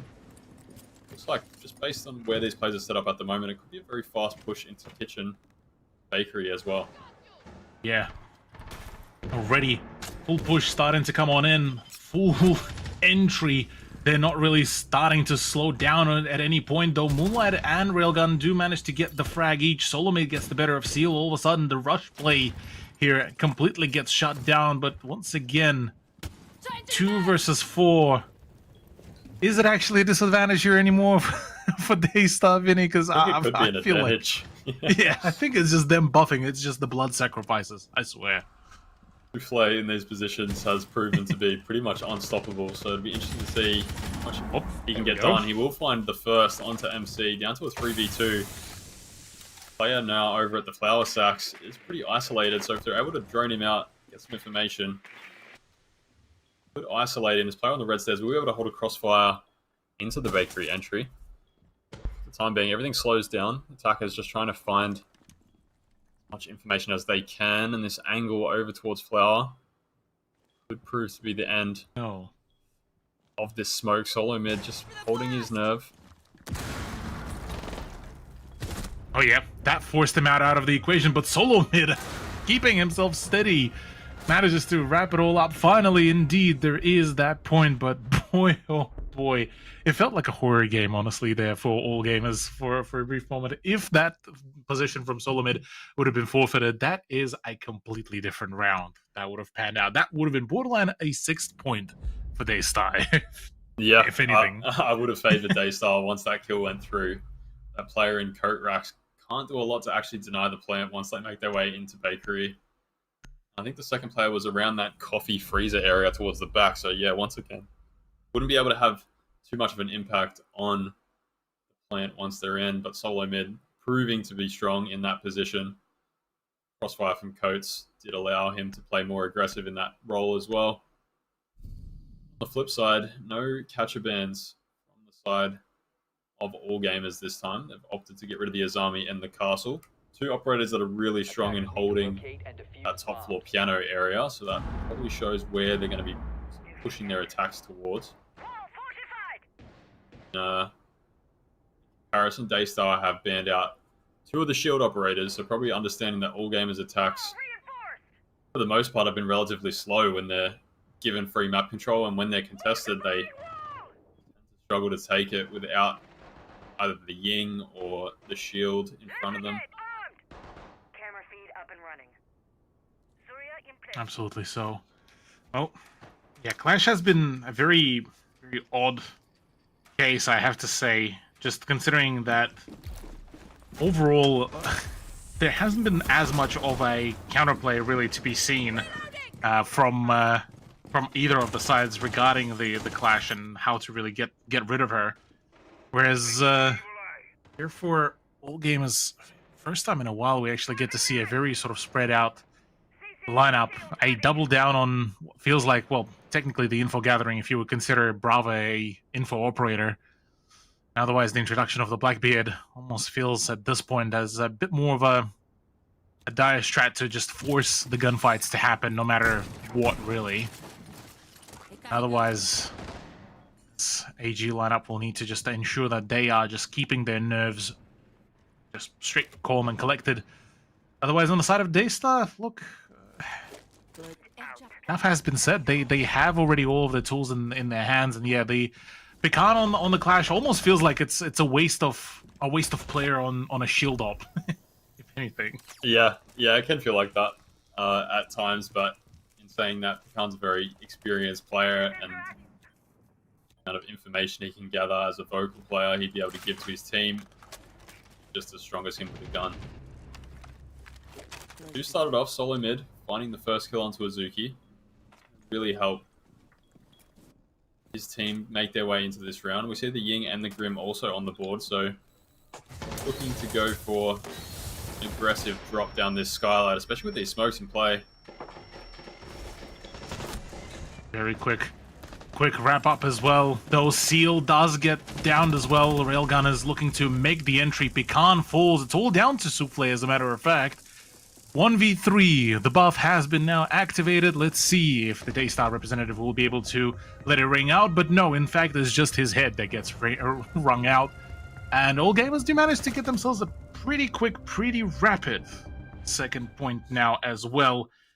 Forces now the question of, well, where do we stand with all this amidst all of this chaos? And so far the answer is, well, I do not know. Yeah, that top floor cafe site definitely plays into all gamers' strength, or at least the strength we saw on Nighthaven on their quick attacks, being able to bring that Ying, bring that Grim, and the Blackbeard, and just sort of execute onto site, rely on their mechanical gun skill, win them that round. Exactly what happened. And so we're going to see the Ying again. But it'll be interesting to see how they play out this bottom floor site. Obviously, it doesn't quite work into the same idea. Of course, you can go for the fast bakery entry or back entry towards VIP and just sort of brute force your way onto the site, but for the most part, defending that way can be quite easy, especially with the setup that they currently have. There's going to be Goyo shields, Aruni gates just hanging around the site. 10 seconds remaining. Echo drone as well. And I have a feeling we're going to see Souffle use this Echo drone possibly to help with the roam if we do see the Aruni, the recruit go upstairs. It's something that we saw a lot from Southeast Asian teams at least back when I was playing, and it was definitely a favorite of a team like Daystar. So whether they use it just on site or in assistance with the roam will be. I mean, in remembering as well, back on the clubhouse, it was also a very much of just a a support for Rome. Remembering just the peek out of the strip club, where the Echo was able to gain just a phenomenal amount of information. So here as well, it almost makes sense to really introduce him, especially for any sort of ground floor roam or even upstairs, just to get some cheeky runouts going. Have to wait and see if that is, in fact, brings any sort of success to the play. As all gamers for now bringing in a much more diverse lineup. The introduction of Fuse almost feels, well, as a bit of a eureka moment, considering just how much utility, how much placed utility there is that can be destroyed, and Fuse will be the absolutely perfect, at least vertical, operator to deny it all. Yeah, basically nullifies the effect of the Goyos. As long as they're able to take this top floor and mid floor control relatively early and just allow the Fuse to set up to be able to clear this stuff around Freezer. Also brings the 2 hard breaching tools, which allow the Freezer hatch to be opened. From there, it definitely becomes a point of clearing out that coffee angle. Maybe putting a bit of pressure on Bakery when they try to make their way in through Freezer. So you hear the hard breach tool used to open this angle, open up the Coates hallway, allow anyone to rotate through the kitchen double door or the bakery double door. Echo Drone is going to get so much information for this flank. Seal's already made his way up. Able to tag up, railgun, but not a whole lot. In the meantime as well, yeah, still a 5v5 though. Moonlight is getting lit up, as well as the Pokeballs coming on in as well, and on top of it all, the roaming does get pushed back. Seal decides to really abandon the ways and try to just recuperate his losses, or maybe reposition himself for any future gunfights. Right after that, 29 seconds will once again push to that 30 seconds execution, and the flashbang actually doesn't line up at all. Another drop down to come through, and that is also gets slaughtered. Pecan is doing some absolute work here, and the bits for the team. Another swing, another death. 2 versus 4. Daystar 2 rounds away from claiming the match point and potentially as well the series point. 6 seconds, 5, 4. The frag's still coming on in, but Moonlight is far from being close by. The timer just extended for a bit, but the Echo Drone wraps it all up. And Daystar looking like they're just a little bit more rattled this time. Yeah, I mean, that's the perfect site for them to hold. We've noticed across the whole series so far, all gamers, when they're given plenty of space or when they need to clear out areas of the map, they tend to take probably a little bit longer than they need to, and we saw it just there. There was 30 seconds left. They'd probably cleared out a few of the Goyo canisters on site. Still Echo Drones available, and that VIP area, being able to hold the freezer drop, is so important. Unfortunately, no pressure was put on that player, so Zuki was able to basically kill anyone that tried to drop that hatch. We do see the timeout coming from Daystar, who have a lot of momentum right now, going into match point, probably just, as we mentioned earlier, to quell the nerves. They have 4 chances at this now, and the coach probably just letting them know exactly what needs to go into this last round. Probably should be a reading room fireplace defense. In fact, we're going back to the top floor. Bar Cocktail instead is looking to be the choice, and look, I mean, I very much rate this. I rate the idea here for Daystar to just get back to the bar and cocktail lounge, whether it's more so of an attempt at the power move, or whether it's a hope to find any sort of resolution for themselves, and hopes and prayers that it will be a more of a consistent turnaround for their victory. I'm curious to see if there will be in fact any sort of closure coming out of this very round, because let's face it, I mean, all gamers have also been able to have some really impressive and pretty well performing rounds, so I wouldn't put it past the idea that the Chinese representatives may still give us a bit of a surprise, I feel. Yeah, no Blackbeard. Oh, as I say that, Seconds left. solo mid switches from the Ash to the Blackbeard. So we're going to see a pretty similar lineup to what we saw Attackers last time they attacked this site. The Railroad is also on the board, so able to close down a few of these angles. And Jogor's actually going to find a spawn peak and the good night in all Yeesh. chat. I mean, gotta give it to him. Yeah. Gotta give it to him. There's been a lack of all chat between these two teams, but Jogor's just opened up the account on what could be the last round of the series. Moonlight on that Ying, that's such a big kill. Not have that utility for their execute, something that all gamers have shown to be probably their strength on their attacking rounds. Yeah, But Ying has been that very much of a key operator. Without her, things will feel very, very dicey. So from here on out, the plan actually does need to change. With them still being able to potentially lean into the idea of Raura being there to really push the play a little bit more. But oh my days, what a ballsy play there from Jogor, and very much expected from Yaz that he would be able to snipe that. But look at that. Like, I mean, there's so much information coming out from Seal at this point that even just a simple run out would already net so much more of a profit. Yeah, and I think with Execute about to come in on the east side, he will go for this run out. He's aware now that there's no Claymore on there for those players on their cams, but it looks like actually all game is going to shift their approach. Go to this top red side, maybe noticing that Cigar Shop has been left vacant, which it has. Utility to deal with these Rooney gates. The first one has been dealt with. With only a minute 20 left, flipping the whole plan now. Have to really get a move on and taking that Cigar Shop control, and then I think it's going to have to be a late drop from Skylight just to try push into that cocaine area and start clearing out these freezer players, because they don't quite have the utility really to start clearing out these players now.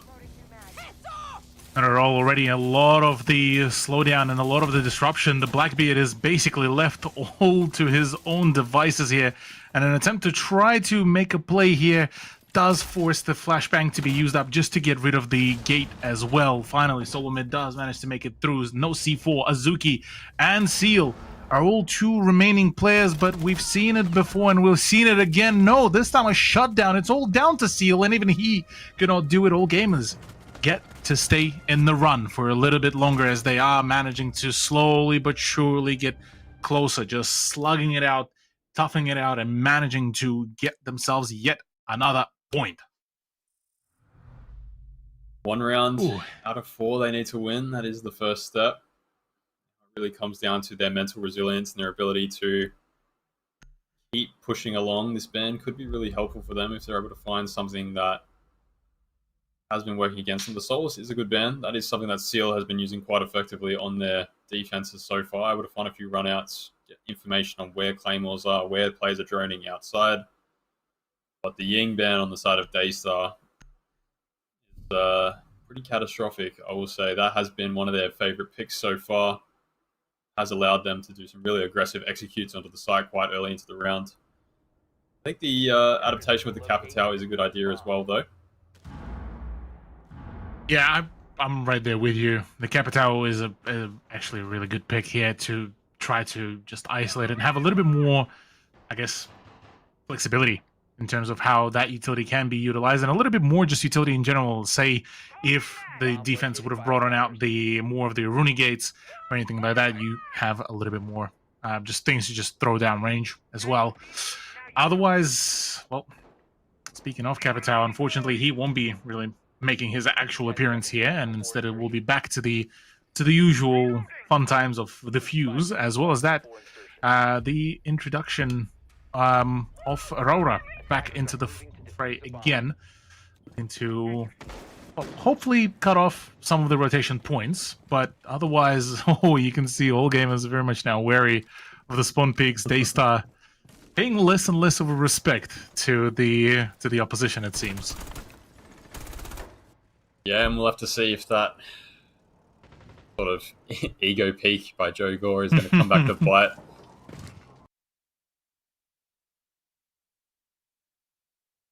Side of all gamers, bringing the Fuse and the Sense, so maybe trying to look for sound cover while they execute, maybe trying to use this Fuse to use a barricade on a window. I don't know, actually.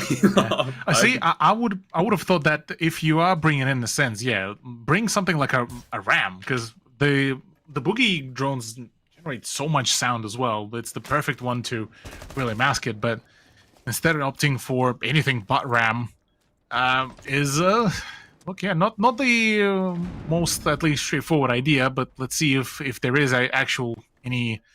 any weight to the approach that they're looking to play here, as already there is a drop down. C4 does fly out, but unfortunately for Daystar players, it doesn't stick anywhere. And instead, well, they fuse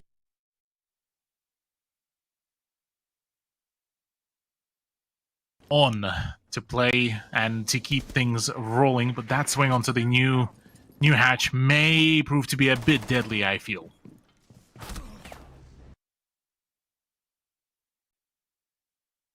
At the start of this round, they were very aware of Azuki's position, had the cutoffs ready from Piano.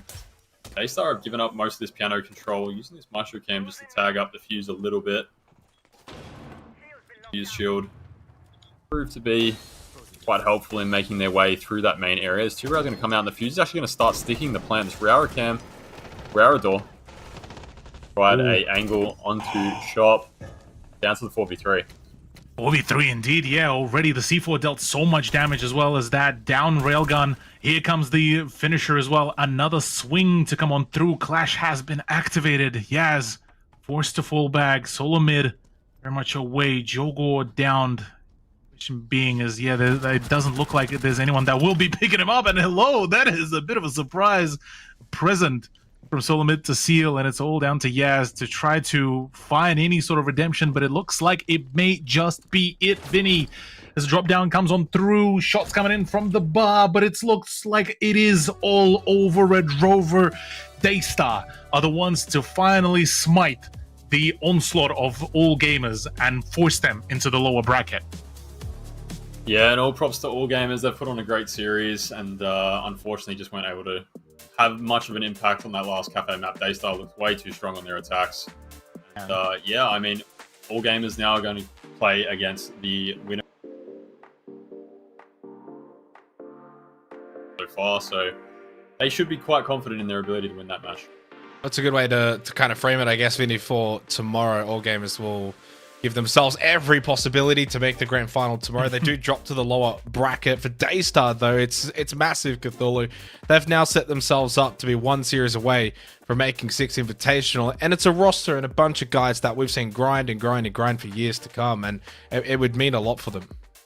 Oh, absolutely. This would be a phenomenal return to form for them as well, and it's one of those things that potentially could ring in, you know, yet another new era for Daystar to potentially be the ones to, you know, be that runner-up, be that follow-up as well for the new wave. Well, I say new, they are the veterans, but it's their performance that brings in a whole new wave of further APAC South performance. And honestly, it's been a treat.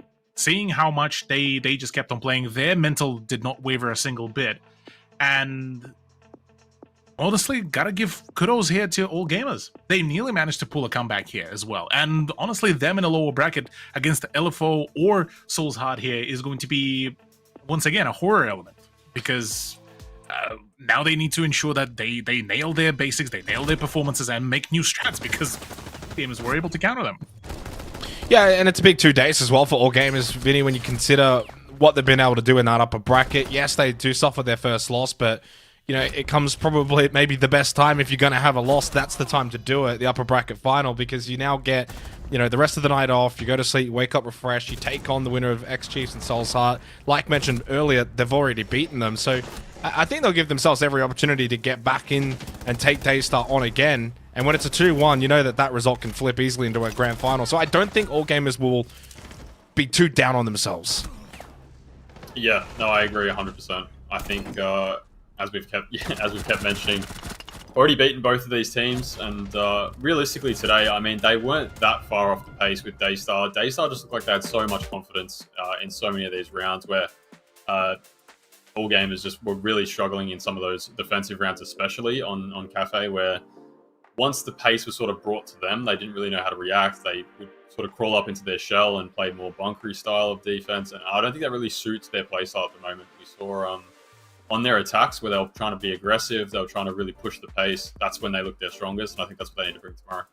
I know the Daystar organization, they follow their team extensively. They're always watching, always cheering. They've even gone to events, Cthulhu, where Daystar, of course, is not at. They're one best of 3 away from being able to follow them to Paris. It's a testament to the organization along with the players. I think for me, Daystar have got to take now, regardless of what happens in the next series, regardless of what happens in the lower bracket final, they're the favorites in the grand final. Doesn't matter who they're playing, doesn't matter if it's a repeat against All Gamers, or an ex-Chiefs or a Souls Heart on a run from the lower bracket. They have to now be the favorites to make SI.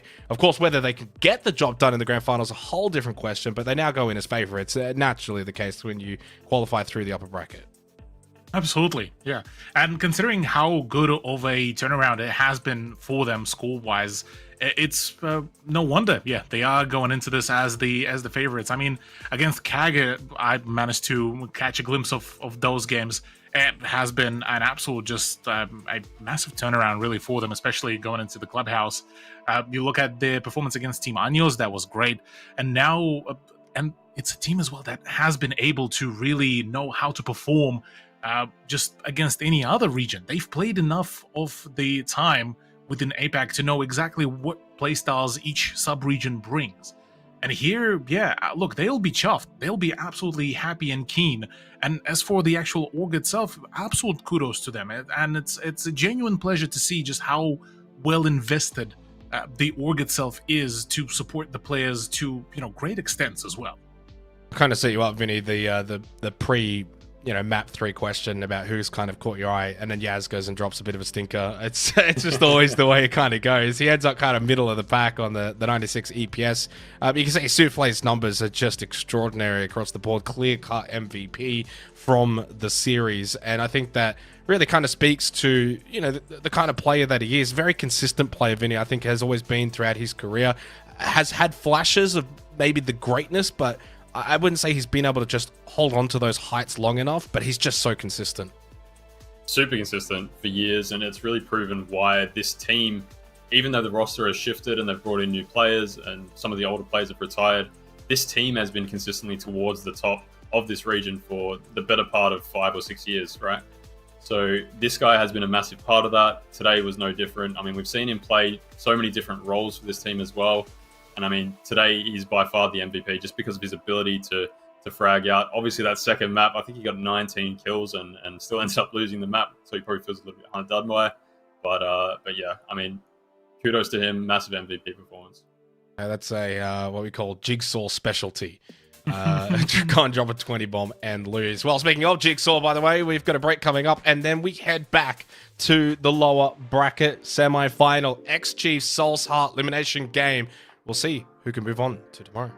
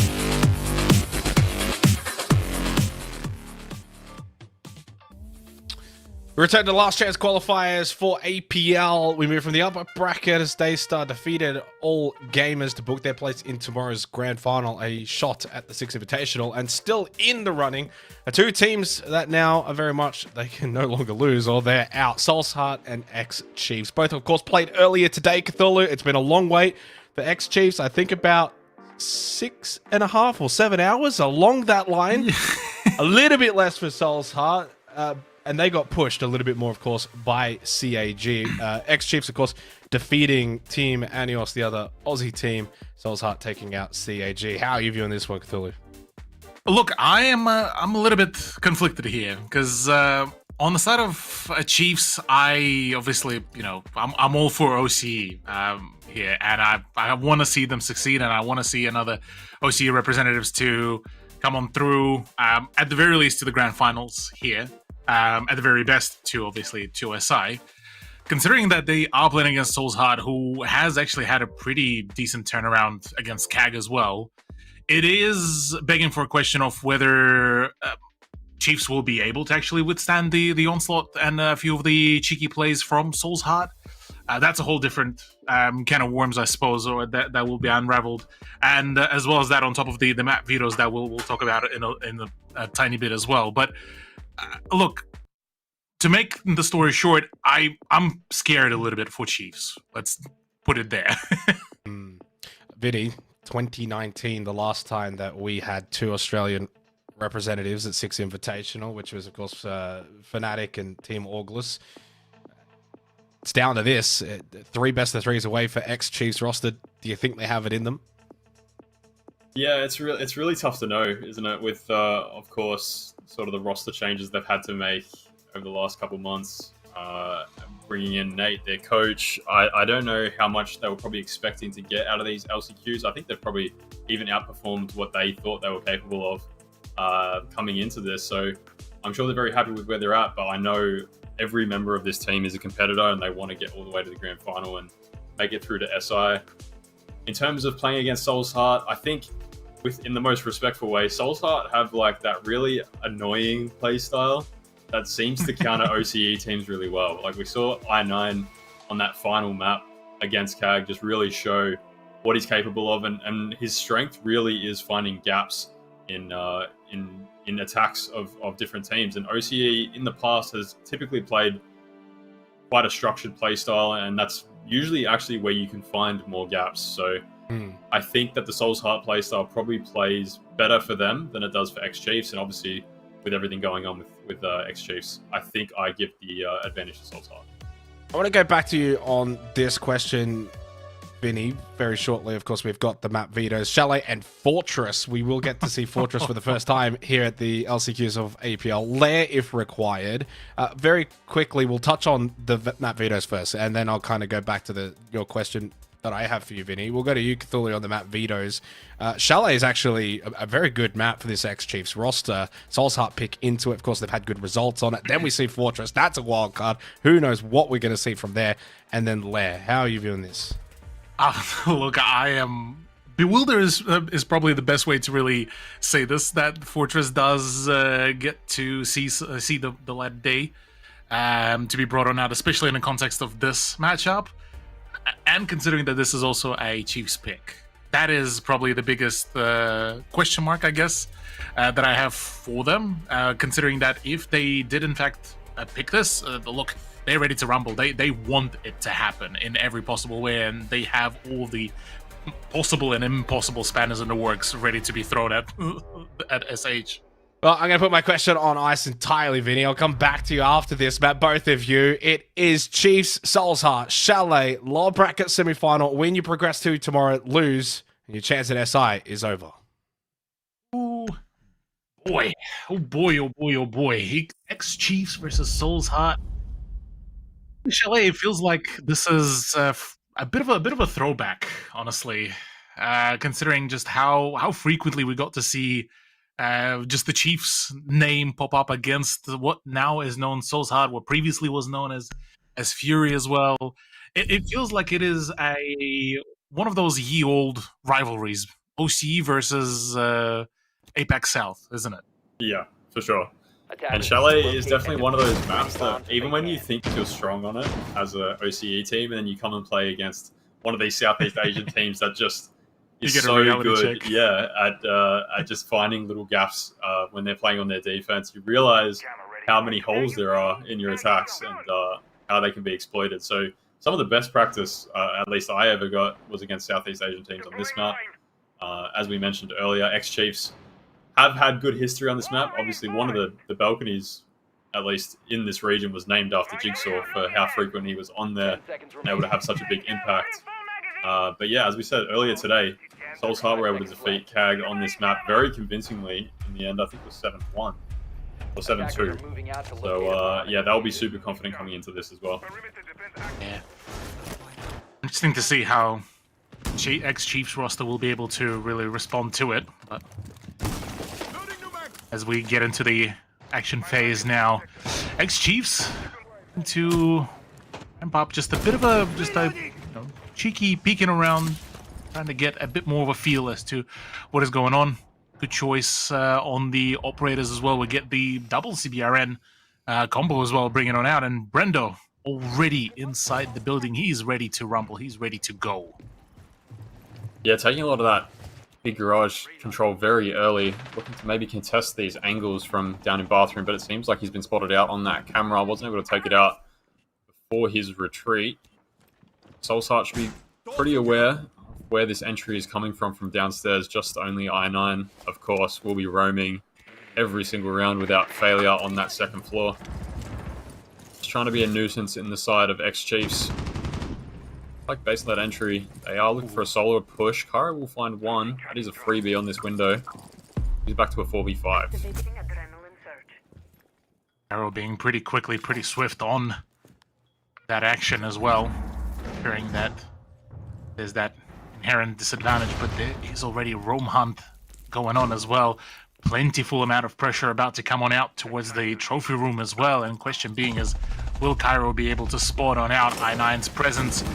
Completely unaware, but no, actually does get the shots in. Unfortunately, not enough to find the finisher, and instead shotgun to death. Scatman is the one to run wild. Nate falls. It's all down to Brendo and Jigsaw, the dynamic duo, ready to rumble.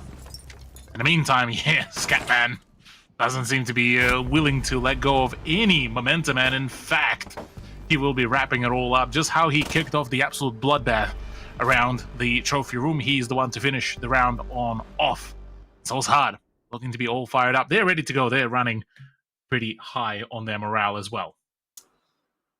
Yeah, I think that's what we're going to expect from their defenses. Just very aggressive, not allowing any control for X-Chiefs. Obviously, Kyra was able to find that early opening kill, but from there it was all Soul's Heart. Able to really put as much pressure as they can on the entries.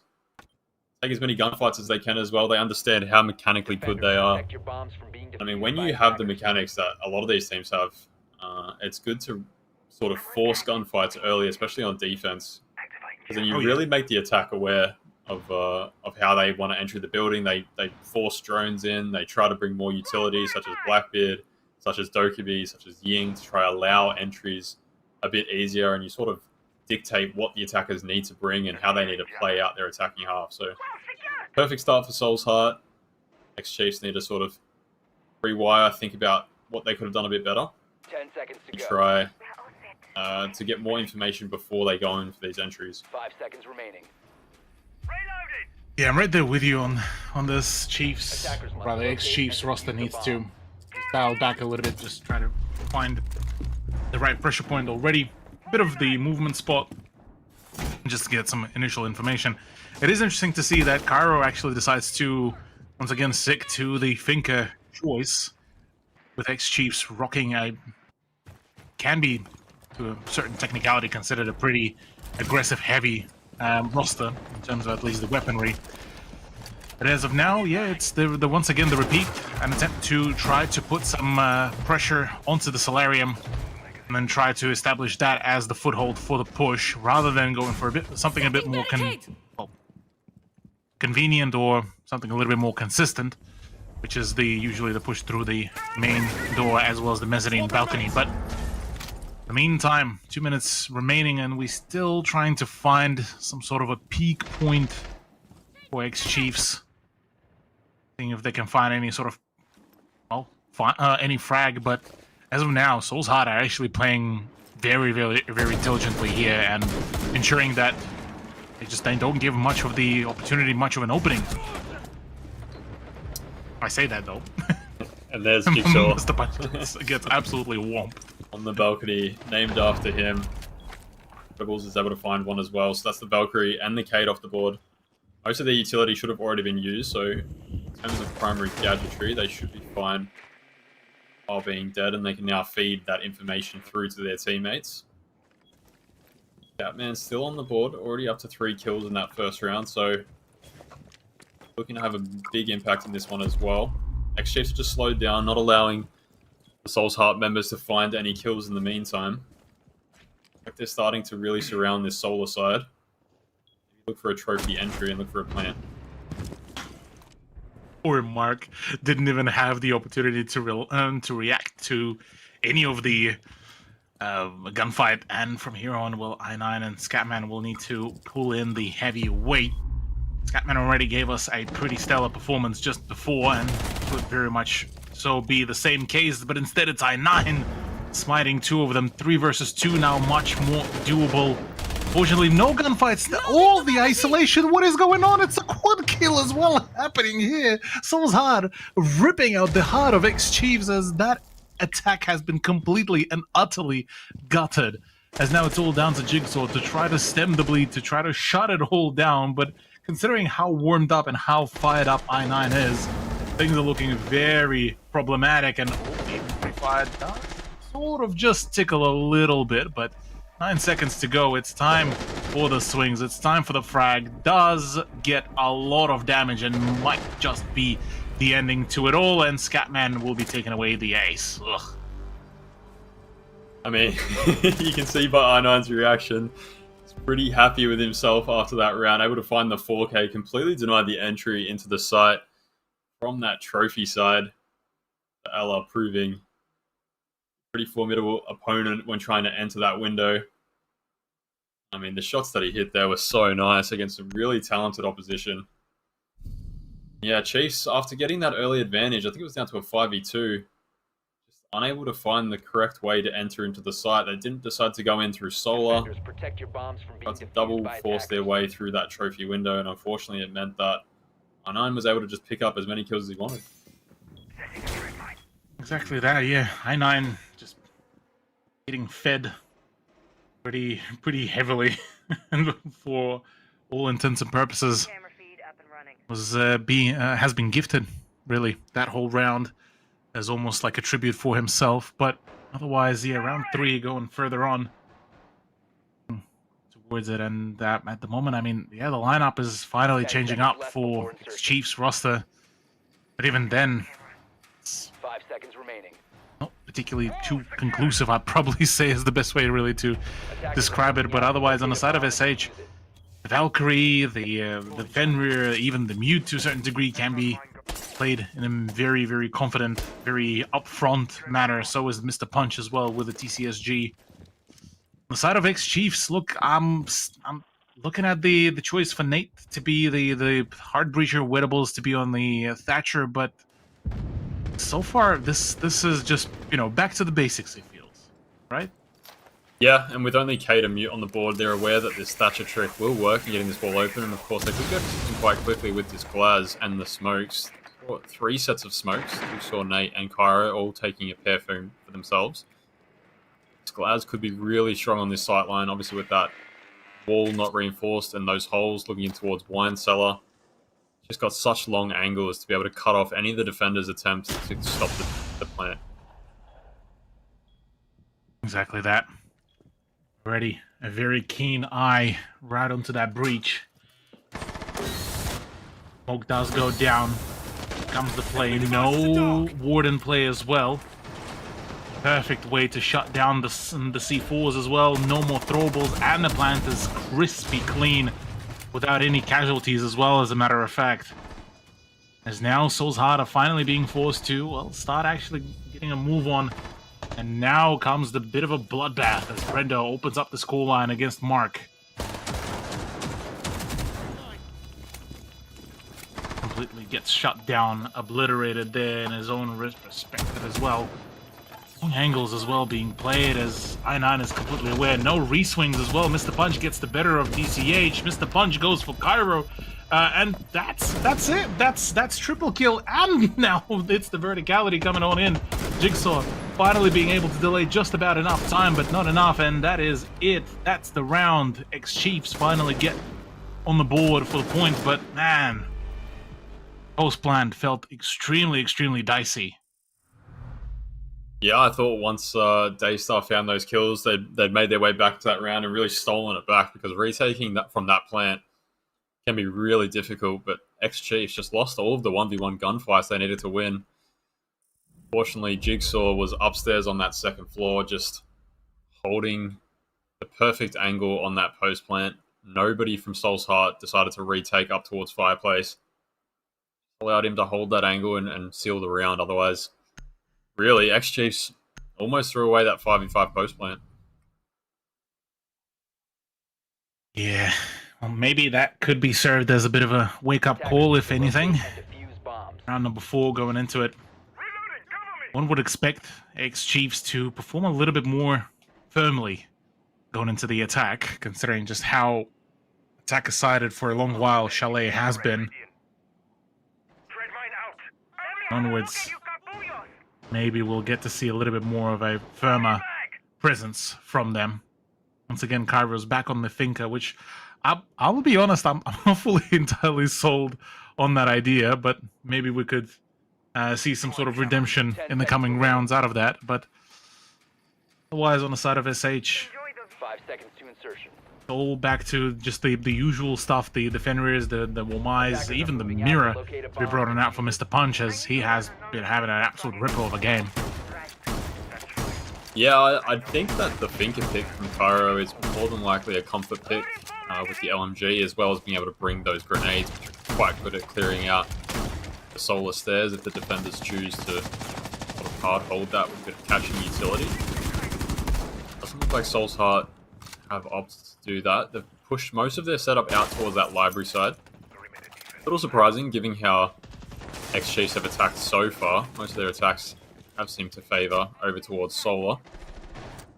Going to be a similar setup. Looks like they can go for those early flashbangs and smokes, try to repel in. They should know that the Solar Stairs not currently occupied by any of the defenders. Once this utility gets cleared, they'll be able to make their way into top solar. Already, the exchanges did come on out. Trying to flush out a few of the positions, but as of now, Solarium feels like very much a no man's land. A couple of the positions present just outside of the trophy area, but as of now, Wettables, unfortunately, cops and bought the farm. Now 5 versus 3. Hart really just sort of waiting it out.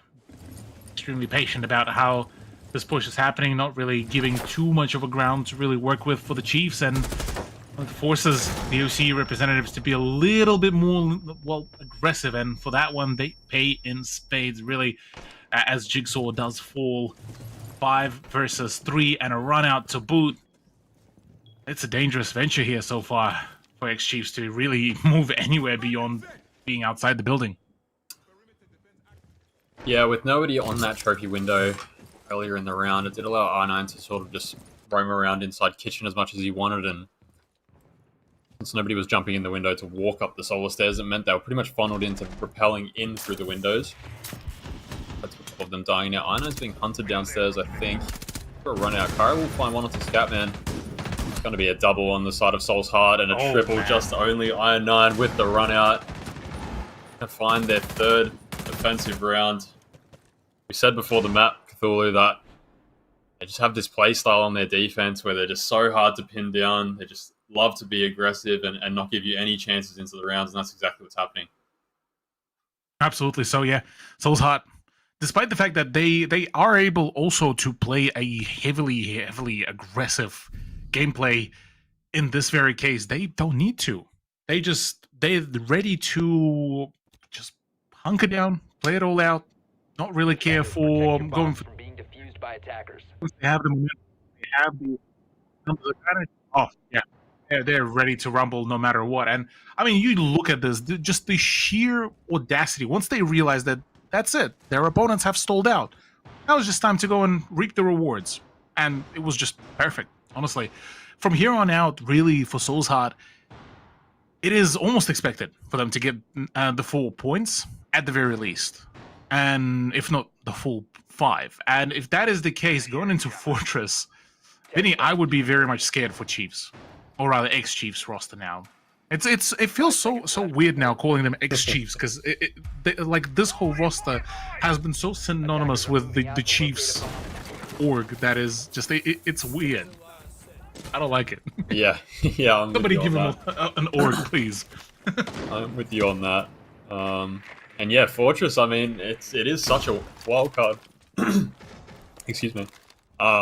Knowing if these teams have even like built straps around it, or if you know, if they've played it or scrimmed it, it'll be really interesting. And just in general, I believe this, Fortress in general being introduced into the competitive pool, that is just the first in general, really, as well. So it's going to be a curious turnaround, and I feel in most cases it will be one of those maps that you either just avoid like wildfire, or you pick and you train to the point of like you know it like the back of your hand as well. And I'm kind of excited. I'm excited, but also scared for Chiefs, because right now they are looking, at least on their offense against Soul's Heart, they're looking a little bit toothless here. Whether it's like Xenox highlighted, the fact that it's been already quite a long day and they have to sort of stay prepared at any point, or whether it's something else, it's there's a million and one opportunity and reason for that. Yeah, and I'm not really sure which I'd prefer, whether I'd have a longer break before playing a second best of 3, or still being sort of warmed up from the previous one if my game was a little bit later. I feel like, at least for me personally, having that longer break is actually better. Having to like prepare for a match and then have a shorter break and then come straight back into it can sometimes feel a bit overwhelming, especially with best of 3s. So I'd give that advantage to Chiefs, but I mean, at the moment, Soul's Heart seems to just be carrying all that momentum from the previous series against CAG. directly into this series. I9's already up to 8 kills. As I say that, he is taken off the board. Scatman finds one back into Pyro. It looks like this execute's actually coming through onto site. Yeah, one magic touch there, eh, Vinny? about Every cursing time. the players. But regardless, I mean, yeah, 3 versus 3, make it 3 versus 2. Wettables does manage to finally push in to get the better of Mr. Punch. Soul does leave up to Scatman and Mark. We did see, once you do introduce the blood rituals to the Apex South teams, it's a buff rather than a debuff for them. And so far, being able to fight back or push back at least, this should be still very workable. If Wettables does fall, making it a 2v2, make it 2v1. Now he gets spotted. Brendo might be looking at the final few swings, but the shotgun here could ring out pretty steadily as another swing. That's 1 down. That's 2 down. And Scatman is just clinical. He is just way too good for that one, and he's activated once again. Soul's Heart, proving the blood rituals theory. Yeah, these teams seem to just be better in the clutch. I don't really know where it comes from. I remember back in the day when we were in the clutch, that's when we were the most scared. But these guys seem to just find so many gaps. Scatman completely moved away from all the information on the attacking side. They seem to have no idea exactly where he was. I mean, the range on this shotgun is incredible. He would have picked up both kills. You're another round for Soulstar, making it 4-1. I think if they are to win this last round, it'll be really difficult for the side of X-Chiefs to make their way back into it. Yeah, at this point, it feels like we're starting to slowly but surely reach the point of sort of no return. I have a feel. Considering that this round will very much depict, at least personally for me, whether it is going to be a quick or a slow game. Because if Chiefs are able to at least manage to push it out towards the 4-2 scoreline, maybe there is a realm where they can bring it back, because only a 2-round differential, how some of the competitive games can go. Yep. You've been on the receiving and on the dishing out part of that bargain as well. Yeah, I've been on both sides for sure. Yeah, and whereas I feel if Soul's Heart do get themselves the 5th point, we may as well go into Fortress, honestly, considering that this so far has been an absolute spanking from the Apex South representatives against the X-Chiefs roster. And it's not even the fact that it's just, outgunning. It feels like it's even on the strat level, it's just Chiefs are stalling out so much. Yeah, and I think it probably has something to do with sort of the roster changes that have been made. Obviously, Nate coming in, and Cairo actually as well, quite recently. I mean, Chalet's one of those maps where you need to be really tight with your attacks, especially with stuff like solar clears. Timings have to be pretty much spot on, and it just seems like they've just left too many gaps at the moment for Soul's Heart to really exploit. I mean, that's definitely their strength, just knowing exactly when and where they can be aggressive and sort of take map control. That bolt doesn't look like it's actually going to make the distance. Yeah. Clear out this player in library. Oh, Meanwhile, man. I9's able to find a double. He peeks out that lobby door. I would bet that he'd find his triple. Down to a 5v2. That's just pain, man. Pain all over.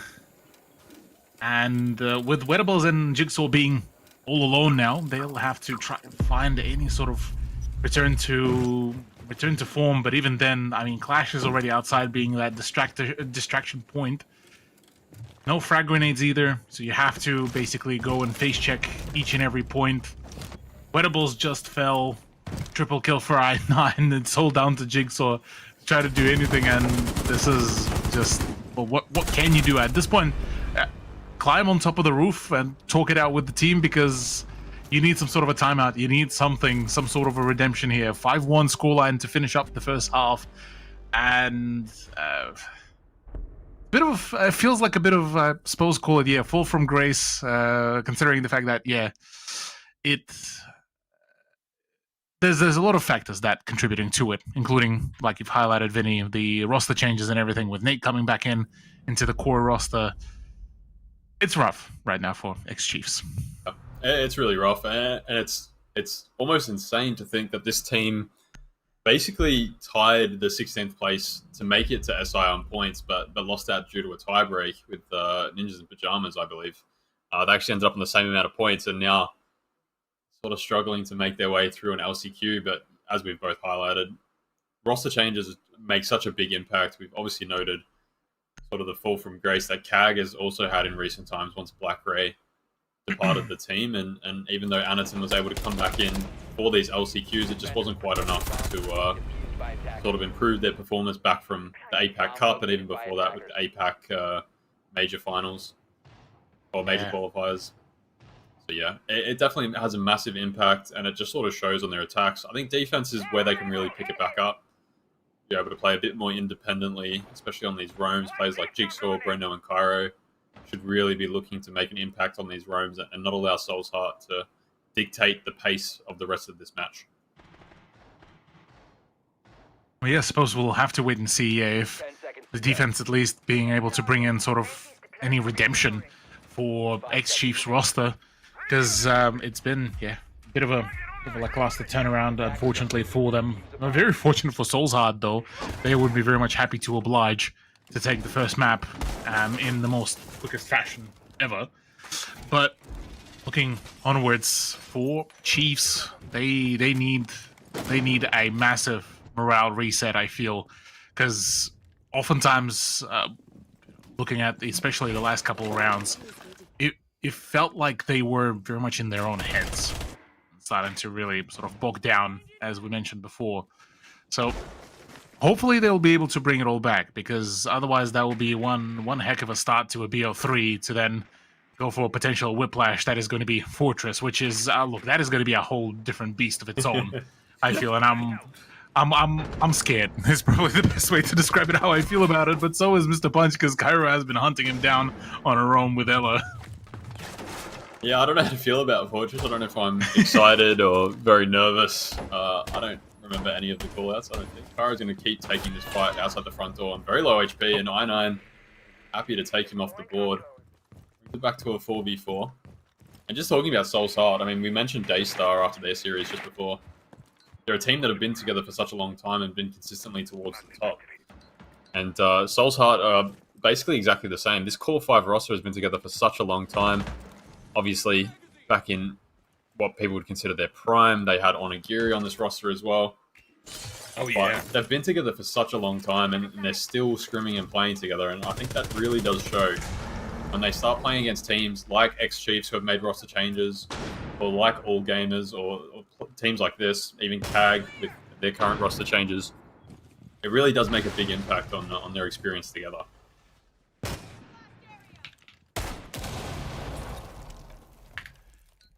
Yeah, look, I mean, looking at the overall performances, unfortunately my feed as well just decided to completely fry itself, but Soul's Heart certainly have all the possible cards in their hand, really, to just make things work in every possible way, and I'm certainly quite excited to see if they would be able to push through the whole lower bracket to maybe potentially even battle it out against Daystar. A Daystar versus Soul's Heart would be one hell of a Apex South derby.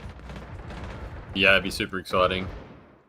We come here, 30 seconds left. And he's going to take a fair bit of damage as well as Jigsaw.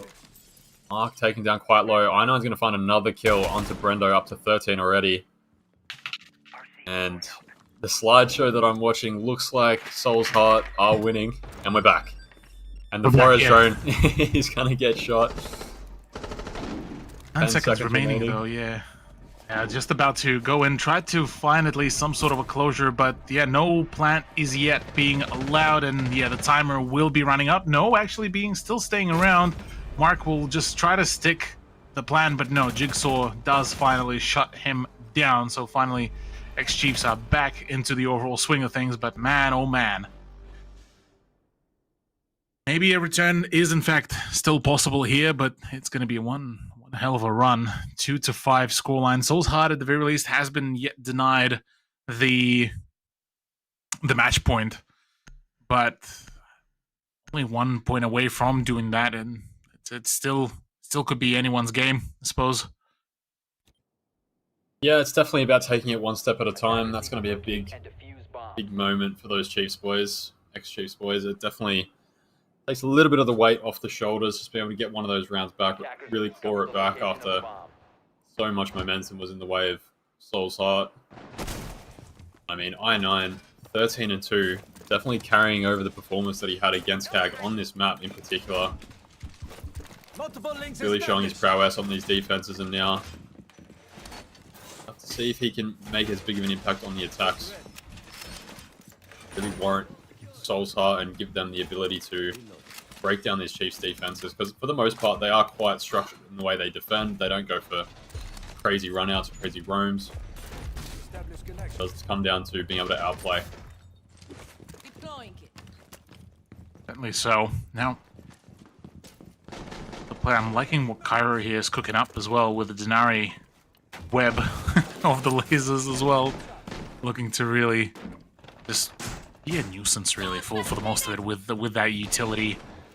On the other hand, for Soul's Heart, they're introducing all the needed, really, utility, the IQ, the Twitch, the Gridlock as well, being brought on out, and then, well, just to cover all the regular basics, the Ace plus the Ash seems all fitting for the SH roster. Though going into the initial attack, things definitely looked a little bit dire. I say that, though, Brendo gets shut down pretty quickly, and that's one of the C4s out of the equation, as well as the TCSG outdone and dusted. Presence on the trophy stairs is eliminated as well. Scatman wraps it all up pretty nicely. Nate is sitting in a very awkward position to play around, and it's very much of a gamble if that is going to actually work out, but decides to actually completely fall back, not really challenge the fate in any capacity. From wet, will the housing of the site really play a cruel joke on him or not? But the plant is starting to go down. Gotta get a move. This is the moment. It's all being stuck. No redemption, no response at all, as Chiefs are completely shut out from the side and completely denied any sort of re-advances or retakes, really, back onto the side. Wettables, unfortunately, unable to really find any spot or any sort of shot or even a slither of damage, as he's trying to buy as much time as possible for Nate, but even that is not even remotely a thing. And even then, Mr. Punch concludes it all out. Yet another point. Match point for the first map. As Soul's Heart, they knew that Chiefs would be, well, relatively happy to go to Chalet, but I don't think they were expecting that much of an onslaught. Yeah, not really committing to any proper attack there on the side of Soul's Heart, just surrounding that second floor bomb site in kitchen. Starting to put pressure. Plays like Brendo, he's having a really quiet game, 2 and 8. Sure, there's probably a few nerves playing into this, as well as a bit of tiredness. Playing 2 best of 3s in one day. And then on the flip side, Soul's Heart, I9, Scatman, and Mr. Punch already all 3 into double digits after only 8 rounds. So, yeah, it's going to be really tough for X-Chiefs to be able to sort of dig their way out of this hole. But it is one step at a time, and we've seen some pretty big comebacks across this series, or across this LCQ so far, so definitely have it in them to do it. Saying that, there's going to be a tech, so a little bit more of a break. More of a break indeed. Oh, no. Not like this, please. DCH crashing, and there's the rehost as well. Vinny, we have been going back to the days of NZ Invitational. The 9 rehost special is inbound for us, I feel.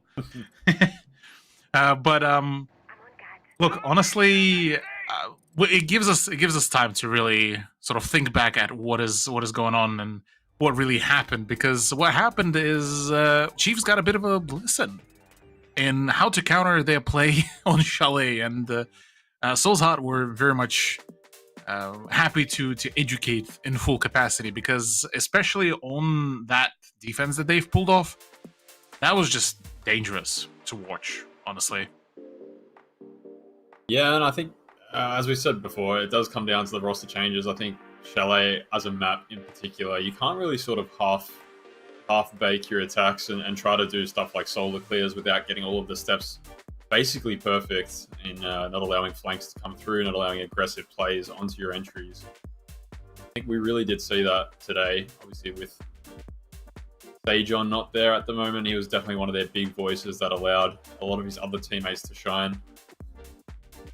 Yeah, it is tough to see sort of the way that they're having to go about the way they play at the moment. They've been fairly reliant through these LCQs on players like Jigsaw, players like Brendo, to really shoulder the load and be able to almost frag their way through these matches. But in the meantime, it'd be a good chance for them to sort of say, okay, look, we can try our best on Chalet, but the map's probably almost gone. Let's start really focusing on Fortress and what we can bring to that map. Yeah, this I'm very much of the same opinion here. The matchup here on Chalet borderline can be almost written off here, I feel, considering just how close we are already for the 7th point for Soul's Heart. And in the meantime, looking at the Fortress, I don't know what even to expect out of Fortress, because I mean, it's a map that does offer you to play a very sort of lockdown heavy sort of gameplay that allows you to also be extremely ratty as well about how you play. So initial engagements about even just the sheer entry into the building, I feel will be a big point of contest here. Vinny. Yeah, I mean, for that map, I think you can be the color caster and I'll be play-by-play, because I have almost zero idea what is going to be happening in that map. I haven't seen a whole lot of it in competitive play yet, but I mean, it's exciting. Anytime a new map comes into the pool, it's really cool to see sort of each team's different approach to certain problems that you run into when you're playing the map, whether that's how you're going to sort of execute onto a site, how you're going to find your entries and make them as efficient and safe as possible. I mean, everyone's played Fortress, obviously, back in the day. And it was one of those maps that when you got into ranked, as you said, it can be quite bunkery and sort of you want to hold down parts of the map really strong, especially that master bedroom area and bathroom. But there's plenty of opportunity for big flanks and big roams, so it'll be super insane. I'm sure both of these teams have barely anything prepped, so it should be, yeah, barn burner. Oh yeah, barn burner would be one way to describe it, honestly. But yeah, I'm not shocked, but curious is probably the best way to describe my feelings about the Fortress pick. As Chalet, just felt like it was fairly lackluster in terms of what can be really said, apart from the fact that just Soul's Heart had a really solid turnaround. Whilst on the defense, though, for ex-Chiefs roster, they have managed to play the time really well and shut things down. But how long is it gonna last until SH just manages to adjust to what ex-Chiefs roster is doing and just continue doing their own thing as well?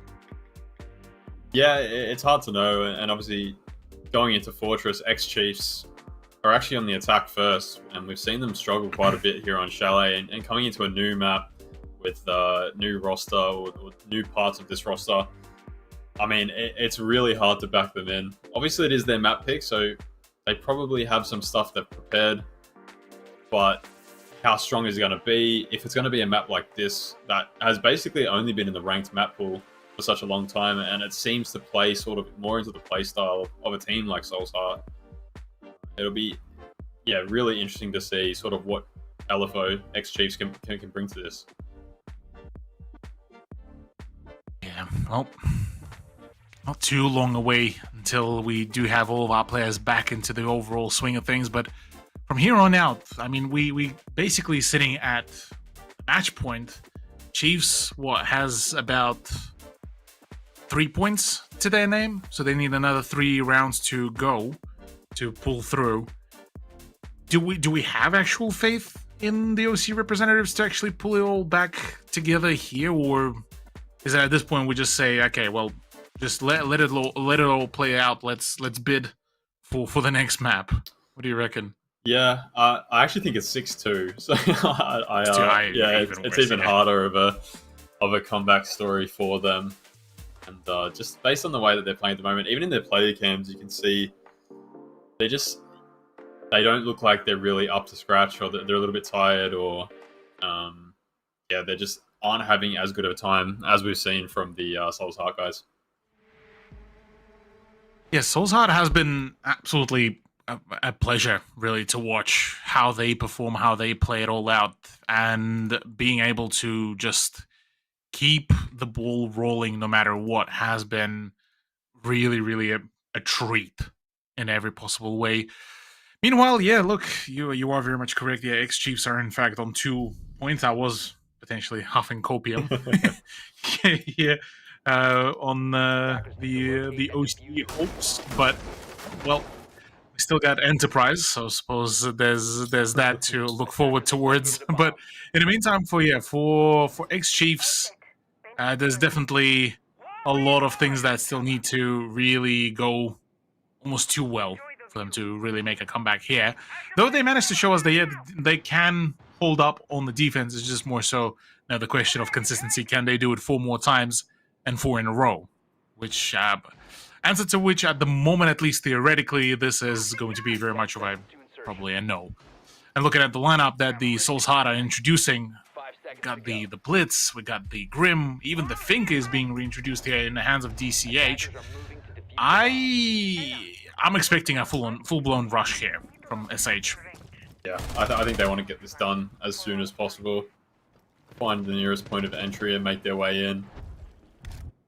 The Finker and Blitz combination can be really strong as well. Provides a lot of extra HP that just allows the Blitz to really sort of run down people without the fear of being shot in the legs or taking too much damage from that. Brando's going to get a bit of information here about where this Claymore is. He should know players still out there on the bathroom balcony.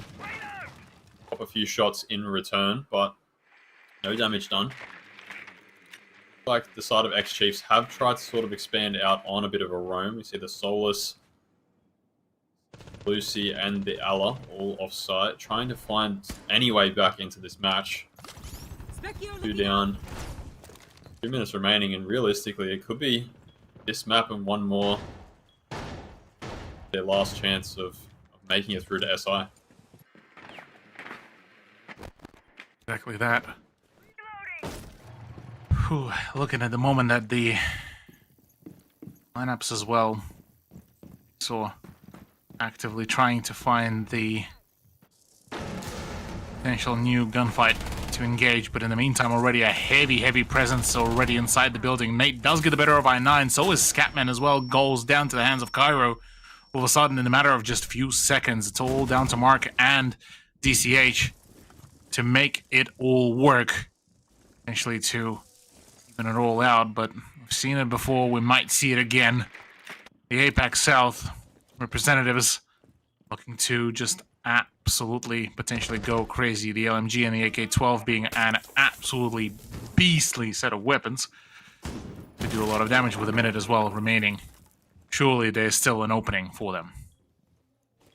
Yeah, I would never count out the Souls Heart guys in a disadvantage, but like the X-Chiefs roster have done the right thing. They've all made their way back down onto site, trying to hold as many crossfires as they can. Don't let anyone die for free. At the moment, it seems to be working quite well. As we can see there, Mark having to use some of his ace canisters to get some vertical because the fact that the Ash got taken out so early. Mark will be able to find a bit of information on site. Nate is tagged up to half HP. 30 seconds remaining. It looks like this round will go to the side of X-Chiefs.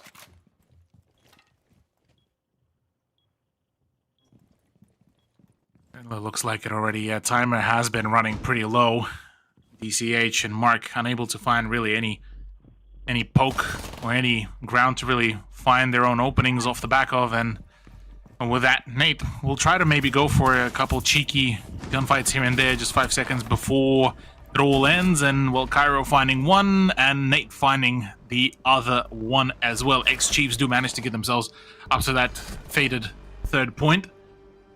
The question being is, once again, it'll be probably a repeating instance very much in terms of Chalet. Will they be able to continue this run as well. I would personally say that if we'll see yet another round to be taken by X-Chiefs to push it into at least 4-6 or maybe 5-6, yeah, we are certainly seeing an overtime. I can guarantee. You're gonna jinx it this early? Oh, look! I'm calling it nice and early. I'm putting all my bets in right away. Yeah, it's I mean, it does start to creep up on you when you're in Soul's Heart position. As the other team starts to just find a few little rounds, they'll start to sort of creep in. Maybe you celebrated a little too early, or you took the foot off the gas, or you expected, sort of the other team to roll over and let you have the win, but it never really is like that, especially with so much on the line. Ex-Chiefs, they have 2 new members at the moment. They definitely still have a lot to prove. Almost had that SI spot themselves. Unfortunately, were relegated back to playing into this SI LCQ. I think the expectation for them, even with the 2 roster moves, is probably that they make it through to the grand final. They've got such talent. Brendo, Jigsaw, Wet, Cairo, Nate coming in as coach. Like, there's definitely a lot of firepower there, a lot of experience in being in high-pressure situations, playing through qualifiers, playing in international events. I think at the moment, just the cohesiveness of a team like Soul's Heart, who have been together for such a long time, is just showing through. Oh, yeah. I'm right there with you, yeah. And I was just about to say that I think what is also, at least in partial, a problem here, at least for X-Chiefs roster, is the fact that there is that much amount of the potential that pressure that gets generated off the back of that, it becomes almost suffocating, really, in some instances. And what is being expected of them versus what they can do realistically within the current circumstances could be completely 2 different variables, really. And looking now at the overall turnaround so far, look, yeah, they have been able to perform. And I mean, performing well against a team like Soul's Heart is already a feat and a half. But given just how frequently those players have been at the top echelon of OCE Siege, it is almost like a given kind of expectation that they would be able to perform. Which is something that I suppose in some capacity call it suffering from success. Yeah, for sure. It just seems like this Chiefs roster, at least a majority of them have been at the top for such a long time, right? That you almost expect, even through hardship, that they're able to really perform and compete against the best teams. But it is tricky. It is really tricky. Soul's Heart have just proven to be the more cohesive unit. They play with so much confidence, and being on the receiving end of that can be so difficult as well, even for a team that's been together for a long time. Back to the round. Cairo was tagged down to about half, but was able to find DCH before being tagged, although Scatman has done a nice little pick the Brendo inside side. Back to a 4v4. Yeah. Bit of damage being chipped away. Cairo is in dire position here, where he needs to really play his cards really well for his position to pay off dividends, as unfortunately he doesn't have as much of the coverage just yet. Jigsaw, though, trying to find some sort of an opener, but the moment any sort of peek around comes from the top of the library stairs, that could be it, though. Scatman already creeping up to the bottom of the library stairs, and that could be a problem, a massive, massive issue as well to work with as they're ramping up their efforts. 30 seconds remaining. Matter of fact, well, 26 is already double kill for Mr. Punch as he goes down 2 versus 3. It's all down to Cairo and Nate to try to bring it all back to keep the hopes alive for Chalet as Nate tries to make the rotation. No C4, all down to himself as Cairo falls. One more attempt, but overwhelmed, overpowered, and completely shut down. Soul's Heart do claim Chalet. Soul's Heart, again, proving to be the better team on a map like Chalet. They were able to dismantle CAG earlier today. Prove why they're one of the best teams on that map in this region.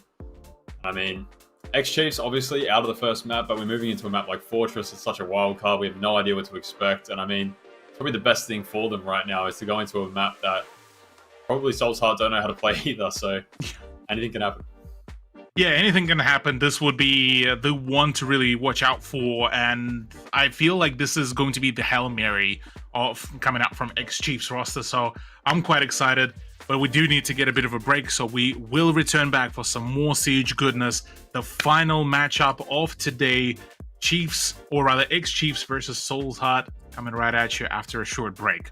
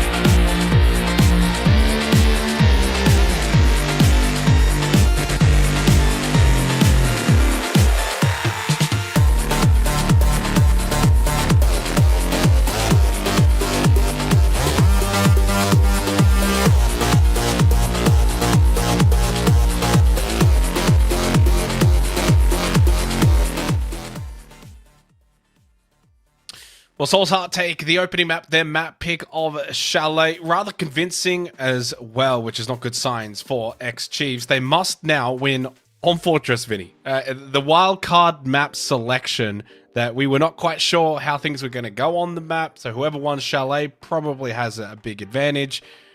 I guess for X-Chiefs, I hope they've done some workshopping. Yeah, it's going to be really tough for X-Chiefs, and Soul's Heart's actually starting on the defense, so if whatever they were workshopping is hopefully some really solid attacks, given as well that they currently have 2 new members on the roster, it's going to be really tough for them. Soul's Heart's defense has looked pretty much insane. I9 being able to run around and basically do whatever he wanted throughout that whole map, and I'm kind of expecting Fortress to be the same. Cthulhu, obviously Chalet, you could see in that first half that Soul's Heart was just completely all over X-Chiefs. They couldn't get any real attacking rounds to go their way, and as we kind of just alluded to, Fortress is going to be a similar first half in the sense of Soul's Heart defending first, which kind of just immediately puts X-Chiefs into the cooker, because if they don't improve on their attacking half, then it's going to be a long way back in the series, and obviously the LCQ as well. Oh yeah, no, absolutely. This is going to be a dangerous game, really, to play on out on the Fortress. I'm kind of just I thought that I would get some sort of confidence out of Chalet with X-Chiefs roster. In reality, I gotten even less of a confidence now that we're going into the Fortress. I'll be real with you, Xenox, and it's not even just one sort of set of bad decisions and it led to like a complete cascade down. It felt like Chiefs kind of just stalled out even throughout the first round, where Soul's Heart just managed to confuse them so much that all of the strat book, just you could see it probably roughly around like round 2 is just being flung out of the window. The mental part of this as well now, Vinny, for X-Chiefs, you're down a map, you one more map loss and you're out of the running for 6 Invitational, and then a bit of time off until, at least for probably some of these guys, they get to play competitive Siege again. I mean, how difficult, I guess, as a player, is it to keep the bigger picture out of your mind and just go into the next game one map at a time mentality? Yeah, it's almost impossible, to be frank. You're constantly worried about sort of the mistakes you made in the previous map, the things you could have done better. There is a real sense of sort of letting your team down at some times. We saw in that previous map a player like Brendo going 2-9, 30% cost. I mean, it's not something that he expects of himself, and it's not something that obviously we expect of a player with his quality. So it can bear pretty heavy into your mind, and of course with something as big as 6 invite on the line, it all adds to it. So it's going to take a lot of mental fortitude for them to bring themselves back from Fortress. And Fortress Cthulhu is obviously a very difficult map to break down in terms of this matchup, or even just in general right now with how new it is in the pool. I guess in some ways you would want to start defense for the comfort, but at the same time, if you're X-Chiefs, getting to attack in the first half, try and do a better job than Chalet while it's still fresh in your mind. Less pressure, I guess, technically on the attacking team, because you're probably expecting defense to be that safety blanket. So they kind of get, I would say in this first half, the biggest opportunity to put a dent in Soul's Heart's campaign here, get off to a good start. Even just maybe 2 attacking rounds, 3 would be amazing, etc. That has to be where it's won and lost probably in this first half. If they're 5-1 down going into the second half, it's very difficult. Yeah, especially on a fresh map as Fortress, it is looking to be a pretty difficult run overall. So I'm looking forward to see what can be cooked up, and this is one of those times where you get to explore something new. But considering the implications before how Chalet went, there is still that very fresh of a wound from the performance. Excuse me, I'm fumbling the words. Performance of the Chalet. Now it is going to be a bit of a curious one. And to me personally, I haven't really gotten as much of an experience, at least watching competitive Fortress. But all that I'll be able to base it all off is the average ranked / casual experience. And look, Fortress out there it's a wild west. Yeah, and I'm right there with you. I mean, I get paid to give some insight into maps, and this one is going to be a struggle. I will not lie.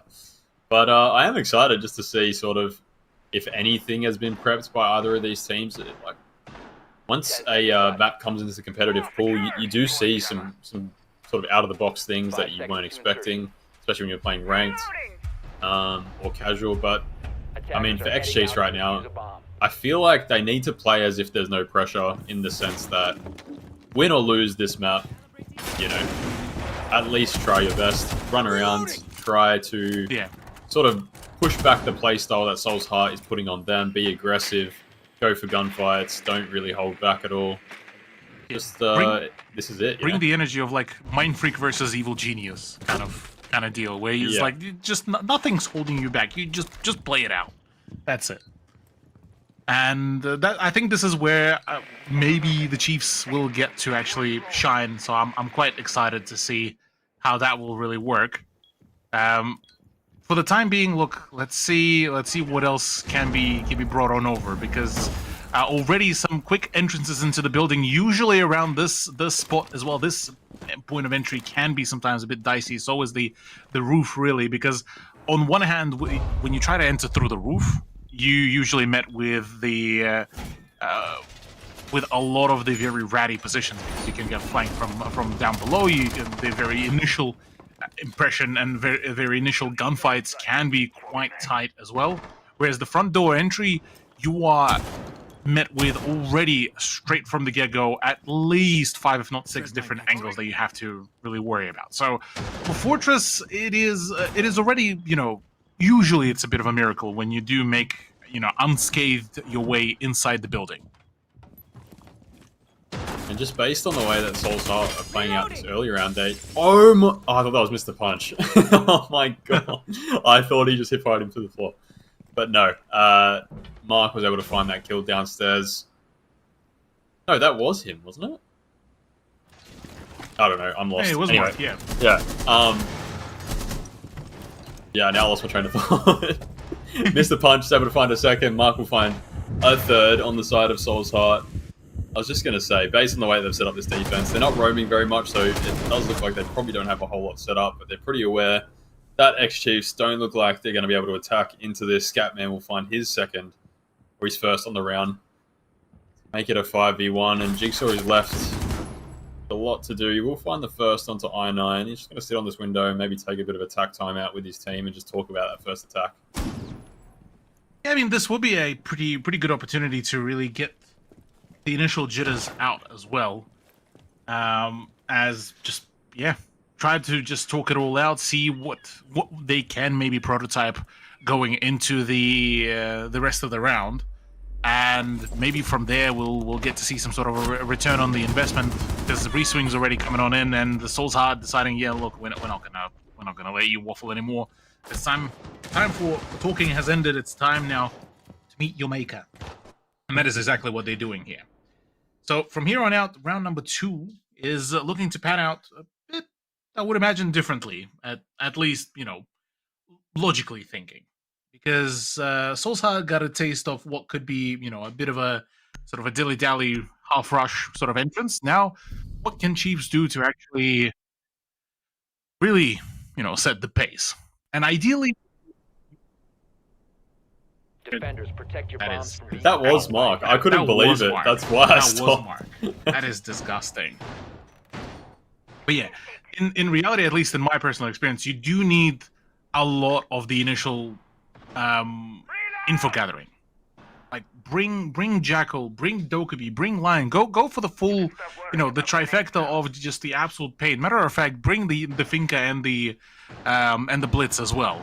Be the absolute biggest pain in the backside to really play it all out, because on the offense, you either take aggressively a lot of the like smaller angles just to catch the defense trying to rotate in and out, or you go for just the every possible on the God's green earth crutch pick that you can go, just to ensure that you have every single visibility. Because I mean, you look at all of those corridors, not a single, well, at least when it comes down to those 90-degree turns, not a single wall is shootable.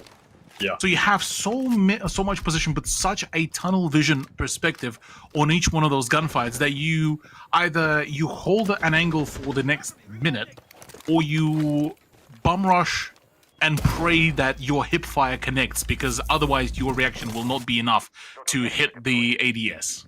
Yeah. Yeah, I think I'm with you on that. I think just even get rid of the ace, honestly. Don't worry about hard breach. Bring smokes, bring Glaz, Ying, Capitao, Grim. Just, I mean, Ying and Grim obviously banned, but it looks like with 2 minutes remaining, they have made their way into the building, and this Blackbeard of Wettables is trying to get a really aggressive opening onto Mark, but Mark will take him out. Cairo and Jigsaw will find 2 back though, and it looks like it may be a third. Oh, Jigsaw finally.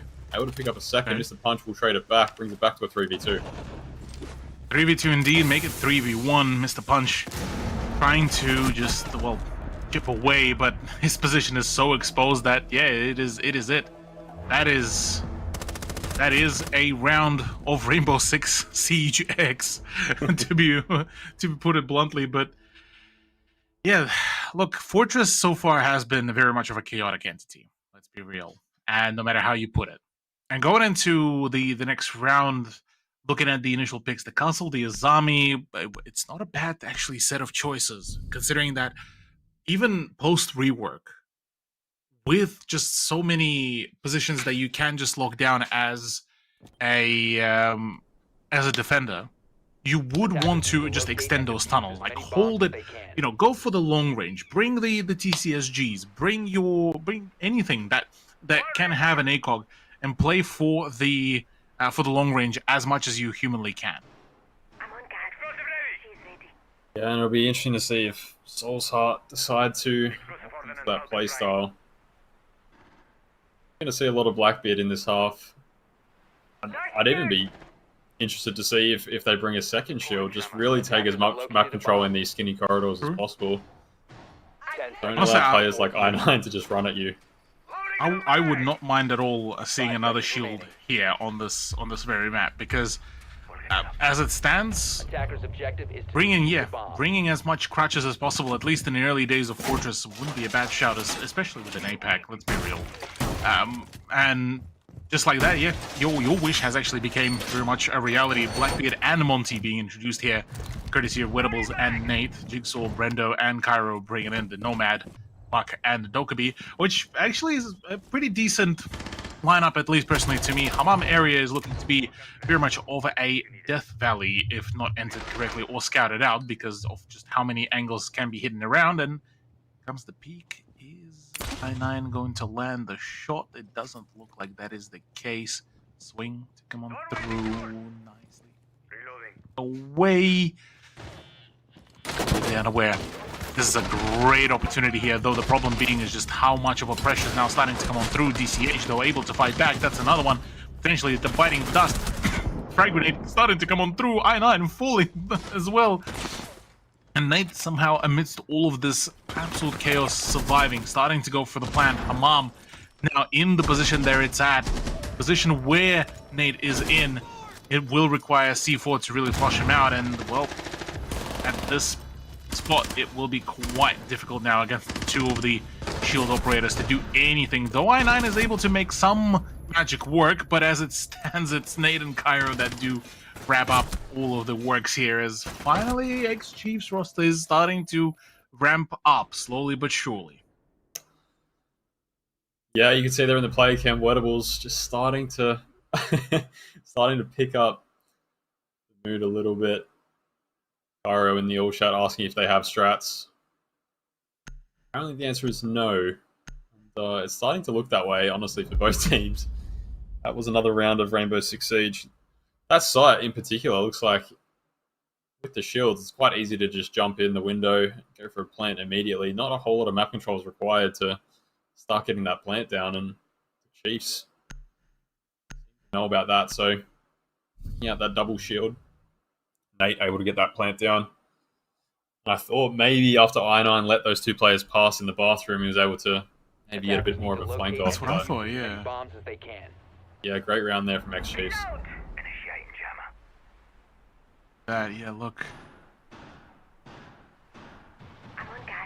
Punch and Co. will need to find Activating jammer. any other way to play it all out, but at least going down to Hammam wouldn't be a good idea, at least for now, considering just how easy it is to lock down. And I'll tell you even more.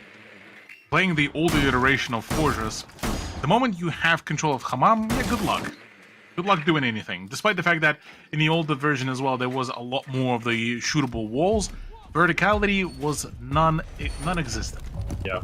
And being able to retake, you have to basically raw push into the side, and that is the last thing that you want ever to do at all. So, yeah, look, Fortress right now is panning out to be very much of a ranked game galore, and this is exactly what this matchup is providing us as well. An insight into what will the a 10-man's average game on Fortress be.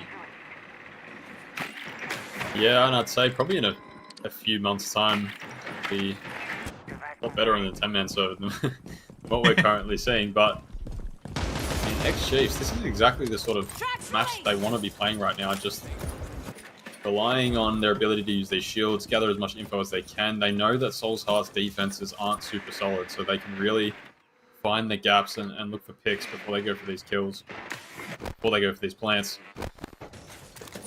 Already got one on the board at the Hammam area. 2 minutes remaining. They're just gathering as much information as they can. I mean, an early fight here. The Monty has a lot of information. Nate's actually going to go for the kill himself. Barely keeps his life. Just making their way towards site now. Exactly that, already a massive amount of just disgusting angles being just cooked on the go as SH doing their best to just deter any sort of push to come on through. X-Chiefs are trying the absolute best to make it all work, to push even further, but and now, yeah, it is a dangerous venture. Cairo is just trying desperately to find any sort of opening here for himself, but every possible situation, it's not looking good, and the default cameras are still back up. No. I mean, that you can excuse it. You can excuse it for this map only. But that default cam is giving so much information on where these players are. They're going to know exactly when they're about to run in the side. Deimos will be able to try find a kill to the floor. Most of this floor is wallbangable, so still looking for this kill up through the vertical. Down to a 4v4. Mark, that's about half HP, but Nate's already quite low as well. This, no smoke canisters remaining. He should be able to go for the plant. No C4 either on the board. Really going to come down to the defense having to flood the site. Re-swing coming around. Ballsy swing from Mark as well to shut things down. 2 versus 4. 3 versus 2 now. As we are looking at Sultan being very, very low on HP. Jigsaw, if he lines up a couple shots here, this could prove to be quite beneficial. 10 seconds to go. 1 down, 2 more to go. 1 more to go as Scatman is starting to try to stay alive as much as possible. Waiting for the re-swing. Peak comes on through, and in fact, Soul's Heart equalize the scoreline 2-all. I don't even know how to break it down. Like, the default cam was still The default cam was still there, yeah. Like, I can't really, I don't know how to analyze. They had a lot of information, Soul's Heart, based on the one default cam in the middle of the hallway. But some really good re-swings as well from Soul's Heart. Obviously, they understood that with about 15 seconds, 20 seconds remaining, X-Chiefs were going to be flooding their way into the site, and that's exactly when the defense got aggressive themselves. And Mark was able to find that kill at the top of those spiral stairs, and that really opened up the round for his team back down to the 4v2. They did lose a few kills in the 4v2, not holding their crossfires, maybe not understanding which angles they had to be wary of, but Scatman's able to finish off the round and make it 2-2. As we said before, it's probably more defender-sided on a new map just because it can be easier to just sort of figure out which parts of the map you want to hold and just sort of set up for that. Hunker down, yeah. Yeah, whereas on the attack, you really have to sort of problem solve about how you're going to deal with certain things. But the opposite side, 10 seconds to go. playing the defense and not really having an idea of where you're going to go, there's plenty of gaps for the attack to exploit. So if they're able to find those, then Attackers are really moving can out open to up these locate a rounds. bomb So and defuse it. X-Chiefs can continue this momentum as well. Yeah. Play. Now looking at the lineup, once again, the introduction of the Clash is essentially signaling just a way to be just an even bigger nuisance against X-Chiefs roster, whereas Chiefs, they introducing once again the Solus as well. Oh, sorry, not the Solus. Smokes for that, and Monty as well to be brought on in as now. It's an interesting lockdown, and yeah, like we mentioned before as well. Once again, using those extensive corridors to basically just lock it all down, prevent any further push without extra damage being dealt out. Yeah, it's not super common to have areas of a map like this where you can really hunker down on certain corridors and not be worried about being shot in the back or being shot in the side. They're using that to their advantage at the moment on the side of the defense. This Clash will be able to basically lock down that whole hallway for the rest of this round. A whole lot of utility on the side of the attack to deal with a Clash. I think Nate's going to try to brute force his way up here through this. Audibles will actually find the first kill. Mark will trade it back onto Jigsaw, and now it's really on Nate to find information. Mark's going to find a second one. I9 will find a third. Currently down to a 4v1. Mark will find his third of the round as well. Kara trades one back, finds a second onto I9. All of a sudden, this round becomes doable. Indeed it is, yeah. 1 versus 2 situation. Still very much work it. One more Clash as well. Though the shield is still very much persistent. Frag grenade should clear it out. C4 flung on out. Ooh, perfect shot, but oh man, the C4 will be a tilter and a half. Soul's Heart win themselves yet another round. Let's not forget as well, by the way, Vinny, if Soul's Heart win this map, that's it. That's X-Chiefs roster run concluded within the last chance qualifier.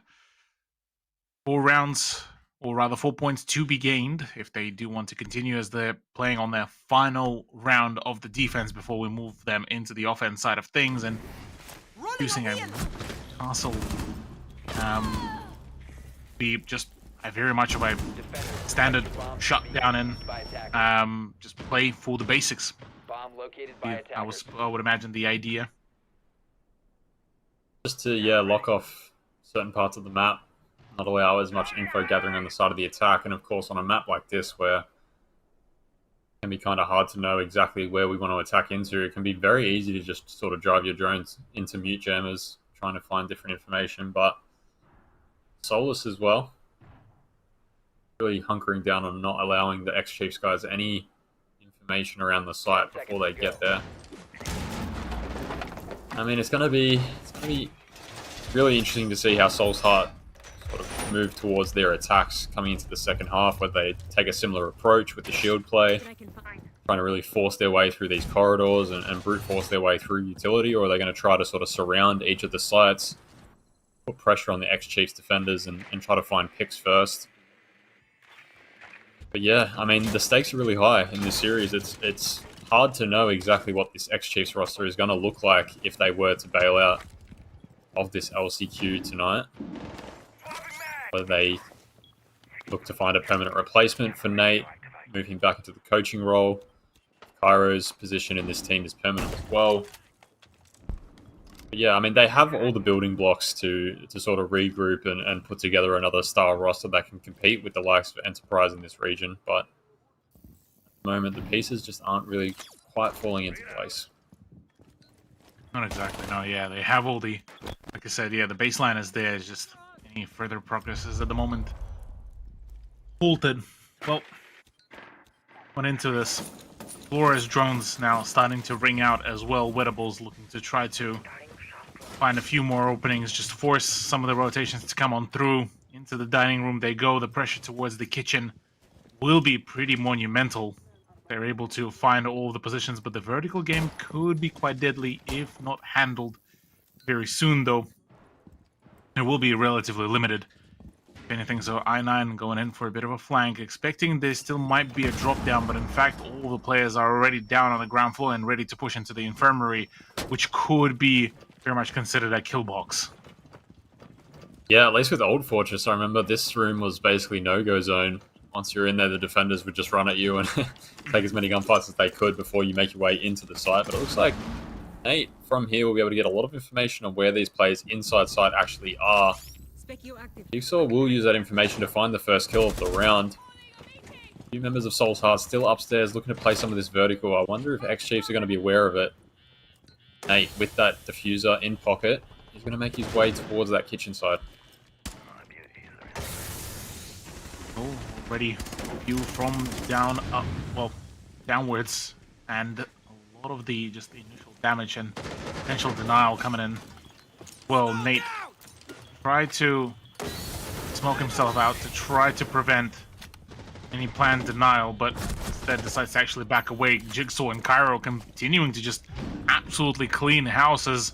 This is looking to be a 3-all scoreline for us to witness the end of round number 6, and well, without any sort of information, CH will be in a lot of trouble as just out of time as well.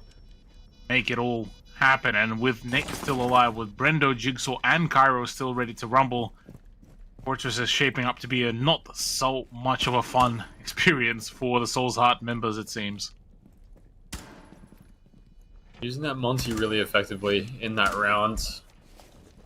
Almost found a pocket to plant in earlier, but vertical play of Soul's Heart, they seem to understand basically where most of those plants wanted to go down from there. With just such a large man advantage, they were able to find a pocket of space and plant. PCH is just going to let this time run out. Give his team a bit of time to talk before they're attacking half. I'm sure they have plenty of ideas about how they want to move into this, how they're going to put the pressure back onto X-Chiefs and not allow them back with any momentum into this series. Exactly that, yeah. They managed to really regain control, but I mean, you're looking at the expressions as well. It's the tiredness as well starting to slowly settle in, it seems. I mean, poor Jigsaw looks like a little bit like a husk at this point as well. Considering this is starting to get into the later parts of the evening as well for OCE. And as of now, look, yeah, it's a hope that they can just keep on holding out and keep on just keeping on, really, for their own dream as well. We're now moving into the second half of the of map number 2, and the bans are coming in. The Maverick, the Ying to be banned out, and then a Clash and a Malusi to be taken out as well on the side of Soul's Heart. Which means that, well, for them, they don't want any sort of slowdown. They know exactly how crucial it is to just have a very quick, very decisive entry into whichever room, whether it's full of the opponents or not. With that slowdown out of the way, it should be much, much easier, though. I don't think we'll get to see such an immediate effect of ban phase in comparison to what we got to see from Daystar versus All Gamers the moment Jaeger and Wamai were banned out. Attackers have located a bomb. Yeah, and seeing the Maverick ban, I think, is pretty interesting from the X-Chiefs guys. Obviously, the Ying ban makes sense. They don't want to allow a team that doesn't have strats to sort of force their way onto sites, but the Maverick is, at least for me, a ban that you sort of prep for a team that you know will try to take map control and execute in a more structured way. So whether they decide to ban the Maverick and force their way with like Cade claws and bandit charges, but even from there, it doesn't look like they've done that. So maybe they're worried about certain long angles you can get with holes in the wall. Yeah, I mean, I'm only speculating at this point. I don't really know. So. Oh no, I'm right there. I'm right there with you. Look, we'll have to wait and see if that is actually going to be coming to fruition. In the meantime, though, like what Cairo has been cooking up as well for his presence as Denari, is trying to make the best use possible of all those long corners, be able to just hide away those prisoners. Well, 2 minutes 9 to go, and looking at the lineup overall on the offensive side, Soulsheart have a pretty decent idea as to how they want to go, albeit I would probably invest maybe into a florist as well for this one, or rather for this lineup, just to ensure that you have that remote a way to get rid of majority of the utility that defenders are setting up.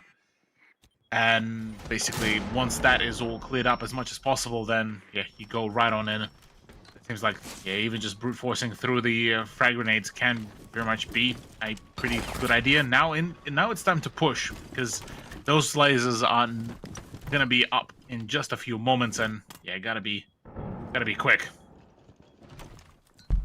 This strat revolves pretty heavily around Karu being able to hold the entry on this door, as well as Nate holding down that spiral stairs with the 3 ADS. Is pretty reminiscent of something like a banked blue stairs hold. As I say that, Soulsheart have made their way directly into the building, finding 2 kills. Setting up this round really nicely. Nate will be able to find the refrag, taking out I9. Mark has found one in the meantime, though, and now the Blackbeard is going to get so much information. Scatman will take out Brendo, but Nate will find a second. All of a sudden, it's down to a 2v1 with 50 seconds remaining. Yeah, with the plan starting to go down, this could be quite a potent way to conclude the round, albeit Nate will need to nail all of his shots right now. Cheeky reload to keep going, and the frag grenade is a little bit dangerously close, though the swing unfortunately does not fully line up, and DCH is the one that has a much more of a stable weapon. Will be concluding that round. 4th point for Soulsheart, only 1 round differential here between the 2 rosters. All of a sudden, Fortress is certainly shaping up to be a much closer venture than Chalet ever could have really been, it feels. Oh yeah.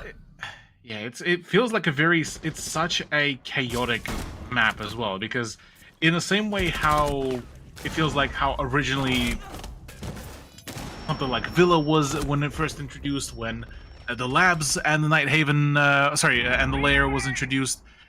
It feels like there's just a lot of things that still need to be learned, and in the meantime, it will be the most chaotic, very sort of on-the-go map. Yeah.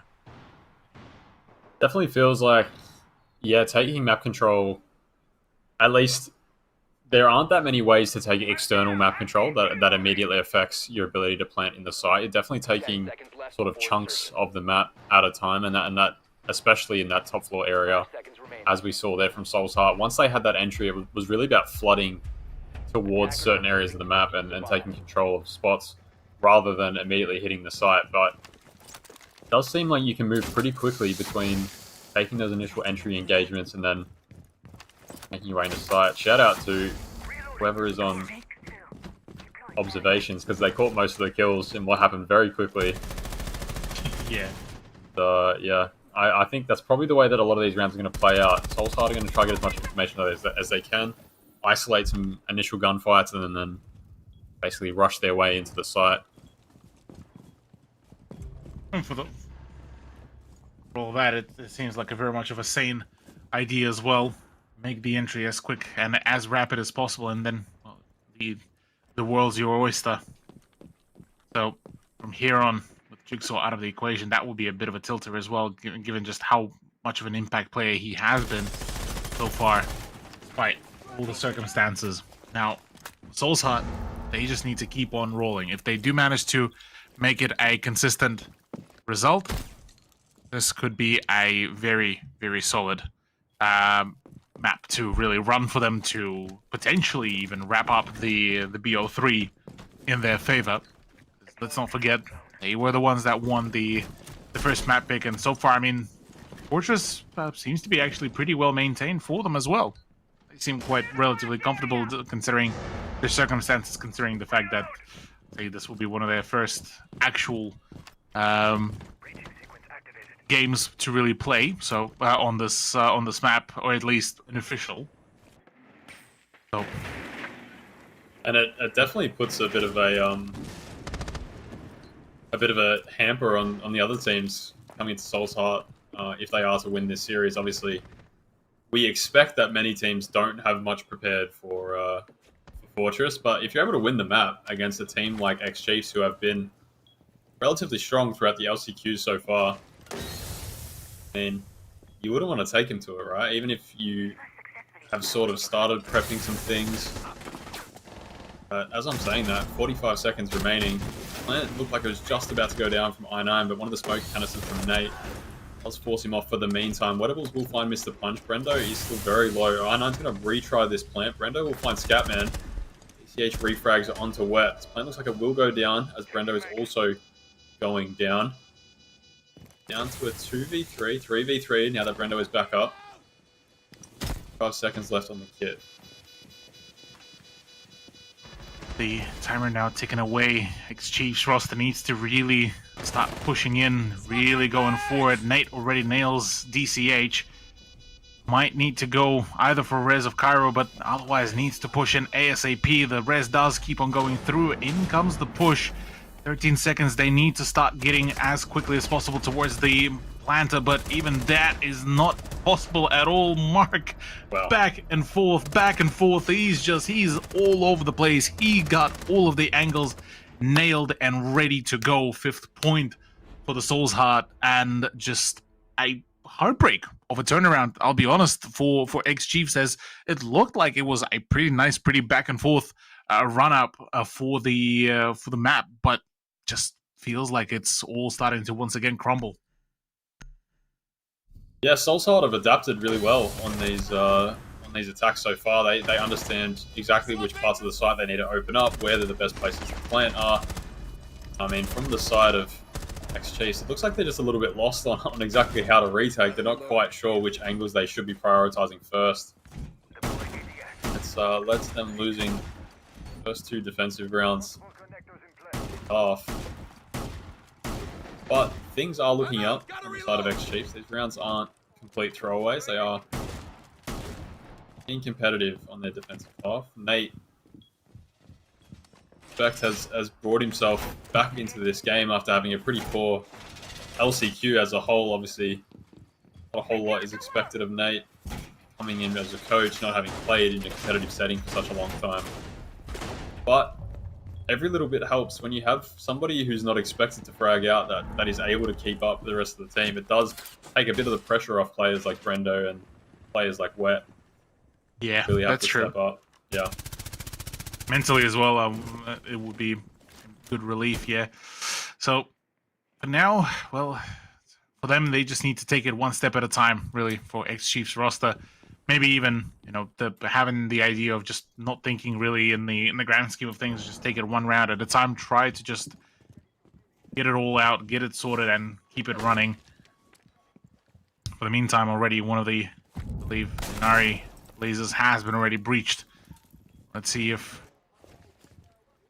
push will actually come through correctly, or whether Soul's Heart will stall out on this one.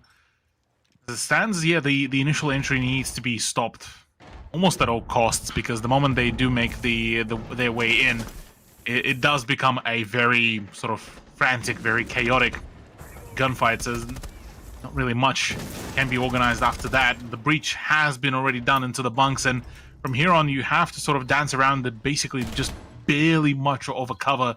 Cairo does get the better of Scatman. And Mr. Punch in the meantime has also been taken down to half HP, so half members of Soul's Heart remaining. Once again, just working off this black information. On the right ways into side, Jigsaw will find Mark as well. Mr. Punch will trade it back. Down to the 4v3. 3 indeed. The Punch getting the better of Wettables. That's one of the players out. They'll trade it out pretty quickly. Brendo does not want to bow out anytime soon, as DCH and I9 still fully healthy, ready to go. The drones to basically escape the Denari lasers as well, though I9 finally letting his Roombas go freely. That should be able to open up a few opportunities for the Denari drones to be shut down. Push comes to shove, 43 seconds. They will just need to nail a fair few of the headshots here to even make it work. Soul's Heart, 2 more points need to be accumulated, and that is their ticket to the lower bracket finals as well against all gamers, and that is going to be a whole separate scary venture. 20 seconds. Can they find the spot? Can they find the play? 9-9 now needing to start sprinting. Cairo already gets the better of DCH. Finds one. Can he find two? Reswing needs to be very aggressive and very vigilant on his position, but Cairo already has the points and Brendo already has the crossfire. And that is it. That is the round. That is the 4th point for X-Chiefs roster. Only 1 round differential here. Vinny, this could be it. This could be the overtime game. Definitely could be. That defense they set up was very similar to the first time they defended that site. Looks like they have some decent cohesiveness on where they want to hold certain entry points. You can see that shield placed near the horse statue holding that door with the Denari lasers. And Nate able to play off that shield with the shotgun. Cairo just using those Denaris to deny as many entryways as he can. Keep saying those long corridors can be hard to kind of close down, especially with something like a Monty or a Blackbeard sort of running through it. Say that Mr. Punch is going to opt, at least for now, onto the Montaigne instead of the Blackbeard. He's had a lot of success on this Blackbeard so far, so with the first attacking round we've seen from Soul's Heart, where they sort of got a little bit lost in that mid round, didn't exactly know where to sort of bunch up and execute onto. Another good round from X-Chiefs. Slowly building this momentum.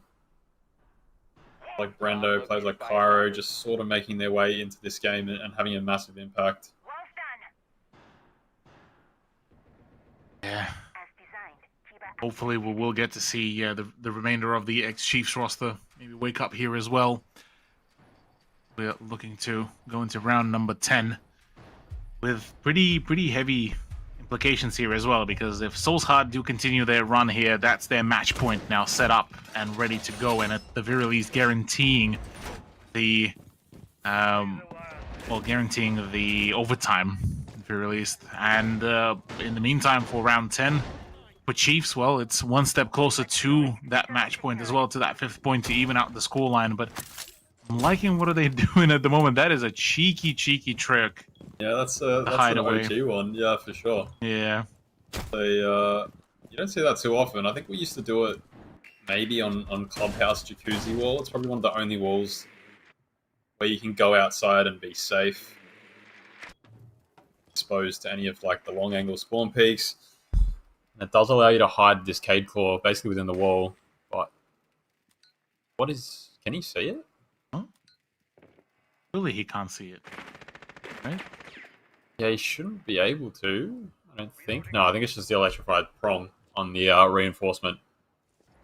Not to say, surely not. Surely it's not that busted. If they did all that just to put the Cade Claw outside, that would have been a bit of a tragedy. But yeah, for now, the wall will stay electrified. And Soul's Heart are going to have to sort of problem solve their way through getting that. That does make sense now why they banned out the Maverick on their first half. Scatman will find an opener though. Why? Okay, right. Nate is seemingly waking up as well as Jigsaw as they trade out Wettables for the 2 of the players, the Monty and the Ash as well, forcing now Soul's Heart to be a little bit more vigilant and a little bit more careful on how they take the gunfights, as from here on out they don't have the safe ground of the Monty anymore. They will have to either go in for the pre-drone or go in for the swing, and just like how it was a 2-man trade out before, it is now a 2-man trade in favor of Soul's Heart, leaving it all down to Brendo and Nate. A lot of work has to be done, but we've seen the likes of Brendo and Nate clutch out these situations before. Brendo, such a mechanically skilled player. Given his form today, it's hard to see him able to do it, but he gets a good tag onto Marcolelli first. Does make it a little bit easier. Mark's now 1 shot from this TCSG from being down, and they have an information guy rushing at him. 9-9 basically gives his life away and brings it back to a 2v2. Much more workable here for X-Chiefs roster as they're looking to try to find their own angles here, but so many positions you have to be very wary about. Mark is down, and so is DCH. Brendo lining up, and you can see X-Chiefs now finally waking up. It's like, okay, boys, it's time to play. It's time to actually get ourselves to map number 3. It's time to get it all running. Yeah, it's a very real possibility now that we make it through to map 3. Only 2 more defensive rounds required on the side of X-Chiefs. Brendo, that's going to be a real confidence booster for him. As we've said before, he's having a bit of a quiet day, a bit of a quiet LCQ as a whole, but touching out a 2v3 like that, getting all 3 kills himself, massive for his confidence, and it just, once again, allows players like Jigsaw, Cairo, just to sort of take the weight off their shoulders a little bit. Don't expect them to get all of the kills in these early rounds. One thing I have noticed is Wettable is getting first killed in a few of these rounds on the defensive side, so that's something they can just rein in a little bit. Don't allow Soulsheart to get advantages at the start of these attacking rounds, then there's some more confident defenses coming out from the side of X-Chiefs. 10 seconds left. I would imagine those are also just sort of ways to maybe try to get Soulsheart a little bit more sort of moving around. Attackers Maybe must it's just locate and defuse his the bomb. attempt to, I would imagine, to get sort of an element of surprise, but otherwise, X-Chiefs are still trailing pretty well, and yeah, like you highlighted as well, with Nate even being able to perform, yeah, that certainly should make things a little bit more simpler in terms of what needs to be done to just win out round by round basis here for them. Drones starting to come on in, and drops down like this can be treacherous, especially when you're playing, you know, against a heavy roam setup. Say you place a mute jammer at which each one of those roof drop downs, play a vigil around, it is borderline impossible to really clear on out as well, and it is an absolutely frustration galore to really force any sort of engagement there. But otherwise, looking at what could be brewing up here, quick swift jump in by Scatman would establish a pretty interesting foothold for him to play around with. Flores drones is going to make pretty quick work of these castle barricades on these external windows. It's understandable that X-Chiefs are going for more of a bunker setup. It can be hard to know exactly how to roam on a brand new map, a map like this especially, where quite tight corridors, plenty of cutoffs for the attacking team if they're able to track you down and sort of corner you, but in the meantime, X-Chiefs have decided to go for this more bunker style setup. Soulsheart seem to be taking map control quite slowly. This Montaigne's having to drone himself in. Resulted in a bit of a time waste in taking this second floor, but with Buck on the board as well, DCH should be able to get a lot of vertical sight lines, start clearing out these players, especially once the Monty gets to the site door. You'll be able to give information straight to the Buck, who can then start clearing these out. Exactly that. Well, with the breaches starting to come on through very rapidly, Soulsheart are looking to try to force just the matter into their hands, into their control, and Ready Will I9 taking a little bit of a damage once again, going into the absolute death box that is the infirmary. Try to find as many of the angles as possible, but nothing really looking too particularly promising here for him. Scatman and the rest of the team needs to really get him out of here. Otherwise, it could be quite problematic to move anywhere further, but oh, the Monty right now could actually be in a very dangerous position. Mr. Punch needs to be very careful, and yeah, exactly that. DCH does get the better of Cairo. Flashbang to come on in to flush out Wettables, as it is a full-on pistol rush, pistol whip as well, and Nate is looking to try to keep the onslaught off. Jigsaw is the last man standing to try to keep it all going, but the plant now down. The timer will start ticking against him. With DCH from above, Scatman close by. Scatman's gone, actually, as a matter of fact. 1v2. Very much of a workable play. Mr. Punch just keeps on getting bullied as... Oh, does actually find the frag. Now needs to start running. Jigsaw activated, ready to rumble. Unfortunately, unable to find much of the vertical angle to really play around with, as he is forced to get on the diffuser as DCH. No, he actually could have actually held the position as well. There was a tangible position to really make a play, but DCH no longer has the need to really keep on guessing, and Soulsheart get themselves the match point.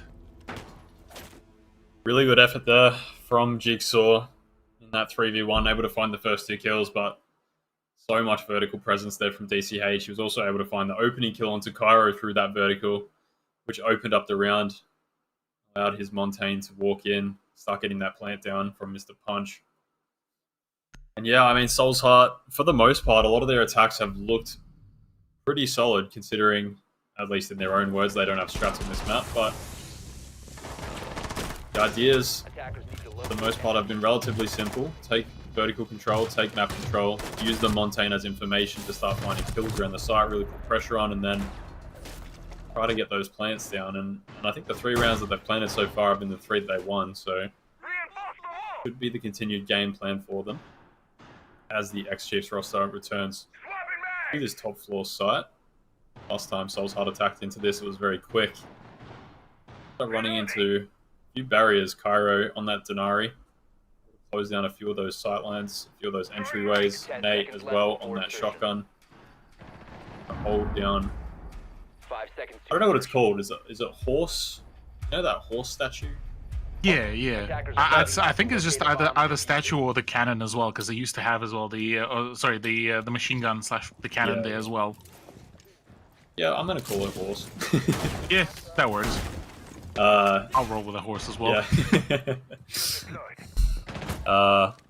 And yeah, I mean, X-Chiefs, the plan for them is also relatively simple. Don't let Soul's Heart in the building without taking a gunfight. Try to lock down as much of this area as possible. It seems like the bunker strat, for the most part, doesn't work out super well for them. Those times that they've been able to expand and put a bit of pressure back into Soul's Heart has been their most profitable defenses so far. Absolutely, yeah. And I think as well with... Oh no, Mr. Punch. Oh no. He fell off the roof. He fell off the roof. That is a tragic turnaround for the multiplayer, but yeah, for Soul's Heart right now, they need to basically ensure that they just doing their due diligence in terms of just opening. They just cut their way through to the site, make sure that it is a clear line of sight as well. Start making their way. Drone work here will be quite crucial to ensure they have all the angles, whereas for X-Chiefs, look, it's all about the flexibility. Whilst, yes, locking down the side is great and all, but you need to have flexibility, you need to have the movement, and that is exactly where Cairo gets the opportunity to get the better of Scatman. Yeah, and that is the Ash off the board, so that's some of that explosive utility that could have been used to deal with those shields. The horse statue artillery area. Punch is actually making his way pretty deep in towards the site. Not quite there yet, but can feed a bit of information about who is peeking him. Jigsaw trying to get aggressive here and find another kill. Punch, of course, after falling off the roof, is down to about 20% HP. With goo mines and Denari trips all around him, it's quite hard for him to navigate that. Yeah. Rough turnaround there as well for Mr. Punch. Peeking into so many angles and just getting backflanked as well. Mark falls, only just to be injured. He would be picked back on up, and DCH now already trying to run away to just try to reposition himself. Once again, that same wall, that same treacherous wall as well, that has been so far the crux of a lot of problems, but 20 seconds to go. They need this round. They need to ensure that they just finish it all off in the regular rounds, as otherwise overtime can be quite deadly. Brendo gets the better of Mark. There's no time. There's no time to plan. There's no time to play, and no life at all to work with, as well as Cairo finds the finishing shot. One step closer to surviving this whole gauntlet as well. X-Chiefs roster needing this map to be going their way, and overtime is in fact going to be guaranteeing that. And they do get to start on their defense again. Side of X-Chiefs, they've had a fair bit of good rounds on that side, especially those later rounds. They were able to build a lot of momentum on their defenses, and it looks like they're going to return to the same site. How will Soul's Heart adapt?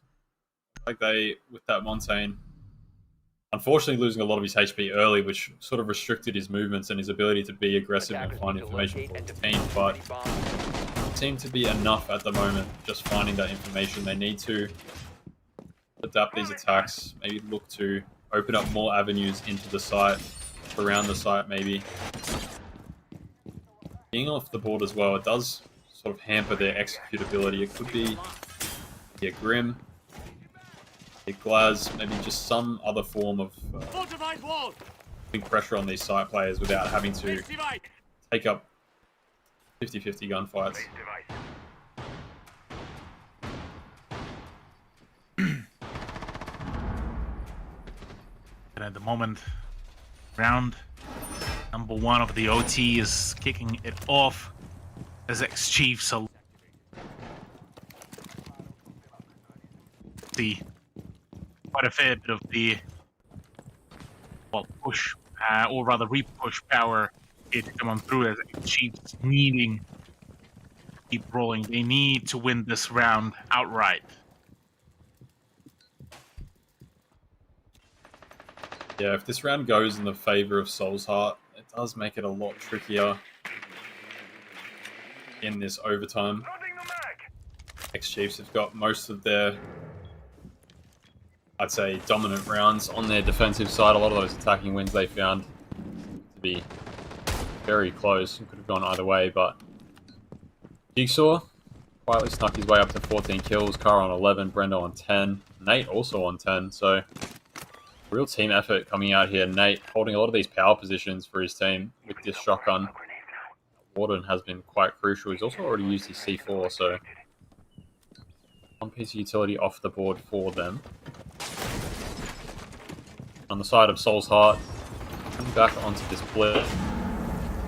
Let's use the Dokkaebi. It could amount to something quite quick. Well, already a few of the swings are about to come around towards the horse hallway to make the play happen. DCH trying to cover up the main stairs for any sort of flank play to come on through, and in the meantime, Mr. Punch is the one looking to try to just absolutely make a thunderous entry into the site. Play here will be a pretty great opportunity to introduce the Sens, well, Ying if she wouldn't have been banned out, but this is going to be a rough push for Soul's Heart.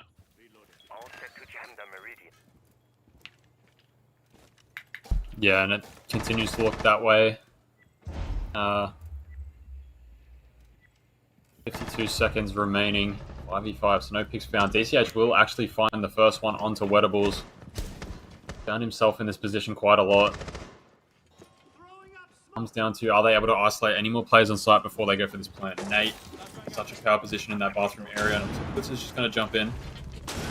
Punch trying to find as much information as he can. Kara will find one. Jigsaw cut down to half HP. Mr. Punch going to go for this plant.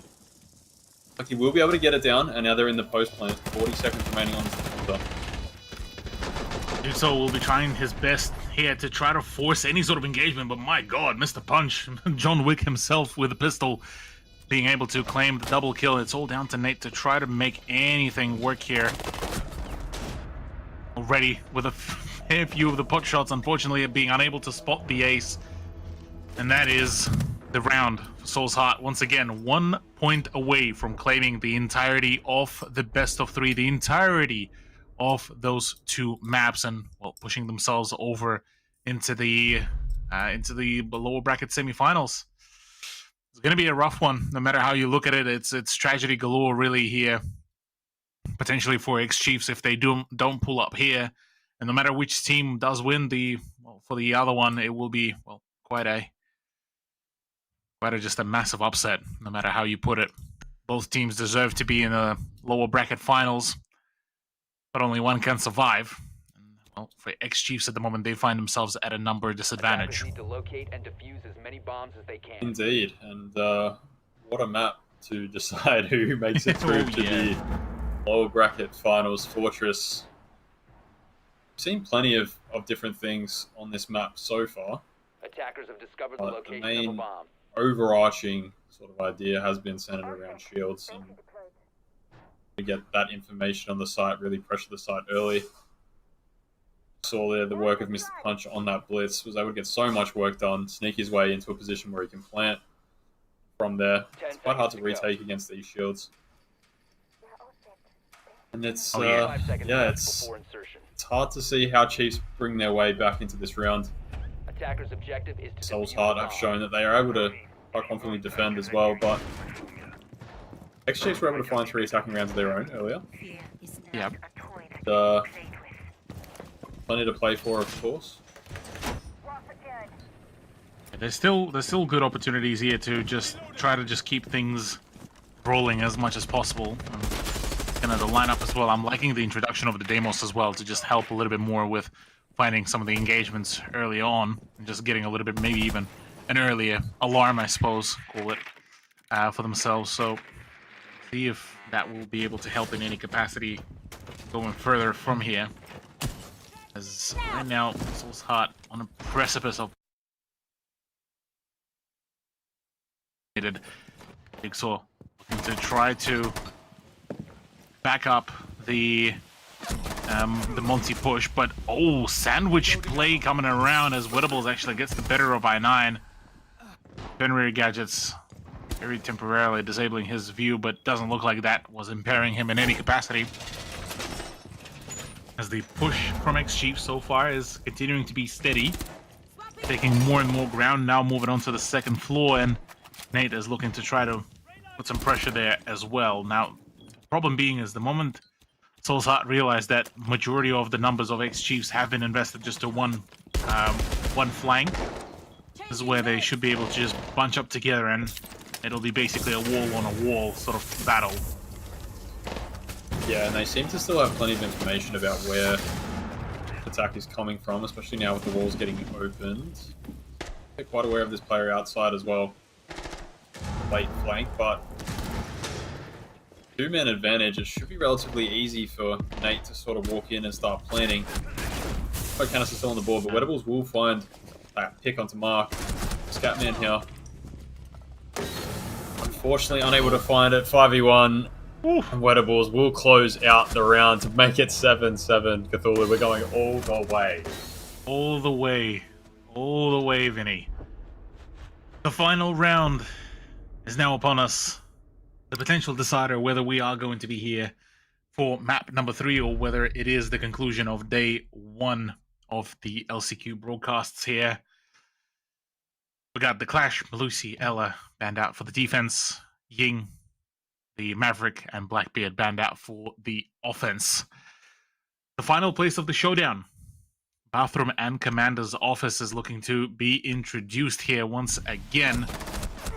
Looking at the lineups as well, sneaking in the Mirror plus the Denari, the heavy bunker down lineup that is being introduced here on the side of Chiefs, or rather ex-Chiefs roster, plus the Fenrir, plus the Cade as well. Yeah, we're going all heavy for the defense here for the ex-Chiefs roster, whereas on the side of Soul's Heart, a few of the operators being brought on in for a little bit more of the, I guess, can opener sort of style. We got the soft breach of Scatman, we got the ace of Mark, plus Mr. Punch, DCH, and I9 bringing in the Monty, the Capital, well, soon to be Grim, and the Twitch to boot as well. 10 seconds to insertion. Yeah, a lot of utility there to sort of break down 5 seconds to go. site holds that X-Chiefs have seemed to sort of favour Attackers are moving to previous defuse the bomb. rounds. Again, is the site that X-Chiefs did lose at first in that first attack on this. That Montaigne there, we get a lot of information. The Grim Bees should be able to flush out any of these hard power positions that the X-Chiefs players are playing on site. Dealing with this Cade Claw can be a bit of a nightmare. It's going to be really on I9 to be able to find it, deal with it. Yeah, at the moment, unfortunately, our view is a little bit clouded.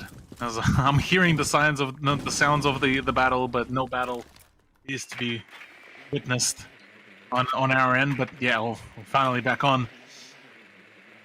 2 minutes and 9 seconds still rolling as Mark is desperately trying to find some of the potential initial engagements. Ex-Chiefs holding steadfast, not really letting it through as Cairo already takes the initial bit of damage. What I believe it's the shot from Scatman's launcher as well. Otherwise, this is a calm before the storm here. Vinny.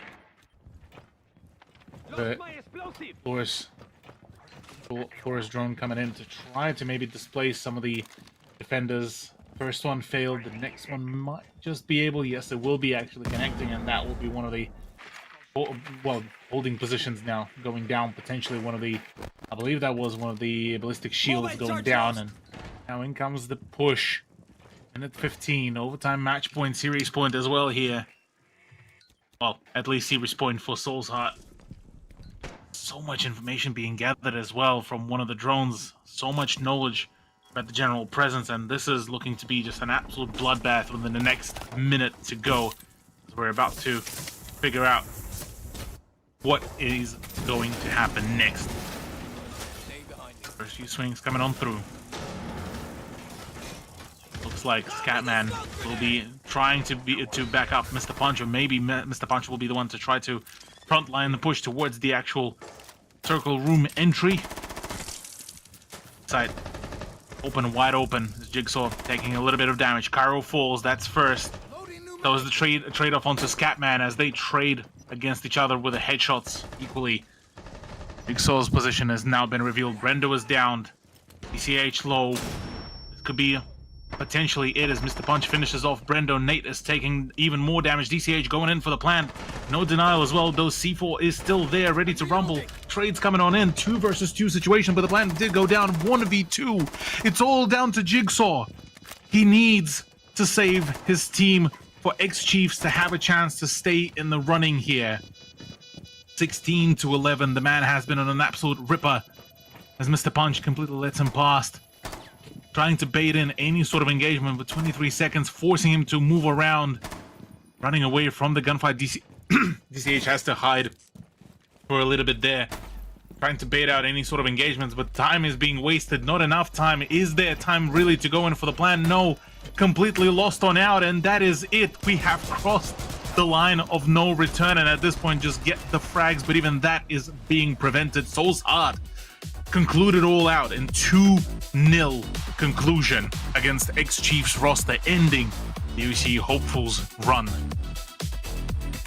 Yeah, and what a way to end it for Soul's Heart on their opponent's map pick of Fortress. The first time, at least, I've seen it in competitive play, and I mean, it was a pretty spectacular map. Both sides seemed to win maps on win rounds on both sides, so it was pretty interesting. Well, what a fascinating Fortress, Cthulhu. We got all 15 rounds. It was back and forth. We thought defense, double defense in OT. X-Chiefs lose the first one on defense, then they win on attack, and then it comes down to a plan. It comes right down, quite literally, to the last couple of seconds. And look, fair play. Soul's Heart get it done. 2-0 against X-Chiefs. Well deserved. They move forward to tomorrow's lower bracket final. They get a rematch against All Gamers for X-Chiefs. Of course, their run for SI comes to an end. Only one OS team will attend Six Invitational in Paris. Cthulhu, a great series. And honestly, when you take into account the roster changes, the short timing of it for X-Chiefs, I think they should be pretty happy with their run. But at the same time, knowing these guys and how much they would have wanted to make SI, they'll be still disappointed.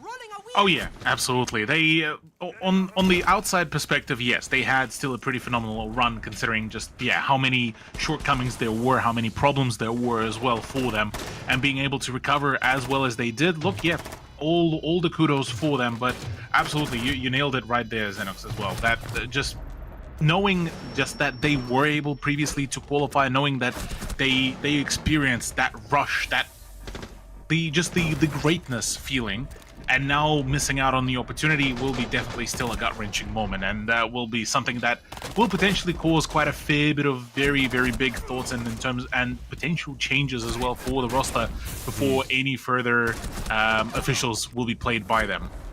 I mean, Cthulhu mentioned changes there, Vinny, and when you've got quality like Jigsaw, like Brendo, Cairo, and it's not even to disrespect Wet and Nate, and obviously Nate will probably go back to a coaching role. There's too much quality in this team to just go to the scrap heap, and then you got Quiz on the sidelines. He couldn't play due to a hand injury. I mean, where to for these guys for next year, 26 and onwards, really, because it can't just be Enterprise. These guys are too good. Yeah, and I don't think it will be just Enterprise. I think them losing Quiz and Sage on such short notice is definitely what hampered them throughout these LCQs. Quiz in particular, I mean, has been such a standout, consistent player for them for such a long time now. They really did miss that fragging power. We could see there Jigsaw was way out ahead of his team in terms of frag power, and it was kind of hard to see players like Brendo and players like Wet really struggle in terms of the fragging department. Left a lot on the shoulders of players like Jigsaw. So once they have a bit more of that back, I'm sure they'll come together and have a much better year. I mean, I'll go back to you on this, Vinny, because this has been a common theme when they were Chiefs, now ex-Chiefs, and Jigsaw. Such a polarizing character. I've heard people say, that he just puts up the numbers, or, he baits, or whatever it may be. You can't deny his quality, what he has been able to do in his career. Such a sensational talent. But how is it that when he drops 20 plus, his team just loses? Is it a fundamental flaw in the way that he plays around his team? Because you have to put the question marks on it. It's not to say he's bad. He's obviously not. But it's like, well, if he's so good, how can they just not find success? Yeah, it's hard to know without being in that environment and being directly involved with the team. It is true that there have been sort of instances or consistent instances where he seems to be fragging out and the rest of his team, especially players like Brendo or players like Wet, who we've seen have really high frag games and be consistent top players, really struggle to find kills themselves. And it can be the case that the team is sort of built around the way that Jigsaw wants to play the game, getting him in and allowing him to entry or find kills in the way that he likes to, and that could be hampering the playstyles of others. But I think in reality, it just comes down to sort of having that overall arching voice that can communicate with the whole team. Jigsaw, at least for me, is one of those players that independently can get a lot of kills and doesn't really require the rest of his team to do a whole lot for him. Whereas players like Brendo, players like Wet, they've played under really structured systems before, especially with players like Fisher Guy, and can sometimes fall away when there isn't that big voice in the team. Cthulhu, moving our attention to the MVP, Sapper, clearly, when you kind of looked at those numbers, 120 EPS. I think I said it earlier today when Soul's Heart beat CAG, though. I mean, any game, any series, you could probably grab any of the 5 players in Soul's Heart, and they could be in this position. I think that's what makes them a good team. To be a great team, you probably do need 1 or 2 players that are maybe slightly elevated above the rest, but it makes them a good team. And then I think moving forward for Soul's Heart, if they are to make SI and to even get there, they need consistent top performers, top liners. And previously in the past, it might have been an I9. He's too inconsistent, a little bit hot and cold. But as a team, they are collectively consistent. I just think that they need something like this sort of performance more regularly from 1 or 2 individuals. Yeah, look, I have to say with Soul's Heart, you've really hit it right on the head there. With them, they all together function really well. For Sapper specifically, he went above and beyond. Whether it's where he's shown that he can just go out and frag as somebody like, as an Ash or as a Zoth, but he can also play for the util. You can see that, whilst the survival rate is absolutely kind of bend, for the lack of a better word, with a 40%, he's able to get the job done. And that is exactly what was needed from him as well. And that was exactly what was needed from the rest of the team. They managed to perform really well, and well, that's now got them to a rematch and a revenge storyline against all gamers.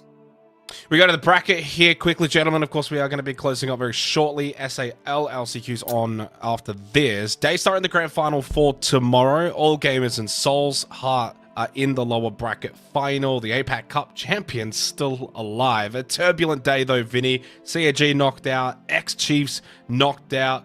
The Chinese Onslaught sent to the lower bracket. And Daystar, their front runners going into tomorrow. Yeah, absolutely. And I think both series tomorrow, regardless of who ends up making it into the grand final, are going to be really intense and really good. I think Soul's Heart have a relatively similar playstyle to a team like Daystar, so it'll be interesting to see if all gamers are able to make the adaptations that they probably should have made a little bit earlier today against Daystar. And then, of course, if it becomes a Soul's Heart versus Daystar final, I mean, it's literally 2 teams, to me at least, that have very similar playstyle. It's going to be an absolute barn burner. Yeah, it's a big day tomorrow. That's going to be APL done for today. Of course, there is SAL to come up pretty much straight away. We close, they start. That's just the way it is. But lower bracket final, for you two gentlemen, of course, you're not going to be here tomorrow. Very quickly, who makes 6 Invitational to take the last APAC slot? I'll go to you first, Cthulhu. Daystar. I'll stick to my previous prediction. I said that if they make it to the grand finals, they're the ones taking out the spot. They're the ones that go into the 6th Invitational, I reckon. Vinny? Just on the basis of seeing a Chinese team at Invite, I want to say All Gamers, but my analytical brain is saying Daystar. Yeah. I mean, to be fair, it was a close series between those two in the upper bracket final. We may get the rematch tomorrow. Thank you, everyone, for watching for APL Last Chance Qualifiers, and enjoy SAL.